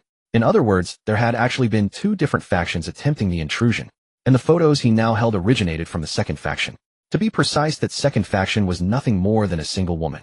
Meanwhile, on a certain island in the Pacific, Bai Yaoyao lay limply in her gaming chair, like a thoroughly drained and completely wrecked dead salted fish. Before her sat numerous computer screens and an array of high-tech electronic devices. Clearly, she alone had been the second wave of hacker forces in the previous intrusion. Of course, she also bore a second, more resounding name in the hacker realm. That was White Gown, the world's #1 super hacker deity. Her skills were so formidable that it was said there was no system in the world she could not breach. The defense systems of the Free Nation and other Western countries were as good as non-existent to her. No matter how they upgraded their systems, whenever she wished to take a look around, it was as effortless as coming home for a drink. Most crucially, after her audacious incursion, she could retreat triumphantly without a trace. To this day, no one had ever managed to catch even a hint of her trail or track down a single shred of evidence. However, what they might find even more astonishing is that the hacker deity worshipped by countless individuals as a god turned out to be a golden-haired, blue-eyed, twin-tailed young girl. Yet even with her unmatched hacking prowess, she had just been counterattacked by someone whose name she had never even heard. A crushing counterattack. Utterly helpless. Could a small company possibly harbor such a heavyweight? She wouldn't believe that even if she died 10,000 times. And he wants me to investigate this woman, Lin Zikin. In my view, that Dragon King Long Haotian is destined to die on a woman's belly. Because he has no idea what kind of existence he's provoked over a woman. Recalling how she had immediately chosen to flee far away, frantically changing IP addresses, and engaging in a series of trace erasing operations the moment she sensed danger, yet still being precisely pinpointed and exposed by the other side, as if under the gaze of an omniscient eye with nowhere to hide, Bai Yaoyao couldn't help but shiver. What infuriated her most was that the guy not only took over all her computers, but also brazenly looped her own Q-to-him selfies on them. She had hidden those files under layers of encryption tucked away deeply, yet he still found them. He even threatened that if she dared to provoke him again, he would broadcast those images on every electronic screen globally, letting strangers all over the world become acquainted with her. If that really happened, the embarrassment would be off the charts. The more she thought about it, the angrier and more terrified she became. Gnashing her teeth, Bai Yaoyao couldn't help but crunch through an entire lollipop. Just like crunching through an entire lollipop. No, I can't take this job anymore. No matter how much money is offered, I must not touch this woman again. Bai Yaoyao resolutely chose to preserve herself. Precisely because she was a fellow hacker, she understood how terrifying a hacker with boundless skills could be. Nevertheless, she decided to conduct a cautious investigation. She had stood at the pinnacle for too long, finally encountering someone even more skilled than herself stirred an intense excitement within her, coupled with an earnest curiosity about his identity. This made her desperately eager to know who the hacker deity behind Lin Zikin truly was. So what you said earlier about collaborating with me wasn't just boasting. After receiving an affirmative response, Lin Zikin couldn't help but widen her beautiful eyes. If Muin truly possessed such skills, then his earlier proposal to cooperate on game development was hardly an empty promise. Most likely it was a genuine intention to collaborate. Due to the strength you've displayed, Lin Zikin's perception of you has undergone a seismic shift. Emotional fluctuation of shock 15. Congratulations. You have received the reward cultivation years, 3 years. From Lu Zikin, emotional fluctuation of skepticism 16. Congratulations. You have received the reward proficiency, 3000. My dear fiancé, do you really think I'm so idle as to specifically come and toy with you? To put it bluntly, you're merely one of my fiancés at best. Don't assume you're so important just because you have a bit of charm. I have plenty of beautiful women around me, even the kind I can casually enjoy. After finishing his critique of those questionable photos, Muin put away his phone and naturally crossed his legs. His gaze toward her carried a hint of sardonic disdain. Lin Zikin. Lin Zikin felt a slight sense of belittlement. Emotional fluctuation of indignation and humiliation 15. Congratulations. You have received the reward misfortune card 1. Muin frowned slightly. Why were the recent rewards all misfortune cards? He had already seen several of them. I might as well spice up the protagonist's mundane daily life. Use all misfortune cards on the 2 protagonists. Misfortune cards have all been used successfully, taking effect. Meanwhile, Lin Zikin's ability to control her emotions was formidable. She quickly forced herself back to calm. So what exactly is your plan for collaboration? Let me state up front, if I find the collaboration worthless, I will withdraw immediately. Yet in her heart, she understood that with such formidable hacking skills, his game development capabilities would surely be nothing to sneeze at. You don't need to worry about game development or its value. Just focus on management and operations and sit back to count the money. As for the shares, a 70-30 split, me 70 you 30. No bargaining. Mu An's expression was composed and confident. That top-tier game library from a parallel Blue Star he had obtained earlier contained numerous premium games. Plants vs. Zombies, Genshin King of Glory, PUBG, Wuthering Waves, and so on. Every single one was a phenomenal blockbuster in its parallel world. He could simply use them directly with only minor modifications. But Lin Zikin didn't see it that way. In her view, the gaming industry in the Dragon Nation was still in its infancy, fraught with too many uncertainties. One wrong move, and everything could collapse. And a 70-30 split. Him 70, her 30. Hearing that share ratio, Lin Zikin's blood pressure, which had just calmed down, began to rise again. Don't think you'll end up earning less. It's only because you're my fiancé that I'm giving you 30%, otherwise you might not get even 10%. After all, 30% of 100 billion is vastly different from 30% of 100 million. Muin seemed to read her thoughts and couldn't help but let out a mocking laugh. But this is too outrageous. If I start a new game company, they'll have a lot of management and overhead costs. Your games may not necessarily meet market expectations or guarantee profitability, certainly not huge profits. Knowing she had no choice in the matter, Lin Zikin still subconsciously tried to negotiate for better terms. This was to some extent an occupational hazard after being a CEO, a high-level commercial version of arguing and bargaining. Muin smiled. Rather than empty words, let her see for herself. Without further ado, he used a USB drive to install a Plants vs. Zombies game directly onto her computer. After briefly explaining the rules, Lin Zikin was soon hooked. In this novel world where gaming had only evolved to stealing vegetables from neighbors' farms, the game Muin presented was a dimensional blow. Damn it, why are my zombies just one step away from eating the brains in that house? These plants are way too OP. Is this even a game for humans? My zombie army died so miserably. No. I refuse to believe that I, the business prodigy Lin Zikin, can't clear this level. Lin Zikin's competitive spirit was quickly ignited. Emotional fluctuation of determination 10. Congratulations. You have received the reward money 5 million. Lin Zikin was deeply captivated by this game. Emotional fluctuation of excitement 11. Congratulations. You have received the reward beginner skill game operation. Had Muin not secretly used a heartfelt words card, he might have actually believed that Lin Zikin, who was playing the game with a deadpan expression, wasn't interested. Suffice it to say, no matter the world, classic games remain classic. Watching her repeatedly die on the same level, always just barely missing a victory. The stubborn Lin Zikin kept perishing at the same spot, endlessly looping. Muin found it oddly amusing. Is there a woman this foolish in the world? He couldn't help but mock her. You're really bad at this. Then you do it. Lin Zikin paused, lifted her head, and gave a tight-lipped smile. Muin didn't hesitate. Fed up with her poor performance, he stepped forward, deliberately took her hand, and gripped the mouse. Young lady, watch carefully and learn. This is how you do it. With a series of master-level maneuvers, the level that had trapped Lin Zikin multiple times was finally breezed through effortlessly. You didn't waste your tuition fee. Muin tossed away 2 empty packets of crazy, explosive, fruit-flavored Pop Rocks.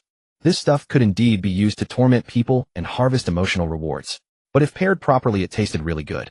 He thought he could use more. Ahem. After eating a pack of assorted weird fruit-flavored Pop Rocks, Lin Zikin couldn't help coughing and shot the man a glare. This was the punishment for losing a bet. From Lin Zikin's emotional fluctuation of shame 13, congratulations on earning reward cultivation years 3. From Lin Zikin's emotional fluctuation of admiration 15, congratulations on earning reward money 5 million. This game should satisfy your requirements, right? And I can tell you in advance, I have many such mature games, even more advanced ones, on my side. So the 30% shares I gave you are not unfair, are they, eh? Muin savored the expression on her pretty face. Perhaps this thought might be a bit twisted. But who could resist the look of a beautiful woman who clearly wanted to punch someone but was utterly helpless against him? Lin Zikin was about to say something. But suddenly a commotion came from outside the door. Miss Lin is working inside. You can't disturb her. Working? I'm a major shareholder of this company. Oh, she's just a hired hand. Who is she putting on airs for now? I'm going in today. If you dare stop me again, don't bother coming to work tomorrow. Soon the door opened. The people outside entered. Sorry, Miss Lin, I couldn't stop them. Secretary Xiao Tian lowered her head in self-reproach. However, what was with the lingering, strange, fruity smell in the air? Did Miss Lin really like this scent that much? Maybe. She should stock up some too. What are you doing here? Seeing it was her aunt and her cousin, Lin Zikin frowned slightly and spoke in an icy tone. Lin Zikin, how dare you talk to me like that? You really have no respect. Oh my, what do we have here? So it turns out you're hiding a gigolo in the company. Spotting Mu and the heavily made-up aunt, Hu Xiuhua said sarcastically. Mom, stop with the nonsense. Don't forget why we came. Just ask her for money. I'm waiting to show off to my classmates at today's party. I've had my eye on that latest motorcycle for ages. The son Lin, too impatient, blurted out their purpose. All right, dear mom, we'll get the money from this wretched woman right now. Hu Xiuhua doted on him excessively, then turned to Lin Zikin with a sharp and mean tone. Did you hear that? Hurry up and hand over 100,000 or so. You'd only lose some money, but if you delay your brother's once-in-a-lifetime comingafage ceremony, can you afford that? Lin Zikin bit her lips tightly, her eyes sharp, her expression growing colder and more indifferent. No, the company's funds cannot be misappropriated. Either wait for the year-end dividends, or sell your own shares to get cash. They had made such unreasonable demands many times before. She had long understood that they were nothing but ungrateful wolves. Apart from using family and parents to pressure her, they were no different from street thugs. Now under the interference of those people, the company had completely rotten. This was one of the reasons she strongly wanted to establish her own new company. Oh, no money for your brother's comingafage, but you have money to keep a jiggle. Slap. Muin with a cold face delivered a slap. His principle. If you don't accept, just fight. Once is enough, but you dare to say it again. You really think I'd let you off easy? Hu Xiuhua touched her gradually swelling cheek, utterly incredulous, momentarily forgetting the pain. You dare to hit me? Lin Zikin, hurry up and control your gig. Slap. Another resounding slap. Now it was perfectly symmetrical.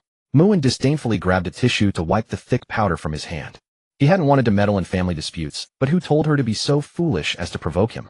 Hu Xiuhua stared at him in shock and fear, as if unable to believe she had been hit twice. And because Muin had put some force into the slap, her ears were still buzzing. Her hair disheveled, she truly looked like a shrew yelling in the streets. You dare hit my mom? Kid, you must be asking for death. Lin Tu glared angrily and rolled up his sleeves. If you take one step forward, I'll hit you too. If you don't believe me, just try. Muin raised an eyebrow and shook his fist. At those words, Lin Tun immediately chickened out. Coward, Muin sneered. He had used his appraisal eye earlier. The fortune of these two bullies relying on others' power wasn't high. They were probably destined to be slapped in the face by some dragon protagonist later. But because he had snatched the protagonist's thunder, the role of slapping them had somehow fallen to him. And honestly, it felt great. Security. Where are the security guards? As a major shareholder, I order you to seize this guy immediately. Causing trouble in our Lin family's company. You must be tired of living. Lin Zikin, I'm telling you, you're finished. You're finished. Not just you, but this little. He'll go to jail. Life in prison. Seeing she couldn't deal with Lin Zikin and Mu and Hu Xiuhua, put on the air of I and the master, hear her voice becoming hysterical. Perhaps her large shareholding in the company gave her such courage. Lin Zikin watched coldly from the side, with no intention of warning or stopping her. They had recklessly walked into the mouth of the young master of the Mu family. It wasn't her fault. Soon the security guards arrived. But unexpectedly, they didn't look at Hu Xiuhua and her son. Instead, they respectfully bowed to Muin first. Young Master Mu, may we ask who has offended you? Muin smiled coldly at Hu Xiuhua and Lin, too, the meaning clear. Young Master Mu. You call him Young Master Mu. Which Young Master Mu? Outrageous. How dare you arrest us? On what grounds? We pay your salaries, yet you arrest us. We are the major shareholders of this company. This is preposterous. Absolutely preposterous. Hu Xiuhua still hadn't recognized the reality and kept shouting angrily. What are you yelling about?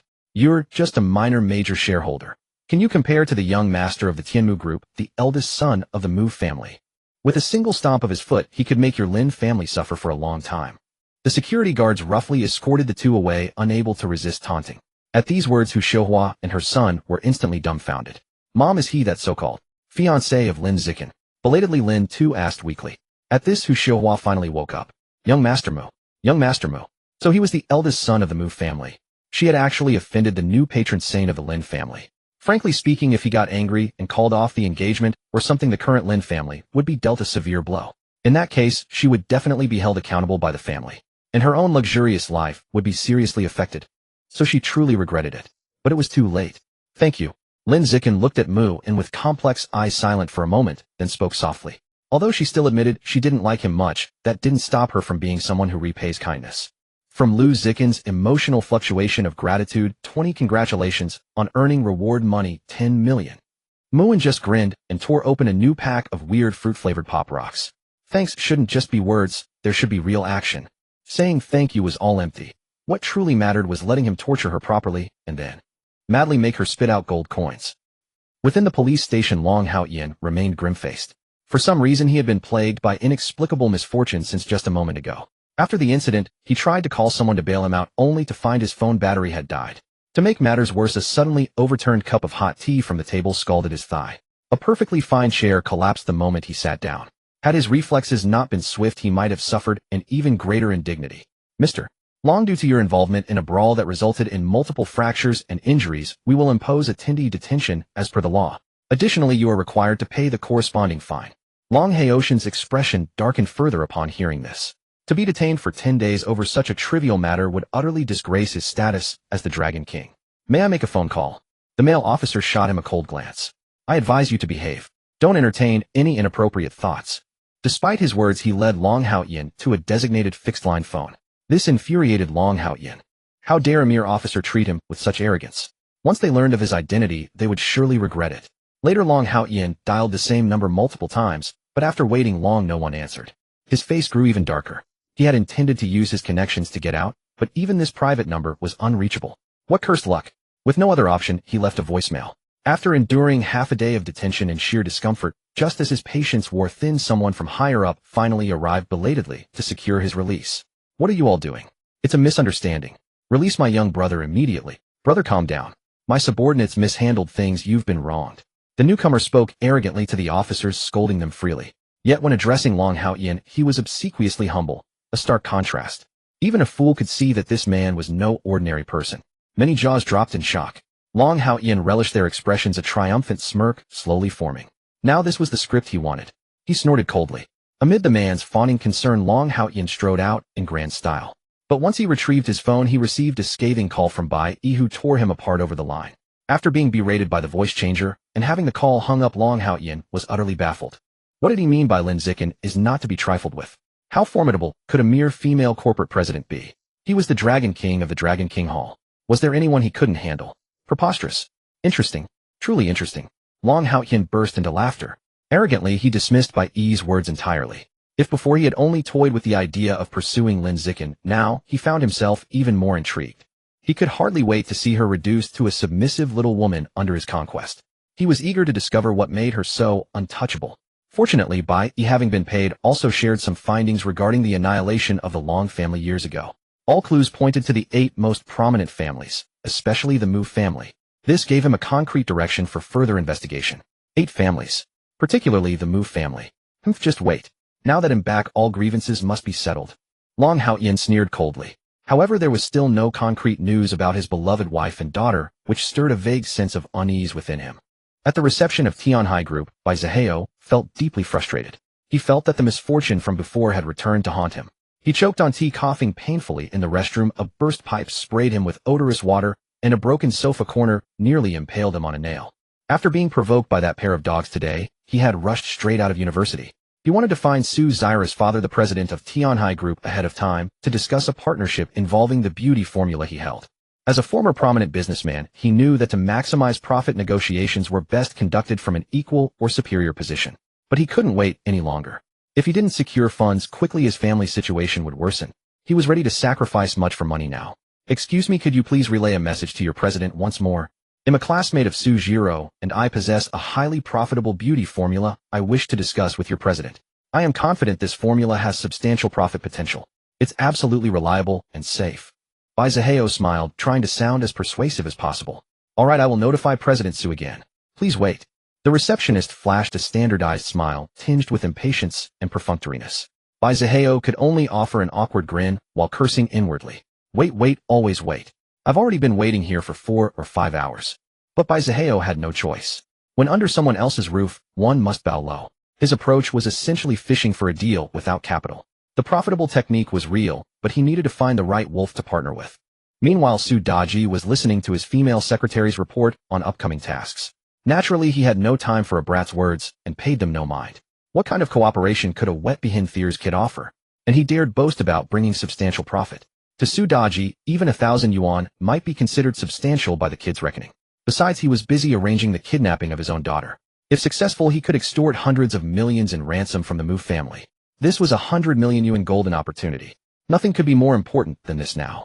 Even if the Jade Emperor himself descended, he would have to stand aside and wait.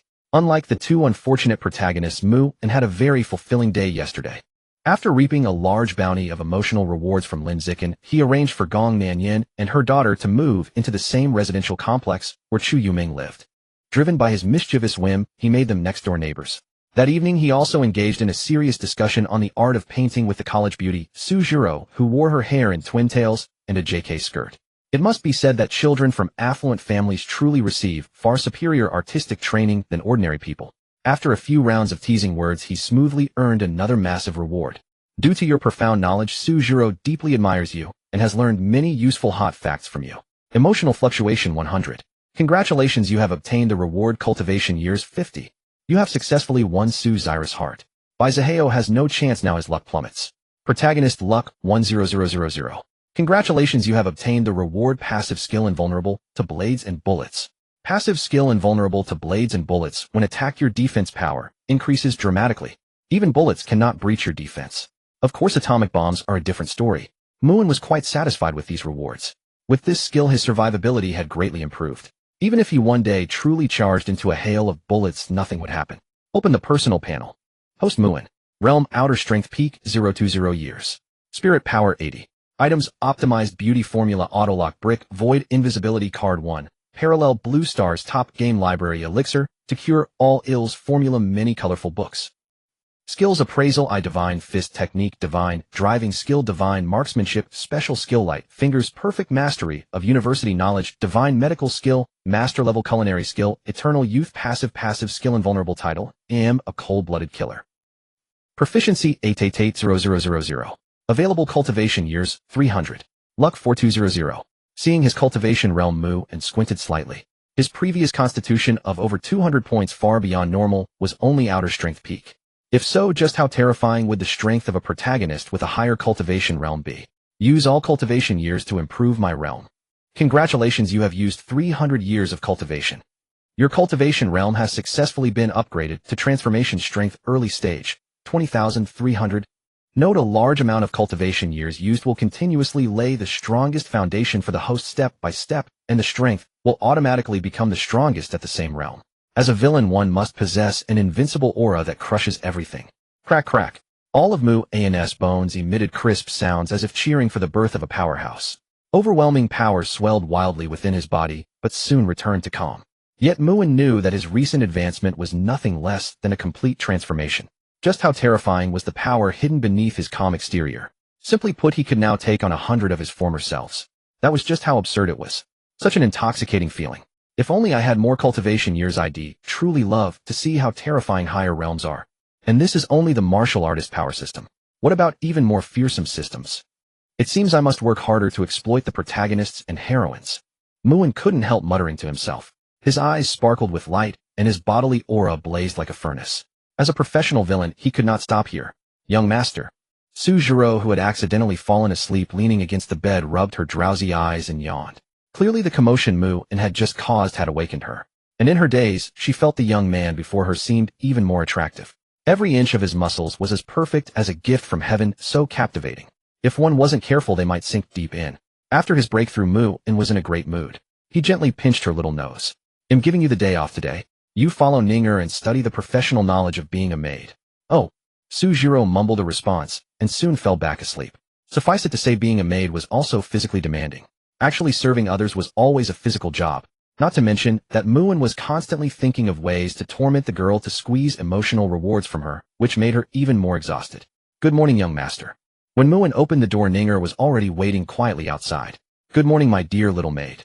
You wouldn't be plotting something here so early in the morning, like secretly doing something outrageous, would you? Muin remained calm inside, while deliberately teasing on the surface. It's nothing of the sort. Ninger's pretty face blushed slightly. She would never admit that she had stayed up late last night reading a cheesy CEO romance novel and couldn't sleep, so she simply got up even earlier. Last night's cheesy CEO romance novel left a deep impression on the young girl, stirring her heart and making her feel both expectant and resentful toward you. Emotional fluctuation 18. Congratulations, you have obtained the reward cultivation years 3. Muin pinched the girl's cheek. He didn't care what cheesy CEO romance novel she read, as long as it provided him emotional rewards, it was a good thing. It's still early. Let the young master teach you how to make my delicious breakfast. As my little maid, you can't slack in this area. Muin had a stroke of inspiration and immediately put on a stern face, perfectly embodying the phrase delighting in teaching others. Suffice it to say he would go to any lengths to extract emotional rewards. Amid the girl's exclamation, Mu and suddenly swept her up in his arms and strode toward the kitchen downstairs. Won't this operation make the little maid blush to the point of explosion? Emotional rewards come into my bowl quickly. In some matters Mu and disdained lying. Teaching his little maid to make breakfast meant he genuinely taught. Soy milk, fried dough sticks, sunny-side-up eggs, hot dogs, soup, dumplings, steamed dumplings.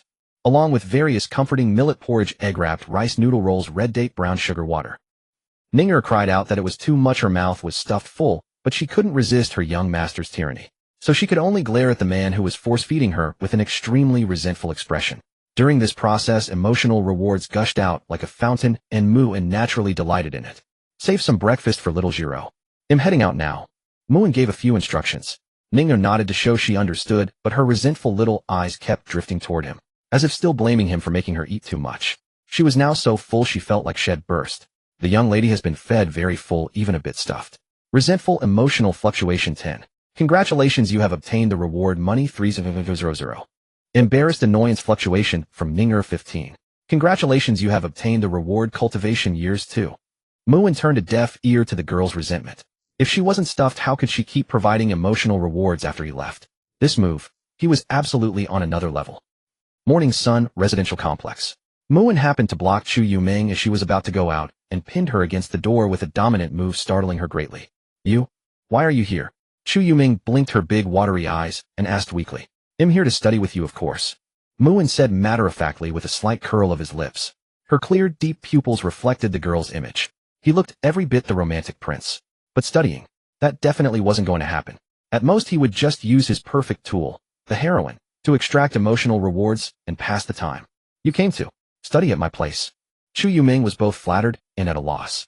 Her first thought wasn't shyness, but whether there was anything messy in her room that might make him dislike it. This feeling of inferiority and lack of confidence was ingrained in her bones. Perhaps because she came from a poor rural family in Yunchuan, she was very sensitive in some aspects. Surprise and joy fluctuation from Chu Yuming 15. Congratulations, you have obtained the reward proficiency 5000. Although she has already cleaned the room thoroughly, she's still afraid you might look down on it. The young girl feels very worried. Emotional fluctuation 20. Congratulations, you have obtained the reward entry-level skill makeup art. The girl's room had very few belongings, and everything was visible at a glance. Every corner was meticulously neat and tidy, bringing a sense of comfort. I didn't know you were coming, so I don't have any snacks prepared at home. Chu Yuming's expression was slightly tense. After pouring a glass of plain boiled water, her small hands twisted together on her knees. She occasionally wiped the sweat from her palms in secret, as if afraid that her meager hospitality would displease him. But she truly hadn't expected Mu to visit her home. Living alone, she was always accustomed to frugality. In fact, the very cup she used for the water was the only one she owned.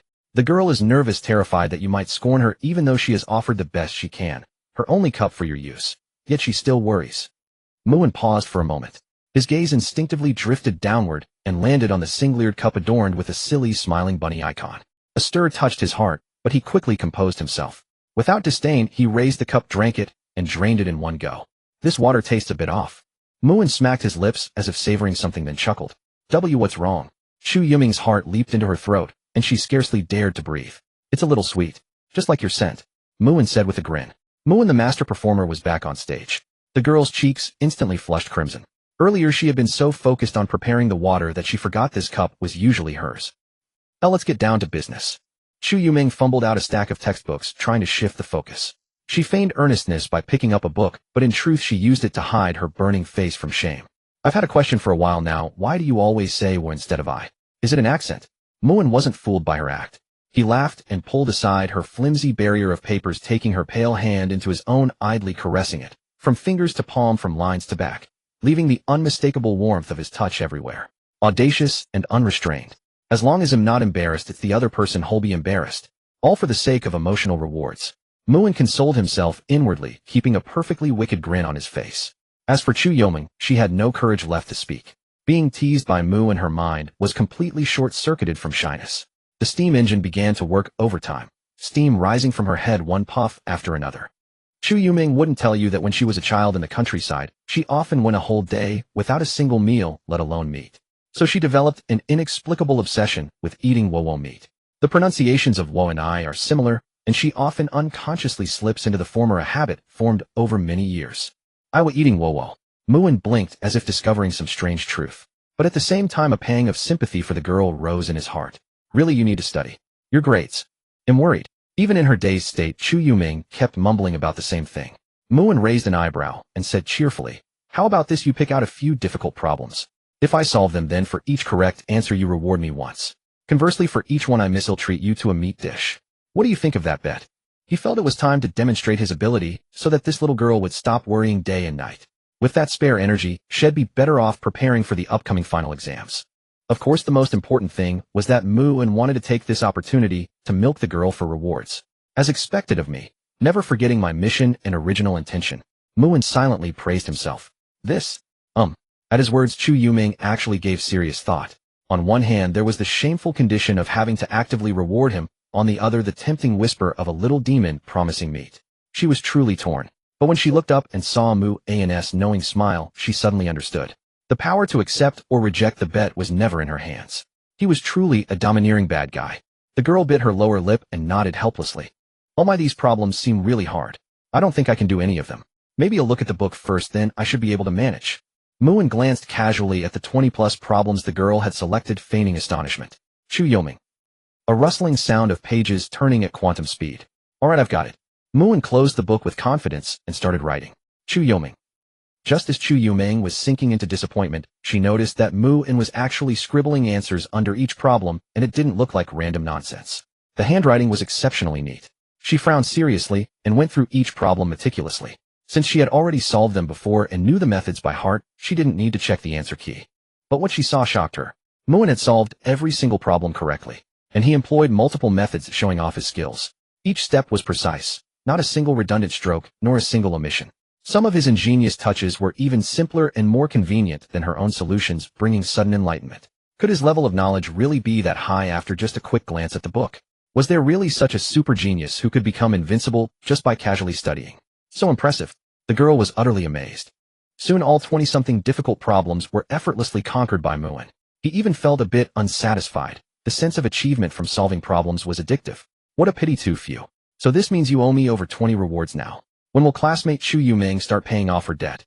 Muin smiled at the girl like a big wolf eyeing a lamb just within reach. This threat level is maxed out. Her emotional rewards will surely burst a little right. Sure enough, Chu Yuming's delicate body trembled involuntarily.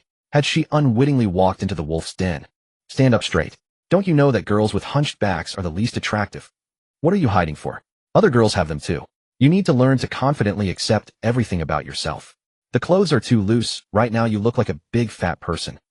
Do you have any other clothes at home? Go change into something else and try. The girl, looking wronged, walked into the room to find another outfit. She clearly thought the old clothes she was wearing were fine. They were old friends to her, and they gave her a strong sense of security. From the girl's grievance and distress emotion fluctuation 15, congratulations. You have received the reward luck 15. The door closed, and there was the sound of locking. Muin nodded, and the lecherous expression on his face instantly returned to calm, as still as an ancient well. The girl had a sense of caution. That was a good thing. At least this way she wouldn't be easily tricked out of her innocence by those protagonists. As for the matter of the reward mentioned earlier, Muin did not claim to be a gentleman of integrity, but he would not take advantage of her vulnerability either. He merely wanted to farm some emotion rewards. Thus, to get the girl to give him the appropriate reward, Muin proposed to give her fashion a 1-0 transformation. As long as he kept expressing dissatisfaction, the girl's emotion rewards would probably never stop. Soon the door to the girl's room cracked open quietly. Chu Yuming timidly poked her little head out, her expression shy and embarrassed. She looked as if she wanted to say something, but held back. What's wrong? Muin glanced at her. By the way, with the help of his newly upgraded master-level makeup skills, the girl no longer appeared the way she did before, all messy. After a slight adjustment of her bangs and the removal of those horribly ugly glasses, her original purest appearance, without any makeup, was already a peerless beauty that could outshine the moon and shame flowers in national-level stunning countenance. It utterly demolished many famous young actresses in the entertainment industry. TLDR, charm 99. The zipper on the back. I can't pull it up. After stammering out these words, Chu Yuming's face turned bright red. She was also a bit troubled. She could fit into it just fine before, but now after not long it no longer fit. That part grew way too much. So you need me to come in and help you, right? Ha ha ha. I'm the kind of person who loves to help others. The moment the girl came out, Mu and immediately slipped into character, a lecherous smirk instantly appearing on his face. And though his words seemed to seek her permission, his feet were already moving toward her. Well, Chu Yiming's face grew even redder. Although their relationship seemed fairly good, actually letting him come in to help. Wouldn't that be equivalent to being seen? Completely seen. While the girl hesitated, Mu and muttered an apology in his heart, and had already acted first before reporting entering the room. After all, it wasn't really seeing everything, so there was nothing to be embarrassed about. Even if he really did see. He wouldn't mind. I am a dedicated and conscientious big villain, out taking some losses is only right. Muin greatly admired this spirit of self-sacrifice. On the other side, Chu Yiming in a moment of inattention let him slip in. Knowing his overbearing personality, she realized she couldn't stop him. So she simply gave up on the situation, closed her eyes in self-deception, and let him help. From the girls, Shy Emotion Fluctuation 12, congratulations. You have received the reward money 2 million. From the girls, Super Shy Emotion Fluctuation 15, congratulations. You have received the reward book illustrated guide to various beautiful ladies 100 skirts. From the girls, Super Unrivaled Shy Emotion Fluctuation 18, congratulations. You have received the reward cultivation years 3. Delicious feast. As expected of his perfect tool female-led, Mu An's mouth curled up slightly. Though he told himself he wouldn't act like a gentleman, in reality his actions were very gentlemanly. Unless he had to touch the clothes and zipper, he really didn't touch any other part. To be honest, if it weren't for farming emotion rewards from the girl as the female lead, Mu and would be very reluctant to easily hurt such a treasure of a girl. Chu Yiming's long eyelashes trembled lightly, her pretty face flushed, ears red to the roots, as if she tacitly consented. From the girl's utmost Shy Emotion Fluctuation 25, congratulations. You have received the reward Luck 25. Ding dong. The doorbell rang. The two woke up as if from a dream. Chu Yiming, like a frightened little rabbit, hurriedly tidied her makeup with a red face. She also angrily pushed Mu and making him leave her small room. Muin was also a bit helpless. Mainly he was annoyed at that guy who had disturbed his pleasant affair. If it had continued normally, he might have been able to squeeze more gold coins out of the girl. The door opened. Xiaoming, look what I brought you. How come it's you, kid? Where is Xiaoming? Lu Ziqian, dressed in casual clothes, stood outside, holding a bag of fruit. But when she saw that the one who opened the door was actually Mu, and she couldn't help widening her eyes. Her tone also changed, instantly turning much colder. Officer Lu, good afternoon. Are you bringing fruit to my Yiming? How can I accept this? Muin said it was embarrassing, but his hands had already gladly taken it. You two are living together. As a believer in the pure love war god, Lu Ziqian was so shocked, she almost bit her tongue. Your appearance deeply shocked the other party, especially the matter of young cohabitation that utterly destroys old spinsters. Pure love war god Lu Ziqian's Emotion Fluctuation 13, congratulations. You have received the reward Heart Talk card 1. From Lu Ziqian's Anger Emotion Fluctuation 15, congratulations. You have received the reward Proficiency 2000. Muin couldn't help but pause after hearing this. Adhering to the idea of revenge crossed out milking gold coins from her, he shamelessly nodded. That's right, it just happened recently. However, Lu Ziqian hugged her own bare chest and snorted coldly. You scumbag. It's bad enough you mess with others, now you want to mess with an innocent girl like Xiaoming. Aren't you afraid of divine punishment? Looking at her considerable size, she indeed had the confidence to say that. From Lu Ziqian's Contempt and Anger Emotion Fluctuation 15, congratulations. You have received the reward Proficiency 1500. Officer Lu, you can take medicine randomly, but you can't speak carelessly. Call me a bit of a scumbag. I can generously admit that. But my feelings for you, Ming, are sincere. Besides, not everyone has the qualifications to be messed with by me. For instance, Officer Lu. Muin wore a smiling expression but deliberately hid a knife in his smile. He didn't believe these provocative words wouldn't choke her. What kind of scumbag talk is that? You should be glad you haven't messed with me, otherwise you might have to ask my service pistol if it agrees. Who knows, one day it might accidentally misfire and hit someone in a critical place. That wouldn't be good. Lu Ziqian was no pushover either, she immediately retorted without showing weakness. Officer Lu, I heard that even a police officer's service pistol, if misused, is against the law, right? You knowing the law and breaking it. Not good. Of course I won't misuse it, so it just happens to misfire by itself. The two of them kept sarcastically pulling and countering each other like mad, until Chu Yiming walked out sheepishly. She hid behind Mu and only showing half her face, seeming a bit worried that her current appearance might scare people. And Lu Ziqian was indeed scared. From Lu Ziqian's Shock Emotion Fluctuation 15, congratulations. You have received the reward Cultivation Years 1. From Lu Ziqian's Bewildered Emotion Fluctuation 18, congratulations.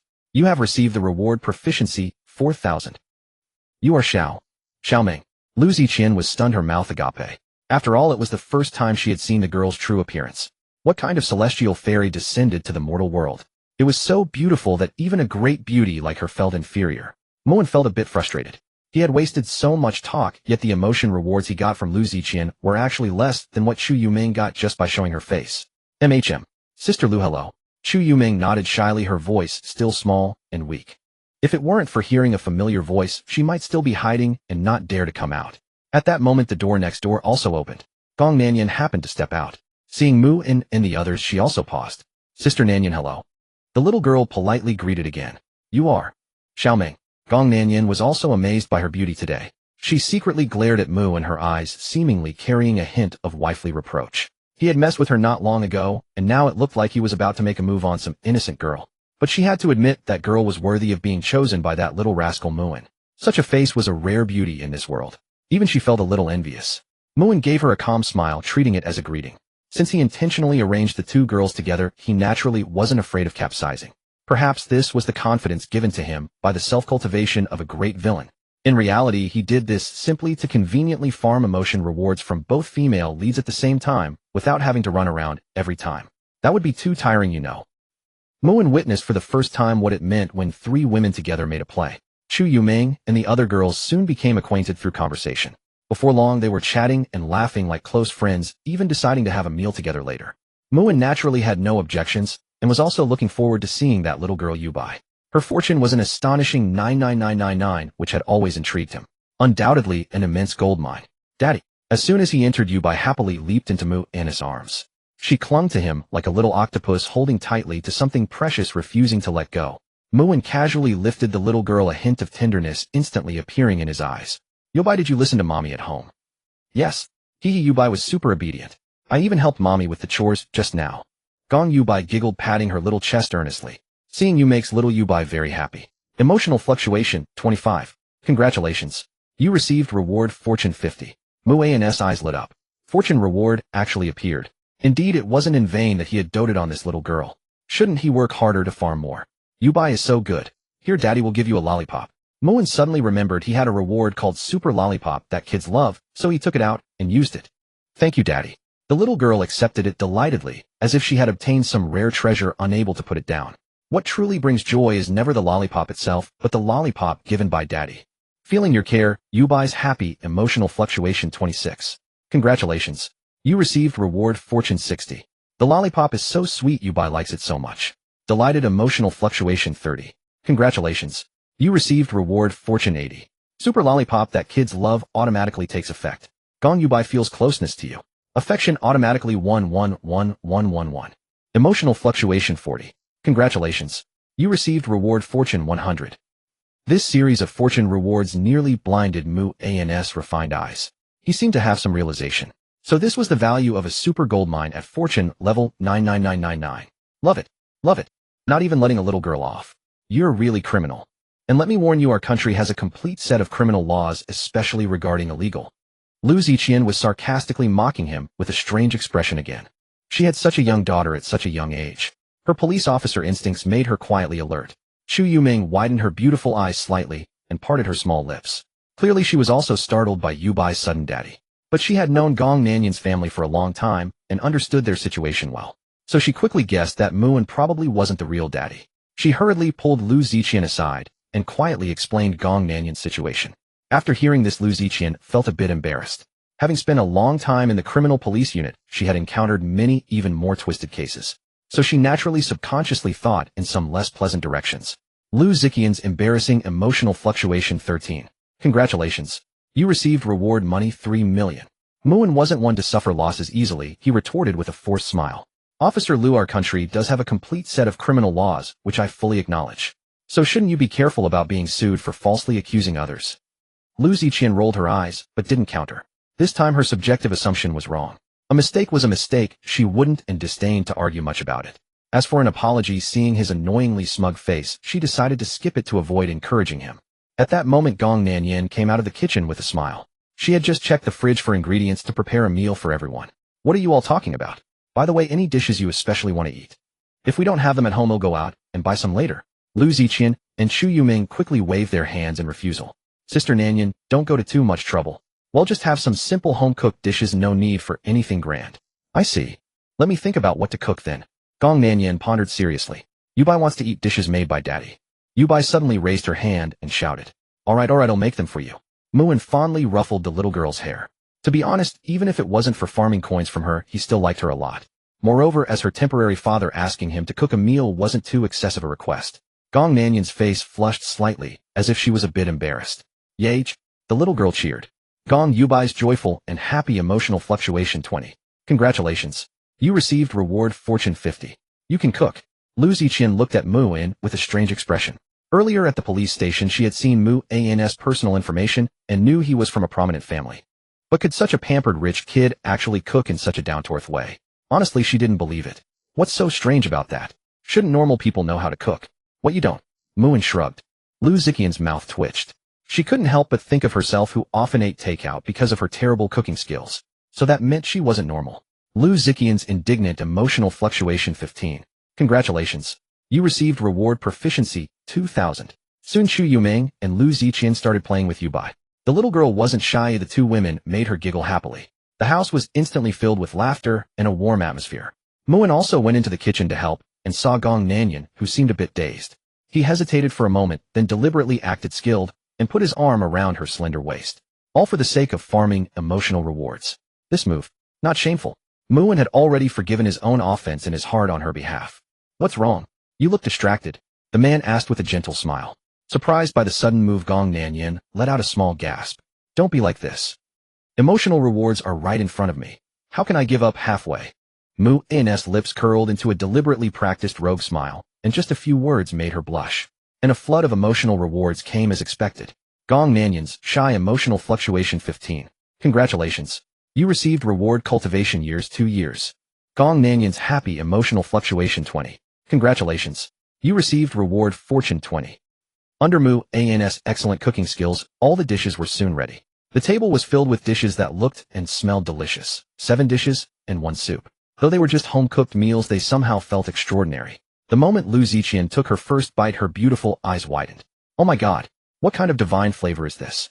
Frankly speaking, compared to it, the takeout she had been eating all this time was like pig feed. Did you make all this? She asked with a hint of skepticism, still feeling unreal even now. This also slapped her previous prejudice against children of prominent families. Who else? Did you make it? Muin raised an eyebrow and retorted. His motto, always remember to farm emotional rewards from her anytime, anywhere. But Lu Ziqian didn't retort, as she obediently shut her mouth and said nothing more. It wasn't that she didn't want to speak, but just then everyone else at the table was frantically grabbing food. Among them, little Yubai was the most enthusiastic. She would pick food for daddy, then for mommy. If she were even a second slower, she might end up with an empty plate. Deeply impressed by your cooking, Lu Ziqian is shocked. Emotional fluctuation 19. Congratulations. You received reward money 9 million. Chu Yuming really likes the dishes you made. She understands you a little more and her feelings for you deepen. Emotional fluctuation 22. Congratulations. You received reward heart to heart, card 1. Little foodie Yubai's approval and affection for you again 111,111. Emotional fluctuation 25. Congratulations. You received reward fortune 50. Gong Nanyan's heart is full of love for you. Emotional fluctuation 26. Congratulations. You received reward cultivation years 6 years. Seeing the continuous wave of emotional rewards, Muin couldn't help but curl the corners of his mouth. This round was absolutely profitable, and all he had invested was just a table of dishes. After the meal, burp, sometimes I really don't understand you. You're from a prominent family, yet your cooking is this good. Lu Ziqian half lay on the sofa unladylike. She patted her slightly bulging belly while comfortably letting out a burp. After all, this meal was the best she'd had in years. He'll take that as a compliment. But that's no excuse for you to be so lazy. Look at my Yuming, is she sensible enough to go wash the dishes while you're here, slacking off? Muin rolled his eyes at Lu Ziqian. He was holding Yubai, who was unwilling to leave his embrace. The little girl was fiddling with the TV remote, staring intently at a somewhat cheesy animated show about a wolf and sheep love story on the prairie. Ahem, I'm just giving Xiaoming a chance to shine, right? Next time I come, I'll wash the dishes. Lu Ziqian coughed awkwardly. Of course, she wouldn't admit that she was extremely clumsy with household chores. Last time she helped her mom wash dishes at home. Out of 10 bowls, 9 tragically broke, shattered to pieces. And the 10th was half broken. She forcibly glued it back with some brand glue. Lu Ziqian's embarrassing emotional fluctuation 15. Congratulations. You received reward money 3 million. Thinking she's a total mess at housework, Lu Ziqian feels a bit embarrassed. Emotional fluctuation 18. Congratulations. You received reward proficiency 3000. You're planning to freeload here again. Muin raised an eyebrow. Although her face and stylish short hair were quite pleasing to the eye, if she was just like those freeloaders, he naturally wouldn't be happy. Of course, if she could constantly shower him with coins, there was still room for negotiation. Lu Ziqian. Can spreading the doctrine of the true love warrior while having a meal with someone be called freeloading? Lu Ziqian is so angry with you that she can't speak and wants to smash your dog head. Emotional fluctuation 25. Congratulations. You received reward plot fragment 1. Muin couldn't help but twitch his mouth. After squeezing her for so long, this tool had finally laid an egg, dropped a plot fragment. He just wondered which protagonist's plot this plot fragment was about. Ahem, by the way, didn't you show me your thieving skills before? I've always been very curious about that. How about you show me again now? Lu Ziqian deliberately tried to change the subject. And this wasn't just a random topic she forced. She genuinely wanted to know how he had secretly taken the bullets from that criminal's gun without anyone noticing. If she could learn it or understand the principle, catching thieves in the future would be a piece of cake, right? Maybe she could even remove dangerous items from suspects in advance, reducing the risk of arresting criminals. You want to learn? How I told you before, this is a family skill passed down only to insiders, not outsiders. So don't even think about it. Muin saw through her little scheme at a glance. Looking at his smug face, Lu Ziqian wished she could punch him with a military fist. As for saying it was only passed down within the family, wasn't that just forcing her to marry him? Huh. As expected, he was the essence of a scumbag to the core. She, the dignified pure love warrior, would never marry him. Never. The pure love warrior never yields. Don't try to force her with this. Lu Ziqian's angry emotional fluctuation 19. Congratulations. You received reward book complete manual of scumbag cultivation. Muin was filled with black lines. He had no idea what nonsense she had just imagined in her head. I don't want to learn it. Ooh, I just want to see it again. Just steal something from me. If I don't notice, I'll do something for you that's within my ability and not illegal. Deal. In the end, curiosity probably overcame anger. Lu Ziqian's eyes sparkled as she threw out a proposal. Originally, she wanted to use money as the bet, but considering his background, he probably wasn't short on cash, so she changed the terms on the spot. Though your offer isn't impressive, I don't mind playing with you. Muin smiled. He could already see a mountain of emotional rewards waving at him. Since she was offering herself up to be stolen, he had no psychological burden at all. Special skill, empty-handed trick, activate. Special skill, empty-handed trick used successfully. Congratulations. You successfully stole the target item hairpin. Due to your strong desire to prank her, using the skill triggered a critical hit. Congratulations. You received an additional reward, clothing 1. Due to your even stronger desire, using the skill triggered a critical hit on top of the critical hit. Congratulations. You received an additional reward on top of the additional reward, clothing 2. Muin immediately sensed that something unexpected had appeared in his system space. He hadn't known until he checked, and then his face darkened considerably. Lu Ziqian seemed to finally notice what she had lost. Her pretty face instantly flushed bright red. Her beautiful eyes widened in shock for a moment, then she glared at Muin fiercely as if to say, "Are you a pervert?" Lu Ziqian is shocked by what you stole. Emotional fluctuation 23. Congratulations. You received reward book self-cultivation of a pervert plus version. Lu Ziqian's shame and anger emotional fluctuation 26. Congratulations. You received reward proficiency 4500. Muin. Although the process was a bit twisted, it seemed his goal of farming her coins was still. After Chu Yuming and Gong Nanyan finished washing the dishes and emerged from the kitchen, they found only Yu Bai in the living room watching television. Muin and Lu Ziqian were nowhere to be seen. Where did they go? Gong Nanyan asked, slightly bewildered. A strange emptiness settled in her heart, as if something was missing. Mommy mean Daddy and Sister Lu? Yu Bai asked without taking his eyes off the animated tale of sheep and wolves on the screen. Clearly, the morally upright cartoon had captured his interest. Daddy got a call just now, said he had something to handle, and told me to tell Mommy and Sister Chu. Then he left. And Sister Lu said she felt unwell, her face was kind of red, and that she had work to do, so she left too. How coincidental that both had urgent matters. And from Yu Bai's description, Lu Ziqian's demeanor seemed off. Could there have been a conflict between them while the others were away? Recalling how that rascal had teased her earlier in the kitchen, it wasn't impossible that some friction had occurred between Muin and Lu Ziqian. Maybe they left for round 2. Gong Nanyan's cheeks flushed a hint of resentment flickering within. Bullying her in secret was one thing, but openly harassing another girl in front of Yu Bai, that would leave a bad impression on the child. Gong Nanyan furrowed her delicate brows and made a silent resolution. She would definitely give him a piece of her mind next time. As for what methods she would use to convince Muin, only she knew. When she turned to Chu Yoming, the girl still looked utterly clueless and indifferent. It seemed she had no idea how precarious her situation really was. Gong Nanyan sighed inwardly. She was no longer the naive girl who dreamed of pure love. Naturally, she saw through the common flaw of philandering among children of prominent families. A talented scion like Muin with his illustrious lineage and vast wealth, if he happened to be the object of their affection, clinging to reserve and not taking the initiative would only leave them watching helplessly as more women gathered around him. The outcome would be either spending the rest of her life in solitary melancholy or making a clean break. Short-term pain is better than long-term suffering. Little Chu Yoming, however, had planted her heart too deep. She couldn't possibly sever it now, though even she might not realize it yet. Gong Nanyan was close to Chu Yoming, so she didn't want the girl to end up heartbroken. Thus, she felt she should find a suitable opportunity to remind her. On the other side, from Gong Nanyan's subtle resentment, emotional fluctuation 15. Congratulations, you have received the reward. Plot fragment 1. Muin was taken aback. Why had Gong Nanyan suddenly dropped coins for him? He couldn't quite understand. If he knew about her reasonable conjecture, he would probably laugh wryly. This time she had truly wronged him. He hadn't left for any unspeakable second half, but because Sujiro had called him about the upcoming plot. Soon Muin arrived home. The first person he saw was not his maid but the school beauty, Sujiro, who rushed over with open arms, acting spoiled, opening the door to an embrace. Now that's a novel welcome. Hug. Facing the girl's coquettishness, Muin naturally wouldn't reject such a golden chance to farm emotional rewards. Since she didn't mind playing coy would only make him seem ignorant. Free coins, why not cash in? I'm sacrificing my body purely for the sake of rewards. Muin successfully convinced himself and gently pulled the girl into his arms. From Su Zyrus, happiness and bliss, emotional fluctuation 15. Congratulations, you have received the reward. Cultivation years, 5 years. The maid Ninger meanwhile watched him with a resentful gaze, silently accusing him of being a fickle heartbreaker.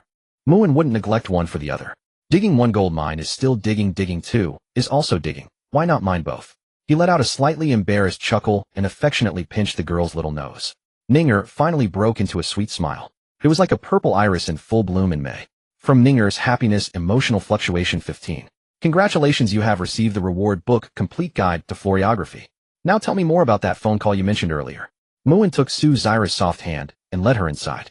Unlike Ninger in her black and white maid outfit with white stockings, Sujiro seemed to have sensed some of Mu-An's peculiar preferences. Today she wore the familiar twin tails and her JK skirt was in a new style, yet equally pleasing to the eye. It perfectly showcased that pure and seductive aura of a school beauty. Seeing the man about to lie on the sofa, Sujiro promptly offered her lap as a pillow. Truly she had taken Mu-An's words to heart and had indeed studied maid-related skills with Ninger today. First lap pillow service. Sujiro feels a little shy, emotional fluctuation 10. Congratulations, you have received the reward money 300 yuan. Meanwhile, Sujiro softly answered the man's question. To answer your question, sir, that jerk called earlier and told me he visited my mother at the hospital. He even shamelessly said he wanted to chat with me again sometime, but I directly refused. I know exactly what he's after, using me to maximize his own interests. You must not suffer any loss because of me, sir. I've already cut ties with that man. His life or death no longer concerns me. But I'd still like you to accompany me to see my mother. That jerk's sudden visit makes me a bit uneasy. The girl spoke earnestly. She was now thinking from Mu-An's perspective, showing that her heart was almost entirely devoted to him. The jerk she referred to was none other than her father Su Daji, the one who had tried to sell his daughter for wealth. Muin smiled faintly. His intelligence hadn't dropped, moreover he had already glimpsed the upcoming plot. Naturally he knew what Su Daji was scheming. That man wasn't just using Sujiro as a bridge to cozy up to the Mu family in business. He also planned to kidnap his own daughter to blackmail Muin personally. All to extract an exorbitant ransom to save his failing company. The reason he told Sujiro about visiting her mother wasn't out of any conscience. He was probably exploiting her anxiety about her mother to set up a kidnapping opportunity. After all, going out increased the chance of abduction. If Muin was careless or failed to protect her in time, the meticulously planned kidnapping just might succeed. And once they took the girl, they would be halfway to victory. Muin was no saint, so he wouldn't let them have their way. Wait, if they really wanted to kidnap someone, he could actually let them think they succeeded. As the rudimentary plan took shape in his mind, the man's smile deepened. If he played this well, another windfall of rewards would be waiting for him. At the entrance of Sunshine Hospital by Zaheo, wearing a dark green cap, paced restlessly. He had been following Su Zyrus' father for a long time in order to secure cooperation with the Tianhai group. He kept chasing after the car. He pedaled his shabby bicycle so fiercely that the wheels nearly sparked, all in the hope that the other party would see him when getting in or out of the car, so he could bypass the eternal waiting game of appointments and directly negotiate the cooperation. He believed that the beauty formula in his hands was flawless with immense potential value. As long as he could present it, the other party, if not blind, would surely see the worth, and the cooperation would succeed. Once he had money, not to mention Sujiro or Chu Yuming, he could have any woman he desired. And when he accumulated enough capital, that worthless rich kid Mu and would be the first target of his vengeance. Bai Zihao thought bitterly. After all, he could never forget the humiliation of a stolen wife. Wait, those two figures looked vaguely familiar. That strange sense of déjà vu filled him with a bad premonition. On the other side, after parking the car, Muin and Sujiro stepped out. With their striking appearances, they clearly belonged to wealthy, noble families. High looks, great wealth, true winners in life. With that combined charm, they naturally drew envious glances from passers-by. The girl shamelessly clung to his arm, acting like a lovesick teenager, and Muin didn't refuse a faint smile playing on his lips as he savored the emotional rewards occasionally triggered by the campus bell. Bai Zihao growled, his eyes blazing red and nearly splitting. So that's the disgusting familiarity. It's them. One was the rival he hated to the bone, the other his first love, whom he once adored. How could he not recognize them? Bai Zihao, what are you doing here? I told you there's no chance between us. The one I love now is Brother Muin, and I will only love him in the future. If you still want to pursue me, give up. For old time's sake, as classmates, I hope we don't make things unpleasant. Seeing Bai Zihao still gazing at her with affectionate eyes, Sujiro felt nauseated, and her expression turned cold, completely lacking the tenderness and sweetness she showed toward Muin. She was now Muin's little maid, not someone anyone else could covet. Jiro, you've changed. Bai Zihao's heart ached. The first love goddess he once knew seemed to be drifting further away. And what he couldn't accept most was that the one who took her was the person he hated most in both his past and present lives. Whether I change or not is none of your business. Sujiro nestled back into Muin's arms, a hint of mockery in her eyes. She didn't care what he thought. It didn't matter. The harsh reality had long taught her many things, as she was no longer the naive girl she used to be. The affection during school years is like a bubble in the sunlight. Beautiful on the surface, but once popped it becomes nothing but emptiness and absurdity. Let's go in and visit Auntie, Muin said, not interfering in their quarrel, not even glancing at Bai Zihao, acting completely ignoring him as if he didn't exist. Originally, he might have worried about the other party not being around. Now that he saw him, the plan could be executed even more smoothly. And the girl was sensible. Her harsh words would likely earn him plenty of rewards from the protagonist. Sujiro nodded obediently, the genuine affection in her eyes unmistakable. And Bai Zihao was left behind, head bowed, fists clenched so tightly that his nails dug deep into his palms. In his past life, he was a seasoned player in the world of romance, so he could tell that between Sujira's brows lingered a maturity not fitting for a young girl. He understood. He understood it all. No doubt his first love goddess had already been taken and ridden roughshod. Pain. So painful. His mood matched the hat on his head. Resentment, frustration, helplessness. They filled his heart. At that moment, Bai Zihao felt he couldn't breathe. A suffocating sense of drowning overwhelmed him like seawater. No matter how hard he gasped for air. Sujira's finishing blow dealt a heavy blow to the protagonist, Bai Zihao. He deeply realized what he had lost, and his hatred for you grew stronger along with self-loathing and misanthropy. Protagonist Fortune 1000. Congratulations. You have obtained 30-minute clarity field card X1. 30-minute clarity field card. After use within its effective range radius 100 meters centered on you, you will be immune to any side effects, including poison, sleeping gas, etc. You can automatically select targets within range to share the clarity effect. A faint smile tugged at Muin's lips. He hadn't even deliberately targeted the protagonist, yet rewards came automatically. Meanwhile, in a hospital room upstairs, Su Daji answered his assistant's call. Mr. Su, the young lady has arrived downstairs, but the eldest son of the Mu family is with her. I see. Proceed as planned. Su Daji was not surprised by this development. Since he had orchestrated this kidnapping plot, he had considered various scenarios. As long as the kidnappers drugged both of them, the plan to abduct Sujiro and demand a ransom would still go smoothly. Why not take Muin as well? He had his reasons. Kidnapping the Mu family's eldest son would escalate the matter beyond a minor incident and could provoke the Mu behemoth into a full-scale response. That would bring him more loss than gain and might even backfire. Putting down the phone, Su Daji looked at his wife in a vegetative state on the bed and muttered, Ajin, don't blame me. You know my greatest wish in life is to have a son to carry on my bloodline. You shouldn't have stumbled upon that affair, or you wouldn't be in this state. Over the years I've raised your daughter and found her a good match. That's more than enough. Screech. A van from the alley suddenly sped toward the hospital, nearly hitting Bai Zihao, who was walking dejectedly. Damn, driving that fast, are you in a hurry to die? But as he caught sight of the license plate, a flash of recognition lit up his eyes. Sujira's father's company had cash flow problems, and now he was at the hospital. Sujiro happened to be here too. And that van. He remembered it from a news report in his past life. Suddenly everything clicked. Could this be the kidnapping of the campus belle Su that he recalled? But why had it happened earlier? Bai Zihao was puzzled. He remembered it didn't happen until after he graduated from university. Was it because of his rebirth causing a butterfly effect? And because he had been haunted by the incident in his past life, he even remembered the exact location where Sue was held after the kidnapping. Could this mean he could cash in big time? Baizaheo grew more excited, his fist pumping in the air. He knew heaven wouldn't abandon him. Once he made money, who would dare look down on him? And Baizaheo seemed to already see the decadent life of wealth and beautiful women waiting for him. In the van, the kidnappers are having a tense conversation. Bosting, the client, only told us to kidnap that little girl, but there's another person with her now. Should we just tie him up too? The underlings are rubbing their hands together, eager to try. Mainly because the down payment for this job was very generous. After taking this job, they felt a sense of unreality. They estimated that after completing this job, they could fly far away and retire abroad in great comfort. What the hell are you talking about? The original plan said to only kidnap the target. The client only paid for one person. But now you want to go through the trouble of kidnapping two. Are you out of your mind, or what? And according to the information just received, the other person's identity is not simple. If we really kidnap him, wouldn't that be asking for trouble, eh? Wait, we'll just knock him unconscious and dump him by the roadside. Boss Ding cursed loudly, spittle flying everywhere, spraying unceremoniously across his underling's face. He was a professional kidnapper. If paid, he would do the job. If not paid, he had no reason to cause trouble for himself. The other kidnapper underlings also thought this made sense and nodded. Screech. The van came to a sudden halt in front of Mu-in and Sujiro. The door slid open with a loud noise. A masked man in black stockings immediately jumped out.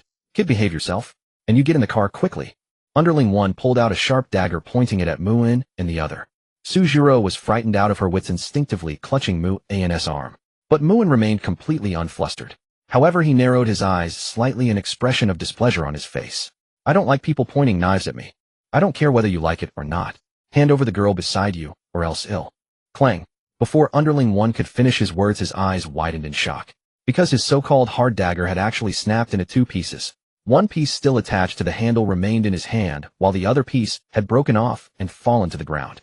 Moreover, the cross-section was as smooth as a mirror, as if cut by a sharp water jet. Instantly, Underling 1 began to doubt his own existence. Could it be that he had been cheated by the boss who sold him the fake knife? After all, Mu-in had moved far too quickly. It was done in the blink of an eye, and he simply couldn't react. Naturally, he believed that it was a problem with the knife's quality, that it had broken on its own. Damn, what are you dawdling for? People are starting to gather around. Make it quick. Boss Ding, sitting in the driver's seat, couldn't help cursing. Underling 1 also panicked. He hastily pulled out the knockout drug he had prepared earlier. A super-strength volatile anesthetic that would knock out even a ghost who smelled it. Just lie down obediently. He sneered and tossed the drug toward the two. But after waiting for a moment, Mu-in and the other were still standing there, safely staring back at him with wide eyes. The atmosphere became somewhat awkward for a moment. Underling 1 was completely dumbfounded. Wasn't it supposed to cause instant unconsciousness upon smelling it? Could it be that he had bought fake drugs again? Or had the drug expired? He couldn't help but take a sniff himself. Immediately, with a thud, he rolled his eyes and fell straight backward. Sujiro. Mu-in. What the hell are you doing? Using drugs to knock someone out? And Boss Ding was about to turn his head and curse again. But just then he saw his own Underling 1 fall to the ground, foaming at the mouth. He was also stunned, tremblingly pointing a finger at Mu-in and the other, as if he had discovered some incredible truth. You actually dared to poison Sujiro. Mu-in. Meanwhile, Baizaheo, who was hiding on the side, grew anxious. Because of limited field of vision, he wasn't clear on what was happening over there. Now he just thought those guys were too slow. How could they be so sluggish even when kidnapping? Were those kidnappers even professionals? He was still waiting to see with his own eyes that waste-rich second-generation Mu-in and that bitch Sujiro get kidnapped. If those two bastards weren't kidnapped, how could he have the chance to report the kidnapping location and claim the reward? Should he get a bit closer to see the situation? Thinking this, he quietly crept much closer.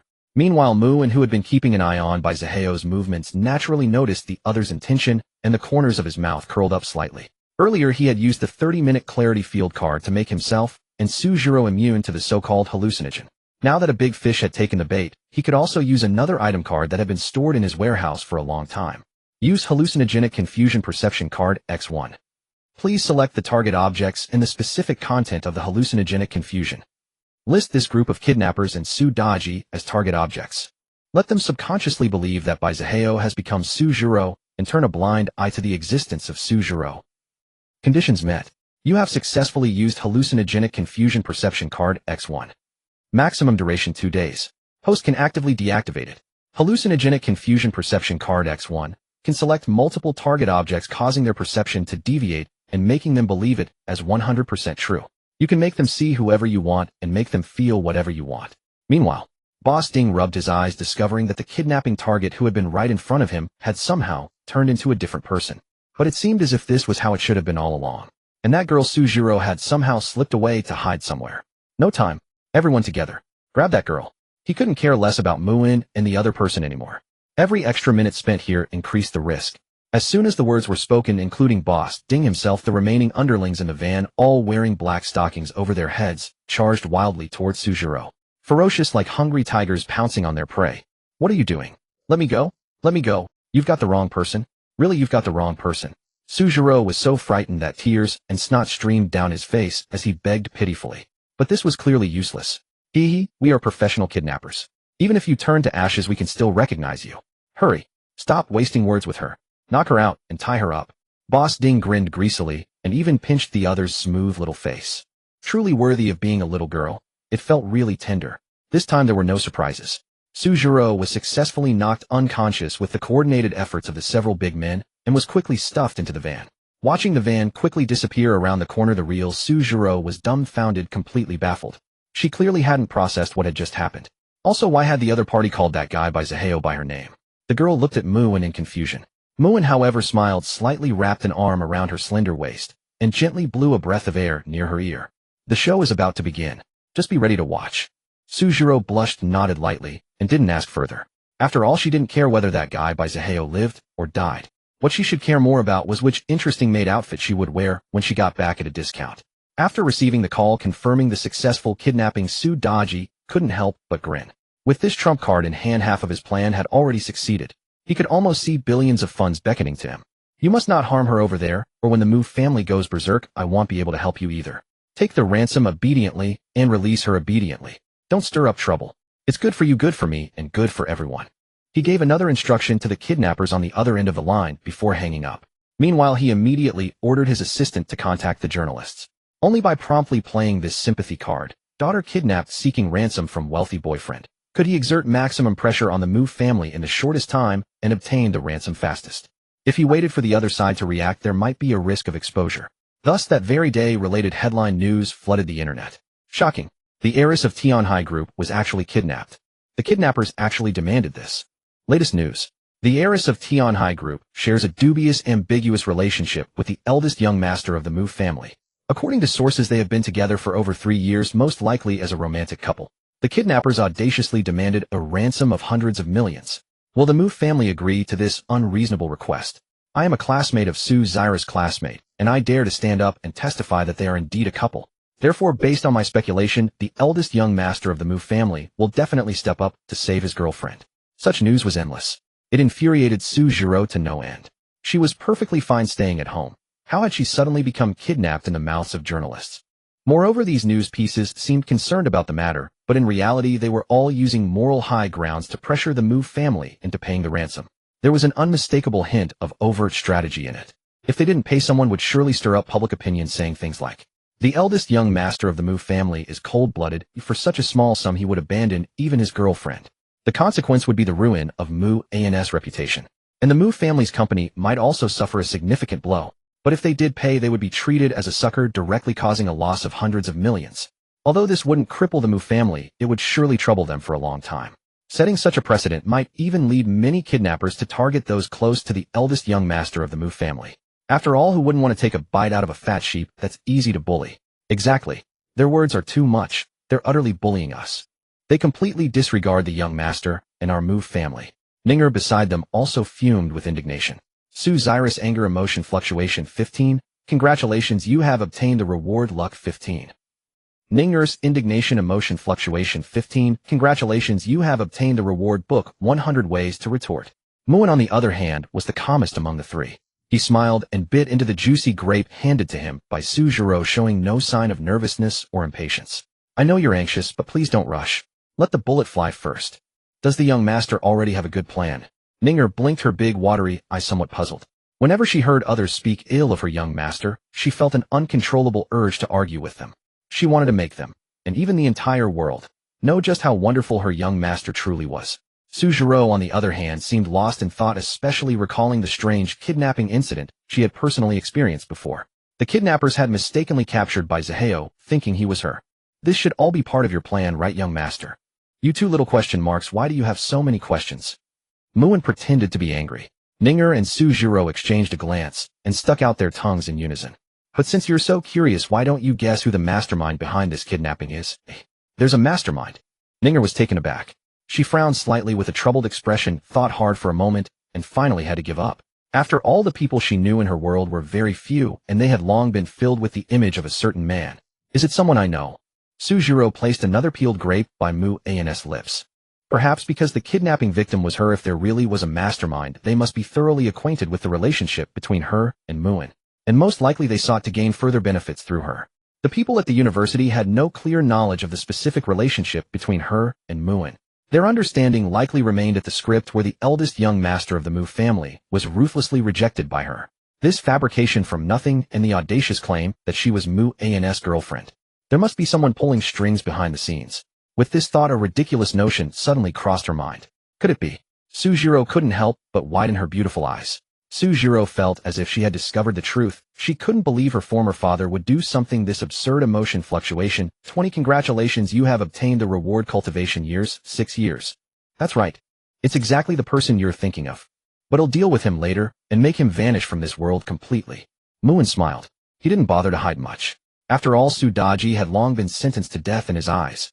If it weren't for the fact that Sudaji's existence still held considerable value in his scheme to mess with Baizuheo, the protagonist, he would have made the man mysteriously disappear long ago. To extract more emotional rewards from the young lady Mu, and even took the opportunity to reveal some of Sudaji's secrets, including evidence of his extramarital affair and his plot to run over Suzaira's mother and turn her into a vegetative state. Seeing this black and white evidence, Suzaira's beautiful eyes widened further, her pupils trembling violently.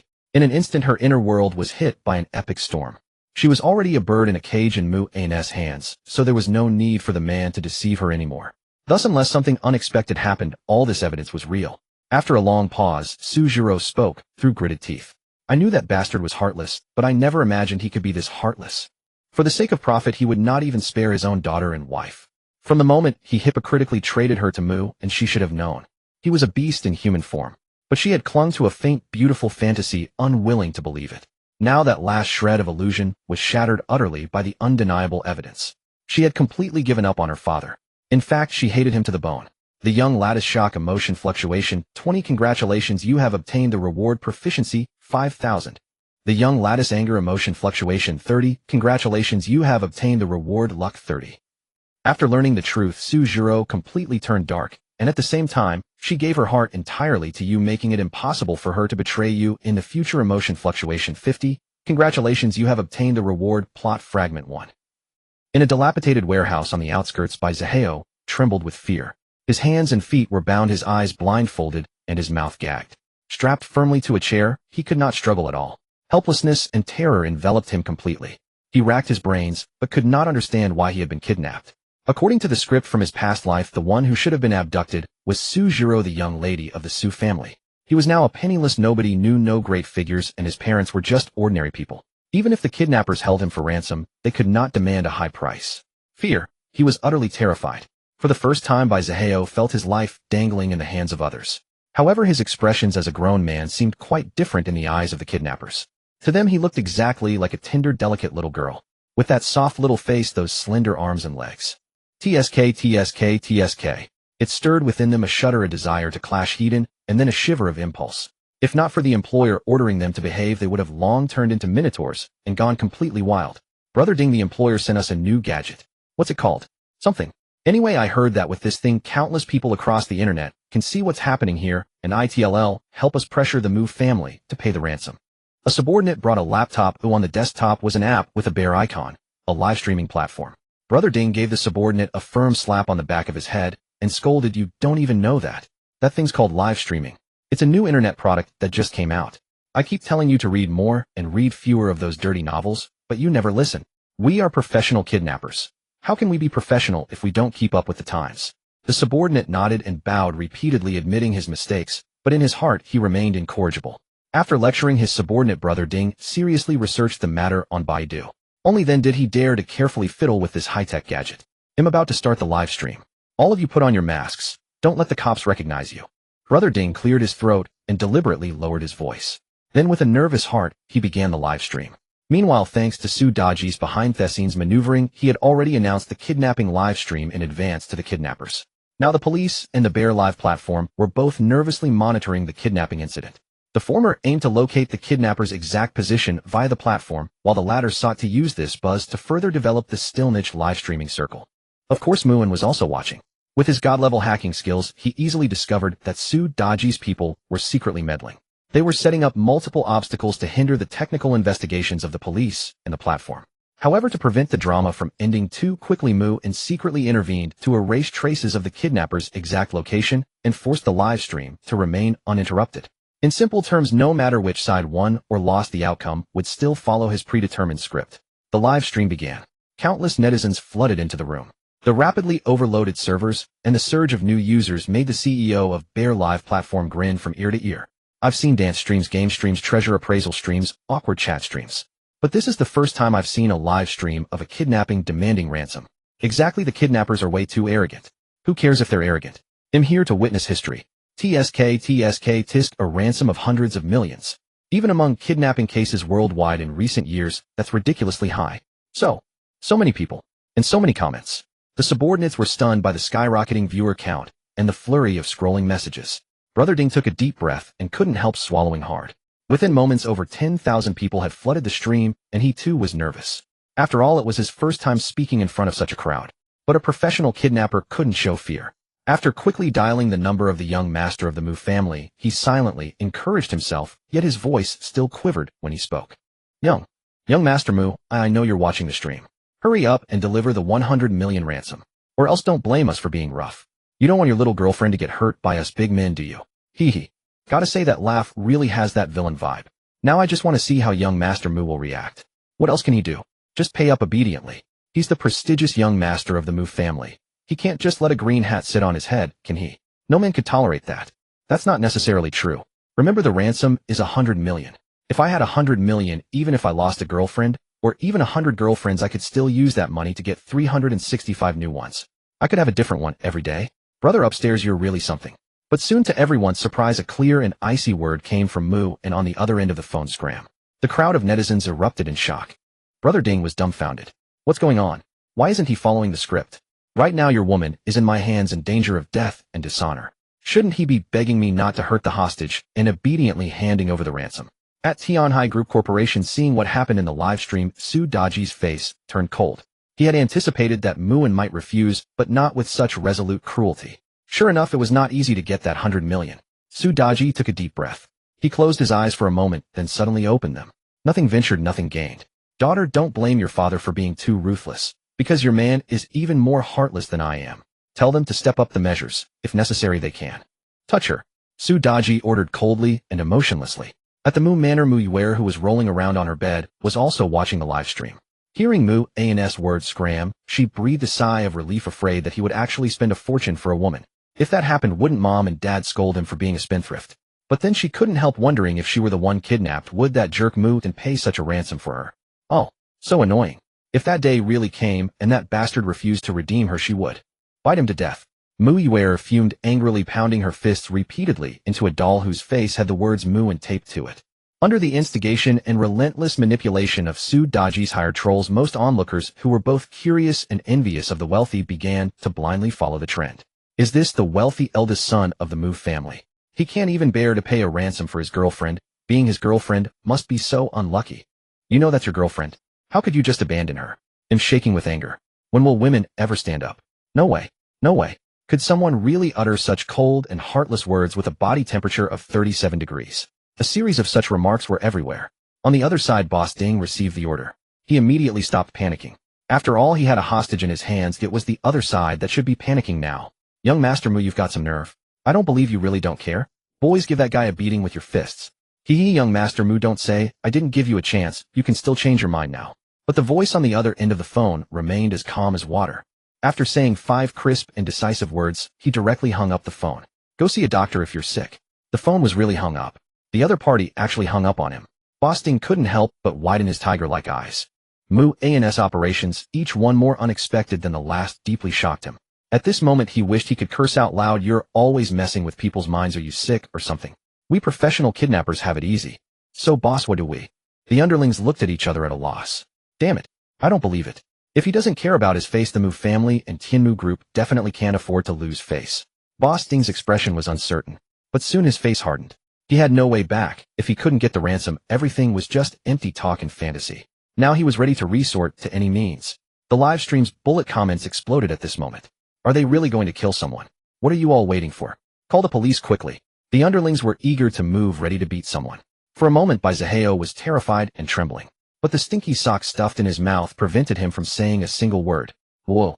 The live stream kept transmitting miserable sounds, but unfortunately, there was no camera. This made many onlookers jump up and down, extremely anxious. But soon some attentive viewers noticed something was off. "That's not right. This voice, it sounds a bit like a man's to me." Meanwhile, Mu, and who was also lurking in the live stream, saw these comments and was instantly covered in black lines. Ninger and Sujiro couldn't help but giggle on the side. "Laugh, laugh, what are you laughing at?" Muin pretended to be angry. The two girls pretended to be innocent and stuck out their tongues. In order to smoothly implement the subsequent plan, Mu and did not forget to take a picture with the girl and post it on social media with a caption. "Thank you everyone for your concern. I'm having a great time with Sue the Campus Belle." Soon someone in the live stream discovered the update, and after spreading the news, countless onlookers were once again in an uproar. Netizens immediately sent countless question marks. "And what the hell? I heard young Master Mu's girlfriend is a Campus Belle. Since she's now with him, who did the kidnappers take? Do you think there's a possibility that actually the kidnappers got the wrong person? That's why young Master Mu is ignoring them. The kidnappers got the wrong person. Impossible. Otherwise, this is the funniest joke I've heard this year. Ha ha ha, young Master Mu, if you still don't change your ways, then get ready to collect the corpse. We mean what we say." Boss Ding suddenly appeared in front of the camera. At this moment, the live stream comments fell silent, as if on cue. At some unknown time, the stinky sock in Baizaheo's mouth accidentally came off. That meant his piercing screams could no longer be contained. "Help!" This time the viewers who were still skeptical were instantly silenced. What the hell? Wasn't it supposed to be a professional kidnapper? Wasn't it supposed to be the daughter of the Tianhai Group CEO? How did the Campus Belle suddenly turn into a man? Mu Manor. Muin looked at the rewards that were being crazily dropped, grinning from ear to ear. "Thank you, brother Baizaheo, for the gifts." So to reciprocate, he decided to send back a pain super multiplier card. On the other side, Baizaheo's wide eyes reflected deep despair and fear. The kidnapping incident of yesterday eventually came to a dramatic conclusion. Various media outlets scrambled to report on it. Professional kidnappers had actually abducted the wrong person. They even got the hostage's gender wrong. And yet they dared to go live streaming crying wolf while threatening others under false pretenses. There were even rumors that the professional kidnapper leader later discovered the victim had once sent his own younger brother to prison, which further inflamed his fury. Consequently, the victim was tortured to the brink of death. When the officers burst in, they couldn't help but retch at the gruesome scene. But none of that had anything to do with Muin. He was just an emotionless bystander. Today he planned to take Gong Nanyan to check on the shop about to reopen and also do some shopping along the way. The moment he saw Gong Nanyan, he was utterly captivated by her beauty.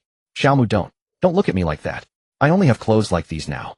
Flustered under Mu An's intense gaze, Gong Nanyan felt shy, fidgeting like a teenage girl, both hesitant and uneasy. Those flawless snow-white jade legs were breathtakingly beautiful. In truth, this dress was one she had worn long ago, dating back to her maiden days. Over the years to care for Gong Youbai, she had barely bought any new clothes for herself. She simply continued wearing whatever still fit. This dress may be old, but it's a remnant of her lost youth. Gong Nanyan feared you might think her dowdy, her heart tense and anxious. Emotional fluctuation 15, congratulations. You have received a reward, money 900. Sister Nanyan, you are truly beautiful. Muin offered a heartfelt compliment. Always so smooth-tongued. Who's your sister Nanyan? Her tense heart inexplicably relaxed, and she couldn't help rolling her eyes at him. She exuded the same enchanting allure of a mature woman, irresistible. Her fair face glowed with a rosy hue like a lotus petal just emerging from water, unstained by mud, yet not overly seductive. Even if you claimed she was a 17 or 18-year-old girl, people would believe it. Sister Nanyan, I've helped you so much by pretending to be Yubai's father. Shouldn't you call me good brother and let me hear it? Muin, suddenly channeling his inner actor, lifted her chin with a grin, his words audaciously bold. Especially when he thought she might be the Dragon King's woman, he grew inexplicably more excited. I really can't wait for the Dragon King protagonist to shower me with coins too. Good, brother. Gong Nanyan's heart was filled with shyness. Yet she stammered her way through fulfilling his request. Or perhaps reward would be more accurate. This was in fact the first time she had ever uttered such an intimate term to anyone, so her shyness was only natural. Gong Nanyans, shy emotional fluctuation, 20 congratulations. You have received a reward luck 20. Gong Nanyan is deeply grateful that you temporarily played the role of Gong Yubai's father, bringing warmth and joy to a child who has long lacked paternal love. Emotional fluctuation 30, congratulations. You have received a reward cultivation years 5 years. Shortly after Muin drove his sports car to the largest mall in the city center. Due to his extremely bold verbal teasing, Gong Nanyan kept triggering emotional rewards throughout the ride. This dress probably isn't comfortable to wear. Let me take you to buy some clothes. And let's get some clothes for little Yubai too. My wife and daughter shouldn't have to suffer so much. Having harvested a great deal of emotional rewards, Muin was in high spirits. So on the exclusive floor of major fashion boutiques, they strolled along, weaving in and out of stores. Initially, Gong Nanyan thought they would just pick out a few items and leave. But Muin's actions far exceeded her expectations. He didn't look at prices or designer labels. He bought whatever he liked, whatever fit, whatever looked good, whatever he thought might be useful later. Clothes of every style for all 4 seasons, large and small, long and short, inner and outer. He got them all. In no time, Muin had lost count of how many times he swiped his card or how much money he had spent. Managers from many stores bowed and scraped before them, their politeness exceeding all expectations, almost treating the pair like ancestors. Some boutique managers even waited outside, hoping the couple would patronize their stores. This left Gong Nanyan somewhat dazed, as if she had returned to her youth when she was still the young miss of the Gong family. But those days were gone like illusory smoke, long dissipated, long lost. Now all she had beside her was Yubai and him. Gazing at Muin's back, her beautiful eyes gradually glistened with misty tears and deep affection. The past was past, and it no longer mattered. What mattered was that she was already content with her present life. Thinking that you are willing to spend so much money on her, Gong Nanyan feels both shy and deeply moved. Emotional fluctuation 13, congratulations. You have received a reward, a set of decent clothes including, but not limited to, cat ears whip necklace. Watching your reliable safe back, Gong Nanyan's affection for you gradually increases 11,111. Emotional fluctuation 15, congratulations. You have received a reward money 1000. Gong Nanyan feels she has met the right man, someone she has feelings for, whom her daughter likes, and who can help share the burden of life that she has shouldered alone for years. Moved and emotionally stirred, emotional fluctuation 20, congratulations. You have received a reward tenfold cashback card 1. Tenfold cashback card 1, settle this shopping trip, and all expenses will be returned tenfold. Hearing the cascade of rewards, Muin felt a twinge of emotion. Indeed, sometimes all it takes for a man to spend money buying things for a woman is to trigger her self-conquest and deal a considerable mental critical hit to her. The tactic of splashing cash may seem crude, but it is undeniably effective. No wonder some protagonists in web novels love to throw money around to show off. There's a real satisfaction in it. And although he had spent a lot of money on the surface with the reward of the tenfold cashback card 1, he actually ended up earning 10 times more. In short, the more he bought, now the more he profited. Though Muin might not be short of cash and didn't really care about the amount, this was essentially free shopping. This kind of reverse earning kept him endlessly amused. Having finally come to a large shopping mall, Muin naturally wouldn't just buy clothes and such, especially since he had the cashback card as a safety net. So he took Gong Nanyan on a wild shopping spree, not sparing furniture or appliances. He even got her a car from a 4S store. All these purchases he arranged for delivery. Tenfold cashback card 1 used successfully. This time you spent a total of 9.33 million. After tenfold cashback, you received money 93.3 million. Finally, Muin stayed true to his original intention and took Gong Nanyan to look at a new storefront. This deeply shocked Gong Nanyan.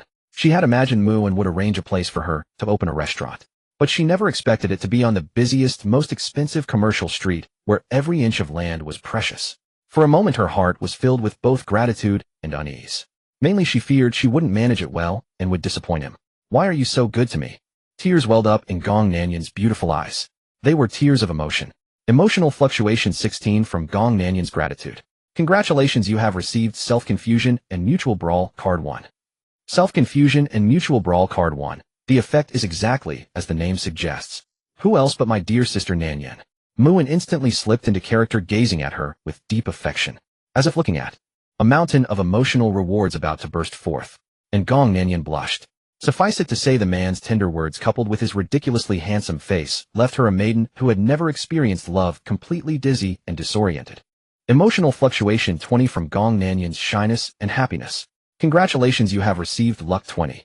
Muin seized the moment, deliberately leaning close to her ear and speaking in a low magnetic voice. So isn't there something you want to say to me? Like that title I taught you before? Good. Good, brother. Gong Nanyan, already lost and disoriented from fascination, blurted out instinctively. Emotional fluctuation 15, from Gong Nanyan's happiness. Congratulations, you have received proficiency, 2000. Gong Nanyan, belatedly realizing she had uttered that shameful title, felt an overwhelming shyness. Emotional fluctuation 20. Congratulations, you have received cultivation years, 3 years. Hey, that's right. Since you've called me that, what's wrong with me being good to you? Seeing her being so cooperative, furiously generating rewards, Mu and squinted with a smile. He felt as joyful as drinking a large glass of lemon-flavored sparkling water on a hot summer day. Perfectly comfortable and immensely satisfied. You have to believe me. With my cooking skills and my exclusive secret recipes, how could this shop possibly fail? And in truth, Muin had no worries about whether the shop would really succeed. With the many top-tier food recipes in his hands, he could attract countless people. Even in the worst-case scenario where the shop opened and not a single customer showed up, incurring heavy losses, the capital power behind him would still ensure it could run steadily for a lifetime. Suffice it to say, the purpose of opening this shop was never to make money. Mu and had always aimed at Gong Nanyan, this untapped gold mine. Of course, there was also a hint of wanting to help her live a better life. After all, he was a soft-hearted villain. Gong Nanyan nodded seriously. At the same time, she secretly resolved to work hard to manage the shop. She absolutely couldn't let it close down easily. Even if not for herself and Yobai, she couldn't let this man who looked at her with such affection be disappointed. By the way, have you named the shop? Gong Nanyan, as if recalling something, suddenly asked. Not yet. If you have any good ideas, feel free to decide. Muin smiled slightly. He didn't care much about the name. But giving her this little authority was in itself a form of trust, wasn't it? People crave trust deep down. Perhaps this trivial little authority could bring him no small amount of surprises, emotional rewards. Then, let's call it Yen Pavilion. Gong Nanyan said a name, her cheeks slightly flushed. Yen. It takes one character from each of your names. If you weren't a blockhead, you should be able to guess where these two characters come from, and how deeply Gong Nanyan feels for you. Emotional fluctuation 20. Congratulations, you have received cultivation years, 5 years. Yen Pavilion. A very nice name. Truly, my sister Nanyan. You have such a talent for naming. It's perfect. Muin was slightly taken aback. Then he gave a thumbs up, not stinting on his praise. After all, praise cost nothing. As long as it helped him rake in emotional rewards, even if the name were utter garbage, he would still praise it to the skies with a clear conscience. Afterwards, the two had a detailed discussion on the specifics of opening the shop. As dusk fell, Muin drove away, heading to the elementary school where Gong Yubai studied. Since Gong Nanyan was busy with the shop and couldn't get away, he volunteered to pick her up. As a professional villain, he would never miss any opportunity to collect emotional rewards. Crying. As expected of me. I'm so dedicated. Muin mentally gave himself a thumbs up. Ring ring. It was actually Gong Nanyan's call. Muin raised an eyebrow and answered. But as soon as he connected, he heard the young woman's panicked voice, as if she were about to cry. Something's wrong, Shaoan. The school just called and said Yubai got into a fight with someone, and they want a parent to come over. But Yubai is usually so well-behaved, how could she get into a fight? I will. As she spoke, Gong Nanyan's voice grew choked with sobs. As a warm man, even if only playing the role, Mu and promptly comforted her. Sister Nanyan, don't rush. I'm heading to Yubai's school right now to check on the situation. Don't be afraid. I'm here. Rest assured, everything will be fine. His comforting words seemed to have an effect, and Gong Nanyan calmed down considerably. But he could still faintly hear her sobbing on the phone. Emotional fluctuation 12, from Gong Nanyan's worry. Congratulations, you have received proficiency, 2000. Emotional fluctuation 15, from Gong Nanyan's fear. Congratulations, you have received misfortune card 1. Muin said a few more comforting words, then hung up. Now he knitted his brows tightly. He pushed the car to its highest speed within the limits of traffic rules, weaving swiftly through the congested traffic. He strove to reach Yubai's school in the shortest possible time. Perhaps even he hadn't expected that his first use of divine driving skills would be under such circumstances. Sunshine Primary School. The dean's office. You fatherless bastard. How dare you be so arrogant? Who gave you the nerve to be this cocky? How dare you hurt my son? Look at this face. Look how many scratches are on it. How dare you? If my son gets disfigured, can you afford it? What can you pay with your mother who sells at a street stall? She must be expelled. Even if she goes out, a kid like that will only do bad things. Better she go home and farm early. No, I bet her family doesn't even have farmland. She's only fit to peddle with her useless mother. Several arrogant wealthy women were cursing at Gong Yubai, their words crude and appalling. Beside them stood a few boys also looking smug. Gong Yubai's eyes were brimming with tears, and she was so wronged, she almost cried. But she still held her head high, determined not to let her tears fall. Especially not in front of these wicked people. Yubai is not a fatherless bastard. And don't you dare insult my mom, she retorted loudly. Unexpectedly, this only made the wealthy women angrier. Their accusations grew even more vicious, even escalating to physical aggression. Bang! The door of the dean's office was suddenly pushed open. and everyone's eyes instinctively turned toward it. Who dares to bully my Yubai? The man's voice was icy, piercing, and brimming with boundless fury.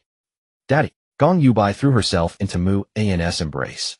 Her little face pressed tightly against his chest, which felt as safe as a harbor, and she clung to him. She hadn't cried when others bullied her before, nor when several rude noble women accused her unreasonably, because she knew crying was the weakest act a person could show. It would only lead to even more mockery without any practical use. But now she could no longer hold back her tears, not out of fear, but because the man who could give her support and a sense of security had arrived. These were tears of grievance and relief. Yubai, are you hurt? Don't cry. Daddy's here. It's okay. If you keep crying, you'll turn into a little tabby cat. Muin couldn't help feeling a pang of heartache, gently wiping the tears from the little girl's eyes. Meanwhile, the flames of rage kept burning within him, like a volcano on the brink of eruption barely contained. Muin's gaze turned fierce, sweeping over the group of people who looked down their noses at others. How dare they bully his supersized gold mine? These people must be tired of living. Yubai doesn't want to turn into a little tabby cat. Gong Yubai smiled through her tears, wiping them away with the back of her hand. Seeing you, I feel at ease, like I have a backbone. Tell Daddy what happened here. Muin asked softly. The little girl didn't waste any time and clearly recounted the whole story, cause and effect. In simple terms, she had been deliberately bullied by others. They put caterpillars in her books, smeared glue on her chair, and tried to push her over on purpose. Such malicious acts were a daily occurrence. Oddly enough, none of their mean pranks ever succeeded. Either they ended up suffering the consequences themselves, or the little girl discovered them in time and dodged them. This time it was even worse. After multiple failed pranks, those rich kids finally flew into a rage and directly surrounded her, ready to resort to violence. They kept shouting insulting names at her, calling her a fatherless bastard and a jinx. Unable to bear it any longer, the little girl swung her little fist. Muin's anger grew as he listened. This was no prank or mischief. It was blatant bullying, plain and simple. As for the little girl's luck in dodging every time, it must have been due to her terrifyingly high fortune. Otherwise, she would probably have developed depression by now. Aren't you going to give me an explanation? Muin picked up the little girl and looked at the group of plump noble women, his voice icy cold. Hey, young man, like you want an explanation from us. In my opinion, it's your little bastard who should explain to us. If she so much as harms a single hair on my precious child's body, can your poor ass even afford to pay up? Sneered a noblewoman in a mink coat. Exactly. Right now our precious children are the victims. If you kneel down with that bastard and kowtow to us now, we might be merciful enough to consider forgiving her. Otherwise, you know what to expect, jeered another noblewoman dripping with jewels. We don't make things hard for him. A young man like him is probably just some gigolo that bastard's mother picked up from who knows where. If you keep nagging him, he'll piss his pants in fear. A noblewoman in a cheongsam as round as a ball joined the other two's sarcastic remarks. Each word they spoke was more outrageous than the last. Little Yubai shrank back in fear. Muin patted her back gently to comfort her. If it weren't inappropriate to start a fight in front of a child, he would have already smashed those fat sows' heads in. His gaze turned to the director still sitting at the desk. There will be surveillance footage as evidence of who bullied whom. The bald director stroked his shiny head and laughed. Dear parent, unfortunately the surveillance camera at the scene of the dispute just happened to break down. Why don't you just apologize and pay compensation to this parent? Otherwise, haha. It was clear he was taking their side. Muin naturally saw that they were birds of a feather. His gaze turned even colder, anger giving way to his cynical smile. Whenever something happens, the surveillance camera conveniently breaks down. But as I heard from Yubai, those guys didn't bully her for the first time. Since we can't check today's footage, let's check the previous surveillance videos. I refuse to believe that none of those incidents were caught on camera. The bald director's face changed slightly, then he became very displeased and threatened covertly. No, those past surveillance videos have been deleted long ago. Young man, you'd better know when to stop. Don't be too arrogant. The other three noblewomen, their faces caked with powder, also showed sneers. Hurry up and take your BAS. Slap. This time Muin didn't hold back anymore. He struck directly. He casually grabbed a book from a nearby shelf and hurled it with precision, hitting the woman in the mink coat squarely in the face. Not only did it leave her head ringing, but it also filled her with immense humiliation. She had been slapped in public. How could someone accustomed to always being above others stand such a thing?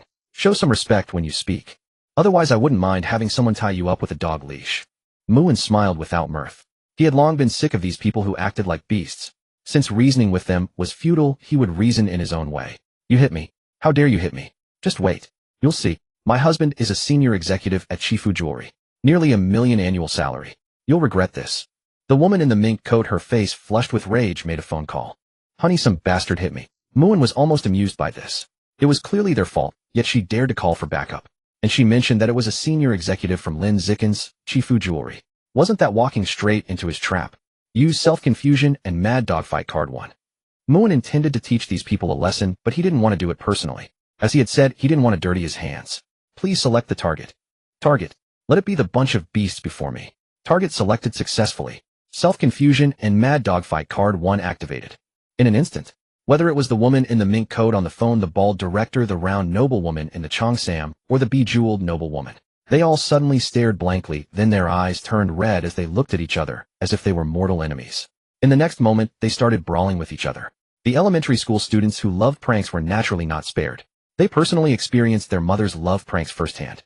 They screamed in pain and cried heartbreakingly. It was a delight to watch. Son of a bitch. Think your mink coat is so great. I've been itching to take you down.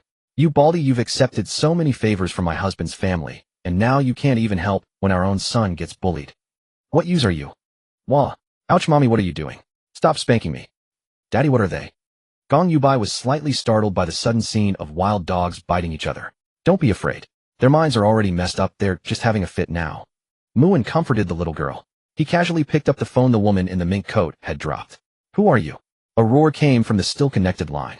Im Zhang Dabing, a senior executive of Chifu Jewelry. Who the hell are you? What did you do to my wife? I suggest you behave, or else you won't see tomorrow's sun. Muin cut him off directly. Zhang, what's his name? On behalf of your CEO Lin Zikin, I'm informing you that you don't need to come to work tomorrow.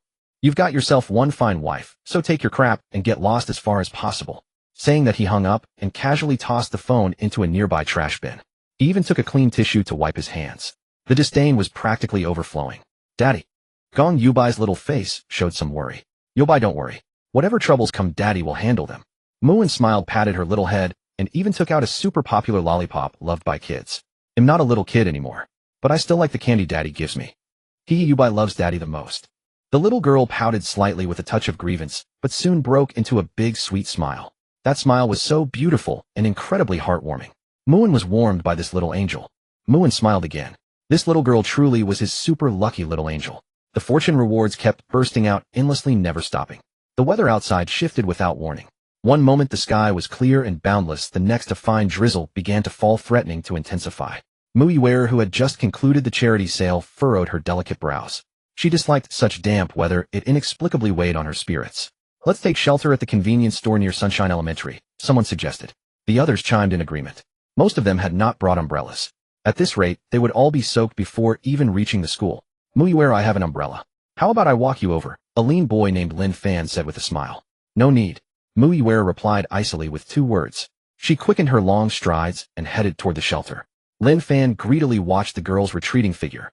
Just wait. He'll win you over sooner or later, he muttered to himself. Not long ago he had learned that the people he called parents were not his biological ones. His real parents were the very uncle and aunt who often visited him. Rumor had it they belonged to a prominent family with a listed company. Filthy rich. In other words, he had transformed from a poor boy into a trust fund heir. And the most crucial point, his eyes had mutated. He discovered he could see through objects. Last week he had even made tens of thousands of dollars cutting raw stones. This gave him confidence enough to pursue the girl he had once only dared to secretly admire. By now a crowd had gathered around the convenience store. Even the rain could not dampen their excitement. Wow, why are so many people gathered here? Is there some juicy gossip? Looks like an ultra-expensive sports car. Wonder which rich kid is showing off on the streets. If I could ride in that car just once, I'd trade 10 years of my life. Someone exclaimed. But others were sour, their tones dripping with sarcasm. Oh, what's the big deal? I hear Miss Mew's family is loaded too. She gets chauffeured to and from school every day, so I bet she has plenty of cars like this at home. Mui Ware wrinkled her nose with displeasure. She truly couldn't comprehend this irrational resentment toward the wealthy. But she said nothing nor argued. The logic was like a dog biting you. You couldn't bite back. If she wasted energy on every petty remark, she would only exhaust herself. Still, she cast a casual glance at the sports car. And that one look made her freeze. The car seemed familiar. Especially the license plate. Wasn't that Mu An's car? Why was it here? Confusion filled her mind. Nearby Lin Fan, who had been watching her every move, mistook her expression for admiration of the car. If you like cars like that, I can buy you one someday. Now that his status had changed, he no longer felt the need to look up to such luxuries. Instead, he had grown accustomed to looking down on them. He even felt dismissive. Even without mentioning his biological parents' immense wealth, his mutant eyes alone gave him the confidence to become one of the richest people on Earth. But Mui Ware didn't even glance at him. She completely ignored him. Lin Fan wasn't annoyed, he remained cheerful. The more aloof she was, the greater the sense of achievement he would feel when he finally won her over. Meanwhile, Mu-in had encountered some trouble after leaving school with Gong Yubai. You heartless bastards. Give my daughter back. Die? All of you will be buried with her. A middle-aged man in a black hoodie suddenly whipped out a sharp cleaver, his face twisted and frenzied, and began wildly slashing at the crowd. It was peak dismissal time, and the streets were crowded. In moments he had injured several people. Blood gradually bloomed in the rain like a field of spider lilies, merging instantly with the earth. Murder. Screaming people fled in panic, pushing and shoving. Chaos descended like a boiling pot. The security guard who should have intervened instead turned a blind eye, even slamming the guard booth's doors and windows shut. With a salary of only a few hundred a month, why risk his life? Die? Die. You'll all be buried with my daughter. Seeing no one else nearby, the madman glanced around, and then charged straight at Mu-in and Gong Yubai. Daddy. Gong Yubai cowered in fear. From Gong Yubai's fear, 13 emotional fluctuation. Congratulations. Reward, 3 years of cultivation. Mu-in's expression turned serious. He sympathized with the father, who might have a tragic backstory, but that didn't justify attacking people with a knife. Moreover, the man had frightened his Yubai, his golden goose. Go to hell, the man screamed maniacally. Mu-in didn't hesitate. Quick as a flash, he grabbed the man's wrist and twisted hard. The blade clattered to the ground. Then he delivered a swift, powerful kick to the man's chest, sending him flying 5 or 6 meters.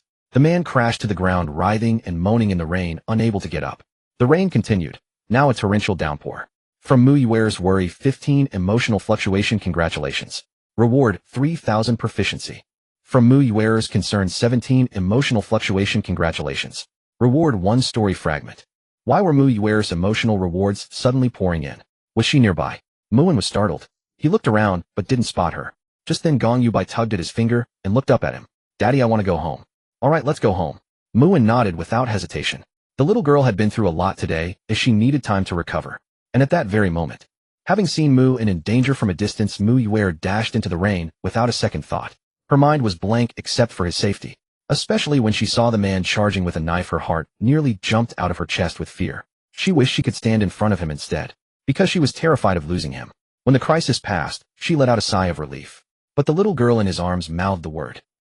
Daddy. In an instant, Mu-in felt an icy chill creep over her, as if plunged into an ice cellar, colder than the rain lashing against her. Her heart ached so much she could barely breathe, as if someone were yanking it and refusing to let go. Mu-in, where are you? Lin Fan panted as he caught up with an umbrella. He tried to shield her from the rain, but she stared blankly, her eyes hollow, and walked step by step into the rain. She completely ignored him. Gradually she began to run, wildly, desperately. Faster and faster. She lost her shoes, but didn't care. She fell but got up and kept running. Lin Fan, physically weak, was left in the dust. He tried to follow but soon realized he couldn't catch up. He gave up, his eyes flickering with darkness and resentment. What was wrong with her? He had no idea what had just happened that could make her lose her composure so completely. The girl understood the little girl's colloquial term of calling you daddy, mistakenly believing she was your illegitimate daughter. Her heart was severely shaken. Emotional fluctuation 50. Congratulations. You have received the reward, cultivation years 10. Mu-in was deeply confused and unable to accept it. Clearly she was the one who came first, the one who loved you the most, so why did she end up in this situation?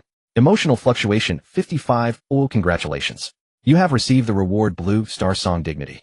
The girl's grievance and sadness, emotional fluctuation 60. Congratulations. You have received the reward, your forgotten childhood memories. After sending Gong Yubai back, Mu-in sensed something was off even before returning home. Mu-in's emotional rewards were flooding the screen. It would be a lie to say she was fine.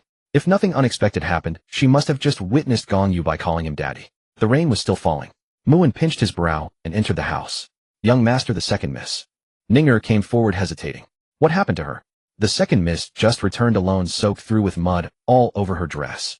Now she is foolishly standing in the backyard in the rain, unresponsive to any persuasion. Mu-in's brows furrowed deeper. He must not let his potential gold mine get damaged. The man walked straight to the backyard and soon spotted the girl sitting on the swing in the rain. Without much hesitation, he adjusted his emotions slightly and walked over. Though this thought might be somewhat immoral, it was indeed a good opportunity to harvest emotional rewards. You? Mu-in was about to speak when he met the girl's gaze looking up at him. His heart was deeply shaken. What kind of eyes were those? Dim and lifeless, numb and indifferent. It was like a dead star, its light extinguished, all hope lost, forever wandering alone in the cold, dark universe. Before he could say more, the girl began to tell a story of her own accord. Tears and rain mingled on her pretty face, indistinguishable. After their biological parents passed away, the two sisters were abandoned in an orphanage like stray dogs, bullied endlessly. Fortunately, they were later taken in by adoptive parents who gave them a warm home, treated them as their own, and let them live a happiness they never dared to dream of. Especially the boy who loved to make them laugh. He was like a beam of light that entered their hearts, igniting their hope for a new life. In that moment, he was the entire world to the two girls. There were so many stories between him and them. They had promised to be together forever, to live together, grow up together, fall in love together, marry together, and grow old together. As she spoke, the girl's emotions grew agitated. But why, Why did that boy gradually drift away from them at some point and turn to pursue other girls? And now he even has a daughter with another woman. Clearly, I was the one who came first. He even said he would marry me first. Then why is he treating me like this? I am the one who loves him the most. She never mentioned Mu'An's name, but every word was about Mu'An. Embarrassing, perhaps, but those who empathize would never feel any embarrassment. Mu'An was silent. He was not the true participant of the past. Yet at this moment, he couldn't help feeling a pang of pity for the girl crying heartbreakingly before him. Host, please note the considerate system has automatically used forgotten childhood memories for you. In an instant, Mu'An's expression grew dazed. He seemed to return to that childhood long forgotten or abandoned by his former self. The make-believe games with the two girls, the moments they shared, the shy confession of the girl, the purest joy, and the solemn oath they made on that swing to be together forever. Everything was vividly before his eyes. Why? Speak. Say something. The girl was crying like pear blossoms in the rain, her jade-like hands gripping Mu'An's chest, looking up at him. Her eyes were red and swollen, tears streaming. Yet she seemed to be trying hard not to let her tears fall so cheaply. This might be her last stubbornness.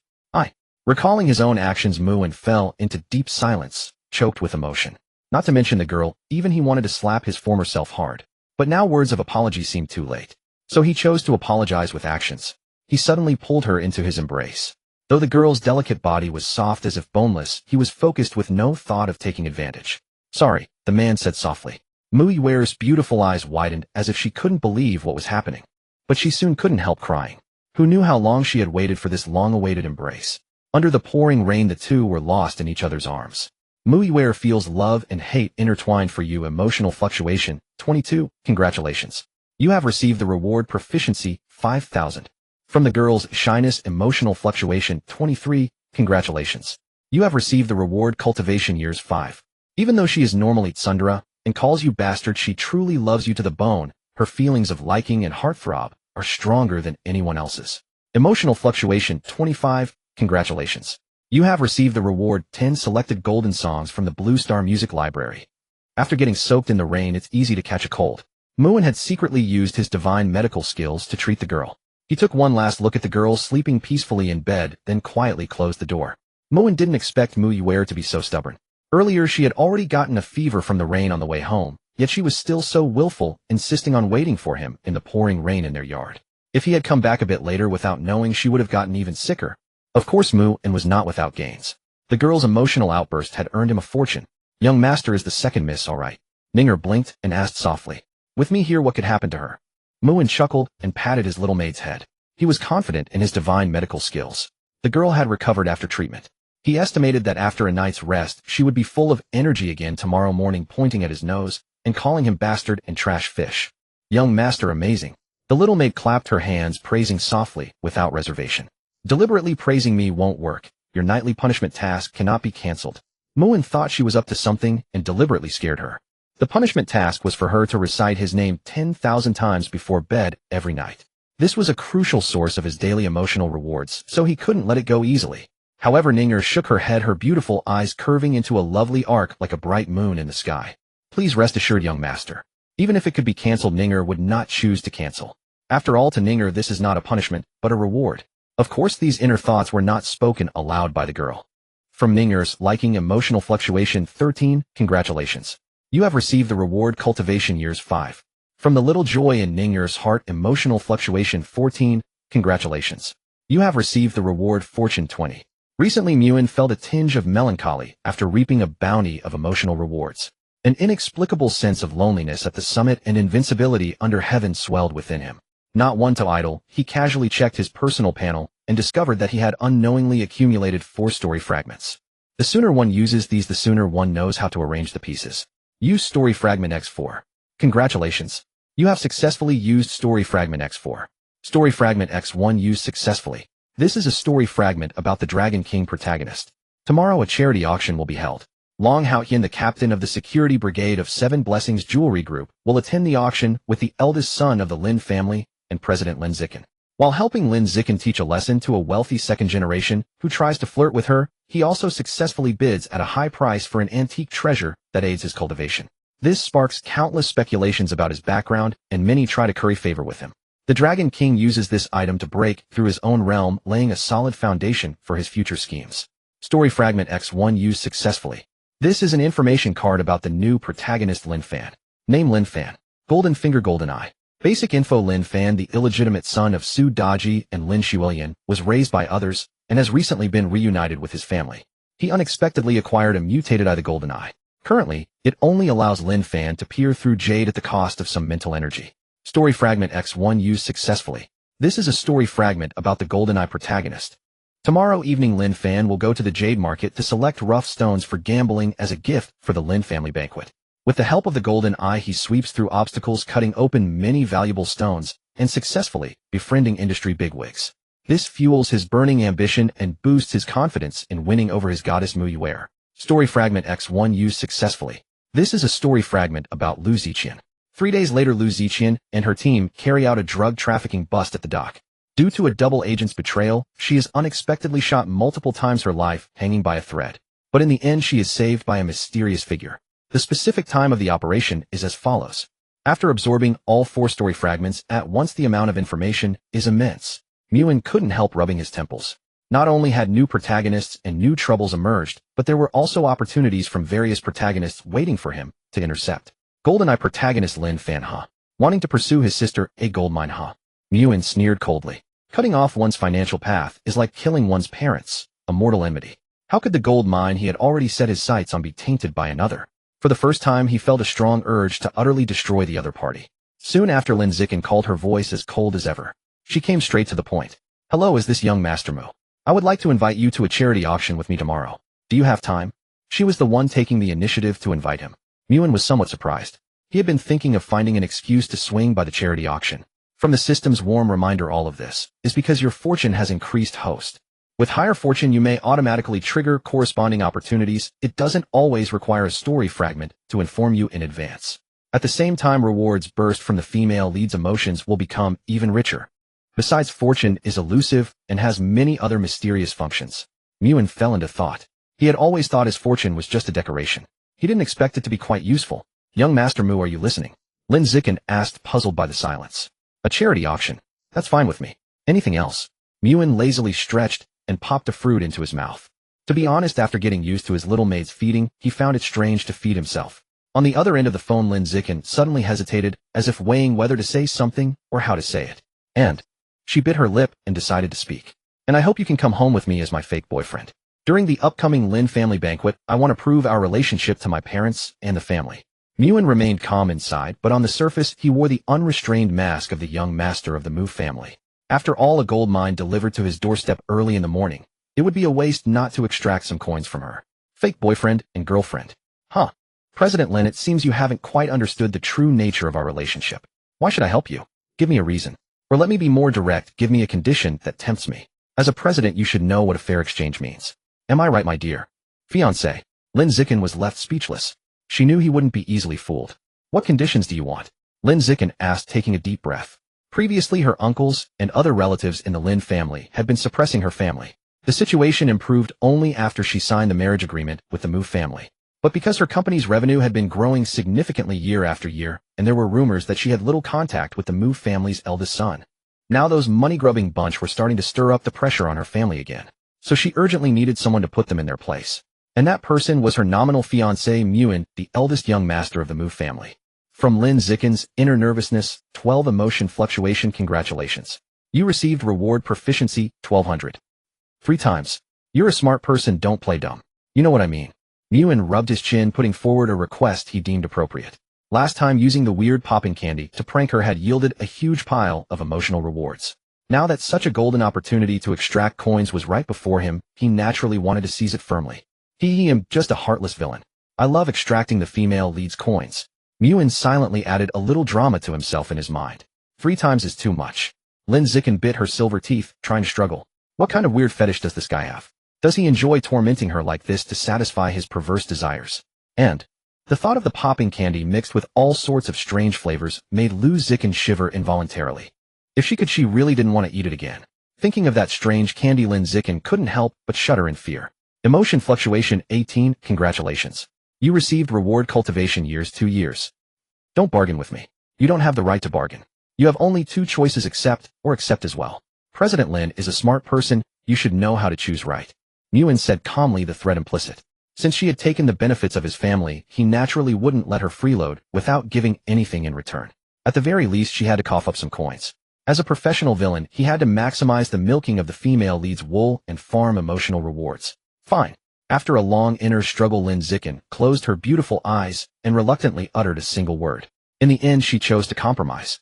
She had long since run out of options. Currently, everything she had depended heavily on the Mu family and Nguyen. Without the umbrella of the Mu family's towering tree, she alone would be devoured clean by those human wolves in the family who swallow people without spitting out bones. She didn't know about other families, but in her own large family, it was that cruel and ruthless. Women were nothing but tools used by the family to seek profit. And now the price she paid was merely satisfying some of his strange quirks. From Lin Zicken's compromise and helplessness, emotion fluctuation 20. Congratulations. You received reward fortune 20. Then, cooperation is a pleasure, my dear fiancé. I look forward to your excellent performance. The corners of Nguyen's mouth curled up slightly. A mere CEO female lead. Wasn't she easily manipulated by him? The female lead's emotional rewards come into my bowl. Lu Zicken didn't know how to express her current feelings. Looking forward to her performance. How perverted was this guy? Thinking about being tormented by you again. Lin Zicken's indignation, emotion fluctuation 20. Congratulations. You received reward proficiency 6,000. Facing the cruel reality, Lin Zicken felt helpless. Emotion fluctuation 25. Congratulations. You received reward blue star, famous song loves transaction. From Lin Zicken's condescending, disdainful look, emotion fluctuation 30. Congratulations. You received reward fortune 30. The Imperial Luxury 5-star hotel. Top floor. It was said that a charity auction was being held here today, and Long Hao-Ian followed Lin Tu, the eldest son of the Lin family, to the venue. For him, whether or not he auctioned anything was unimportant. What mattered was that the attendees were all wealthy and influential. If he could seize this opportunity to make a name for himself, it would be crucial for his subsequent plans to build his own power in Long Country, break into high society, and even inquire about news of his wife and daughter. Brother Long, you helped me at the casino last time. At this auction, if you fancy anything, just say the word. Our Lin family can afford it. Lin Tu patted his chest and declared confidently. Then Il gratefully accept. Long Hao-Ian smiled and nodded. In truth, he was disdainful of this. He, the mighty Dragon King, what could he not afford? But if there was a sucker willing to foot the bill for him, he naturally wouldn't refuse. Suddenly his eyes lit up and a smirk like a death tick gradually appeared on his face. Following his gaze, Lin Zicken stood not far away, dressed in an elegant gown, seemingly waiting for someone. Wasn't it obvious who she was waiting for? Other than him, her benefactor, who had helped her before, who else could she be waiting for? She must have known he was coming, so she came specifically to wait for him. Long Hao-Ian pretentiously adjusted the security guard uniform he was wearing, then strode toward her with his chest puffed out. Zicken, sorry to keep you waiting. But Lin Zicken, who was waiting for that guy Mu, and was suddenly startled. She frowned slightly in displeasure, only to discover that the one calling her was Long Hao-Ian in his security guard uniform. Why was he here? And why was he smiling so perversely and disgustingly? Honestly, that twisted smile made her inexplicably nauseous. Call me by my full name, don't be so intimate. I'm not familiar with you. And please don't flatter yourself. The person I'm waiting for is not you. Lin Zicken said coldly. Long Hao-Ian's smile froze. If she wasn't waiting for him, who else could she be waiting for? At that moment, a lazy voice sounded. Sorry, there was some traffic on the way. I'm late. The person she was waiting for was really not him. And who? Who exactly?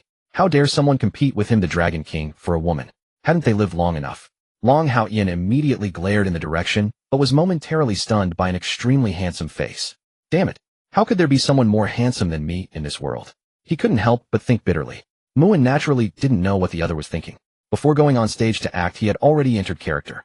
That large hand, as if coming home, skillfully wrapped around Lin Zicken's slender waist. It completely disregarded Long Hao-Ian's murderous glare, but obviously Nguyen was not satisfied with just this. Without applying stronger medicine, how could he trigger more emotional rewards? So under Long Hao-Ian's shocked and furious gaze, he unhesitatingly planted a kiss on Lin Zicken's beautiful face.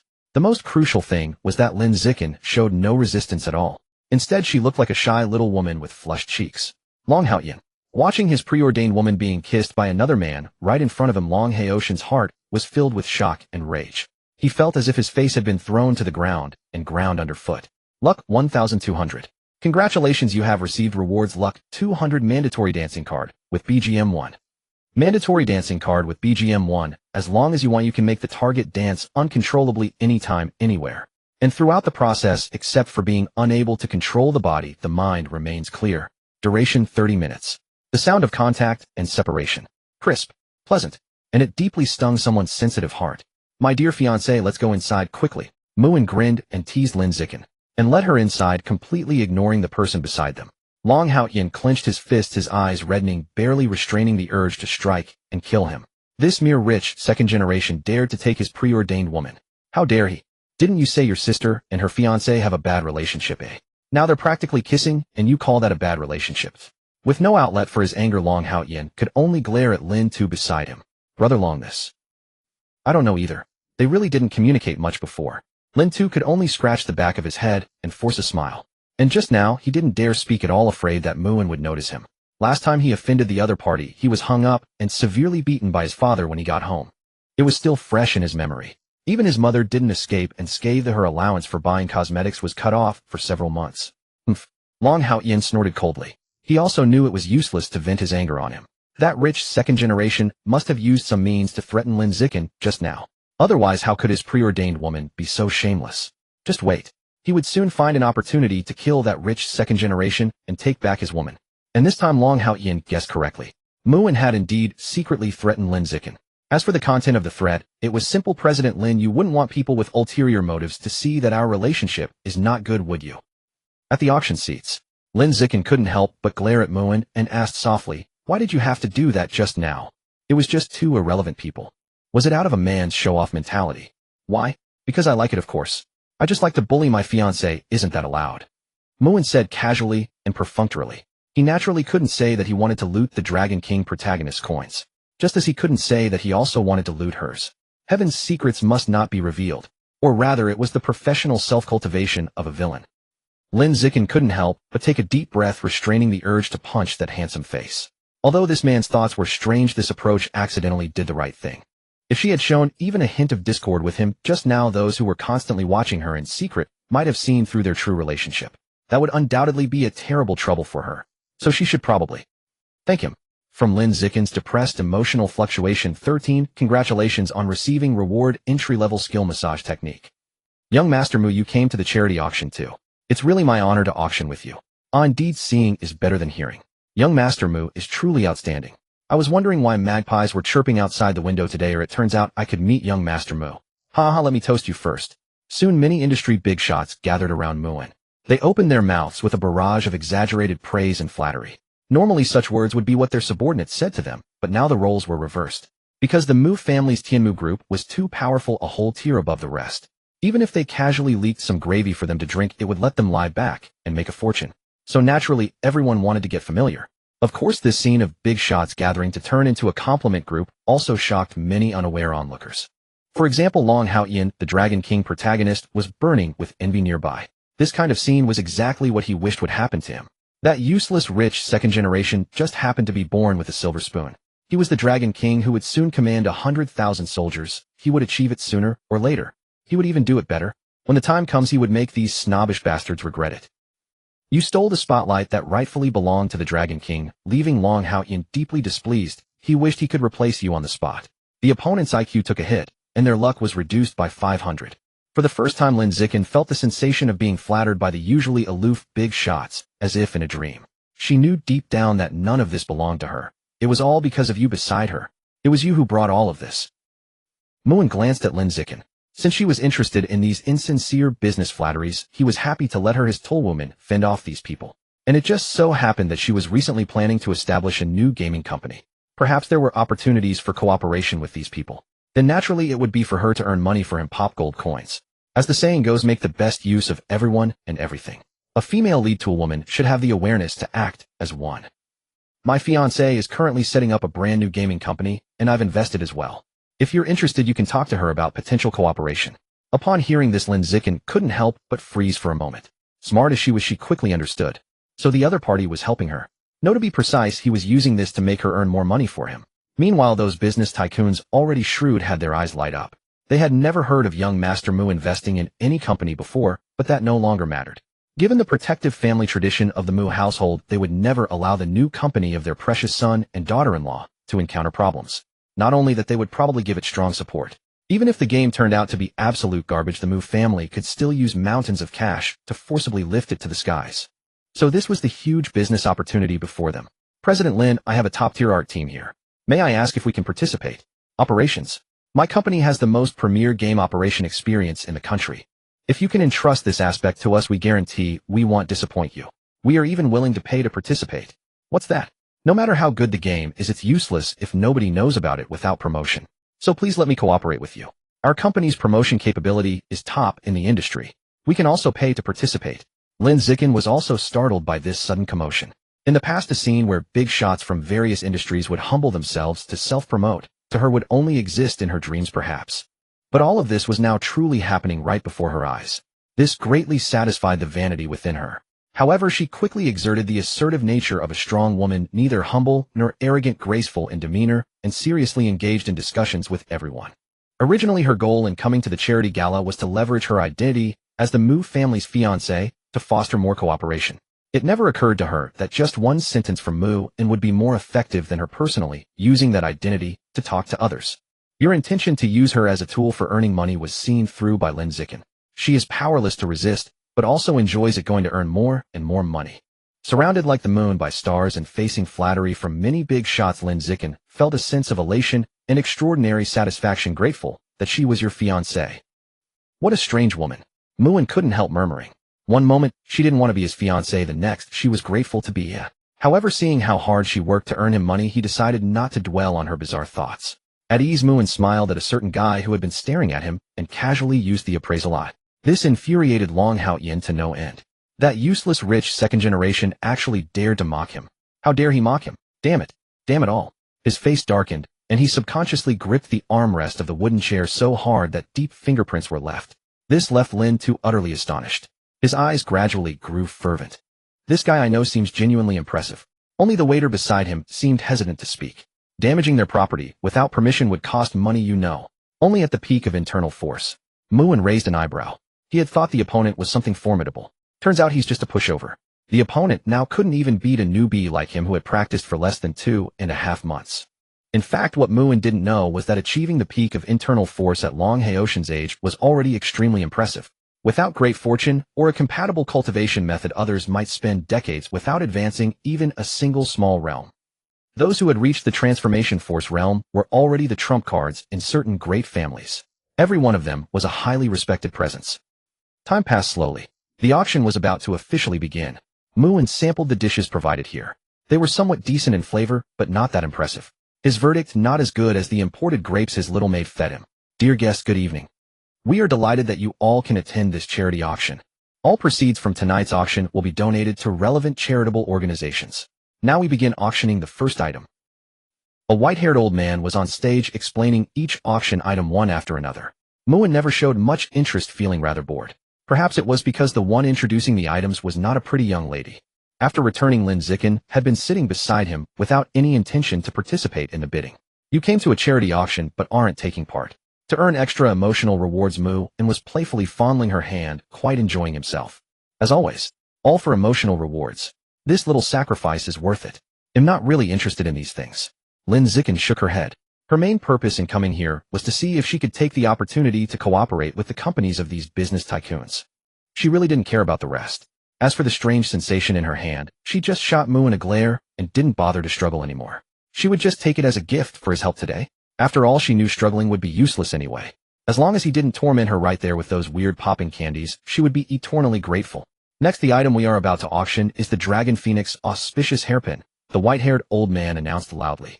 At that, Muin's movements paused. Meanwhile, on the other side, Long Haoshan's eyes also suddenly widened. Because he had a reaction. More precisely, his cultivation method suddenly reacted. It was like a hungry baby constantly telling him it urgently needed this item. Just like a fish needs water. As much as it could get. The starting bid for the Dragon Phoenix Auspicious Hairpins is 500,000. Each increment must be at least 10,000. After an introduction, the white-haired old man announced in a loud voice. This pair of hairpins steeped in history, crafted from precious materials and exquisitely beautiful, broke the mold entirely. Whether for collection or wearing in public, they would bestow immense prestige upon the owner. Thus many noble ladies present were deeply tempted. Soon they began bidding one after another. 520,000. 550,000. 580,000. The price climbed steadily. Long Hao Yin could no longer contain himself. Most of the other bidders were noble women. As a man, joining their bidding war would be somewhat embarrassing. But he no longer cared about that. Now he only wanted to secure that item as quickly as possible. 800,000. Long Hao Yin declared with his head held high. The sudden jump from under 600,000 to 800,000 startled many. They all turned to look at him, only to find a man in a security uniform bidding, and couldn't help furrowing their brows. Who let the gatekeeper in?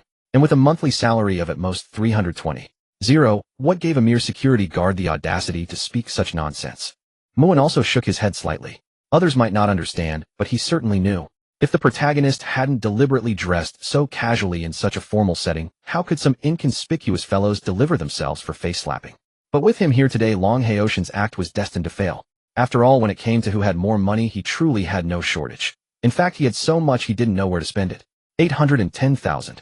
A noble woman, unable to bear it, bid coldly. If such an item were won by a mere security guard, wouldn't that slap the faces of everyone present? 900,000. Long Hao Yin quoted without hesitation. 910,000. The noblewoman hesitated for a moment before quoting as well. 1 million. Long Hao Yin raised the price significantly once more, as if to make clear that he was determined to acquire the lot. Meanwhile, Lin Tu, the young master of the Lin family, grew anxious. 1 million was no small sum. If Long Hao Yin had bought something cheaper, Lin Tu might have asked his parents to sponsor it under the guise of a lifesaver. But this price clearly exceeded his expectations. Brother Long, isn't this price a bit high? Maybe we should bid on something else. Long Hao Yin sneered, feeling even more contempt for him. The young master of the prestigious Lin family couldn't even come up with 1 million. Don't worry. I don't need you to pay for such a trivial amount, though I can afford it myself. Long Hao Yin said with feigned nonchalance, as if it were mere pocket change. Brother Long is truly one who hides his light. Hearing that he didn't have to pay, Lin Tu sighed with relief, and immediately gave him a thumbs up. On the other side, the noblewoman who had been competing with Long Hao Yin also chose to give up. Although it stung a little to let such an item be taken by a man dressed so shabbily, a price of over 1 million far exceeded the hairpin's actual worth. No one was a fool, and money didn't grow on trees. There was no need to waste so much money just for pride. The current highest bid for the Dragon Phoenix auspicious hairpins is 1 million.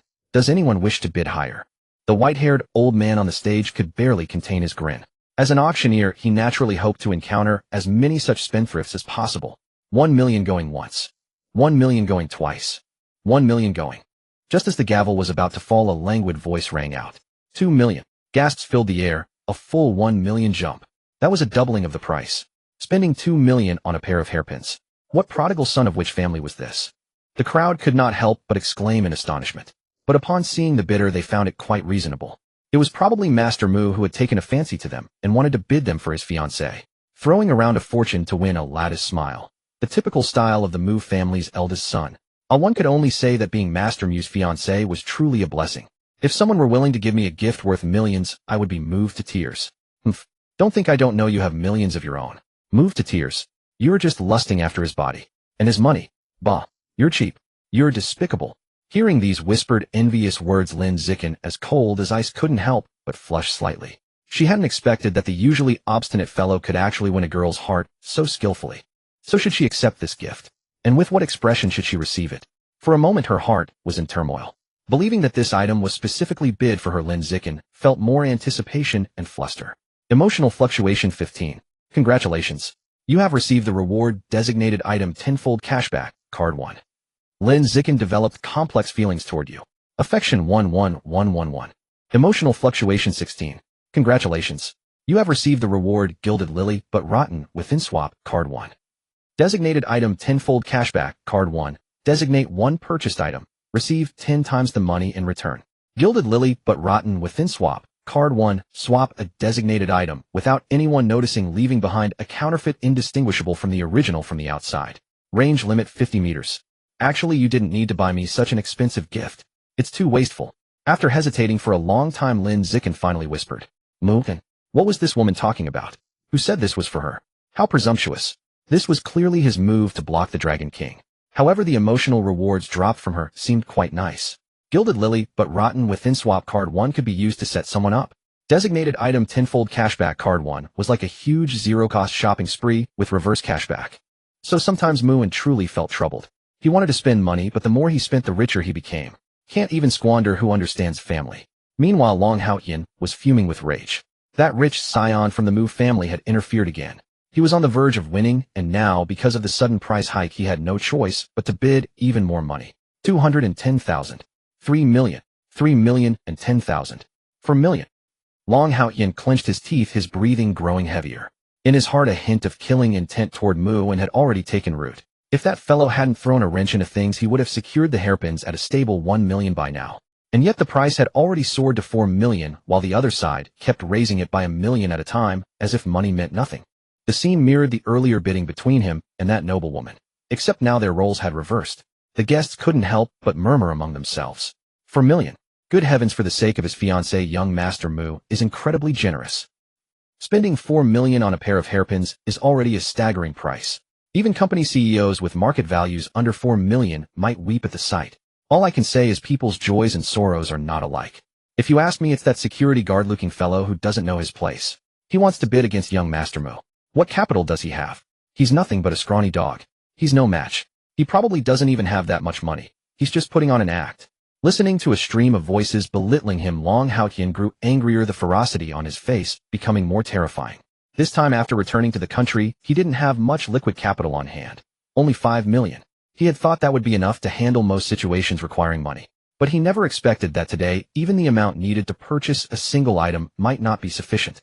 Brother Long, maybe we should just give up. It's only a pair of hairpins. And losing a bid to young Master Mu is nothing to be ashamed of. Lin Tu swallowed hard, trying to persuade him to give up. But Long Haotian, burning with rage, could hardly heed his words. No, I refuse to believe he still has that much money. This time I'll bid 5 million. Unlike before, when he had always added 10,000 on top of Mu An's bid. This time he went all in, raising it by a full million. That was all the money he had on hand. He refused to believe it. He was the mighty Dragon King, the heaven's most favored child. How could he lose to a prodigal son? But reality was destined to disappoint him. 10 million. It was the same languid voice, yet speaking the most arrogant words in the most casual tone. As soon as the price was announced, everyone in the hall was stunned, unable to utter a single word for a long time. Because this time Mu An wasn't raising by 1 million. He had jumped straight to 10 million. 10 million. One must know that was 10 million. Among all the domestic companies at present, perhaps not many had a market value exceeding 10 million.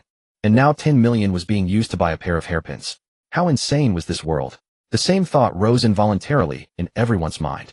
In the present moment, all of Long Haotian's actions seemed like the impotent rage of a clown, trying to fight against gods and immortals with the strength of an ant.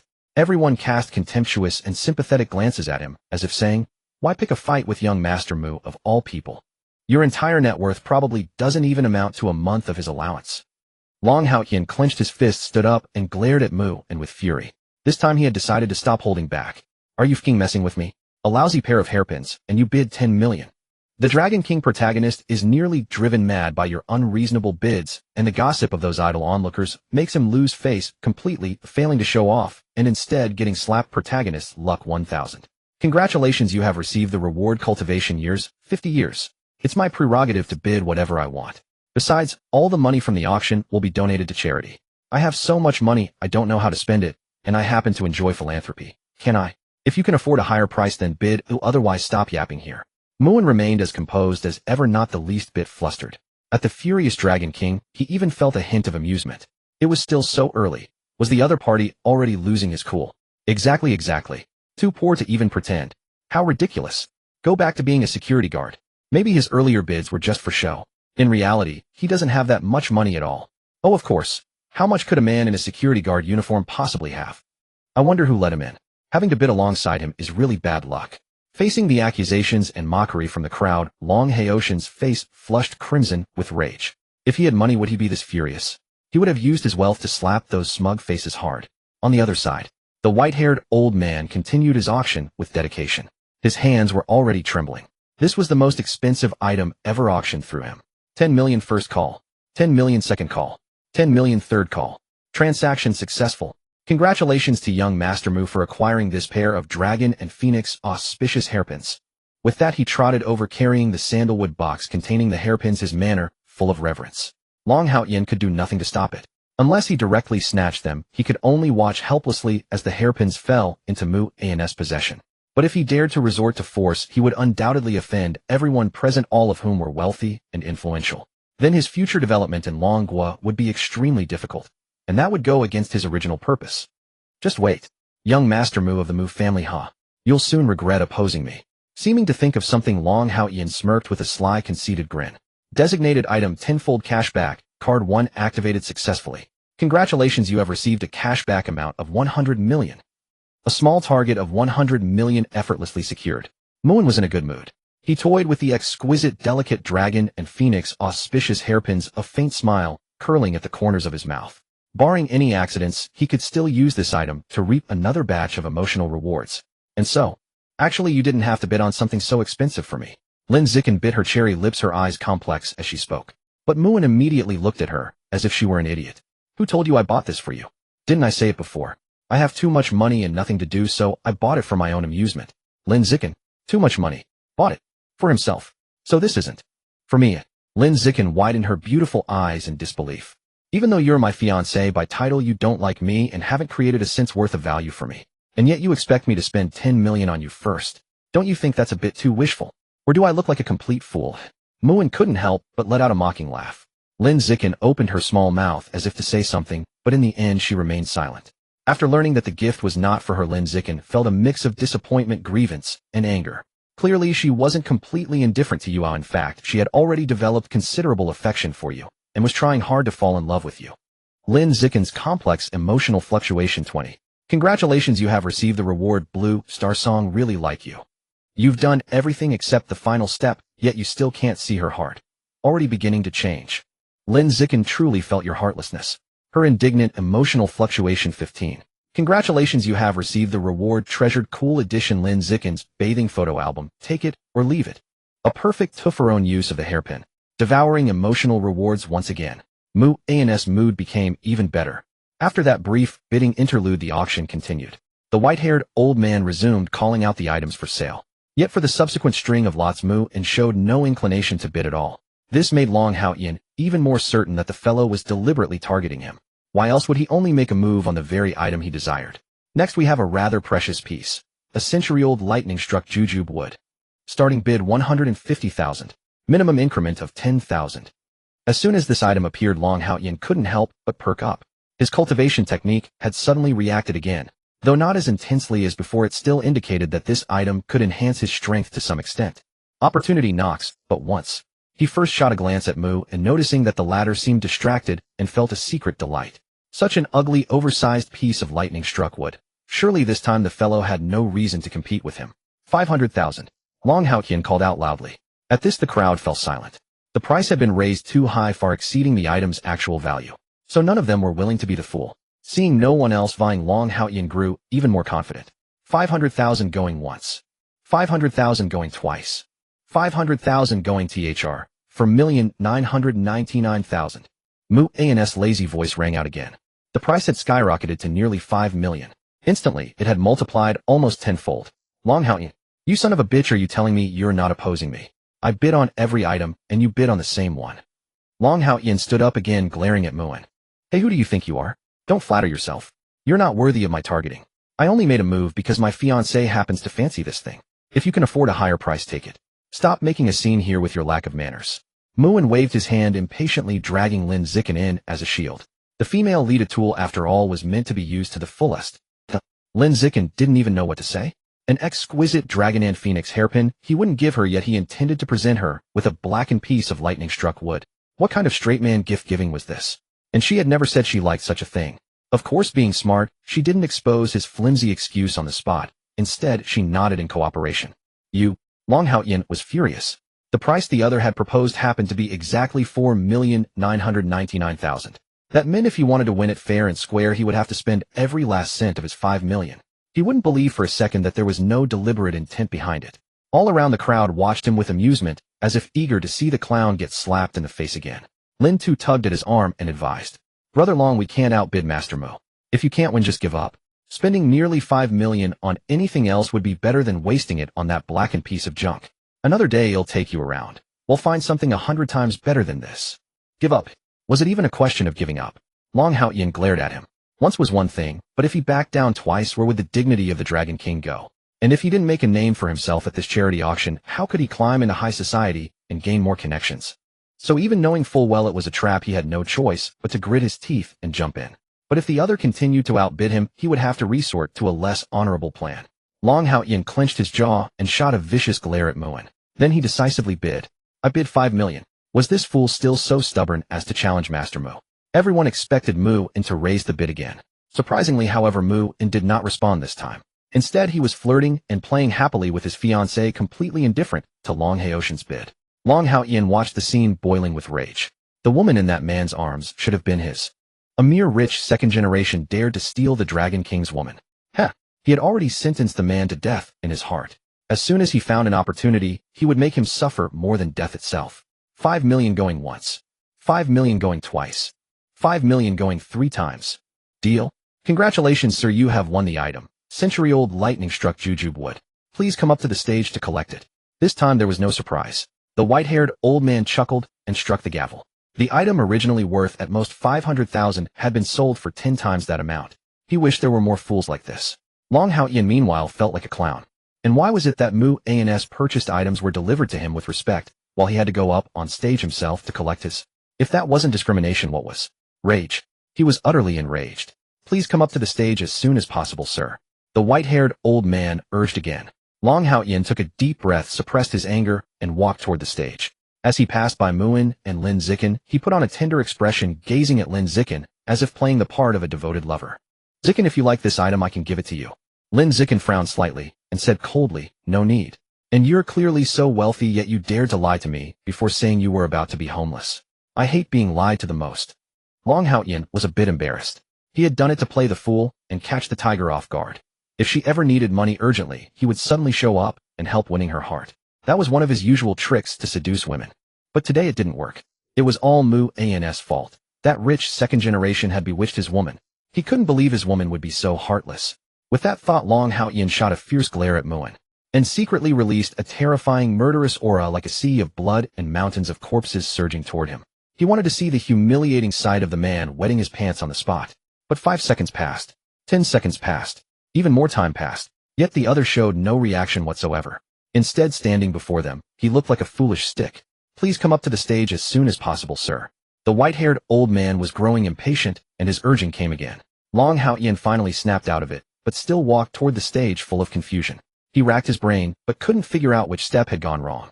Why hadn't the expected scene of the man losing control of his bladder occurred? Could it be that his killing intent had expired because he hadn't killed anyone in too long? Meanwhile, Muin's expression turned slightly cold. Just now, if his mental strength hadn't been formidable enough, he might have indeed been caught off guard by the other. Since the other had sent such a grand gift, following the fine tradition of reciprocity, he naturally had to return the favor. Use compulsory dancing card with built-in BGM 1. Target Long Hao Yin. Ding dong, compulsory dancing card with built-in BGM 1 successfully used. Compulsory dancing card with built-in BGM 1. As long as you wish, you can make the target dance uncontrollably anytime, anywhere. And throughout, except for losing control of the body, the mind remains clear. Duration 30 minutes. Duration 30 minutes. This gentleman, thank you for your contribution to charity. The white-haired old man smiled and handed over the thunderstruck wood, which looked somewhat like a ball. Long Hao Yin smiled awkwardly. It's my duty. Charity, after all, everyone should contribute their own strength. Actually, if he could, he wouldn't want to spend 5 million on this damn charity. Suddenly his body froze as if struck by electricity, stiffening up. Sir, the white-haired old man, seeing Long Hao Yin unwilling to descend, couldn't help but prompt softly. Scram. The next second, Long Hao Yin gave him a forceful shove, sending him flying some distance. The white-haired old man screamed as he flew backward, hitting the ground and breaking who knows how many bones. This showed how fierce his push was. Then music suddenly started playing from somewhere. Long Hao Yin began to perform along with the music, not forgetting to deliver an opening speech. Dear guests, hello everyone. I am Long Hao Yin, the security guard who has been interning for 2.5 days. Next I will perform a dance of my own creation. Music then, just because you're so beautiful, oh woeful. Iron Mountain lean. Crow riding plane. Monkey scooping moon. Shaking flower hands. The ball-like thunderstruck wood shuttled back and forth between his legs. Somehow the wood could be slapped down and bounce back, then bounce, and be slapped again, circling around his arm over and over. The addictive music combined with all sorts of eye-straining dance moves left everyone present dumbfounded. Long Haoyan felt like he was going crazy. Now he couldn't control his body at all. He could only watch helplessly as his body autonomously performed all sorts of strange, extremely embarrassing, and socially mortifying moves. Who is messing with me? Stop. Just stop. Long Haoyan screamed in his mind, also trying to use his internal energy to control his body. But it was all in vain. The dance continued, the moves kept going, even becoming more perverse and extreme. Many guests who knew the ropes had already taken out their phones to record the scene. It wasn't that they wanted to make money from going viral. Mainly they felt that such eye-straining dancing shouldn't only torture their own eyes. Crazy. Long Haoyan felt he was going crazy. And on top of this, there were people recording his damn appearance. If this really got widely spread, his lifelong reputation would be completely ruined. But he was still dedicatedly dancing, unable to leave, with no time or strength to stop anything. He couldn't even open his mouth to speak. Under everyone's gaze, the Dragon King's graceful dance deeply captivated the crowd. Long Haoyan felt immensely mortified. The Dragon King's face was completely lost. Protagonist Luck 2000. Congratulations. You have obtained cultivation years 100 years. Long Haotian's resentment soared to the sky. He blamed everyone, and especially developed a strong killing intent towards you. As long as he kills everyone who knows about this, no one will know he committed such acts. Reason 11111. Protagonist Luck 1500. Congratulations. You have obtained proficiency 50000. I heard this guy is still the security captain of your company. Muin also laughed at the sight. The Dragon King's dance is not something ordinary people get to see. If his 100,000 devoted underlings saw this scene of his persona collapsing, it would be quite an interesting spectacle. Most importantly, he was dancing for everyone at his own expense. He really understands charity. I'm dying of laughter. Before he helped me once and said he was homeless, so I invited him to temporarily work as the head of security at my company. Later, following your instructions, I had him let go. But that guy Lin too, relying on his status as the eldest young master of the Lin family, brought him back to be the security captain again. Even though I am the CEO of the company, I am still constrained by multiple forces within the Lin family. For such a small matter, it's not good for me to confront them directly. Regarding that amazing dance, Lin Zikin couldn't bear to watch her face full of frustration and dismay. And she didn't know why she subconsciously felt the need to explain to Muin. Maybe she was afraid he would misunderstand. Afraid that you would misunderstand, Lin Zikin quickly explained. Perhaps even she didn't realize that your image had gradually taken root in her heart, growing deeper. Emotional fluctuation 12. Congratulations. You have obtained money 8 million. Hey, you don't need to explain anything to me. The auction is almost over, let's go. Muin chuckled lightly. He didn't plan to stay and watch the Dragon King's awkward dancing anymore. Before leaving, he used golden jade within rotten fluff without switch card 1 to secretly swap the thunderstruck wood from Long Haotian's hand. Anyway, regardless of whether that thing was good or useful, it definitely wouldn't be left for the Dragon King. When the Dragon King realizes he spent money, lost face, and gained nothing useful, his expression would likely be quite entertaining. At the thought of that scene, he couldn't help but smirk. Dragon King, just be my obedient gold coin extractor. I have identification activate. Check the effects of these two items.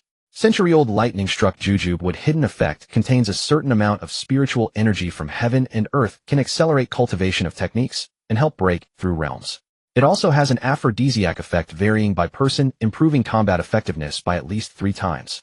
Dragon and Phoenix auspicious hairpin hidden effect contains a vast amount of spiritual energy. Wearing it year-round can whiten and beautify the skin, prolong life, maintain health, and keep diseases at bay. Indeed, anything considered as a fortuitous opportunity by the Dragon King wouldn't be too bad.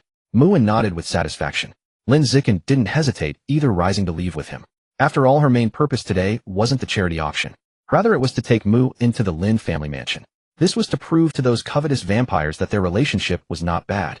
To make them think twice before daring to act against her, and her family questioning whether they had the courage to make a move. Muin didn't hesitate and drove away with her. How about we buy some gifts? He'll pay. Lin Zikin hesitated for a moment, then suggested. Since ancient times, how could one visit someone's home empty-handed? Coincidentally, I was just thinking of visiting the jade market under your company to take a look, and I might as well buy some rough stones as gifts. Muin had his hands full driving the car, while also driving holding her little hand. His main focus was killing 2 birds with 1 stone, doing serious business, and taking advantage, collecting emotional rewards at the same time. Lin Zikin couldn't help but roll her eyes at him. She really found that he had a strange obsession with teasing her. However, as long as he didn't go too far, she let him have his way. After all, she was already in the palm of his hand, unable to escape. But back to the gifts. Was it really appropriate to bring something like that, rough stones, as a housewarming gift? She was skeptical about that. Precisely because she was in this business, she knew how deep the waters of the jade industry were. In the world of jade, a single cut can lead to heaven or hell, that's no exaggeration. One second you might be rolling in money, the next you could lose everything.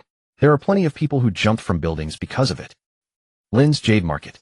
Lin Fan, the protagonist of the Golden Eyes, was surrounded like a star.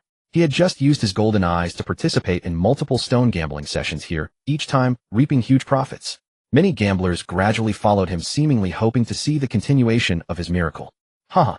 Little brother Lin, your skill in selecting rough stone materials is truly formidable. Even an old man like me who has been immersed in this for decades feels inferior. If we have the chance, we must exchange ideas. A spirited old man openly expressed his goodwill. The crowd cast envious glances at Lin Fan. After all being here long enough, they knew the old man's identity. Being favored by such a big shot in the jade gambling world, wouldn't one rise to prominence in no time? Old Lu, you flatter me. I can't claim to be a match, oh, I'm just lucky. Lin Fan smiled politely, but the arrogance and pride in his eyes were hard to conceal. He felt he could fully accept this praise with a clear conscience. With these golden eyes, no rough stone could escape his sight. Once he saw it and bought it, it was a sure win. In just a short while, he had earned nearly 200,000.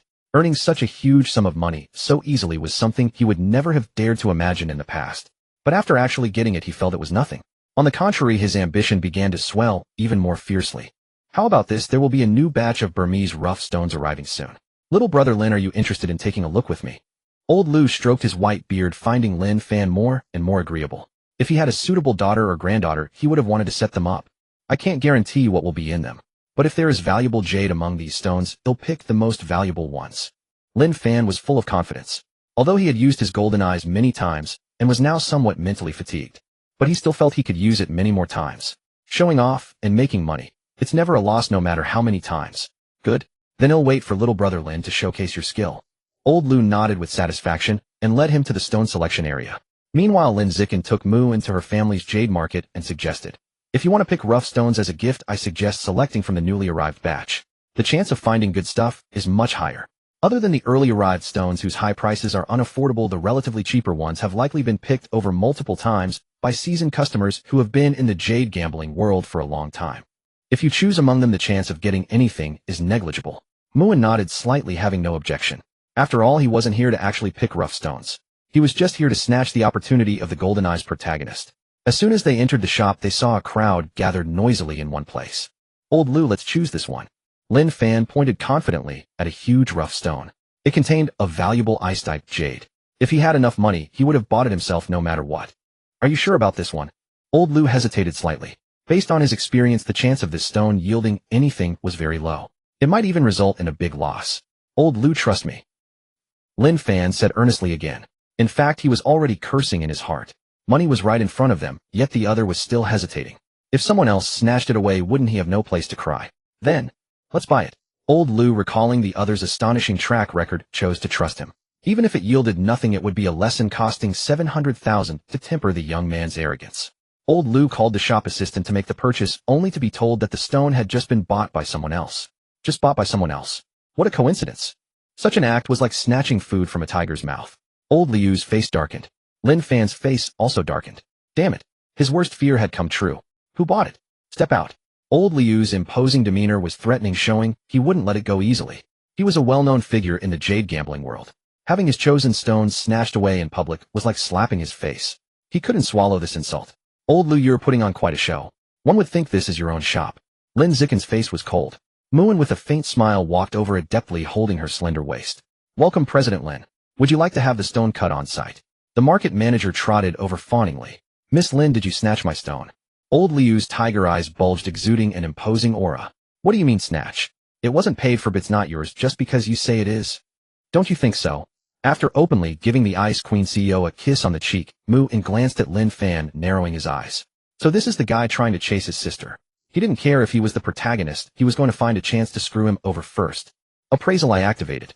Name Lin Fan, identity protagonist, cheat golden eyes, luck 25,000, recent life track. Today, he dominated the jade gambling market, gaining the favor of a big shot in the industry, and selected a valuable rough stone as a gift for tonight's Lin family banquet. Lin Zikin's face flushed slightly. Being bullied in public, her usually expressionless face blushed like a maiden's, but it vanished quickly. From Lin Zikin's shy emotion fluctuation 15, congratulations. You have received the reward beginner skill jade gambling knowledge. However, many perverts in the scene noticed that stunning beauty. They couldn't help but envy and hate Muin, wishing they could take his place. After all, if they could marry a stunning female CEO like Lin Zikin, who owned a jade gambling business, they could just coast and skip decades of struggle. Lin Fan felt an inexplicable rage burning inside. He didn't know why, but he just found this handsome man extremely irritating. It was as if they had a grudge from a past life. Lin Zikin's stunningly mature figure made his eyes go straight. He had thought the most beautiful girl in the world was Mu Yuer's level, but now he realized he had been terribly mistaken. The reason he had such a narrow view was simply because he didn't have enough money. With enough money, he could naturally access a larger circle of beauties.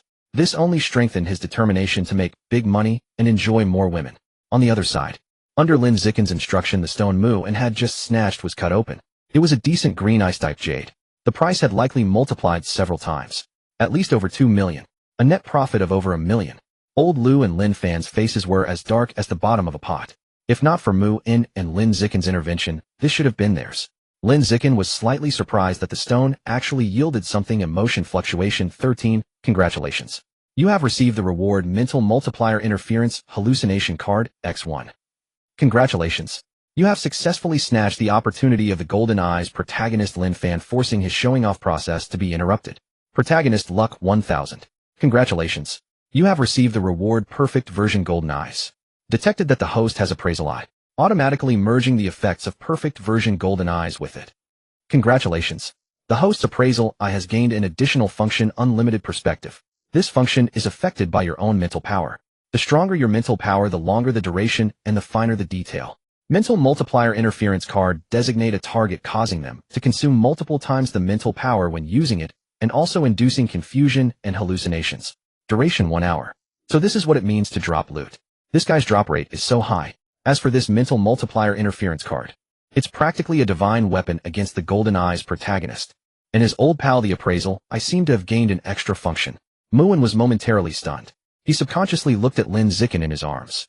Suddenly he understood one thing: why the steep, lofty, snow-capped mountains attract countless climbers in the world. Vaguely he felt a hot impulse in his breath, like a fishbone stuck in his throat needing to be expelled. What's wrong? Lin Zikin asked with concern. She felt that Mu An's gaze was strange, and she inexplicably felt uncomfortable, as if she had been completely seen through. Nothing. Just a bit white. Muin quickly averted his gaze and changed the subject. White. Lin Zikin blinked, puzzled. What was white? The jade. On the other side. Old Lu grew angrier and angrier, ultimately unwilling to swallow his pride. Miss Lin, since we're all experts in jade gambling, how about a big game? The stone that had been snatched indeed yielded something. This made him more certain that he had misjudged earlier, and he trusted Lin Fan's ability even more. How do you want to play? Muin said with a smile. As always, why refuse a bargain handed to you? Emotion rewards. Seeing the man take the initiative, Lin Zikin remained silent, tacitly acknowledging that he represented her stance. After all, the young master of the Mu family had plenty of money. Even buying all the stones here would be a drop in the bucket. There was no need for her to worry. Wait, you are the young master of the Mu family. Old Lu had been suspicious of the man beside Lin Zikin, but after recalling something, he suddenly realized. The Lin girl had an engagement. If she wasn't stupid, the man beside her could only be one person. The other was the low-key young master of the Mu family. In fact, it wasn't his fault for not recognizing Muin. After all, he had been too low-key before studying diligently and chasing the school beauty, Su Zhiro, for 3 years. He didn't smoke or drink, nor did he mix with the circles of wealthy heirs. Many people had heard of him, but few had actually interacted with him. Oh, you know me. Muin raised an eyebrow, slightly surprised, but soon dismissed it. Anyway, I don't care if you know me or not. What were you just saying about how to play this? Old Lu hesitated instead. Previously, he had heard nothing about the Lin girl and the Mu young master being involved, so he dared to act presumptuously. But now, how about this? In a jade market, we should naturally compete in jade gambling. We each pick 3 rough stones, best of 3. Decide with the highest total value of what's cut wins. The winner takes everything. The other side opens unconditionally. Do you dare to take the bet? Lin Fan, unable to stand it, spoke up. The terms sound good, but who knows if what you open will be junk? Wouldn't I be losing badly? Muin stroked his chin and shook his head. Then he smiled like a sly old fox digging a trap. How about this? Still best of 3, but the loser not only gives away what they opened, but also adds an extra 10 million as a bonus. Do you dare to take this bet? This time, Old Lu hesitated again. Not to mention whether the 3 stones would yield anything. The additional 10 million alone was daunting. He himself had a considerable business in the jade gambling world, with assets indeed reaching tens of millions. But that didn't mean he would recklessly stake everything just to save face. Anyone who did that would be either a madman or a fool. Old Lu, trust my ability. We will definitely win. Lin Fan was not worried at all, still full of confidence. He was the chosen one with a cheat for X-ray vision. If he still lost, he might as well hit his head on a tofu block. This, provoked by Lin Fan, old Liu's spirit stirred inexplicably. He gritted his teeth, hardened his heart, and finally made up his mind. It's just 10 million, right? If they win, it's a huge profit. If they lose, they can start over. Fine, we're in. Lin Fan smiled. He could already see the easy 10 million waving at him. What kind of bullshit, Mu, young master? He was just handing him money. Muin also smiled. He was afraid they wouldn't take the bait. Once they bit, they couldn't blame him for screwing them over too hard. Do you want to pick the stones yourself, or should I have someone help you, eh? That old man across from us is no joke. He has a sharp eye. Over the years, he's gotten quite a lot of good stuff from our shop. Lin Zikin was also a bit worried and couldn't help whispering a reminder. After all, she didn't know if Muin really knew jade gambling or was just pretending. If it was the latter, he would be nothing but a money-dispensing fool. Don't worry. I've always been lucky. Whatever that old man has taken from here before, it'll make him spit it out today. Muin smiled mysteriously. Hearing this, Lin Fan sneered. Ha luck. He didn't believe in that. He only believed in his own eyes. A cheat that could see through stones. Muin glanced at him, the corners of his mouth curling up. Poor golden eyes protagonist. How smug you are now, how hard you'll cry later. Use mental multiplier interference card. Target Lin Fan. Ding. Mental multiplier interference card used successfully, now in effect. Then Lin Fan, who was selecting stones, suddenly shuddered violently. For some reason, he suddenly felt an overwhelming fatigue rushing at him. His head throbbed with sharp pain, and his eyes were so sore he could barely open them. For a moment he panicked. Brother Lin, don't dally. Pick your materials quickly. They'll take charge of selecting one piece, and you'll handle the other two. I have the utmost faith in your abilities, so go ahead and choose with confidence. Old Lu, seeing Lin Fan frozen in place, assumed it was the young man's first encounter with such a grand gamble, and thus offered a word of reassurance. Granting him the chance to select 2 pieces of raw stone was itself a testament to absolute trust in his skill. But old Lu had no idea that Lin Fan wasn't nervous at all. He could barely open his eyes now, and whenever he tried to activate his golden eye ability, a piercing pain stabbed through his skull like needles. Go ahead and pick boldly. Even if you lose, I won't blame you. Hearing old Liu's words, Lin Fan had no choice but to steel himself and proceed with the selection. Yet without the golden eye, relying solely on his naked sight and meager knowledge of rough jade, what in the world did he know about choosing raw materials? Muin watched the other man pace back and forth, occasionally stopping in agonizing hesitation before some stone, and found it almost amusing. To ensure an impeccable outcome, he used his proficiency points to upgrade the jade gambling knowledge he had just acquired. You have spent 2,000 proficiency points. Congratulations on mastering perfect level rough jade knowledge. Instantly, a flood of terms. Full gambling, half gambling, open stone, glassy texture, ice texture, filled his mind. Countless professional concepts materialized within his consciousness. The moment he opened his eyes, he felt like a seasoned veteran who had immersed himself in the jade gambling world for over a century. With such a wealth of knowledge, coupled with his omniscient appraisal eyes that could pierce through anything, losing would be an outright travesty of justice. Both sides began selecting their preferred raw stones. The chosen method was the most difficult. Full gambling, where the stone remained uncut and selection relied entirely on personal experience. To ensure fairness in the wager, Lin Zikin had even invited 3 professional jade appraisers. Soon, under the expectant gaze of the crowd, both parties finished their selections. Which side goes first? Lin Zikin asked. There's no need to decide precedence. That would waste too much time.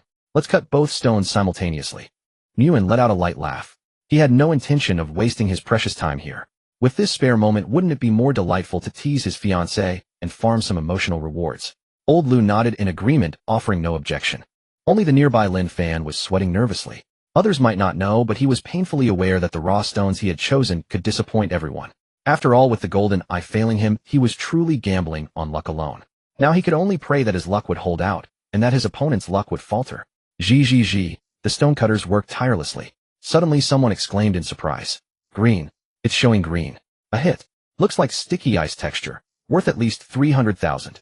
Old Lu puffed out his chest, exuding the air of a detached master. This piece being cut was precisely the one he had selected. Heavens. It's violet ice texture. Absolutely incredible. I've gambled on jade for so many years and never come across such a find. The crowd around Muin's side also burst into exclamations. The triumphant grin on old Liu's face instantly vanished. He had believed his sticky ice piece guaranteed victory, but who could have guessed the other party's stone outclassed his by such a margin? Unsurprisingly, the 3 jade appraisers quickly issued their valuations. Sticky ice texture 320,000. Ice texture 1,650,000. In the first round, Muin's side achieved a decisive victory, and the gap was enormous. Such disparity was not unusual in jade gambling. Differences in transparency, color, and water quality could cause jade prices to vary drastically. Seems my luck is as good as ever, Muin said with a beaming smile. Old Liu's face darkened, and he said nothing. This was only the first rough stone, i.e. both sides still had second and third stones to cut. It was too early to declare the winner. He still had considerable faith in Lin Fan. Yet witnessing this turn of events, Lin Fan grew even more anxious. Originally, he had hoped Old Liu's first stone would build a lead, so even if his own selections yielded nothing, the two of them wouldn't lose.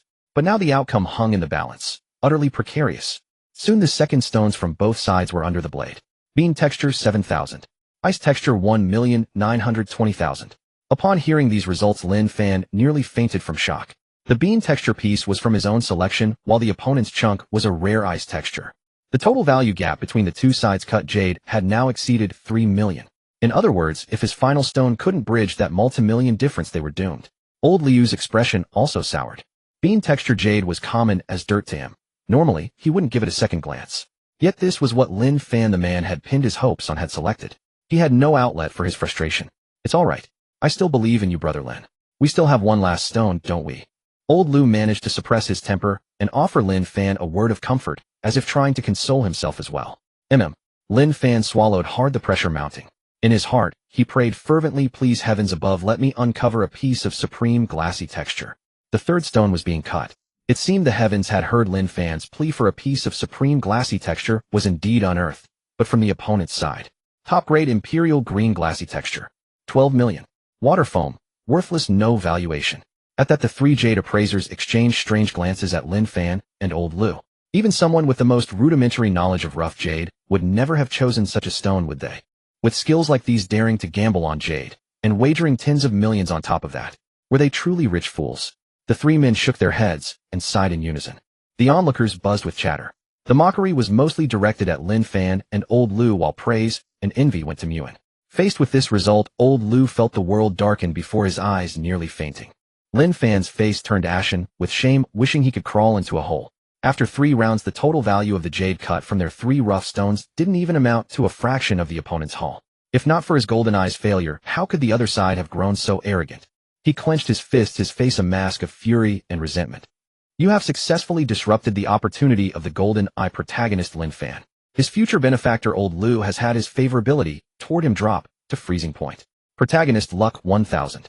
Congratulations, you have received a reward proficiency 2000. Losing all 3 rounds of stone gambling, you caused the golden eye protagonist to lose face, completely being ridiculed and blamed by everyone. Losses reached tens of millions. His mental state was damaged. Protagonist luck 1000. Congratulations, you have received a reward special skill mirror flower water moon. Unexpectedly, you actually won the stone gambling and unearthed jade worth tens of millions. Lin Zicken was extremely shocked and envious of your luck. Emotional fluctuation 18. Congratulations, you have received a reward cultivation years, 3 years. Special skill mirror flower water moon, completely control the target's 5 senses, trapping them in an inescapable perfect illusion. The illusion is ever-changing and can be generated according to your thoughts and desires. 1 chance every 3 days. Control target limited to 1 person at a time. Duration 1 hour. Spending 10000. Proficiency grants 1 additional chance. No upper limit. Big explosion. Muin was obviously shocked by this heaven-defying skill. If it really can completely control the target's 5 senses and create an illusion, does that mean that if he wants someone to commit suicide in the illusion, they will obediently do so? System prompt: if the target's luck is higher than yours, they will be awakened before dying in the illusion, and the illusion will be automatically broken. As soon as this prompt appeared, Muin curled his lips. However, he thought this restriction was relatively reasonable. Otherwise, as long as the novel protagonists of this world dared to appear before him, they would have no way to play. And if they all obediently committed suicide, then the heavenly Tao and such would probably go crazy. Don't forget to collect the 10 million bet money, and also exchange all these jade stones from gambling for cash, then invest it into your new company. Consider it as my initial investment capital for you. Now let's prepare and go to your family banquet. Muin patted Lin Zicken, who was still in a daze, and said in a slightly lazy tone. Of course, he didn't forget to pick another nice raw stone as a gift for the Lin family banquet. Oh. Lin Zicken had just come back to her senses, the pupils in her beautiful eyes beginning to refocus. It's no wonder she was in a daze. After all, Muin had casually earned money that she couldn't make even after years of running her company. Anyone would be discouraged. Aren't you afraid he'll run away with this money? Seeing how casually he threw money like paper, Lin Zicken couldn't help asking. Since I gave it to you naturally, I'm not afraid you'll run away. In other words, even if I gave you the chance, would you dare to run? Muin narrowed his eyes slightly, meeting her gaze. The distance between them was so close that they could feel each other's breath clearly. After a moment, Lin Zikin averted her gaze, a few unusual blushes appearing on her pretty face. The monk may run away, but the temple remains.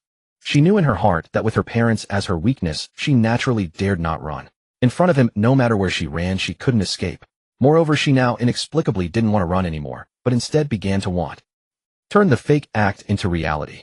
From Lin Zikin, emotional fluctuation of heartfelt submission, 20 congratulations on receiving a reward proficiency, 3,000. Little iceberg female CEO. Under control. Muin's lips curled slightly as he led Lin Zikin away. However, before leaving, he tested the newly acquired special skill, Mirror Flower Water Moon, on the golden eye protagonist Lin Fan. This guy's drop rate was so high, or as long as there was a chance to exploit his loot, he naturally wouldn't let it go. On the other side, Lin Fan was dead-hearted. Old Lu didn't blame him. He only sighed, and said from now on they should act as if they never knew each other. After saying this, he seemed to have aged decades in an instant, and left unsteadily. Lin Fan was filled with hatred. If not for today's incident, his life would have taken off smoothly. How could he have ended up with a notorious reputation? The golden eye failed at the critical moment. He panted heavily, extremely unwilling, and wanted to endure the pain and forcibly activate the golden eye once more to try. Surprisingly, this time it went smoothly without any hindrance or even the slightest pain. And what he saw was astonishing. He actually discovered a raw stone with super top-grade jade. The price was definitely in the millions. This made him even more hateful.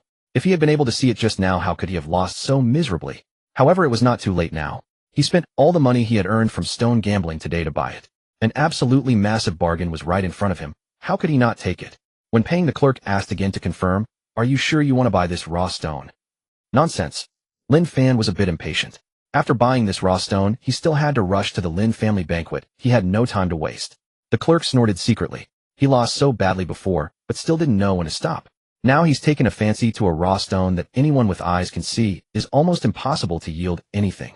Serves you right to lose everything. Lin Fan had no idea what the clerk was thinking. In his eyes, this raw stone was a hidden treasure, making him eager to buy it and take possession of it immediately. The Lin family. Today the Lin family held a grand banquet. First, because their son-in-law, the eldest young master of the Mu family, was coming to visit. Second, because Lin Fan's biological mother, Lin Alian, wanted him to acknowledge his roots. Welcome, young Master Mu. As soon as Muin and his companion arrived, they were respectfully ushered in. Little Mu is here. It's been so long, you've grown into a handsome young man. Auntie remembers holding you when you were little. This girl Zikin is usually cold to people. If she is unreasonable, just tell us, let us teach her a lesson. We guarantee to make her obedient. Lin Zikin's parents also came out with smiles to receive him, their attitude friendly and without any airs. Muin politely greeted each one. Lin Zikin, however, rolled her eyes in exasperation. Where is there a daughter not yet married whose parents side with an outsider? Who is the biological child after all? From your parents siding with you, Lin Zikin felt a little resentment. Emotional fluctuation 13. Congratulations, you have received a reward proficiency 2,000. Before long, the family banquet began as scheduled. Other core members of the Lin family also appeared one by one. On the way, Muin had heard Lin Zikin briefly introduce these people, so he had some understanding. The Lin family was originally one of the old established big families. At its peak, it once occupied 70% of the market share in the Dragon Kingdom's stone gambling industry. But now it's not doing well. With generations of descendants who were idle and even wildly squandered the family fortune, it has gradually begun to decline. Even the market share in the stone gambling industry has dropped to around 30%, more than half of what it was. Therefore, they regarded the marriage alliance with the Mu family as quite important. And just by offering a daughter of the Lin family, they could obtain capital to continue their extravagant lifestyle. Naturally, they wouldn't refuse. They even wished they could send several Lin daughters in exchange for more benefits. On the other side, Lin Fan was led by a still attractive woman to his seat. Experiencing and attending such a high-end banquet for the first time, he still felt a bit nervous, occasionally pulling at his suit. But as he secretly observed the crowd, he suddenly spotted two familiar figures. They were Muin and Lin Zikin. Isn't this the Lin family banquet? How could the two of them be here? Lin Fan couldn't help widening his eyes, looking incredulous. You must be my aunt's son. Let me introduce myself. I'm Lin Tu, the eldest young master of the Lin family. Hello, I'm Lin Fan. Hey, have you heard? There were a pair of fools at our Lin's gambling stone market today. They lost all 3 rounds of stone gambling, and on top of that they handed over an extra 10 million to the other party. Don't you think those two are fools? What else could they have done with over 10 million instead of just giving it away for nothing? Lin Tu had originally intended to flaunt his status as the eldest young master of the Lin family, striking up a conversation with Lin Fan in a very familiar manner. But with only a half-baked understanding, he had no idea that he had chosen the wrong person to chat with and had said the wrong things. Meanwhile, Lin Fan quietly clenched his fist. He could only force an awkward yet polite smile. After all, as luck would have it, he was precisely one of the two fools the other had mentioned. The matter had been spread far and wide, and he was being pointed at directly, yet couldn't retort. Lin Fan felt immense indignation and embarrassment. If they found out that he was the protagonist of this incident, he felt that he would never be able to hold his head up high in the Lin family in the future. His mentality was about to explode. Protagonist Luck 600. Congratulations, you have received the reward Honest Man Edition Truth, Card 1. Honest Man Edition Truth, Card 1. Don't bully an honest man, or if the honest man gets angry, he will spit out all the truths that others dare not speak one by one. Ask, and he will answer, no need to doubt the authenticity. Duration half an hour. Muin was slightly stunned, then the corners of his mouth curled up. He hadn't even made a move yet, and the protagonist had already been provoked into a mental breakdown by someone else. But the situation was still acceptable for now. Later, he would definitely make the other party know what it truly meant to be unable to hold one's head up in the Lin family. Young Master Mu, I hear you have a good relationship with our Lin Zikin. When are you two planning to get married? She's not getting any younger, she should settle down and start a family. Uncle Lin Xuan, the smiling tiger, spoke with a grin. His words seemed like praise, but were actually probing.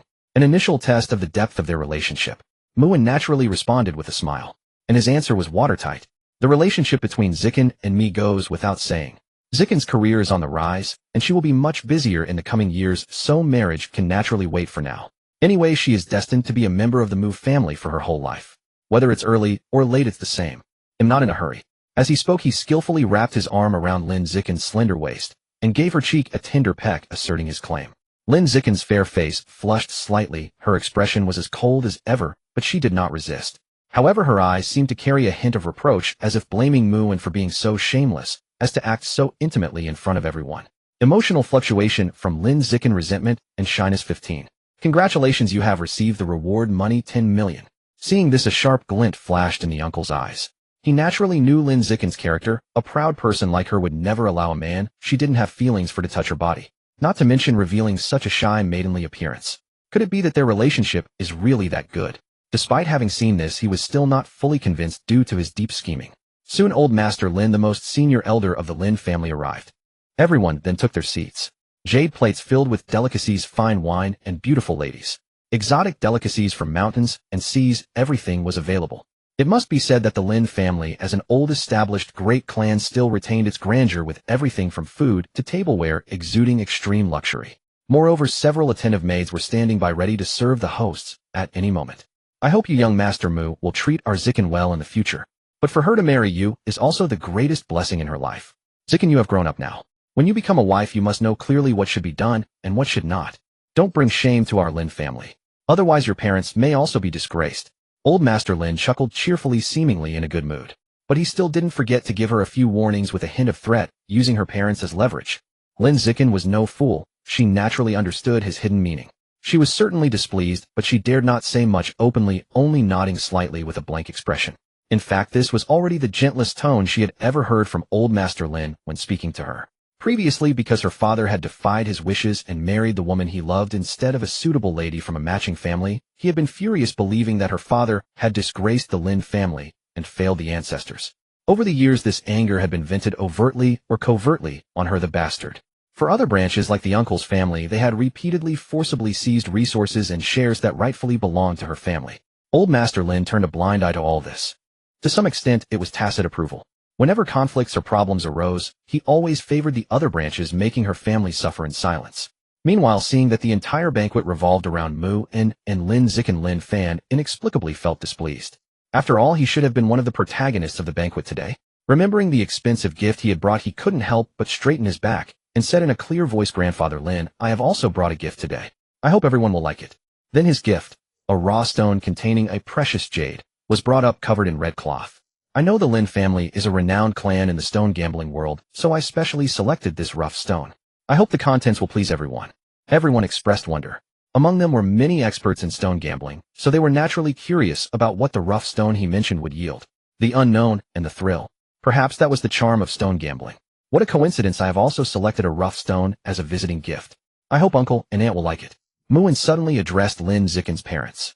He didn't say it was for the Lin family, but specifically designated the recipients. Lin Zikin's parents were obviously flattered. TCH. Lin Fan sneered inwardly. Small. The other party's vision was too small. He couldn't distinguish the primary from the secondary. He didn't know who was the real decision-maker in the Lin family. The obvious opportunity now was to please all the Lin family members rather than just his uncle and aunt. Sure enough, old Master Lin felt somewhat uncomfortable upon hearing Mu An's words. But he still forced a smile, and said, using rough stones as gifts you both have put in thought. Well then, since there are 2 rough stones here, why not have them both cut open at the same time, so that everyone can see which rough stone yields the better jade. Upon hearing this, someone immediately arranged for a cutting machine operator to prepare the stone cutting. Meanwhile, Lin Fan's heart inexplicably skipped a beat. What was this strangely familiar scene of an opponent and stone cutting? He couldn't possibly lose again this time, could he? For that reason, he secretly used his golden eyes to look at his own rough stone and the other party's. Then he couldn't help but curl his lips. This time, totally secure. How could that worthless, rough stone of the other party compete with him? He was definitely going to win big this time. Lin Fan was full of confidence. But what he didn't know was that Mu An had already spent 100,000 proficiency points to unlock another usage opportunity of Mirror Flower Water Moon. Are you sure there's no problem? Lin Zikin couldn't help but ask in a low voice. She had endured grievances in the Lin family for far too long. Now she desperately hoped that the materials Mu An had chosen would triumph over the other party, letting him experience what it truly meant to feel a burst of satisfaction and exhilarating pleasure. What could be the problem? Rest assured, don't you trust my ability? Mu An squinted with a smile, and with practiced ease pecked her on the cheek. I've worked so hard. Little heroine, why don't you quickly give me some gold coins? Do I have to make a move? Lin Zikin rolled her eyes at him helplessly. Seeing her parents snickering on the side, she felt even more shy. However, perhaps she hadn't realized that she had gradually become accustomed to even fond of this feeling. Received 15 shy emotional fluctuation from Lin Zikin. Congratulations, you have obtained a reward spirit power 1. Brother Lin Fan, judging by your confident expression, your raw material should yield something good, right? Lin Tu came over to chat with him again. Lin Fan raised his head slightly, a hint of arrogance coloring his expression. Of course, what I've chosen can't possibly be bad. Just wait to be amazed. At the same time, a cutting master came up with 2 maidservants. Each of them held a wooden tray, the items on them covered with red cloth. Head of the Lin family, both raw materials have been cut. Master Muse is this one, and young Master Lin Fan's is this one. As he spoke, the cutting master cast a strange glance at Lin Fan. After all, this was the first time he had seen someone give such a thing as a gift. He didn't know whether to say the other party was deliberately causing trouble and asking for trouble, or if they had chosen the wrong material. Ha ha ha, why all the secrecy? Just unveil them. Old Master Lin waved his hand for someone to remove the red cloth. The members of the Lin family eagerly awaited. Lin Zikin nervously grabbed Mu An's big hand. Meanwhile, Lin Fan closed his eyes, savoring the upcoming exclamations. This. As expected, exclamations arose from the crowd, mixed with both praise and criticism. This imperial green glass-like jadeite is incredibly valuable. It's worth at least millions. Giving millions of jadeite as a gift shows no lack of sincerity. I have to say, as expected of young Master Mu, he's truly generous. Alas, the other piece is a bit. This gift is simply too insulting. Even if he doesn't want to spend money on a gift, he shouldn't offer such a piece of water ash as a fakester. Water ash. It must have come from Mu An's side. How pitiful indeed. On such an important occasion, he brought out such a disgraceful item. Lin Fan shook his head and sighed, then prepared to open his eyes and welcome the admiring smiles and thumbs up from the crowd. However, reality seemed to have a tiny bit of difference from what he had imagined. Brother Lin Fan, even if you're short on cash, you don't have to pick a piece of water ash to fool people, do you? By doing this, where do you put old Master Lin's face, and where do you put the dignity of our Lin family? Lin Tu shook his head and patted Lin Fan on the shoulder with an expression of bro, you're done for. Lin Fan was dumbfounded. Water ash? What water ash? Shouldn't the thing cut from his raw material be top-grade glass like jade? Second sister, I need your son to give me an explanation. Is this how one gives a gift? As the head of the Lin family, Lin Xuan snorted coldly, his dissatisfaction evident on his face. Bang! The piece of water ash was directly smashed at Lin Fan's feet. It was as if someone's nervously suspended heart had been shattered to pieces. This should be a misunderstanding. Lin Xuelian glanced at her son, hesitating to speak. Lin Fan's eyes were blazing with fury. Impossible. How could this happen? The raw material he had chosen was clearly not like this. Someone must be framing him. And that person, as he thought, his gaze suddenly fixed on Muan, completely unaware that he had already fallen into a dreamlike illusion. Is it you? You must have bribed the stone-cutting master to do this. You despicable coward. Even if I did it, so what? Do you dare to hit me? A little brat like you dares to fight me. Why don't you take a piss and look at yourself? Even if you've changed your identity, you're still a poor loser at heart. Muan let out a sneer, his expression extremely disdainful and punchable. Too much, this is really too much. Lin Fan was bristling with rage. How could he endure it? He immediately lunged forward and started grappling with the other. In reality, however, Old Master Lin was stunned by Lin Fan's sudden punch. But one punch was not the end, it was just the beginning, and he couldn't help but scream in pain as he was beaten repeatedly. The Lin family members were all shocked. In their eyes, Lin Fan was like a mad dog, inexplicably charging at Old Master Lin and violently attacking him, as if he were desperately beating his archenemy. Even if the gift was insincere, there was no need to fly into a rage and hit someone. And the one he was hitting was actually the recipient. Feigner, stop. That's your grandfather. Lin Fan's mother tried to step forward and persuade him, but was directly slapped by Lin Fan. Wait, you're next. Lin Fan's face was twisted with rage. In his eyes, however, he was not hitting his mother, but Lin Zikin, who was constantly begging him to spare Muin. The Lin family members were utterly shocked. Listen to that. Can a person actually say such things? This kid is too arrogant, too ignorant of the heavens and the earth. Bodyguards restrain him now. Lin Xuan's face was as black as ink. If Old Master Lin continued to be beaten like this by Lin Fan, he would probably be on the verge of meeting his maker. Perhaps even he hadn't expected that a perfectly good family banquet would inexplicably turn into a farce. At the banquet, you successfully caused the golden-eyed protagonist Lin Fan to lose face again. The other party's dignity was thoroughly damaged. Protagonist luck 1500. Congratulations, you have obtained a reward cultivation years, 50 years. You successfully framed the golden-eyed protagonist Lin Fan. Now that he has discovered the truth, his heart is like dead ashes. The Lin family's attitude towards him has dropped to freezing point. Lin Fan has lost the great support of the Lin family, and his confidence to show off in the future has greatly decreased. Protagonist Lin Fan's luck 2000. Congratulations, you have obtained a reward unlimited distance female lead locator. Unlimited distance female lead locator, you can locate the female lead's position anytime, anywhere. Limitation, must have had at least verbal in-depth communication. A perfectly good banquet turned into a farce instead. After the chaotic events, Mu and followed Lin Zikin's family back to their home. It's already so late now. Little Mu, just stay here for the night. They'll have Zikin tidy up a room. The two of you can make do tonight. Lin's mother acted first and informed later, saying with a smile, Mom. Lin Zikin looked a bit helpless. If you're not sensible, then don't call me Mom from now on. Our family doesn't have a daughter like you. Lin's mother lowered her voice and gave her an ultimatum. In other words, a firm order. A perfect son-in-law like Mu and would surely have many outstanding girls around him in the future. If she missed the opportunity now, her daughter would regret it later. Therefore, she felt that as a mother it was necessary to give her a push at this critical moment. Don't worry, Mom, I'll take good care of Zikin. Muin instantly transformed into an actor, smiling as he wrapped his arm around Lin Zikin's slender waist and winked at her. This address immediately made Lin's mother radiant with joy, her face beaming with happiness. Lin Zikin's face turned as red as a blooming kapok flower, so delicate and tempting that one could not resist plucking it. Received 15 shy emotional fluctuation from Lin Zikin. Congratulations, you have obtained a reward proficiency 2000. Received 16 embarrassed emotional fluctuation from Lin Zikin. Congratulations, you have obtained a reward cultivation years 2 years. The emotional rewards from her were being wildly generated as if they were free. Mu An's heart was blooming with joy. On the other side, Genie, it's so incredibly beautiful. Bang. The first phone was cruelly smashed. Watching his shameful dance video that had gone viral overnight, Long Hao Yin wished he could claw out on a bedroom to living room space with his toes. How outrageous. Absolutely outrageous. If his subordinates saw these videos, what would they think of him? The mighty Dragon King bouncing around like a clown performing a ridiculous dance. Wouldn't his persona and authority completely crumble? So the urgent priority now was to erase all traces. Hey White, help me delete a video. Make it disappear from the entire internet forever.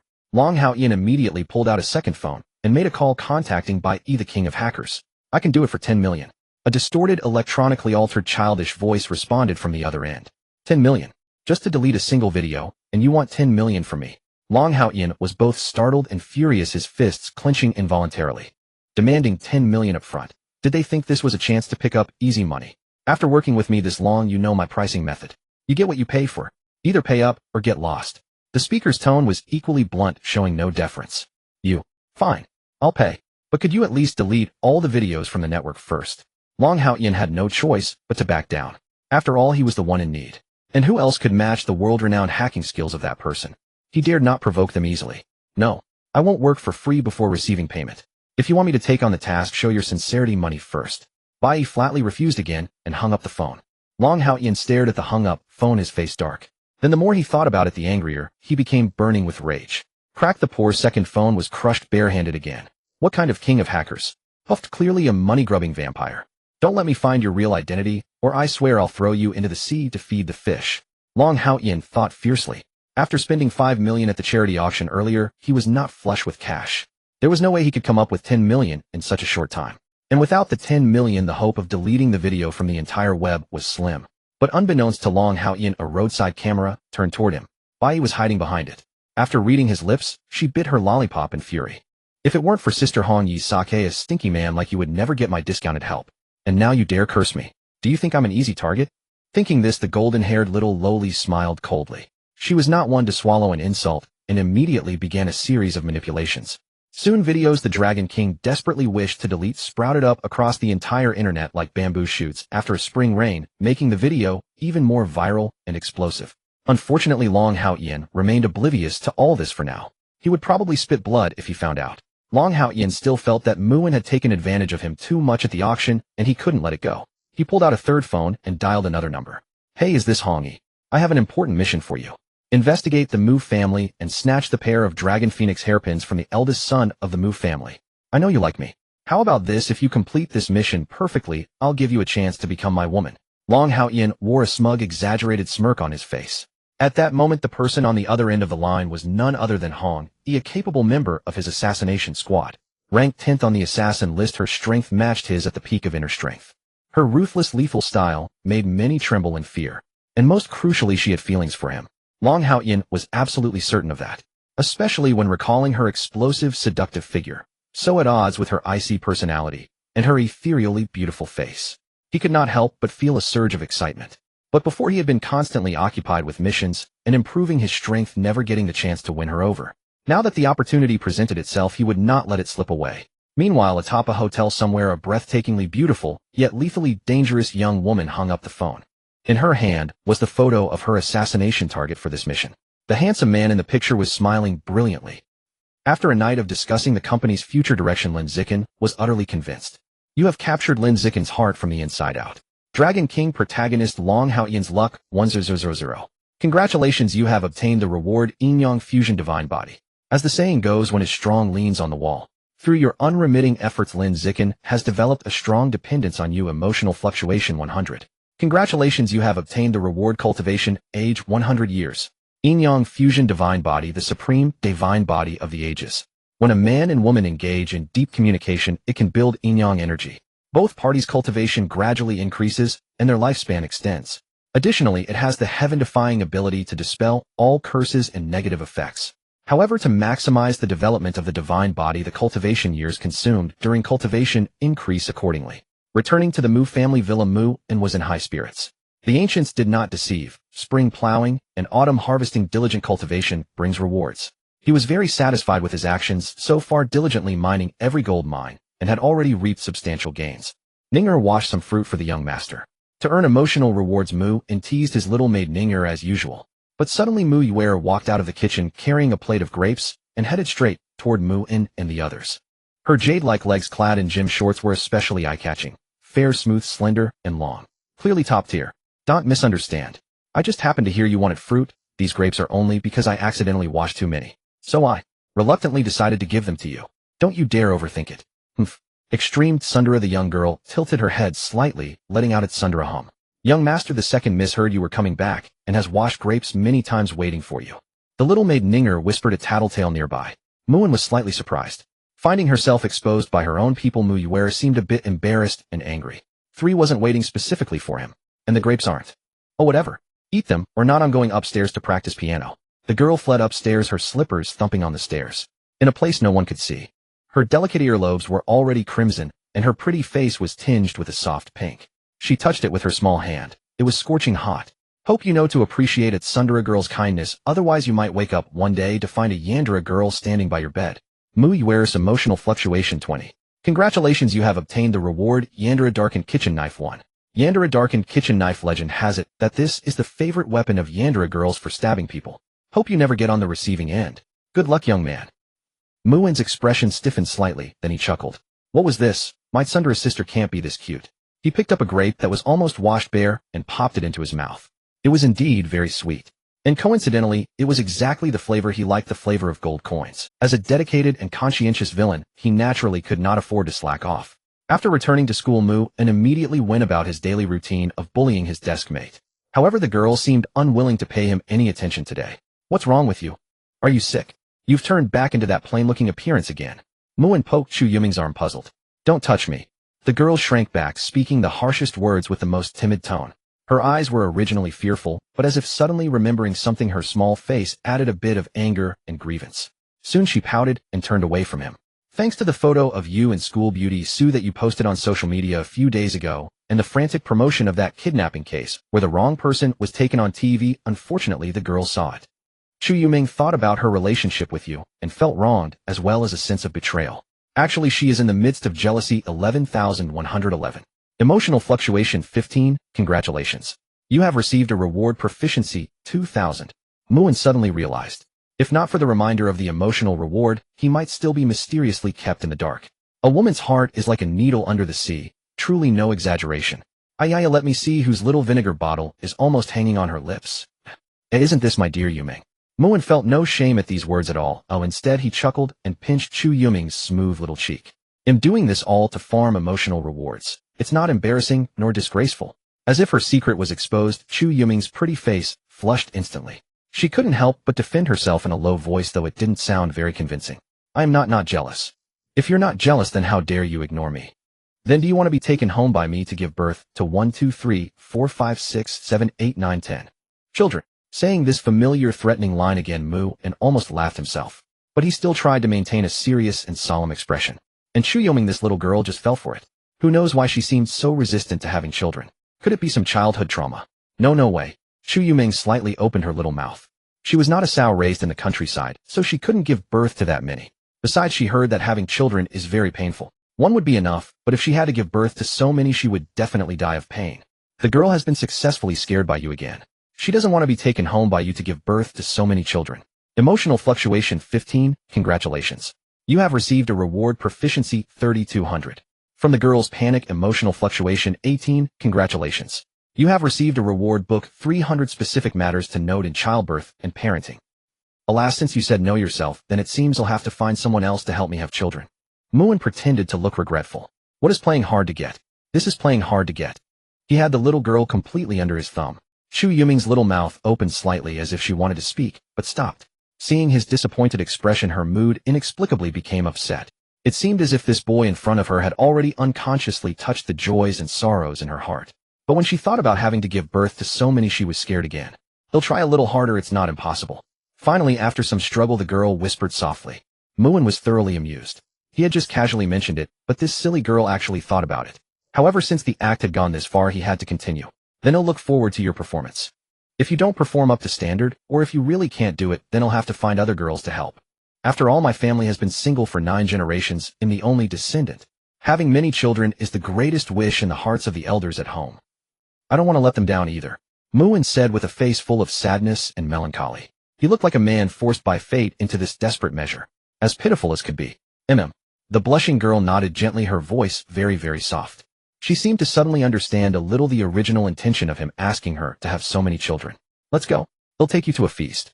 But, never mind whether we have class or not, you've already mastered all this knowledge anyway. If you really don't understand, you can ask me. Right now I just want to take you out to eat. This is the punishment from the last bet, so don't try to back out. In the end, Chu Yuming couldn't resist Muin, and he took her hand and sneaked out of the classroom.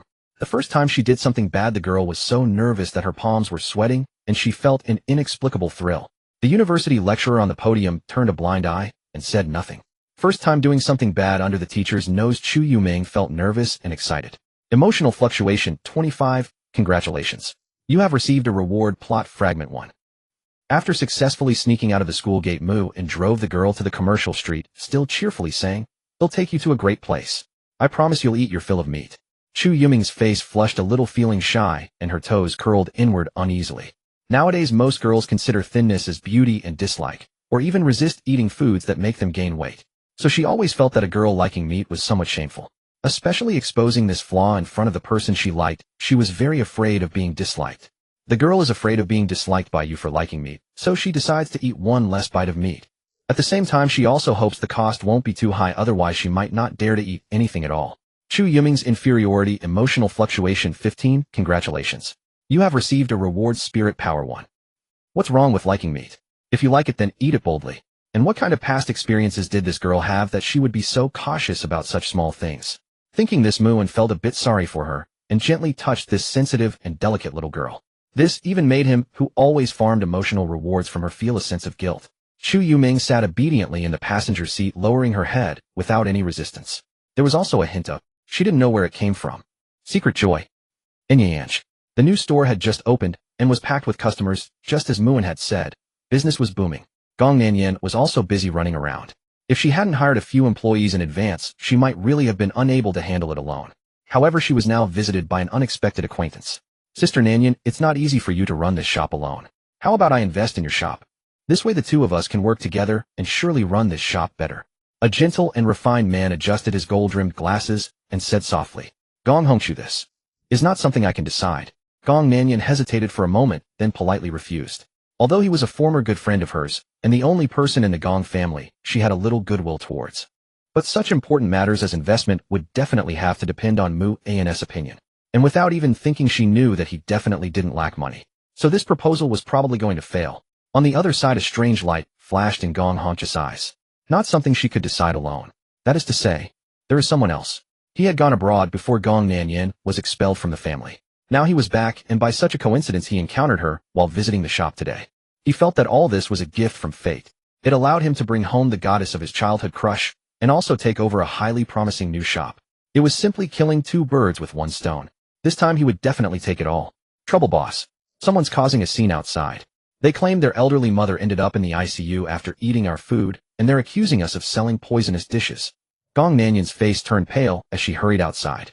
Meanwhile, Gong Hongchu secretly flashed a knowing smile. Outside the Anyan Pavilion, several burly men tearfully recounted their tragic story. This unscrupulous merchant is killing people. Our elderly mother is in the ICU because of their food. The hospital bills are astronomical every day, far beyond what we can afford. Our poor mother at her age has to suffer such torment. We only wanted to treat her to a nice meal. We never imagined encountering such a thing. If something happens to our mother, we won't let you off.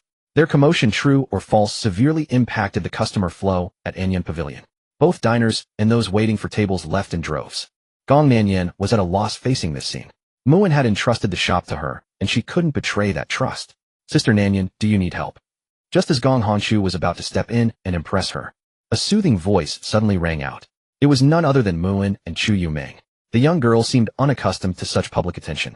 Clinging tightly to Mu An's arm, her delicate frame half hidden behind him. Shaoan. Gong Nanyan's face lit up as if she'd seen a savior, her smile radiant.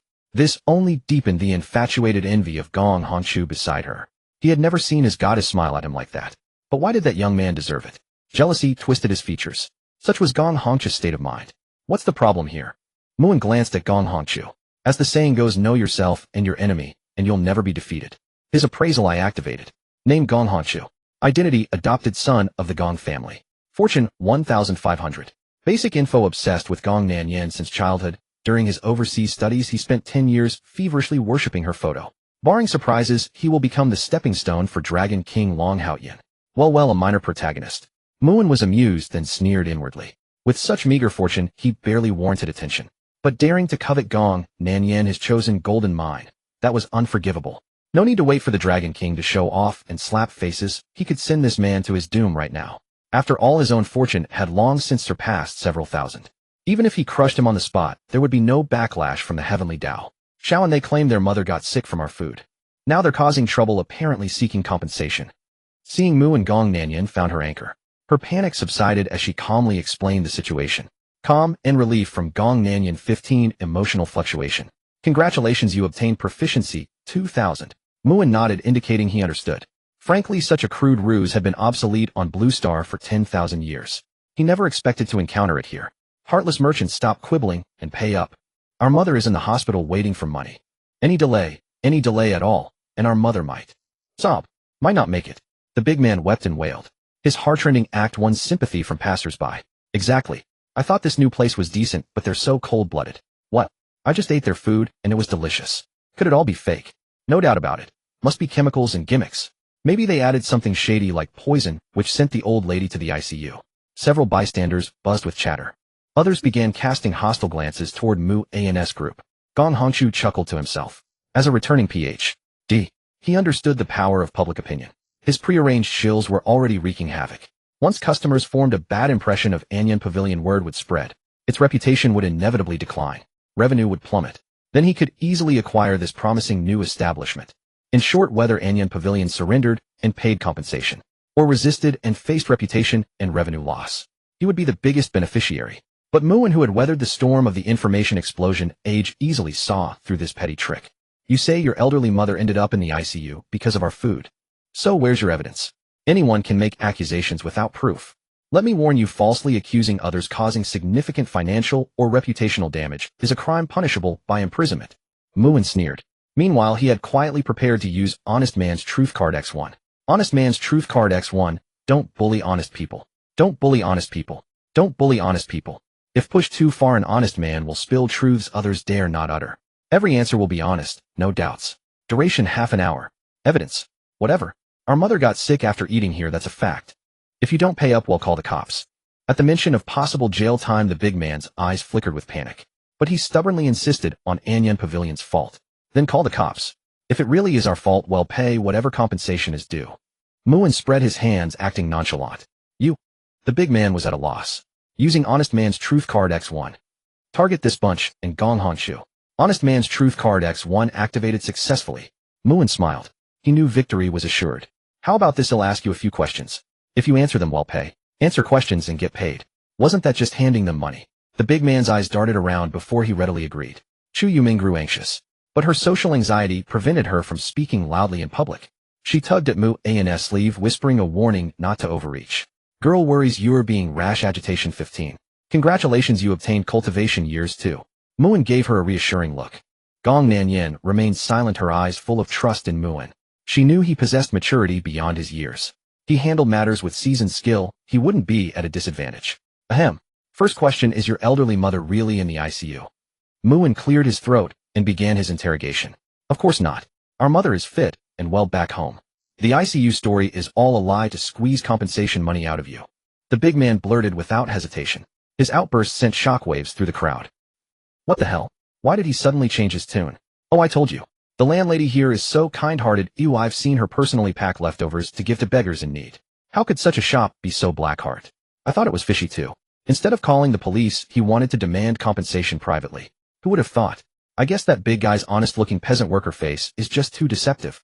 Alas, people's hearts are hidden behind their ribs. Truly sinister. Because of the big guy's confession, the tide of public opinion instantly reversed. Gong Hongqiu's face darkened, his scholarly grace gone. He couldn't understand why, when he was on the verge of victory, those fellows suddenly turned against him. They must have just made a slip of the tongue. They couldn't possibly have implicated him, could they? Afraid of being exposed and of others knowing his deeds, Gong Hongqiu began to panic, his IQ 11111. Protagonist luck 500. You have received the reward cultivation years, 20 years. Panicking already, and it's only just begun. Muin smiled. Are you all out of your minds? Do you have any other accomplices? The big guy continued, speaking honestly. There are plenty. Those who just started the commotion, Li Go Mo, are all our men. Oh, and the hypocrite behind you, he's the one who ordered us to do this. He even said if we did a good job, he'd give each of us $500. By now he realized he could no longer control his own mouth. Even trying desperately to cover it with his hands was futile. His eyes were full of terror and bewilderment. He didn't know if he was possessed. His mouth seemed to have broken free from his brain and started talking on its own. Brain, shut up. You've blown it, damn it. Mouth, don't bother telling me to stop. Even I can't control myself anymore. The crowd erupted again. Perhaps they never imagined they'd unwittingly become pawns in someone else's scheme. Oh, so that's how it is. Muin wasn't surprised at all. He turned to smile at Gong Hongqiu. Gong Hongqiu couldn't help swallowing hard. For some reason, a bad premonition crept over him. Sir, do you have any explanation? I Gong need no explanation for my actions. That was what Gong Hongqiu wanted to say, but the moment he opened his mouth, the tone changed entirely. I have no explanation. I did it. I've had my eye on this shop for a long time. Today I deliberately hired people to frame it so I could buy it at a low price. In fact, I've used this method to ruin many rival shops. Especially after I learned that this shop was opened by Gong Nanyan, my secret crush for years. I wanted not only the shop, but also her. I've dreamed of having her night after night. Through my tireless efforts, my handiwork skill has been successfully reduced to finishing within 3 seconds. Gone mad. Gong Hongqiu felt he was going mad. Even if forced to speak the truth, he could have stopped at the earlier revelations. But why did he have to blurt out those private matters too? Exposed in front of so many people, wasn't this social death for a man? The crowd naturally didn't disappoint. Epic. Though your actions are despicable, I admire your audacity to say such things publicly. One more question, I'm curious. Can your handiwork thread a needle? Why doesn't a beast in human clothing like you just die? Disgusting. A disgusting man. I spit. So young with such a problem. How pitiful. Why not come to our hospital? We guarantee to elevate your handiwork to the next level. Not 99998, not 9998. Just 998. Buy it, and you won't be fooled to buy it, and you won't lose. After spewing out his long-suppressed little secret in public, Gong Hongchu was utterly miserable. He might as well have social death tattooed on his forehead. Protagonist luck 500. You have received the reward Fool's Game, Card 1. Fool's Game Card 1. Target a single individual. After using this card, the target's IQ will drop to negative values, and they will randomly engage in a children's game with a designated person. The target cannot refuse, and their IQ will continue to decrease during the game. Duration 1 hour. This item card looks interesting, and Muin hadn't even interrogated Gong Hongchu much. This guy just spontaneously combusted. Had he been suppressing those words in his heart for too long, unable to hold them in any longer? Anything else you want to say? Muin wasn't about to let him off. He wanted to see if he could squeeze out more of his luck. A little gold mine that delivers itself. He'd be a fool not to milk it for all it's worth. What I also want to say is that when I learned Gong Nanyin was about to be expelled from the Gong family, I went abroad to avoid being kicked out with her. I just didn't want to get into trouble. So all that talk of love for her was fake. I only lusted after her body. I would stoop to any means, even drugging her. By now Gong Hongchu's face was ashen. He knew that once these words were spoken, all hope of winning Gong Nanyin was gone forever. Gong Nanyin's brow was tightly furrowed, her face full of disappointment. She never imagined that the little snot-nosed boy who used to follow her around harbored such twisted thoughts. That excuse about being abroad for studies unable to help her was also a lie, and he would stop at nothing to possess her. After learning the truth, Gong Nanyin was utterly disillusioned with Gong Hongchu. There was no possibility left between them. Protagonist's luck 1000. Detected that protagonist Gong Hongchu's luck has dropped to 0, completely losing his protagonist status and becoming an ordinary person. Congratulations, you have received the reward Special Skill, I am an honest man. Special Skill, I am an honest man. After designating a target to talk to, the target must answer your questions truthfully. Each use consumes 5000 proficiency points. Duration 10 minutes. Jackpot. Another big jackpot. This was the first time he had drained a protagonist's luck to 0. Muin could barely contain his grin. This guy wasn't a beast in human clothing at all. He was a money-dispensing child god, sending him rewards. Sister Nanyin, Gong Hongchu seemed about to say more. I think we don't need to see each other again. Gong Nanyin cut him off, coldly moving to stand behind Mu and ignoring him entirely. Gong Hongchu's face darkened. He opened his mouth, but no words came out. Soon the police arrived and took the entire gang away. This little farce came to an end. Although that farce had occurred, the business of Anyan Pavilion remained unaffected. Its reputation and popularity continued to soar. Customers came in an endless stream. After all, with the novel hot pot dining experience and innovative service model coupled with the various secret delicious broths concocted by Mu, and the success of Anyan Pavilion was inevitable. Today, all the beef, chicken, duck, pork, fish. Everything here is yours. This punishment is to make you eat until you're stuffed. You can't back out. Muin pointed at the large pile of plates filled with meat and smiled at Chu Yuming. The girl's toes unconsciously tapped together, her head lowered, and her pretty face flushed. It was unclear whether it was due to the rising steam from the hot pot or from shyness and embarrassment. I am afraid I can't finish it all. It would be a waste. Seeing so much meat for the first time and being able to eat freely, the girl was a bit flattered. Emotional fluctuation 20. Congratulations. You have received luck 20. Chu Yuming is now starting to worry that she can't finish it all. Embarrassed emotional fluctuation 21. Congratulations. You have received the reward cultivation years 3 years. Isn't there me to take care of the leftovers? Muin said with a chuckle. Having spent time with the girl, he had already learned to accurately grasp her weaknesses. He knew exactly what methods to use to make her yield a generous reward. Chu Yuming's face turned even redder. At that moment, Gong Nanyin also took a moment to sit down. Xiaoming, eat your fill at this meal. Everything is on the house courtesy of our boss Mu. Boss Mu? Who is he? Chu Yuming's eyes showed a hint of confusion. It seemed she hadn't quite caught on yet. Oh, he's right here, far away but close by. Since you can become our boss Mu's girlfriend, I can't say much about other aspects, but when it comes to eating, you'll surely have your fill every meal. Gong Nanyin covered her mouth with a light laugh, her gaze drifting towards Muin. The implication was clear. Emotional fluctuation of envy from Gong Nanyin 15. Congratulations. You have received the reward money 5 million. Muin was also somewhat helpless at Gong Nanyin's mischievousness and shot her a glare. Indeed, his authority in some aspects was still insufficient. As a mere gold mine, how dare she even tease him? He would have to find an opportunity to thoroughly extract her rewards. At this point, even if Chu Yuming was naive, she realized that the so-called boss Mu was none other than Mu and sitting beside her. She slightly parted her cherry lips, as if in disbelief. Emotional fluctuation of shock from Chu Yuming. 15 Congratulations. You have received the reward money 3 million. Actually, Nanyan and I recently collaborated to open a new restaurant. As you can see, the business here is pretty good. If you have free time and want to earn some pocket money, you can come and help out here. The wages will be paid daily, and it will also cover your meals for the day. Muin secretly took the girl's small hand, kneading it gently, while slowly revealing his thoughts and words. Was he explaining? No, he was clearly using a trap woven with tenderness to make the girl give him emotional rewards. The girl nodded lightly, her beautiful eyes seeming to twinkle with brilliant stars. Clearly she was tempted too. It was hard to tell whether it was the daily wages or the free meat that had tempted her. Or perhaps both. Emotional fluctuation of the girl's heart flutter. 20 Congratulations. You have received the reward book. A girl's joy and heart flutter are the most beautiful gifts in the world. Alright, I'll get back to work now. I want to disturb you lovebirds enjoying your sweet time together. Gong Nanyan twisted her waist awkwardly, barely holding back her laughter, and beat a hasty retreat.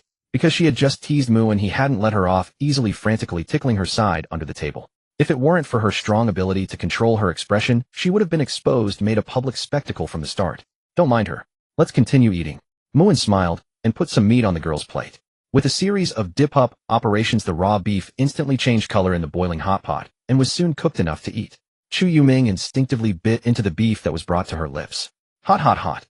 The girl slightly flared her cute nose and then took a bite of the meat. But she was still scalded by the slightly hot beef, causing a veil of mist to form in her sparkling eyes. Yet she refused to spit it out.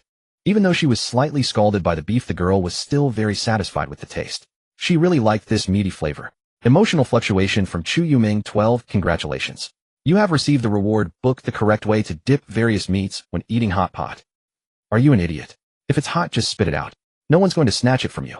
Muin was a bit speechless and gently tapped the girl's little head. But he also felt that he hadn't done well enough.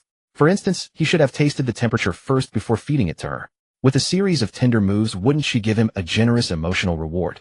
Indeed, on the path of being a professional villain, he still had a lot to learn. But it's really delicious. Chu Yuming said, pitifully portraying herself as a little foodie who believed that only food and love cannot be let down. Muin was almost defeated by her. Alright, let me teach you how to dip the meat properly. First do this, then this, and finally like this. After Muin's careful explanation, the girl finally understood. Then, as if a strange switch had been turned on, she began to skillfully cook the hot pot. No meat escaped the fate of being eaten. With every bite of meat, her beautiful eyes curved into lovely crescent moons. For her happiness was that simple. A very simple satisfaction. The corners of Muin's mouth lifted slightly as he gazed at her quietly, also immersing himself in the purity of that beauty. Emotional fluctuation of satisfaction from Chu Yuming. 15 Congratulations. You have received the reward proficiency 3000. Emotional fluctuation of liking from Chu Yuming. 18 Congratulations. You have received the reward cultivation years 3 years. Emotional fluctuation of happiness from Chu Yuming. 20 Congratulations. You have received the reward Blue Planet Song Eyes That Love to Smile. As expected, she was his top-notch perfect tool for automatic reward drops. In just one meal, the girl not only earned Muin back more than 100 times the cost of the meal, but also various rewards. Since I've taken you out to eat, shouldn't you show some gratitude? Muin stopped at the entrance of the girl's apartment building. What gratitude? Chu Yuming tilted her head in confusion. She was smart enough to know that he had taken her out to eat under the guise of punishment to preserve her fragile self-esteem. But what did gratitude mean now? Could it be that he regretted letting her eat so much meat and wanted her to share part of the cost? It must be. Those meats were so delicious they must have been very expensive. She wondered if she had enough money to pay. Thinking of this, she inexplicably became nervous. The girl mistakenly thought you wanted her to pay, worrying that she couldn't afford the meat because she ate too much. Chu Yuming's emotional fluctuation of nervousness. 15 Congratulations. You have received the reward protection item Pretty Little Rabbit Hair Clip. Protection item Pretty Little Rabbit Hair Clip automatically protects the wearer from harm, can block bullets. Of course, it's the next punishment of the bet. What are you trying to back out? As he spoke, Muin looked at the girl with a half-smile, spreading his arms. Before leaving, it was reasonable to milk another wave of emotional rewards from her right. In this situation, how could the girl not understand his little scheme? Her pretty face instantly flushed as red as a lovesick bean, hot and charming. I want back out. Finally, she mustered the courage, took a deep breath, and closed her eyes. She even quietly rose on her tiptoes and crashed into the man's broad embrace. Night arrived as promised. The gradually lit streetlights stretched the shadows of the two figures long. Emotional fluctuation of nervousness from the girl. 15 Congratulations. You have received the reward luck 15. Emotional fluctuation of shyness and liking from the girl, 20 congratulations. You have received the reward book reincarnation and love for 1,000 times the light and shadow in your eyes are all about you. Muin Manor. Muin reclined lazily on the sofa, while Sujiro kept feeding him peeled grapes. She occasionally had to fend off the mischief of his restless hands. Her cheeks flushed slightly, looking utterly adorable. However, Muin would never admit it was bullying. Could the actions of a villain be called bullying? This was clearly a reasonable squeezing of the girl to remind her of her duty to shower him with gold coins. Meanwhile, Muin also routinely summarized the rewards he had recently obtained and quickly used up all the plot fragments he had. Used plot fragment 2. You used plot fragment 1. This is a plot message about the protagonist by Zaheo. After a mistaken kidnapping incident by Zaheo reflected deeply, yet unexpectedly got a cooperation negotiation from Su-Zira's father Sudaji. Because Bai Zaheo had a genuine beauty formula, the two quickly reached a cooperation. Meanwhile, to put this formula into use as soon as possible, they urgently needed startup capital. According to his pre-reincarnation memories, Bai Zaheo proposed a suggestion. Because soon after a disease crisis would suddenly break out in M country, making a certain herb that could be made into a specific medicine extremely in demand. The two frantically purchased the herb at low prices in advance, making a huge profit and securing enough startup funds for the beauty formula. You used plot fragment 1. This is a plot message about the Dragon King protagonist Long Haoyin. Because he lost face greatly at the charity auction, Long Haoyin was furious.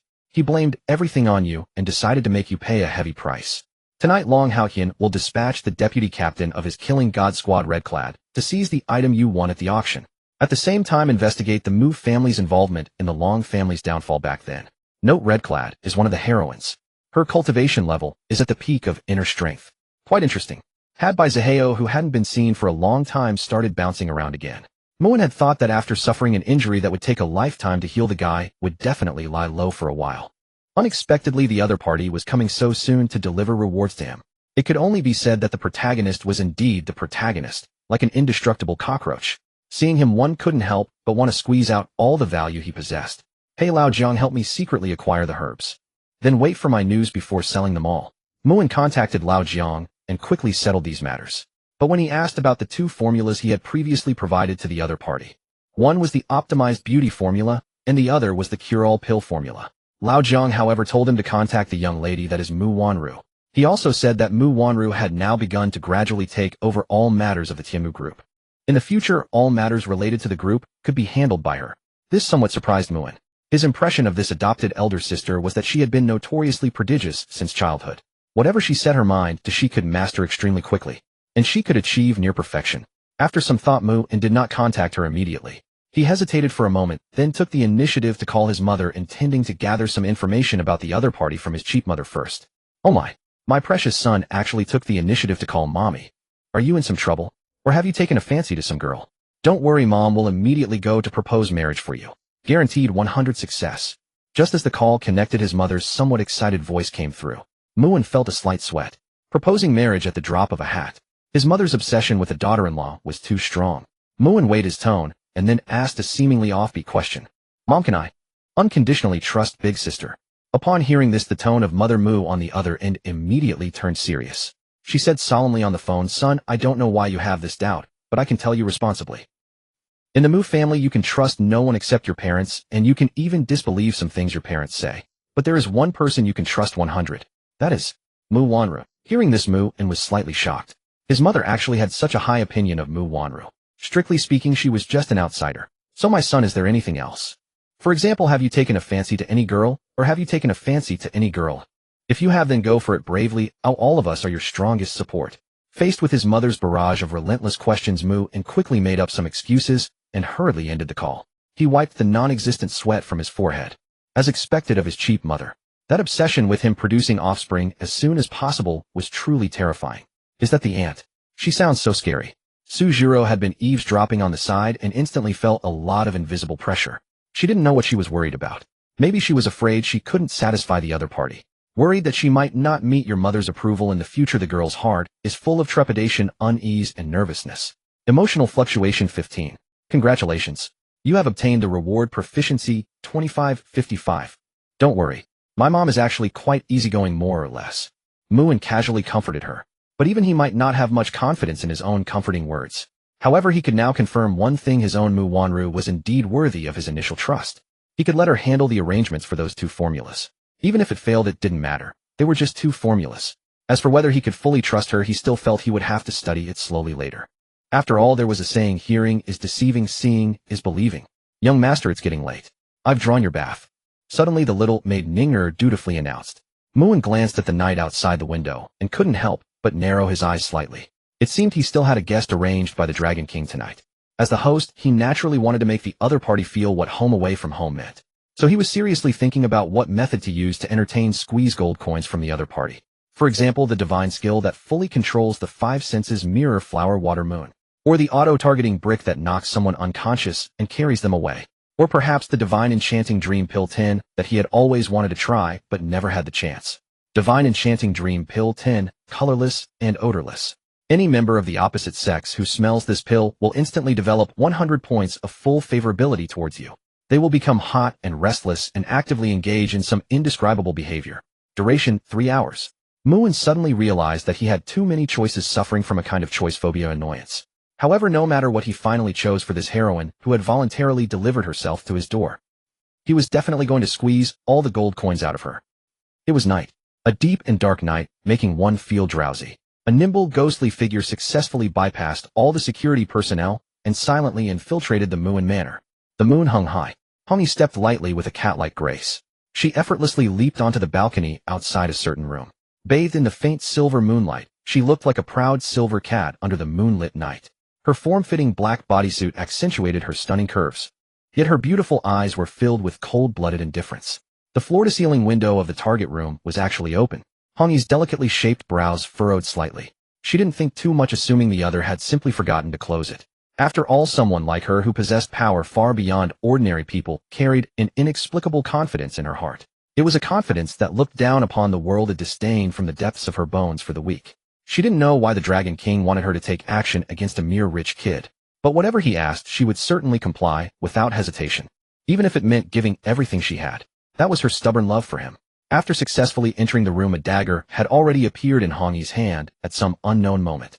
Having carried out countless missions, caution had become her instinct regardless of whether she held an absolute advantage in strength. The person on the bed was sound asleep. Hongi glanced over and began searching for her target for this trip. It was a pair of Dragon Phoenix hairpins signifying auspiciousness. She wondered why the Dragon King wanted her to fetch these feminine accessories. Could it be that he intended to give them to someone as a gift? Outwardly expressionless, Hongi couldn't help but indulge in such girlish daydreams inside. The sound asleep Mu and turned over. Hongi's body immediately tensed up. Like a cheetah poised to strike, her gaze was incredibly sharp, ready to take him hostage at any moment.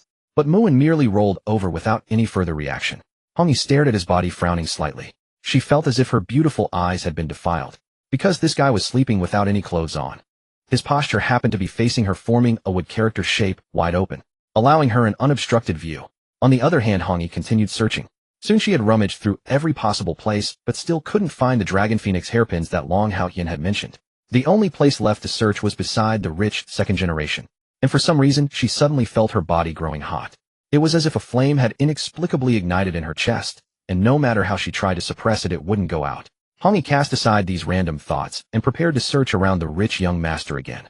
However, why did this man suddenly look so handsome? And the more she looked, the more attractive he became, the more she found herself mesmerized. An electrifying sensation shot through her heart. Her originally cold and merciless heart began to beat violently at this moment. Could this be the feeling of love? At the thought of this possibility, Hongi was startled by her own idea. Impossible. How could she have a crush on a rich kid she had only met once? The person she liked was clearly the Dragon King. Hongi couldn't help shaking her head. She reaffirmed that the object of her affection was the Dragon King. But he really made her heart flutter. Her heart was pounding wildly. Her gaze was gradually becoming dazed. It seemed she could barely hold on. Hongi, realizing it belatedly, finally sensed something was wrong. She wanted to flee, but her body was already out of her control. Clank. The dagger slipped feebly onto the carpet beneath her feet. Hongi's mind began to cloud. She slowly advanced toward Muin on the bed, intending to kill him before she completely lost her senses. At that moment, Muin, who had been pretending to sleep, finally opened his eyes. Those bright eyes were like a guiding lamp piercing through the darkness. Proficiency increased. Basic level skill night vision. You used 1111100 proficiency points. Congratulations, you have obtained the skill Divine Level Night Vision. Divine Level Night Vision, ignore the limitations of darkness. You can see everything as clearly as if in broad daylight. Range 10 kilometers. Crash. A high-heeled red wine glass was accidentally dropped on the floor, scattering glass fragments everywhere. Long Haotian felt a vague unease in his heart. He didn't know why. It was like he was lying on a beach, eyes closed, enjoying a sunbath. But when he opened his eyes, the sun in the sky had vanished, and all the people around him were gone. And a tsunami surging from the horizon was already upon him. Yet no one had warned him, and he could only despairingly await the disaster of the waves. What a strange feeling. Could something bad be about to happen? Long Haotian murmured to himself. His first thought went to Hongyi, whom he had dispatched on a mission. But he quickly shook his head in denial. He knew best what Hongyi's strength was like. She was like him, a being at the peak of internal energy. Their strength had already surpassed 99% of people. As long as those last 1% of old monsters didn't come out to cause trouble, they could come and go freely anywhere, and no one could stop them. And she was merely going to search for something near a useless rich kid. How could there be any danger? This must be him scaring himself.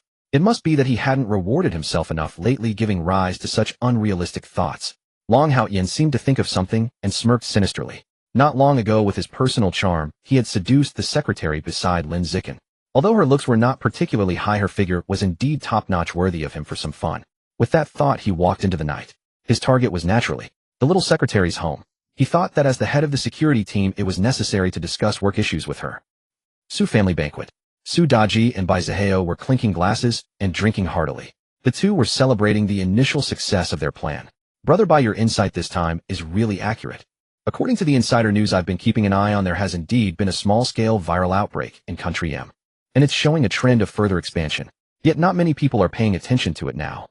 They naturally haven't made much preparation in terms of vaccines. As long as nothing goes wrong, the medicinal herbs we've secretly acquired will sell like hotcakes. Turning a 5 or 6-fold profit is absolutely no problem. Su Daji couldn't help giving him a thumbs up. In fact, business opportunities are everywhere in the world. It's just that some people can see them while others can't.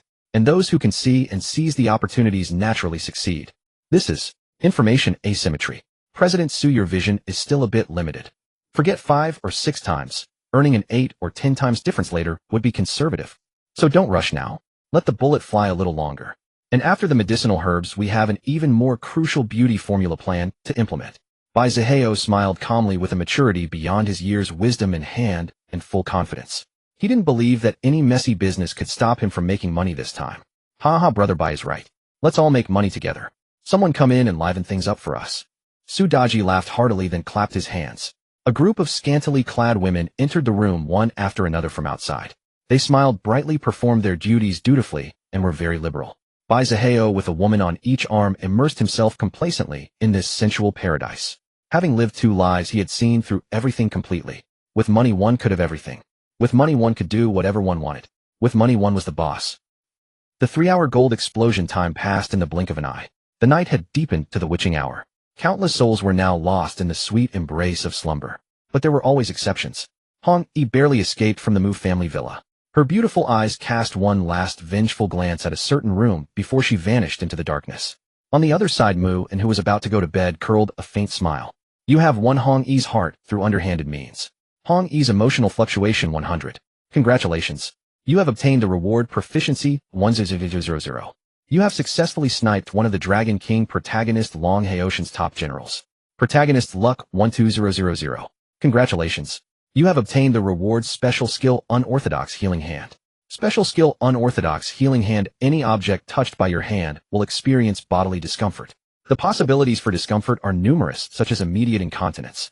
Limitation can only be used 5 times a day, once per use on a single target. Spending 5000 proficiency can automatically increase the number of additional uses. There is no upper limit for additional uses. Muin secretly marveled. He had to say the female lead was indeed worthy. This new gold mine she represented had not disappointed him. After acquiring this special skill, countless mischievous ideas flooded his mind. Morning arrived as promised. Feeling utterly refreshed, Long Haotian hummed a cheerful tune as he returned to his rented room. He had enjoyed a night of pleasure yesterday, so his mood was excellent. He had also contacted John, urging him to open up smuggling channels and supply routes in China as quickly as possible to help him amass funds faster. In essence, he was telling John he was short on cash, and he wanted him to get it done by any means necessary. But soon he spotted Hong-yi standing not far away, leaning against the shadows of a wall. His eyes lit up, thinking she had completed her mission, and he hurried forward. After all, he had never considered the possibility of her failing. Hong-yi, I knew you'd complete the mission. Where are the dragon and phoenix hairpins? Because these hairpins were crucial for boosting his power, Long Haoshin's tone was somewhat impatient. Thinking that the rich second-generation Mu and had spent tens of millions on them only for him to obtain them effortlessly, the satisfaction was beyond words. No, I didn't find the item you wanted by his side. But Hong, he gently shook her head. This was the truth, she was not lying. No, how could there be nothing? Did you search thoroughly? Such a valuable item should be in his possession. Hearing that it was not found, Long Haoyin could not help but widen his eyes. I searched carefully. Still nothing. Hong Yi shook her head again. Her exquisite face was expressionless, revealing neither sorrow nor joy. Useless. Absolutely useless. You're an inner strength peak assassin. How could you not find it? Frustrated beyond reason, Long Haoyin suddenly flew into a rage. That treasure was supposed to help him break through to the transformation strength realm. And now she told him it was gone. How could he not be furious? Hong Yi remained silent, saying nothing. For his sake, she had searched with all her might. Yet he repeatedly vented his anger on her. And he still bore the scent of other women on him. Clearly he had been out having fun again last night. Leaving her alone to stand here, not closing her eyes the entire night. To be honest, she felt a chill in her heart, and a dull pain throbbed in her chest. I wasn't scolding you, just in a bad mood. Long Haoyin also realized his harshness and quickly tried to explain. He was still coveting her body. If he drove her away now, he would have no one to cry to. I had some trouble while practicing my cultivation technique last night, and got slightly injured. I'll take my leave now. Hong Yi hesitated, but still chose not to mention the absurd events of that night, keeping them hidden. Perhaps she feared he would despise her for it. Or for some other reason. She simply did not want to say. Then take good care of your injuries. You can come to me if anything happens. The lingering doubt in Long Haoshin's heart completely dissipated. Earlier he had noticed her walking a bit awkwardly, and had been suspicious. But now it seemed it was just a cultivation mishap. Just as he thought. How could the ever-loyal Hong Yi betray him? Even if all the members of the God of War squad turned against him, he would never believe that Hong Yi would betray him. The woman he had chosen would never betray him. Hong Yi nodded and turned to leave. Unaware, Long Haoyin sullenly talked to himself, failing to notice a crystal-clear teardrop silently sliding from the corner of the young woman's eye. Muin was also in good spirits. He planned to first visit Lin Zicken's company to check on the progress of her game studio. If he had time, he would drop by Gong Nanyan's Anyan Pavilion to lend a hand. Then he'd go tease his precious girl as usual, rotating through his 3 gold mines. This was the simple, unadorned life of a villain, and it was absolutely delightful. On the other side, after Mu and left, the little maid prepared to tidy his room, as usual. But Mu Yiwei had arrived early today, standing outside the door. She paced back and forth, muttering to herself, as if hesitating about something. Second Miss, what are you? Ninger bowed respectfully. Mu Yiwei was startled. In her fluster, she instinctively defended herself. I wasn't thinking about tidying up his room. I just thought as a member of the family, I ought to contribute somehow. That's right. Only that. She crossed her arms and let out its under a huff. But, wasn't that a confession right there? As the former love consultation mentor for the young master, Ninger quickly grasped the girl's inner thoughts. She did not expose her, but stifled a smile, and said, Second Miss, I happen to be very busy today. Could I trouble you to tidy up the young master's room? I would like to thank you on behalf of the young master. Hearing this, the girl's beautiful eyes seemed to sparkle. She lifted her chin and forced a reluctant tone. I guess I have no choice. Fine, I'll reluctantly help out. But I'm only doing this because you asked, not because I wanted to. With that, she stepped into Mu An's room with a look of disgust. But as soon as she closed the door behind her, she pressed her back against it, patted her heaving chest in nervous relief, and let out a huge sigh. He finally in. The girl's beautiful eyes fixed on the soft, fluffy bedding that had been slept in by him, and her heart grew even more shy and restless. Bang! The door to Mu An's bedroom slammed shut with a heavy thud.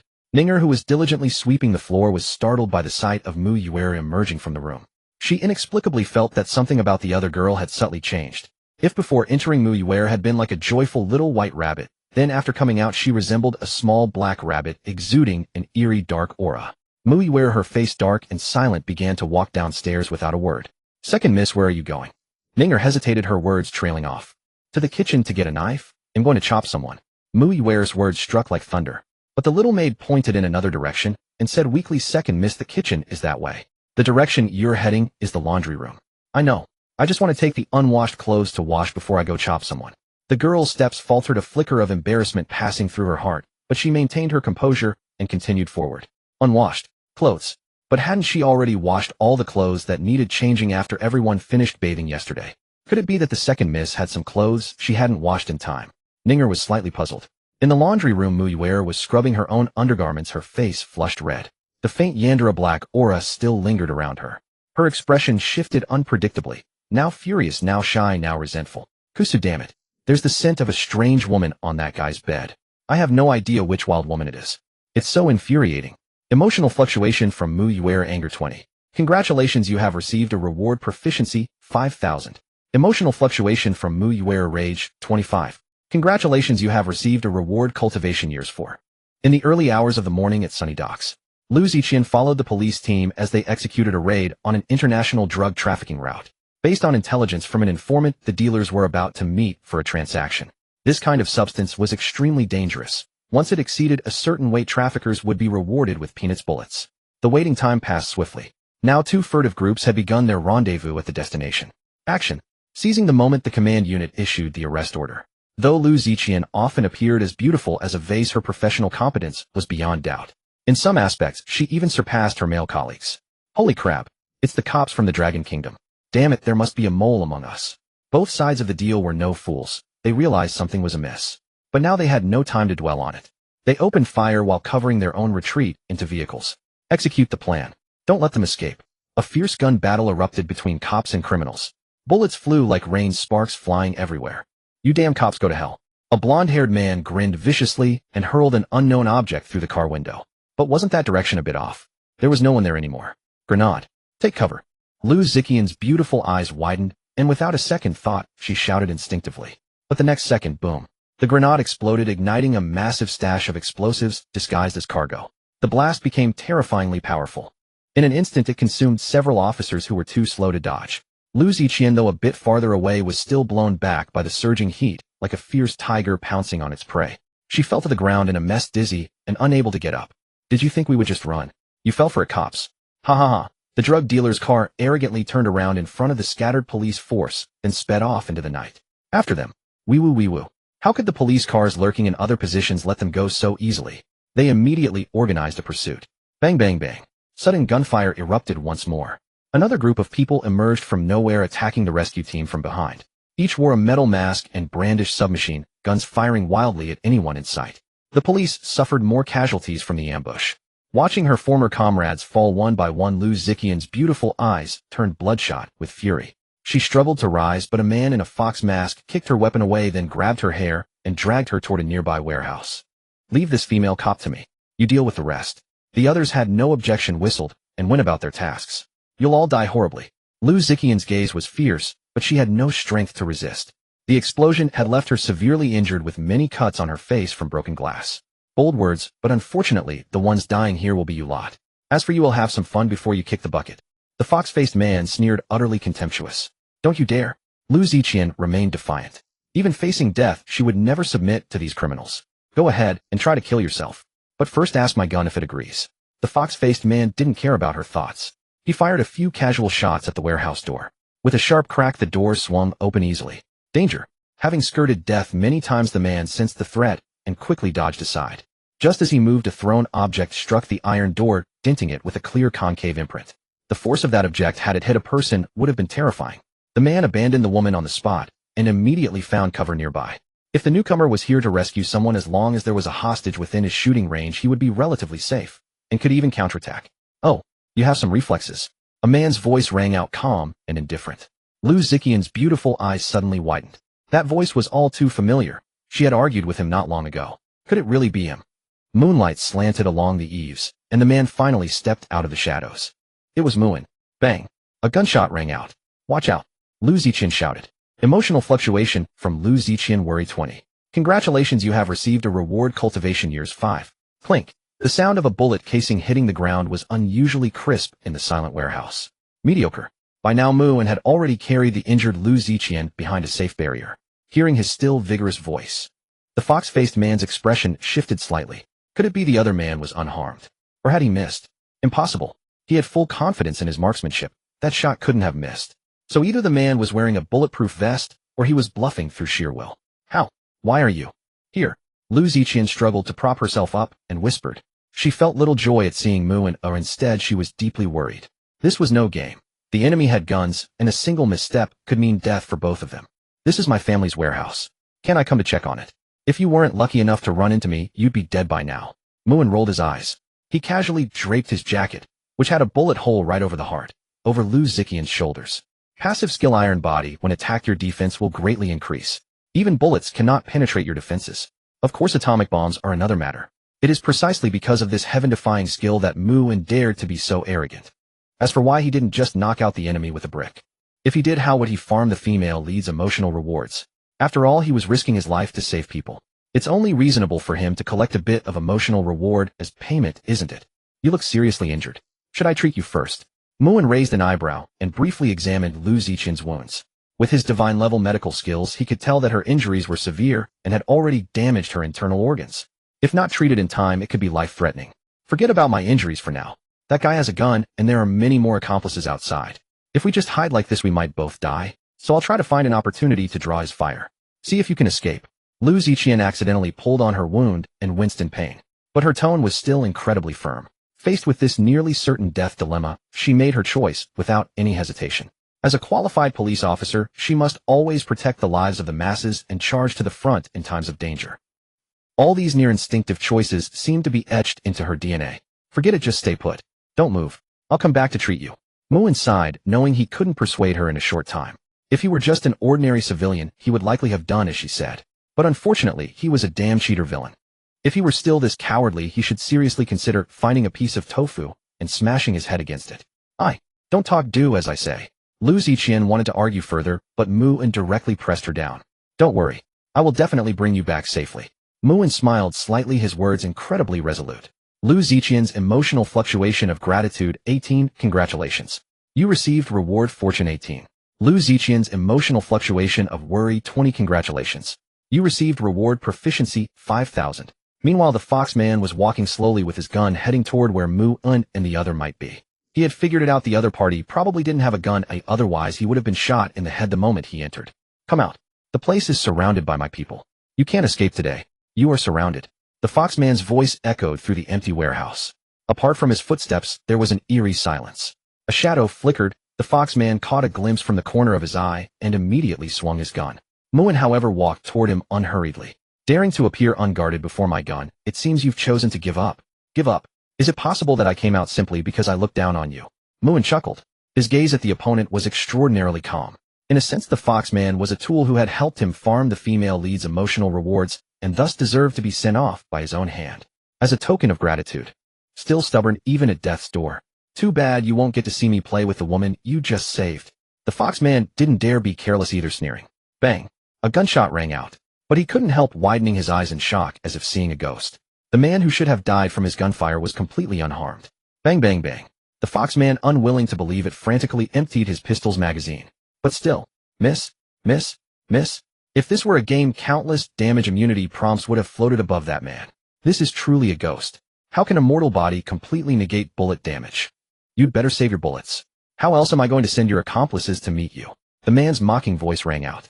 The Foxman cursed monster under his breath and prepared to continue shooting, but Mu-in didn't give him another chance.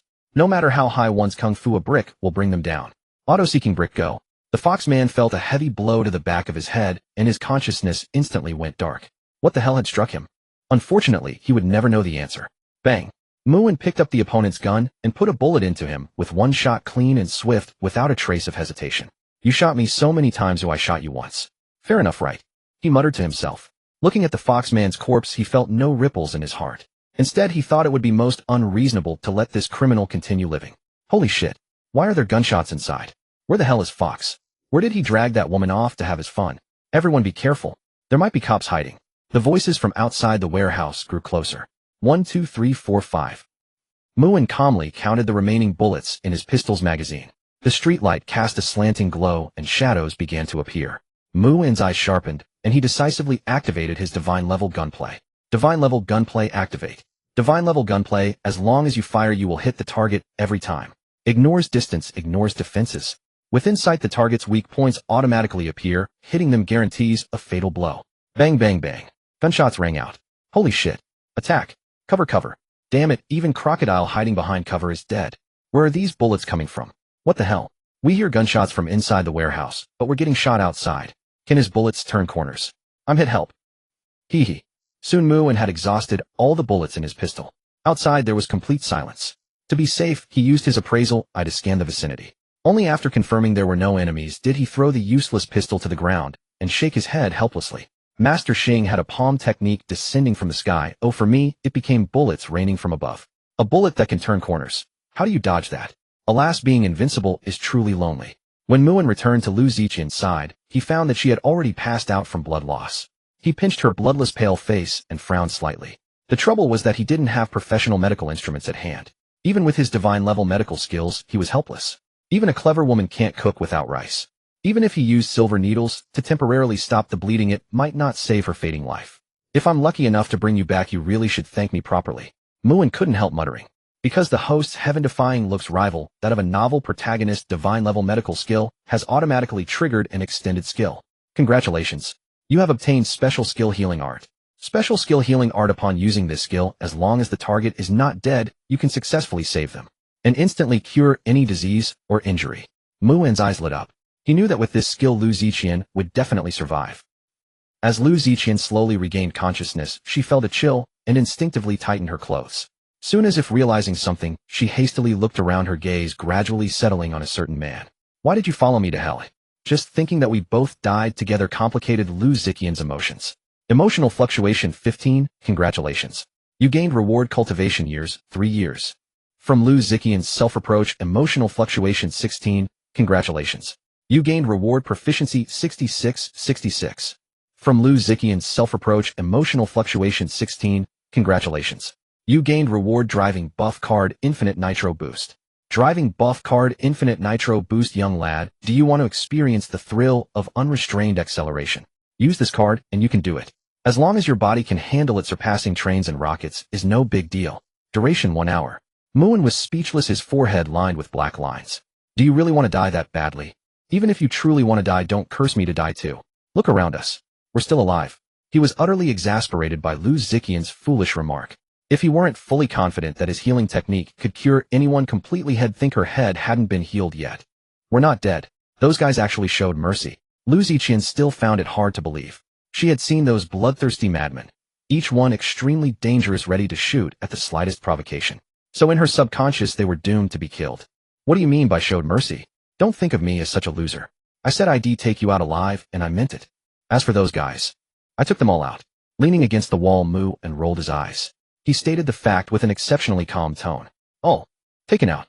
Lu Ziqian was stunned, her mouth agape, as if she still couldn't believe it. It sounded like an ordinary powerless person claiming to have wiped out a full military squad. It was rather surreal. Hearing your words, Lu Ziqian felt shocked and incredulous. Emotional fluctuation 15, congratulations. You gained reward cultivation years, 2 years. Soon Lu Ziqian realized that her injuries had miraculously healed completely. But why had her clothes suddenly changed? Feeling the strange yet real texture, she pulled down the zipper of the coat draped over her. Peeking inside, she was dumbfounded. There was nothing underneath. Lu Ziqian, you. What did you just do to me, eh? Thinking you had done something to her, Lu Ziqian was about to cry from anger. Emotional fluctuation 20, congratulations. You gained reward proficiency 5,000. From Lu Ziqian's shame and indignation, emotional fluctuation 21, congratulations. You gained reward cultivation years, 8 years. From Lu Ziqian's complex emotions, emotional fluctuation 23, congratulations. You gained reward driving buff card blade overtaking. Driving buff card blade overtaking, you heard it right. This is the legendary driving skill as famous as the drainpipe cornering. A technique that stunned countless people. Now you have the chance to shine. Duration 1 hour. Stop complaining. If I hadn't used my unique secret technique to heal you, you'd be in hell by now. Muin said flatly. So your secret technique involves taking off an innocent girl's clothes. As she spoke, Lu Ziqian's pretty face flushed red. She crossed her arms over her chest and glared at him with shame and anger. Ahem, don't say such misleading things. You had shards of glass and shrapnel all over you. How could you have survived without my Hansen treatment? Besides, to a doctor, male and female patients are all equal. You should look on the bright side. At least you're alive now, aren't you? Muin cleared his throat. He would never admit that his real motive, brilliant plan was to better harvest her emotional rewards. This was a professional villain's move. Sure enough. From Lu Ziqian's shame and indignation, emotional fluctuation 15, congratulations. You gained reward proficiency 3,000. From Lu Ziqian's embarrassment, emotional fluctuation 16, congratulations. You gained reward money 500 million. From Lu Ziqian's gratitude, emotional fluctuation 18, congratulations. You gained reward story fragment 1. Lu Ziqian was not unreasonable. She knew how severe her injuries had been, and the fact she was still alive was entirely thanks to him. The logic made sense. but thinking she had been seen naked, she couldn't help feeling bothered. Her heart was tangled, and she couldn't sort out her emotions. After a long while, Lu Ziqian let out a faint sigh. Forget it. Surviving such injuries is already a gain. After a little attempt, she managed to stand up. She also pulled the zipper of the coat draped over her all the way up to the top. Instantly, her delicate collarbone and fair skin were covered completely. Of course, she didn't forget to shoot Muin a fierce glare. Where are those guys now? Lying over there. Muin pointed casually. Having feasted on her emotional rewards, he was in a good mood. Lu Ziqian wasted no time and walked over. Soon she spotted the fox-faced man lying on the ground, shot dead with a single bullet to the head. Such precise marksmanship was no ordinary feat. She couldn't help glancing at Muin again. This man was truly mysterious, making one curious. First his unfathomable theft skills, then his miraculous healing technique. Thinking about it, compared to the first two, having decent marksmanship was the least surprising. From Lu Ziqian's shock, emotional fluctuation, 20 congratulations. You gained reward money 600 million. Muin wasn't interested in responding to her astonished expression. He used the story fragment 1 he had just obtained. Using story fragment 1. Story fragment 1 used successfully. This is information about a new protagonist associated with Lu Ziqian. Name Yi Zifeng Luck, 20,000 golden finger killing heart. The more people he kills, the stronger he becomes. But there is a side effect. His personality gradually becomes violent and bloodthirsty. Basic info: he and Lu Ziqian grew up together, sharing common interests, and graduating from the police academy together. However, a failed undercover mission led everyone to believe he was dead. In fact, he didn't die. After betraying the police department and leaking secrets, he rose through the ranks and married the daughter of a gang leader. The ambush at the docks was orchestrated by him. Oh, things were getting interesting. Shocking. The real murderer was her childhood sweetheart. I wonder how Lu Ziqian would react when she learns the truth. Wouldn't this gold mine explode with riches? Muin's lips curled slightly. How could it be him? At that moment, Lu Ziqian lifted the fox-faced man's mask. Seeing the familiar middle-aged face, she covered her mouth in shock. Do you know him? Muin asked with mild curiosity. Lu Ziqian nodded with a complex expression. He's one of our police undercover agents. And also a senior colleague of mine. I never thought our last meeting would be like this. Suddenly, she gritted her teeth as if realizing something. I knew this operation felt off. So it was the informant who betrayed us. Damn it. How could you betray us? Do you know how many of our people died because of you? Lu Ziqian vented her fury at the fox-faced man. But sadly, he was nothing more than a cold corpse, now unable to utter a single word in response. Life is unpredictable. People's hearts change when interests are at stake. Who knows what the future holds? Muin said with profound meaning.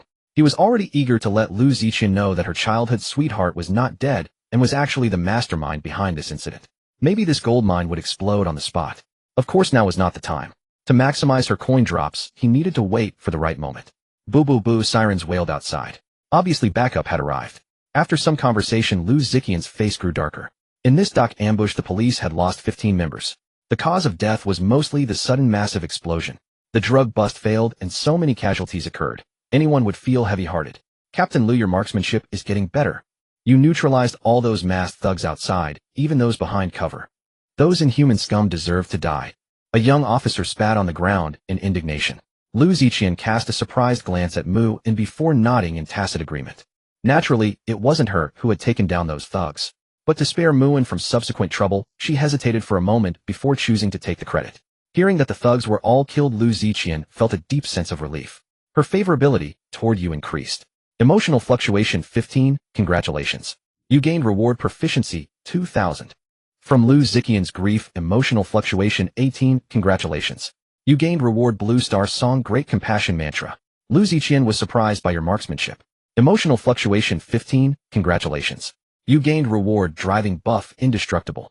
Driving buff indestructible, any vehicle you drive automatically becomes indestructible. Cannot be damaged by any attack. As long as you go fast enough, ramming through a tank is no problem. Duration 1 hour. Muin shrugged nonchalantly. If he admitted it, he'd have a hard time explaining his marksmanship. He couldn't just say he learned it while vacationing in Hawaii like a certain Detective Kudo, could he? After wrapping things up, Muin drove Lu Ziqian home. She remained silent throughout the journey, still lost in sadness. Attention all officers. Attention all officers. Due to an unexpected situation, the suspect's vehicle has broken through our encirclement. Immediate backup required. Repeat, immediate backup required. Target vehicle is near Qiuming Mountain. Lu Ziqian's face instantly turned serious upon hearing this. She thought the fleeing drug dealers had been caught, but they had unexpectedly broken through the encirclement. Looks like you'll have to commandeer your car. Going to Qiuming Mountain. If I can help you catch them, what kind of reward can you offer? Talk after you catch them. Fine'll give you a reward if you do. Sounds like a decent reward. Then, hold on tight. Mu An's lips curled as he agreed. After all, seeing so many officers fall had stirred something in him. With a flashy drift, the sports car turned around. The speed instantly skyrocketed. Roaring, it shot into the distance. Driving so fast on a city street, you looking for death? A startled journalist fumed. Especially when he saw it was a sports car, his resentment toward the wealthy surged. He grabbed his camera and snapped a flurry of pictures of the car's rear. Increasingly angry, he planned to write a news article lambasting rich second-generation kids for street racing and endangering civilians. Of course, Mu In and Lu Ziqian were unaware of all that. Elsewhere, Long Haoshan's face was as black as a pot. Before him lay the lightning-struck Jujube, what he had won for 5 million. The problem was he had tried every method but couldn't absorb the mysterious aura within it. He was even tempted to grind it into sawdust and drink it with water. Could his cultivation technique have sensed wrong? Was this thing actually useless? Unfit to help him improve his realms? That meant he had wasted 5 million for nothing. Such a huge loss. Who could bear it? Long Haoyan certainly couldn't. At that moment he felt like a complete fool drawing water in a bamboo basket. Ring. The phone rang. Long Haoyan answered casually. His tone was bad, even irritable. Hey brother Long. It's Lin Tu. The person you asked me to find. I've got news. But to meet him you need to break the Choming Mountain racing record. Are you interested in giving it a shot? They say breaking the record comes with a decent cash prize. At least 3 million. Long Haoyan had been in a sour mood, but upon hearing this he immediately perked up. According to Lin Tu, if he broke the record, he could not only meet the person, but also win a hefty bonus. This was practically a free reward. When it came to driving skills, he, the Dragon King Long Haoyan, had never acknowledged anyone as his better. Breaking a measly Choming Mountain record was as easy as flipping his hand. With that thought, he flashed his signature checkmark smile. Even space seemed to bow before him, almost twisting in awe. Haha, what's a Choming Mountain record? He'll break it in no time. Just sit back and watch me perform. Long Haoyan was brimming with confidence. Autumn Mountain, Choming Mountain. At the foot of the mountain, all kinds of luxury cars gathered. Most of them were rich second generations obsessed with racing.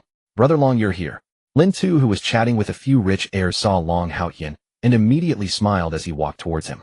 Long Haoyan nodded slightly, then lifted his chin. He said nothing, pretending to be an expert. So aloof. By his side was Lin Ziqian, the little secretary he had recently seduced. After all, when engaging in such showing-off activities as racing, if he didn't have a beautiful woman by his side, he always felt something was missing. Rich heir no. 1. Young Master Lin, aren't you going to introduce this brother to us? Rich heir no. 2. Exactly. If you value him so highly, his racing skills can't be too bad. This? Lin Tu hesitated a bit. He could brag recklessly about other things, but he didn't know Long Haoshan's true driving ability right now. He dared not boast randomly. If he lost later, it would be a huge embarrassment. Let me put it this way, with me here today, you all can only compete for second place. Long Haoyan was not intimidated and spoke with great arrogance. He recalled that back in the day when he was driving a tank in the Zalia battlefield, these kids were still playing in the mud somewhere. As soon as he said this, not only rich heirs no. 1 and no. 2 were stunned. Everyone present was also stunned. The same thought inevitably emerged in their minds: this guy's swagger is terrifyingly high. Hell, let's let driving skills speak for themselves. Don't end up losing and losing face. A dissatisfied rich heir sneered inwardly. If he believed a random hothead's words, his brain would be truly faulty. Hell, make sure you can't even see my taillights. Long Haoyan still looked down on everyone disdainfully. Ahem, brother Long, I've prepared a car for you. But you know I've been tight on money recently, so the car's performance isn't the best kind. Of course it's not too bad either, just a little worse than their top modified sports cars. Lin Tu rubbed his hands and smiled awkwardly. Don't worry. The driver can make up for all differences with skill. There's no slow race car, only a slow driver. Long Haoyan waved his hand, completely unconcerned. This was the strength and confidence from him as the Dragon King. Soon, the highly anticipated race finally began. All vehicles were like low growling fierce beasts ready to pounce. 3, 2, 1, ready, go. Long Haoyan, with an excellent launch start, instantly left all the sports cars behind. Especially after cornering, the gap between him and the cars behind grew even larger. It could be said that as long as he stayed steady, winning first place was absolutely certain. Brother Long, you're so awesome. I love you so much. The little secretary beside him sat in the passenger seat, experiencing the thrilling speed, and was also extremely excited. For her, sitting in a luxury car was a rare experience. Haha, I'm not only good at driving, but even better in other aspects. Long Haoyan gave a wicked smile. Oh, brother Long, you're so bad. The little secretary smiled shyly, lightly lifting the hem of her skirt. Her tempting look almost made Long Haoyan lose control. If he weren't driving, he would definitely have dealt with this little vixen right there. Just wait till end this boring race soon. Among those guys, there's not a single one who can fight. Not to mention, overtaking me, even seeing my taillights would be. Whoosh. But at that moment a speeding vehicle shot past him with a whoosh. Little secretary. Long Haoyan. Brother Long this. The little secretary hesitated. Long Haoyan tried hard to maintain his composure. He had just been showing off in front of his woman, and the next second he was slapped in the face. Don't worry, they probably just got lucky. And this is just an accident. One car overtaking me is already my carelessness. There's no way there will be a second. Long Haoyan continued confidently. However, the next second, whoosh, another sports car rushed past him. Little secretary. Long Haoyan. Long Haoyan was about to go crazy. One car was already too much, 2 cars overtaking him was outrageous. When did his driving skills become so bad? He couldn't even beat a group of pampered rich heirs. But what he didn't know was that the 2 cars that surpassed him were not originally participants in the race. Haha, I said so. With a world-class racer like Viper here, those cops' crappy cars want to block or catch up to us. Absolutely a fool's dream. The yellow-haired gangster laughed wildly. At that moment the car was extremely fast, and the scenery outside the window was almost stretched into lines, further accelerating his adrenaline secretion, making him even more excited. Not good, it seems there's a car chasing us. A minion suddenly warned. What? Who can catch up to us? Yellow Hair opened his eyes wide in disbelief. Even Viper in the driver's seat, after glancing at the rearview mirror, became a bit more serious and silently increased the speed. And chasing behind their car were none other than Mu En and Lu Ziqian. Hurry, hurry. Go faster. I can't believe you can actually go this fast. Seeing that they were about to catch up with the gangster's car, Lu Ziqian was also excited. Lu Ziqian's excitement emotion fluctuation, 20 congratulations. You received reward cultivation years 5 years. Muin was full of black lines. I know you're praising me, but can you be more careful with your wording? Praising a man for being fast is not a good compliment. I've never tried it, how would I know if you're fast? Maybe you can try it sometime. I don't mind your bad temper. Still dare to complain, she. Bad temper. Lu Ziqian's expression stiffened slightly. It's hard. Her fist was already hard.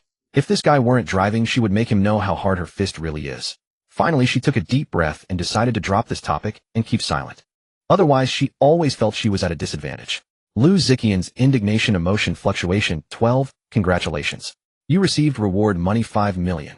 Lu Ziqian's shame and anger emotion fluctuation, 15, congratulations. You received reward proficiency, 2300. Lu Ziqian's complex emotion fluctuation, 17, congratulations. You received reward book energy saving new concept of male-female interactive driving technology. Long Haoyan was staring intently ahead. He needed to overtake the 2 cars in front to prove himself. But what made him anxious was that the car ahead seemed to have taken some supersonic flying extremely fast. Even with his foot pressed to the floor, the distance between him and the 2 cars ahead was growing. Damn it. All because of this crappy car, too slow. It's holding me back. Long Haoyan cursed under his breath, shifting all the blame onto the vehicle. But he still had a chance. Anyone can go fast on a straightaway. True speed is on the curves. As long as he executed some technical moves in the curves, there was still hope to close the gap. He might even overtake them. Soon the curves arrived as expected. Long Haoyan concentrated, operating like a whirlwind. Drift hugged the curve hard, brake, accelerate. But after seeing the maneuver of the car ahead, he couldn't help but curse. Holy crap. Is that even humanly possible? Meanwhile, the yellow-haired guys in the leading car were thinking the same. What the hell? What's up with that car behind us? The driver Viper narrowed his eyes. Such a high-speed no-brake drift through the drainage ditch was not something just anyone could pull off. Even he might end up wrecked if he slipped up. Who the hell was that driver behind? His skills were terrifying. Unconsciously, sweat beaded on Viper's forehead, and a hint of tension crept into his heart. Accelerate. Come on, aren't you a professional racer?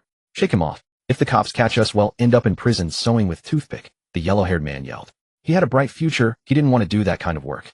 Viper glanced at the series of deadly serpentine curves ahead and gritted his teeth. He'd go all out. Being caught meant death anyway.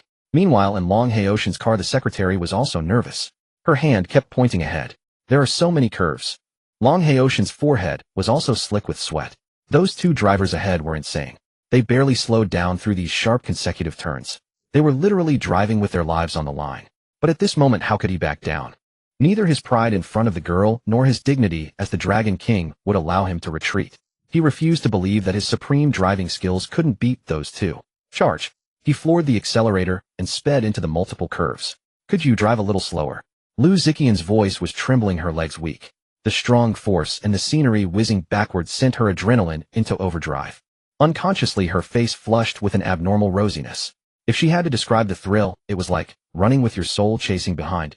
From Lu Ziqian, fear and excitement, 15, congratulations.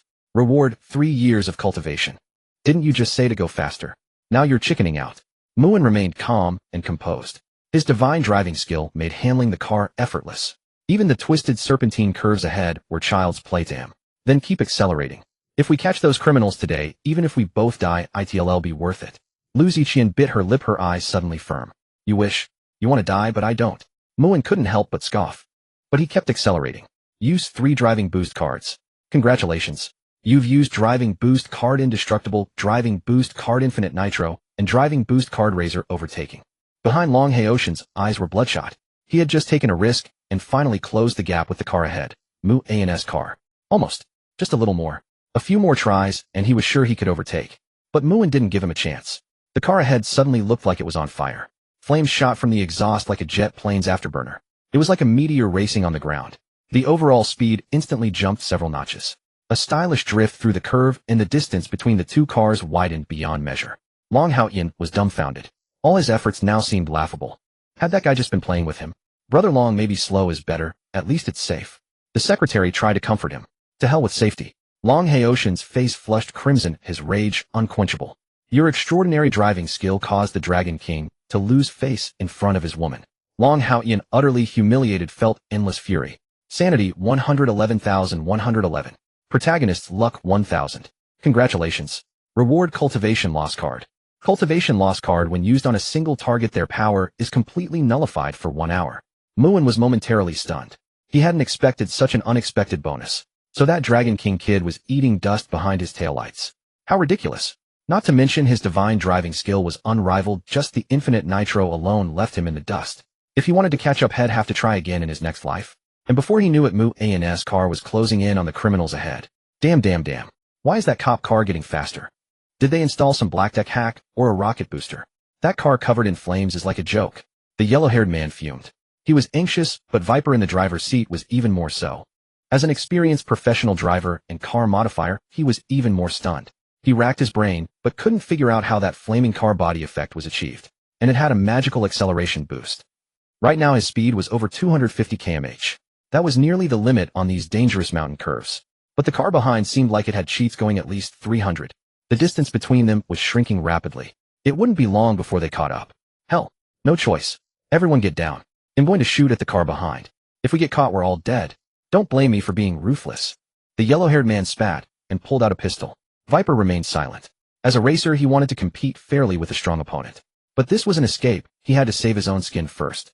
At high speed, if the trailing car was hit and swerved to dodge, it could easily lose control. Then they'd have a good chance of not good.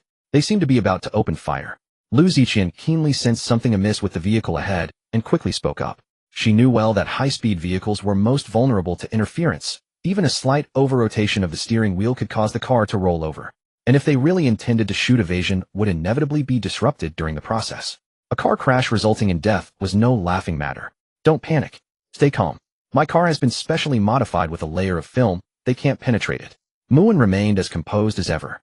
Under his control, the distance between them and the vehicle ahead continued to shrink. Now he didn't need to worry about the impact of gunfire on his own vehicle. Instead, he should focus on how to force the other car to stop. What kind of film was it modified with? Can it really stop bullets? Lu Ziqian's question almost slipped out. Even if the best-tempered glass were hit, it would still crack, which would certainly impair the driver's vision. On a winding high-speed road, this was a fatal danger. The next second, she saw the answer with her own eyes. Rat-a-tat-tat. Bullets from the car ahead poured out wildly from the rear window. Muin remained as calm as still water, neither dodging nor evading. All the bullets struck the front windshield, but aside from sparks, not even the slightest crack appeared. This made Lu Ziqian's instinctive attempt to duck for cover somewhat awkward. She didn't know whether to complete the half-finished action or just stop. Feeling like a bit of a fool, Lu Ziqian was embarrassed by her own movement. What the hell? What brand is that cop car? I emptied an entire magazine into the windshield, and it didn't take any damage. Huang Mao was utterly shocked. He even began to doubt if his pistol was fake. Boss Huang, could it be that all your bullets missed? A timid underling ventured a possibility. Huang Mao scowled and whacked him on the head with the gun, but cursing, "You dare question my shooting skills? You dare question my marksmanship? I've been shooting for years, so I know whether I'm accurate." The aggrieved underling dared not speak again. He had never experienced whether the boss pistol shooting was accurate or not, so how could he know? Damn it, I don't believe this. If I can't penetrate the windshield, can I at least shoot out your tires? Huang Mao quickly devised another plan. This time he learned his lesson and seized the opportunity during a drifting turn, unloading another magazine at the rear wheels. He refused to believe his bullets couldn't puncture such fragile tires. Rat-a-tat-tat. Lu Ziqian had also learned her lesson. She sat calmly in the passenger seat, trying to reassure herself that everything was fine. If their bullets couldn't penetrate the windshield, there was no way they could damage the even more robust car body. Not good. They seemed to be aiming for your tires this time. Lu Ziqian suddenly noticed something, and her heart leaped again. Limited Illusion Card 1. Construct an illusion for a specified target, making them believe it's real. Duration 30 minutes. I know you're anxious, but don't rush. They can't blow them up. Muin muttered to himself. Of course, he didn't dislike Lu Ziqian's startled behavior. On the contrary, her fluctuating emotions helped him rack up rewards. Are they dogs? When did police cars become this sturdy? Even after hitting the tires with so many shots, they still won't blow. Huang Maruei was completely dumbfounded. He seriously suspected his gun and bullets were fake. Could it be that their car is specially made by Dragon Country, with quality so solid that even the spare tire can't be blown out? An underling couldn't help but interject. To hell with your Dragon Country manufacturing. To hell with your spare tire. Who are you calling a spare tire? Seemingly hit on a sore spot, Huang Maruei erupted into another barrage of curses. His agitation was even more intense this time, and the dark muzzle of his gun nearly pointed at his own men. The underling trembled in fear, dreading that an accidental discharge might kill him, and dared not speak again. Time to end this farce. Muin muttered. Use Limited Illusion Card 1. Target the fleeing criminals. Limited Illusion Card 1 activated successfully, taking effect. At the same time, bang! Muin had caught up with the other vehicle and began to force it to stop. In fact, he didn't need to do much, as Huang Maruei and his gang trapped in the illusion had already seen what they wanted to see. In their eyes, the police car following them suddenly flipped over while turning. They sped away, leaving it behind. Finally shook off those damn cops. Huang Maruei breathed a sigh of relief. Poison Snake also smirked slightly. He didn't find anything unusual. At such high speed and intensity, even a minor mistake could lead to a fatal crash. Even his own mental endurance was almost at its limit. The other driver was pushing even harder and must have been even more exhausted. A mistake was not impossible. With that thought, he floored the accelerator and sped away again. In reality, however, everyone stay still, or I can shoot you right now. Lu Ziqian's sharp voice jolted them all back to reality. In a dizzying spin, the scene before them changed drastically. Where was the successful escape they thought they had achieved? Now they were all handcuffed and secured one by one to the iron railing by the roadside. Huang Maruei and his gang were completely bewildered. What happened? Weren't the cops' cars supposed to have flipped? When were they caught? Had they all experienced collective memory loss? Don't you think they're idiots? Why did they suddenly break and wait to be caught? Lu Ziqian couldn't help but comment. Maybe their consciences were hit by their own pistols and started hurting. Or maybe they're just not right in the head. Stress from their line of work is understandable. Muin shrugged and replied casually. Huang Maruei, Poison Snake. Underlings. To hell with not right in the head. That was practically an insult. And seriously, no one was going to explain what happened. After much thought, they concluded they must have been possessed or something. Otherwise, there was no explanation.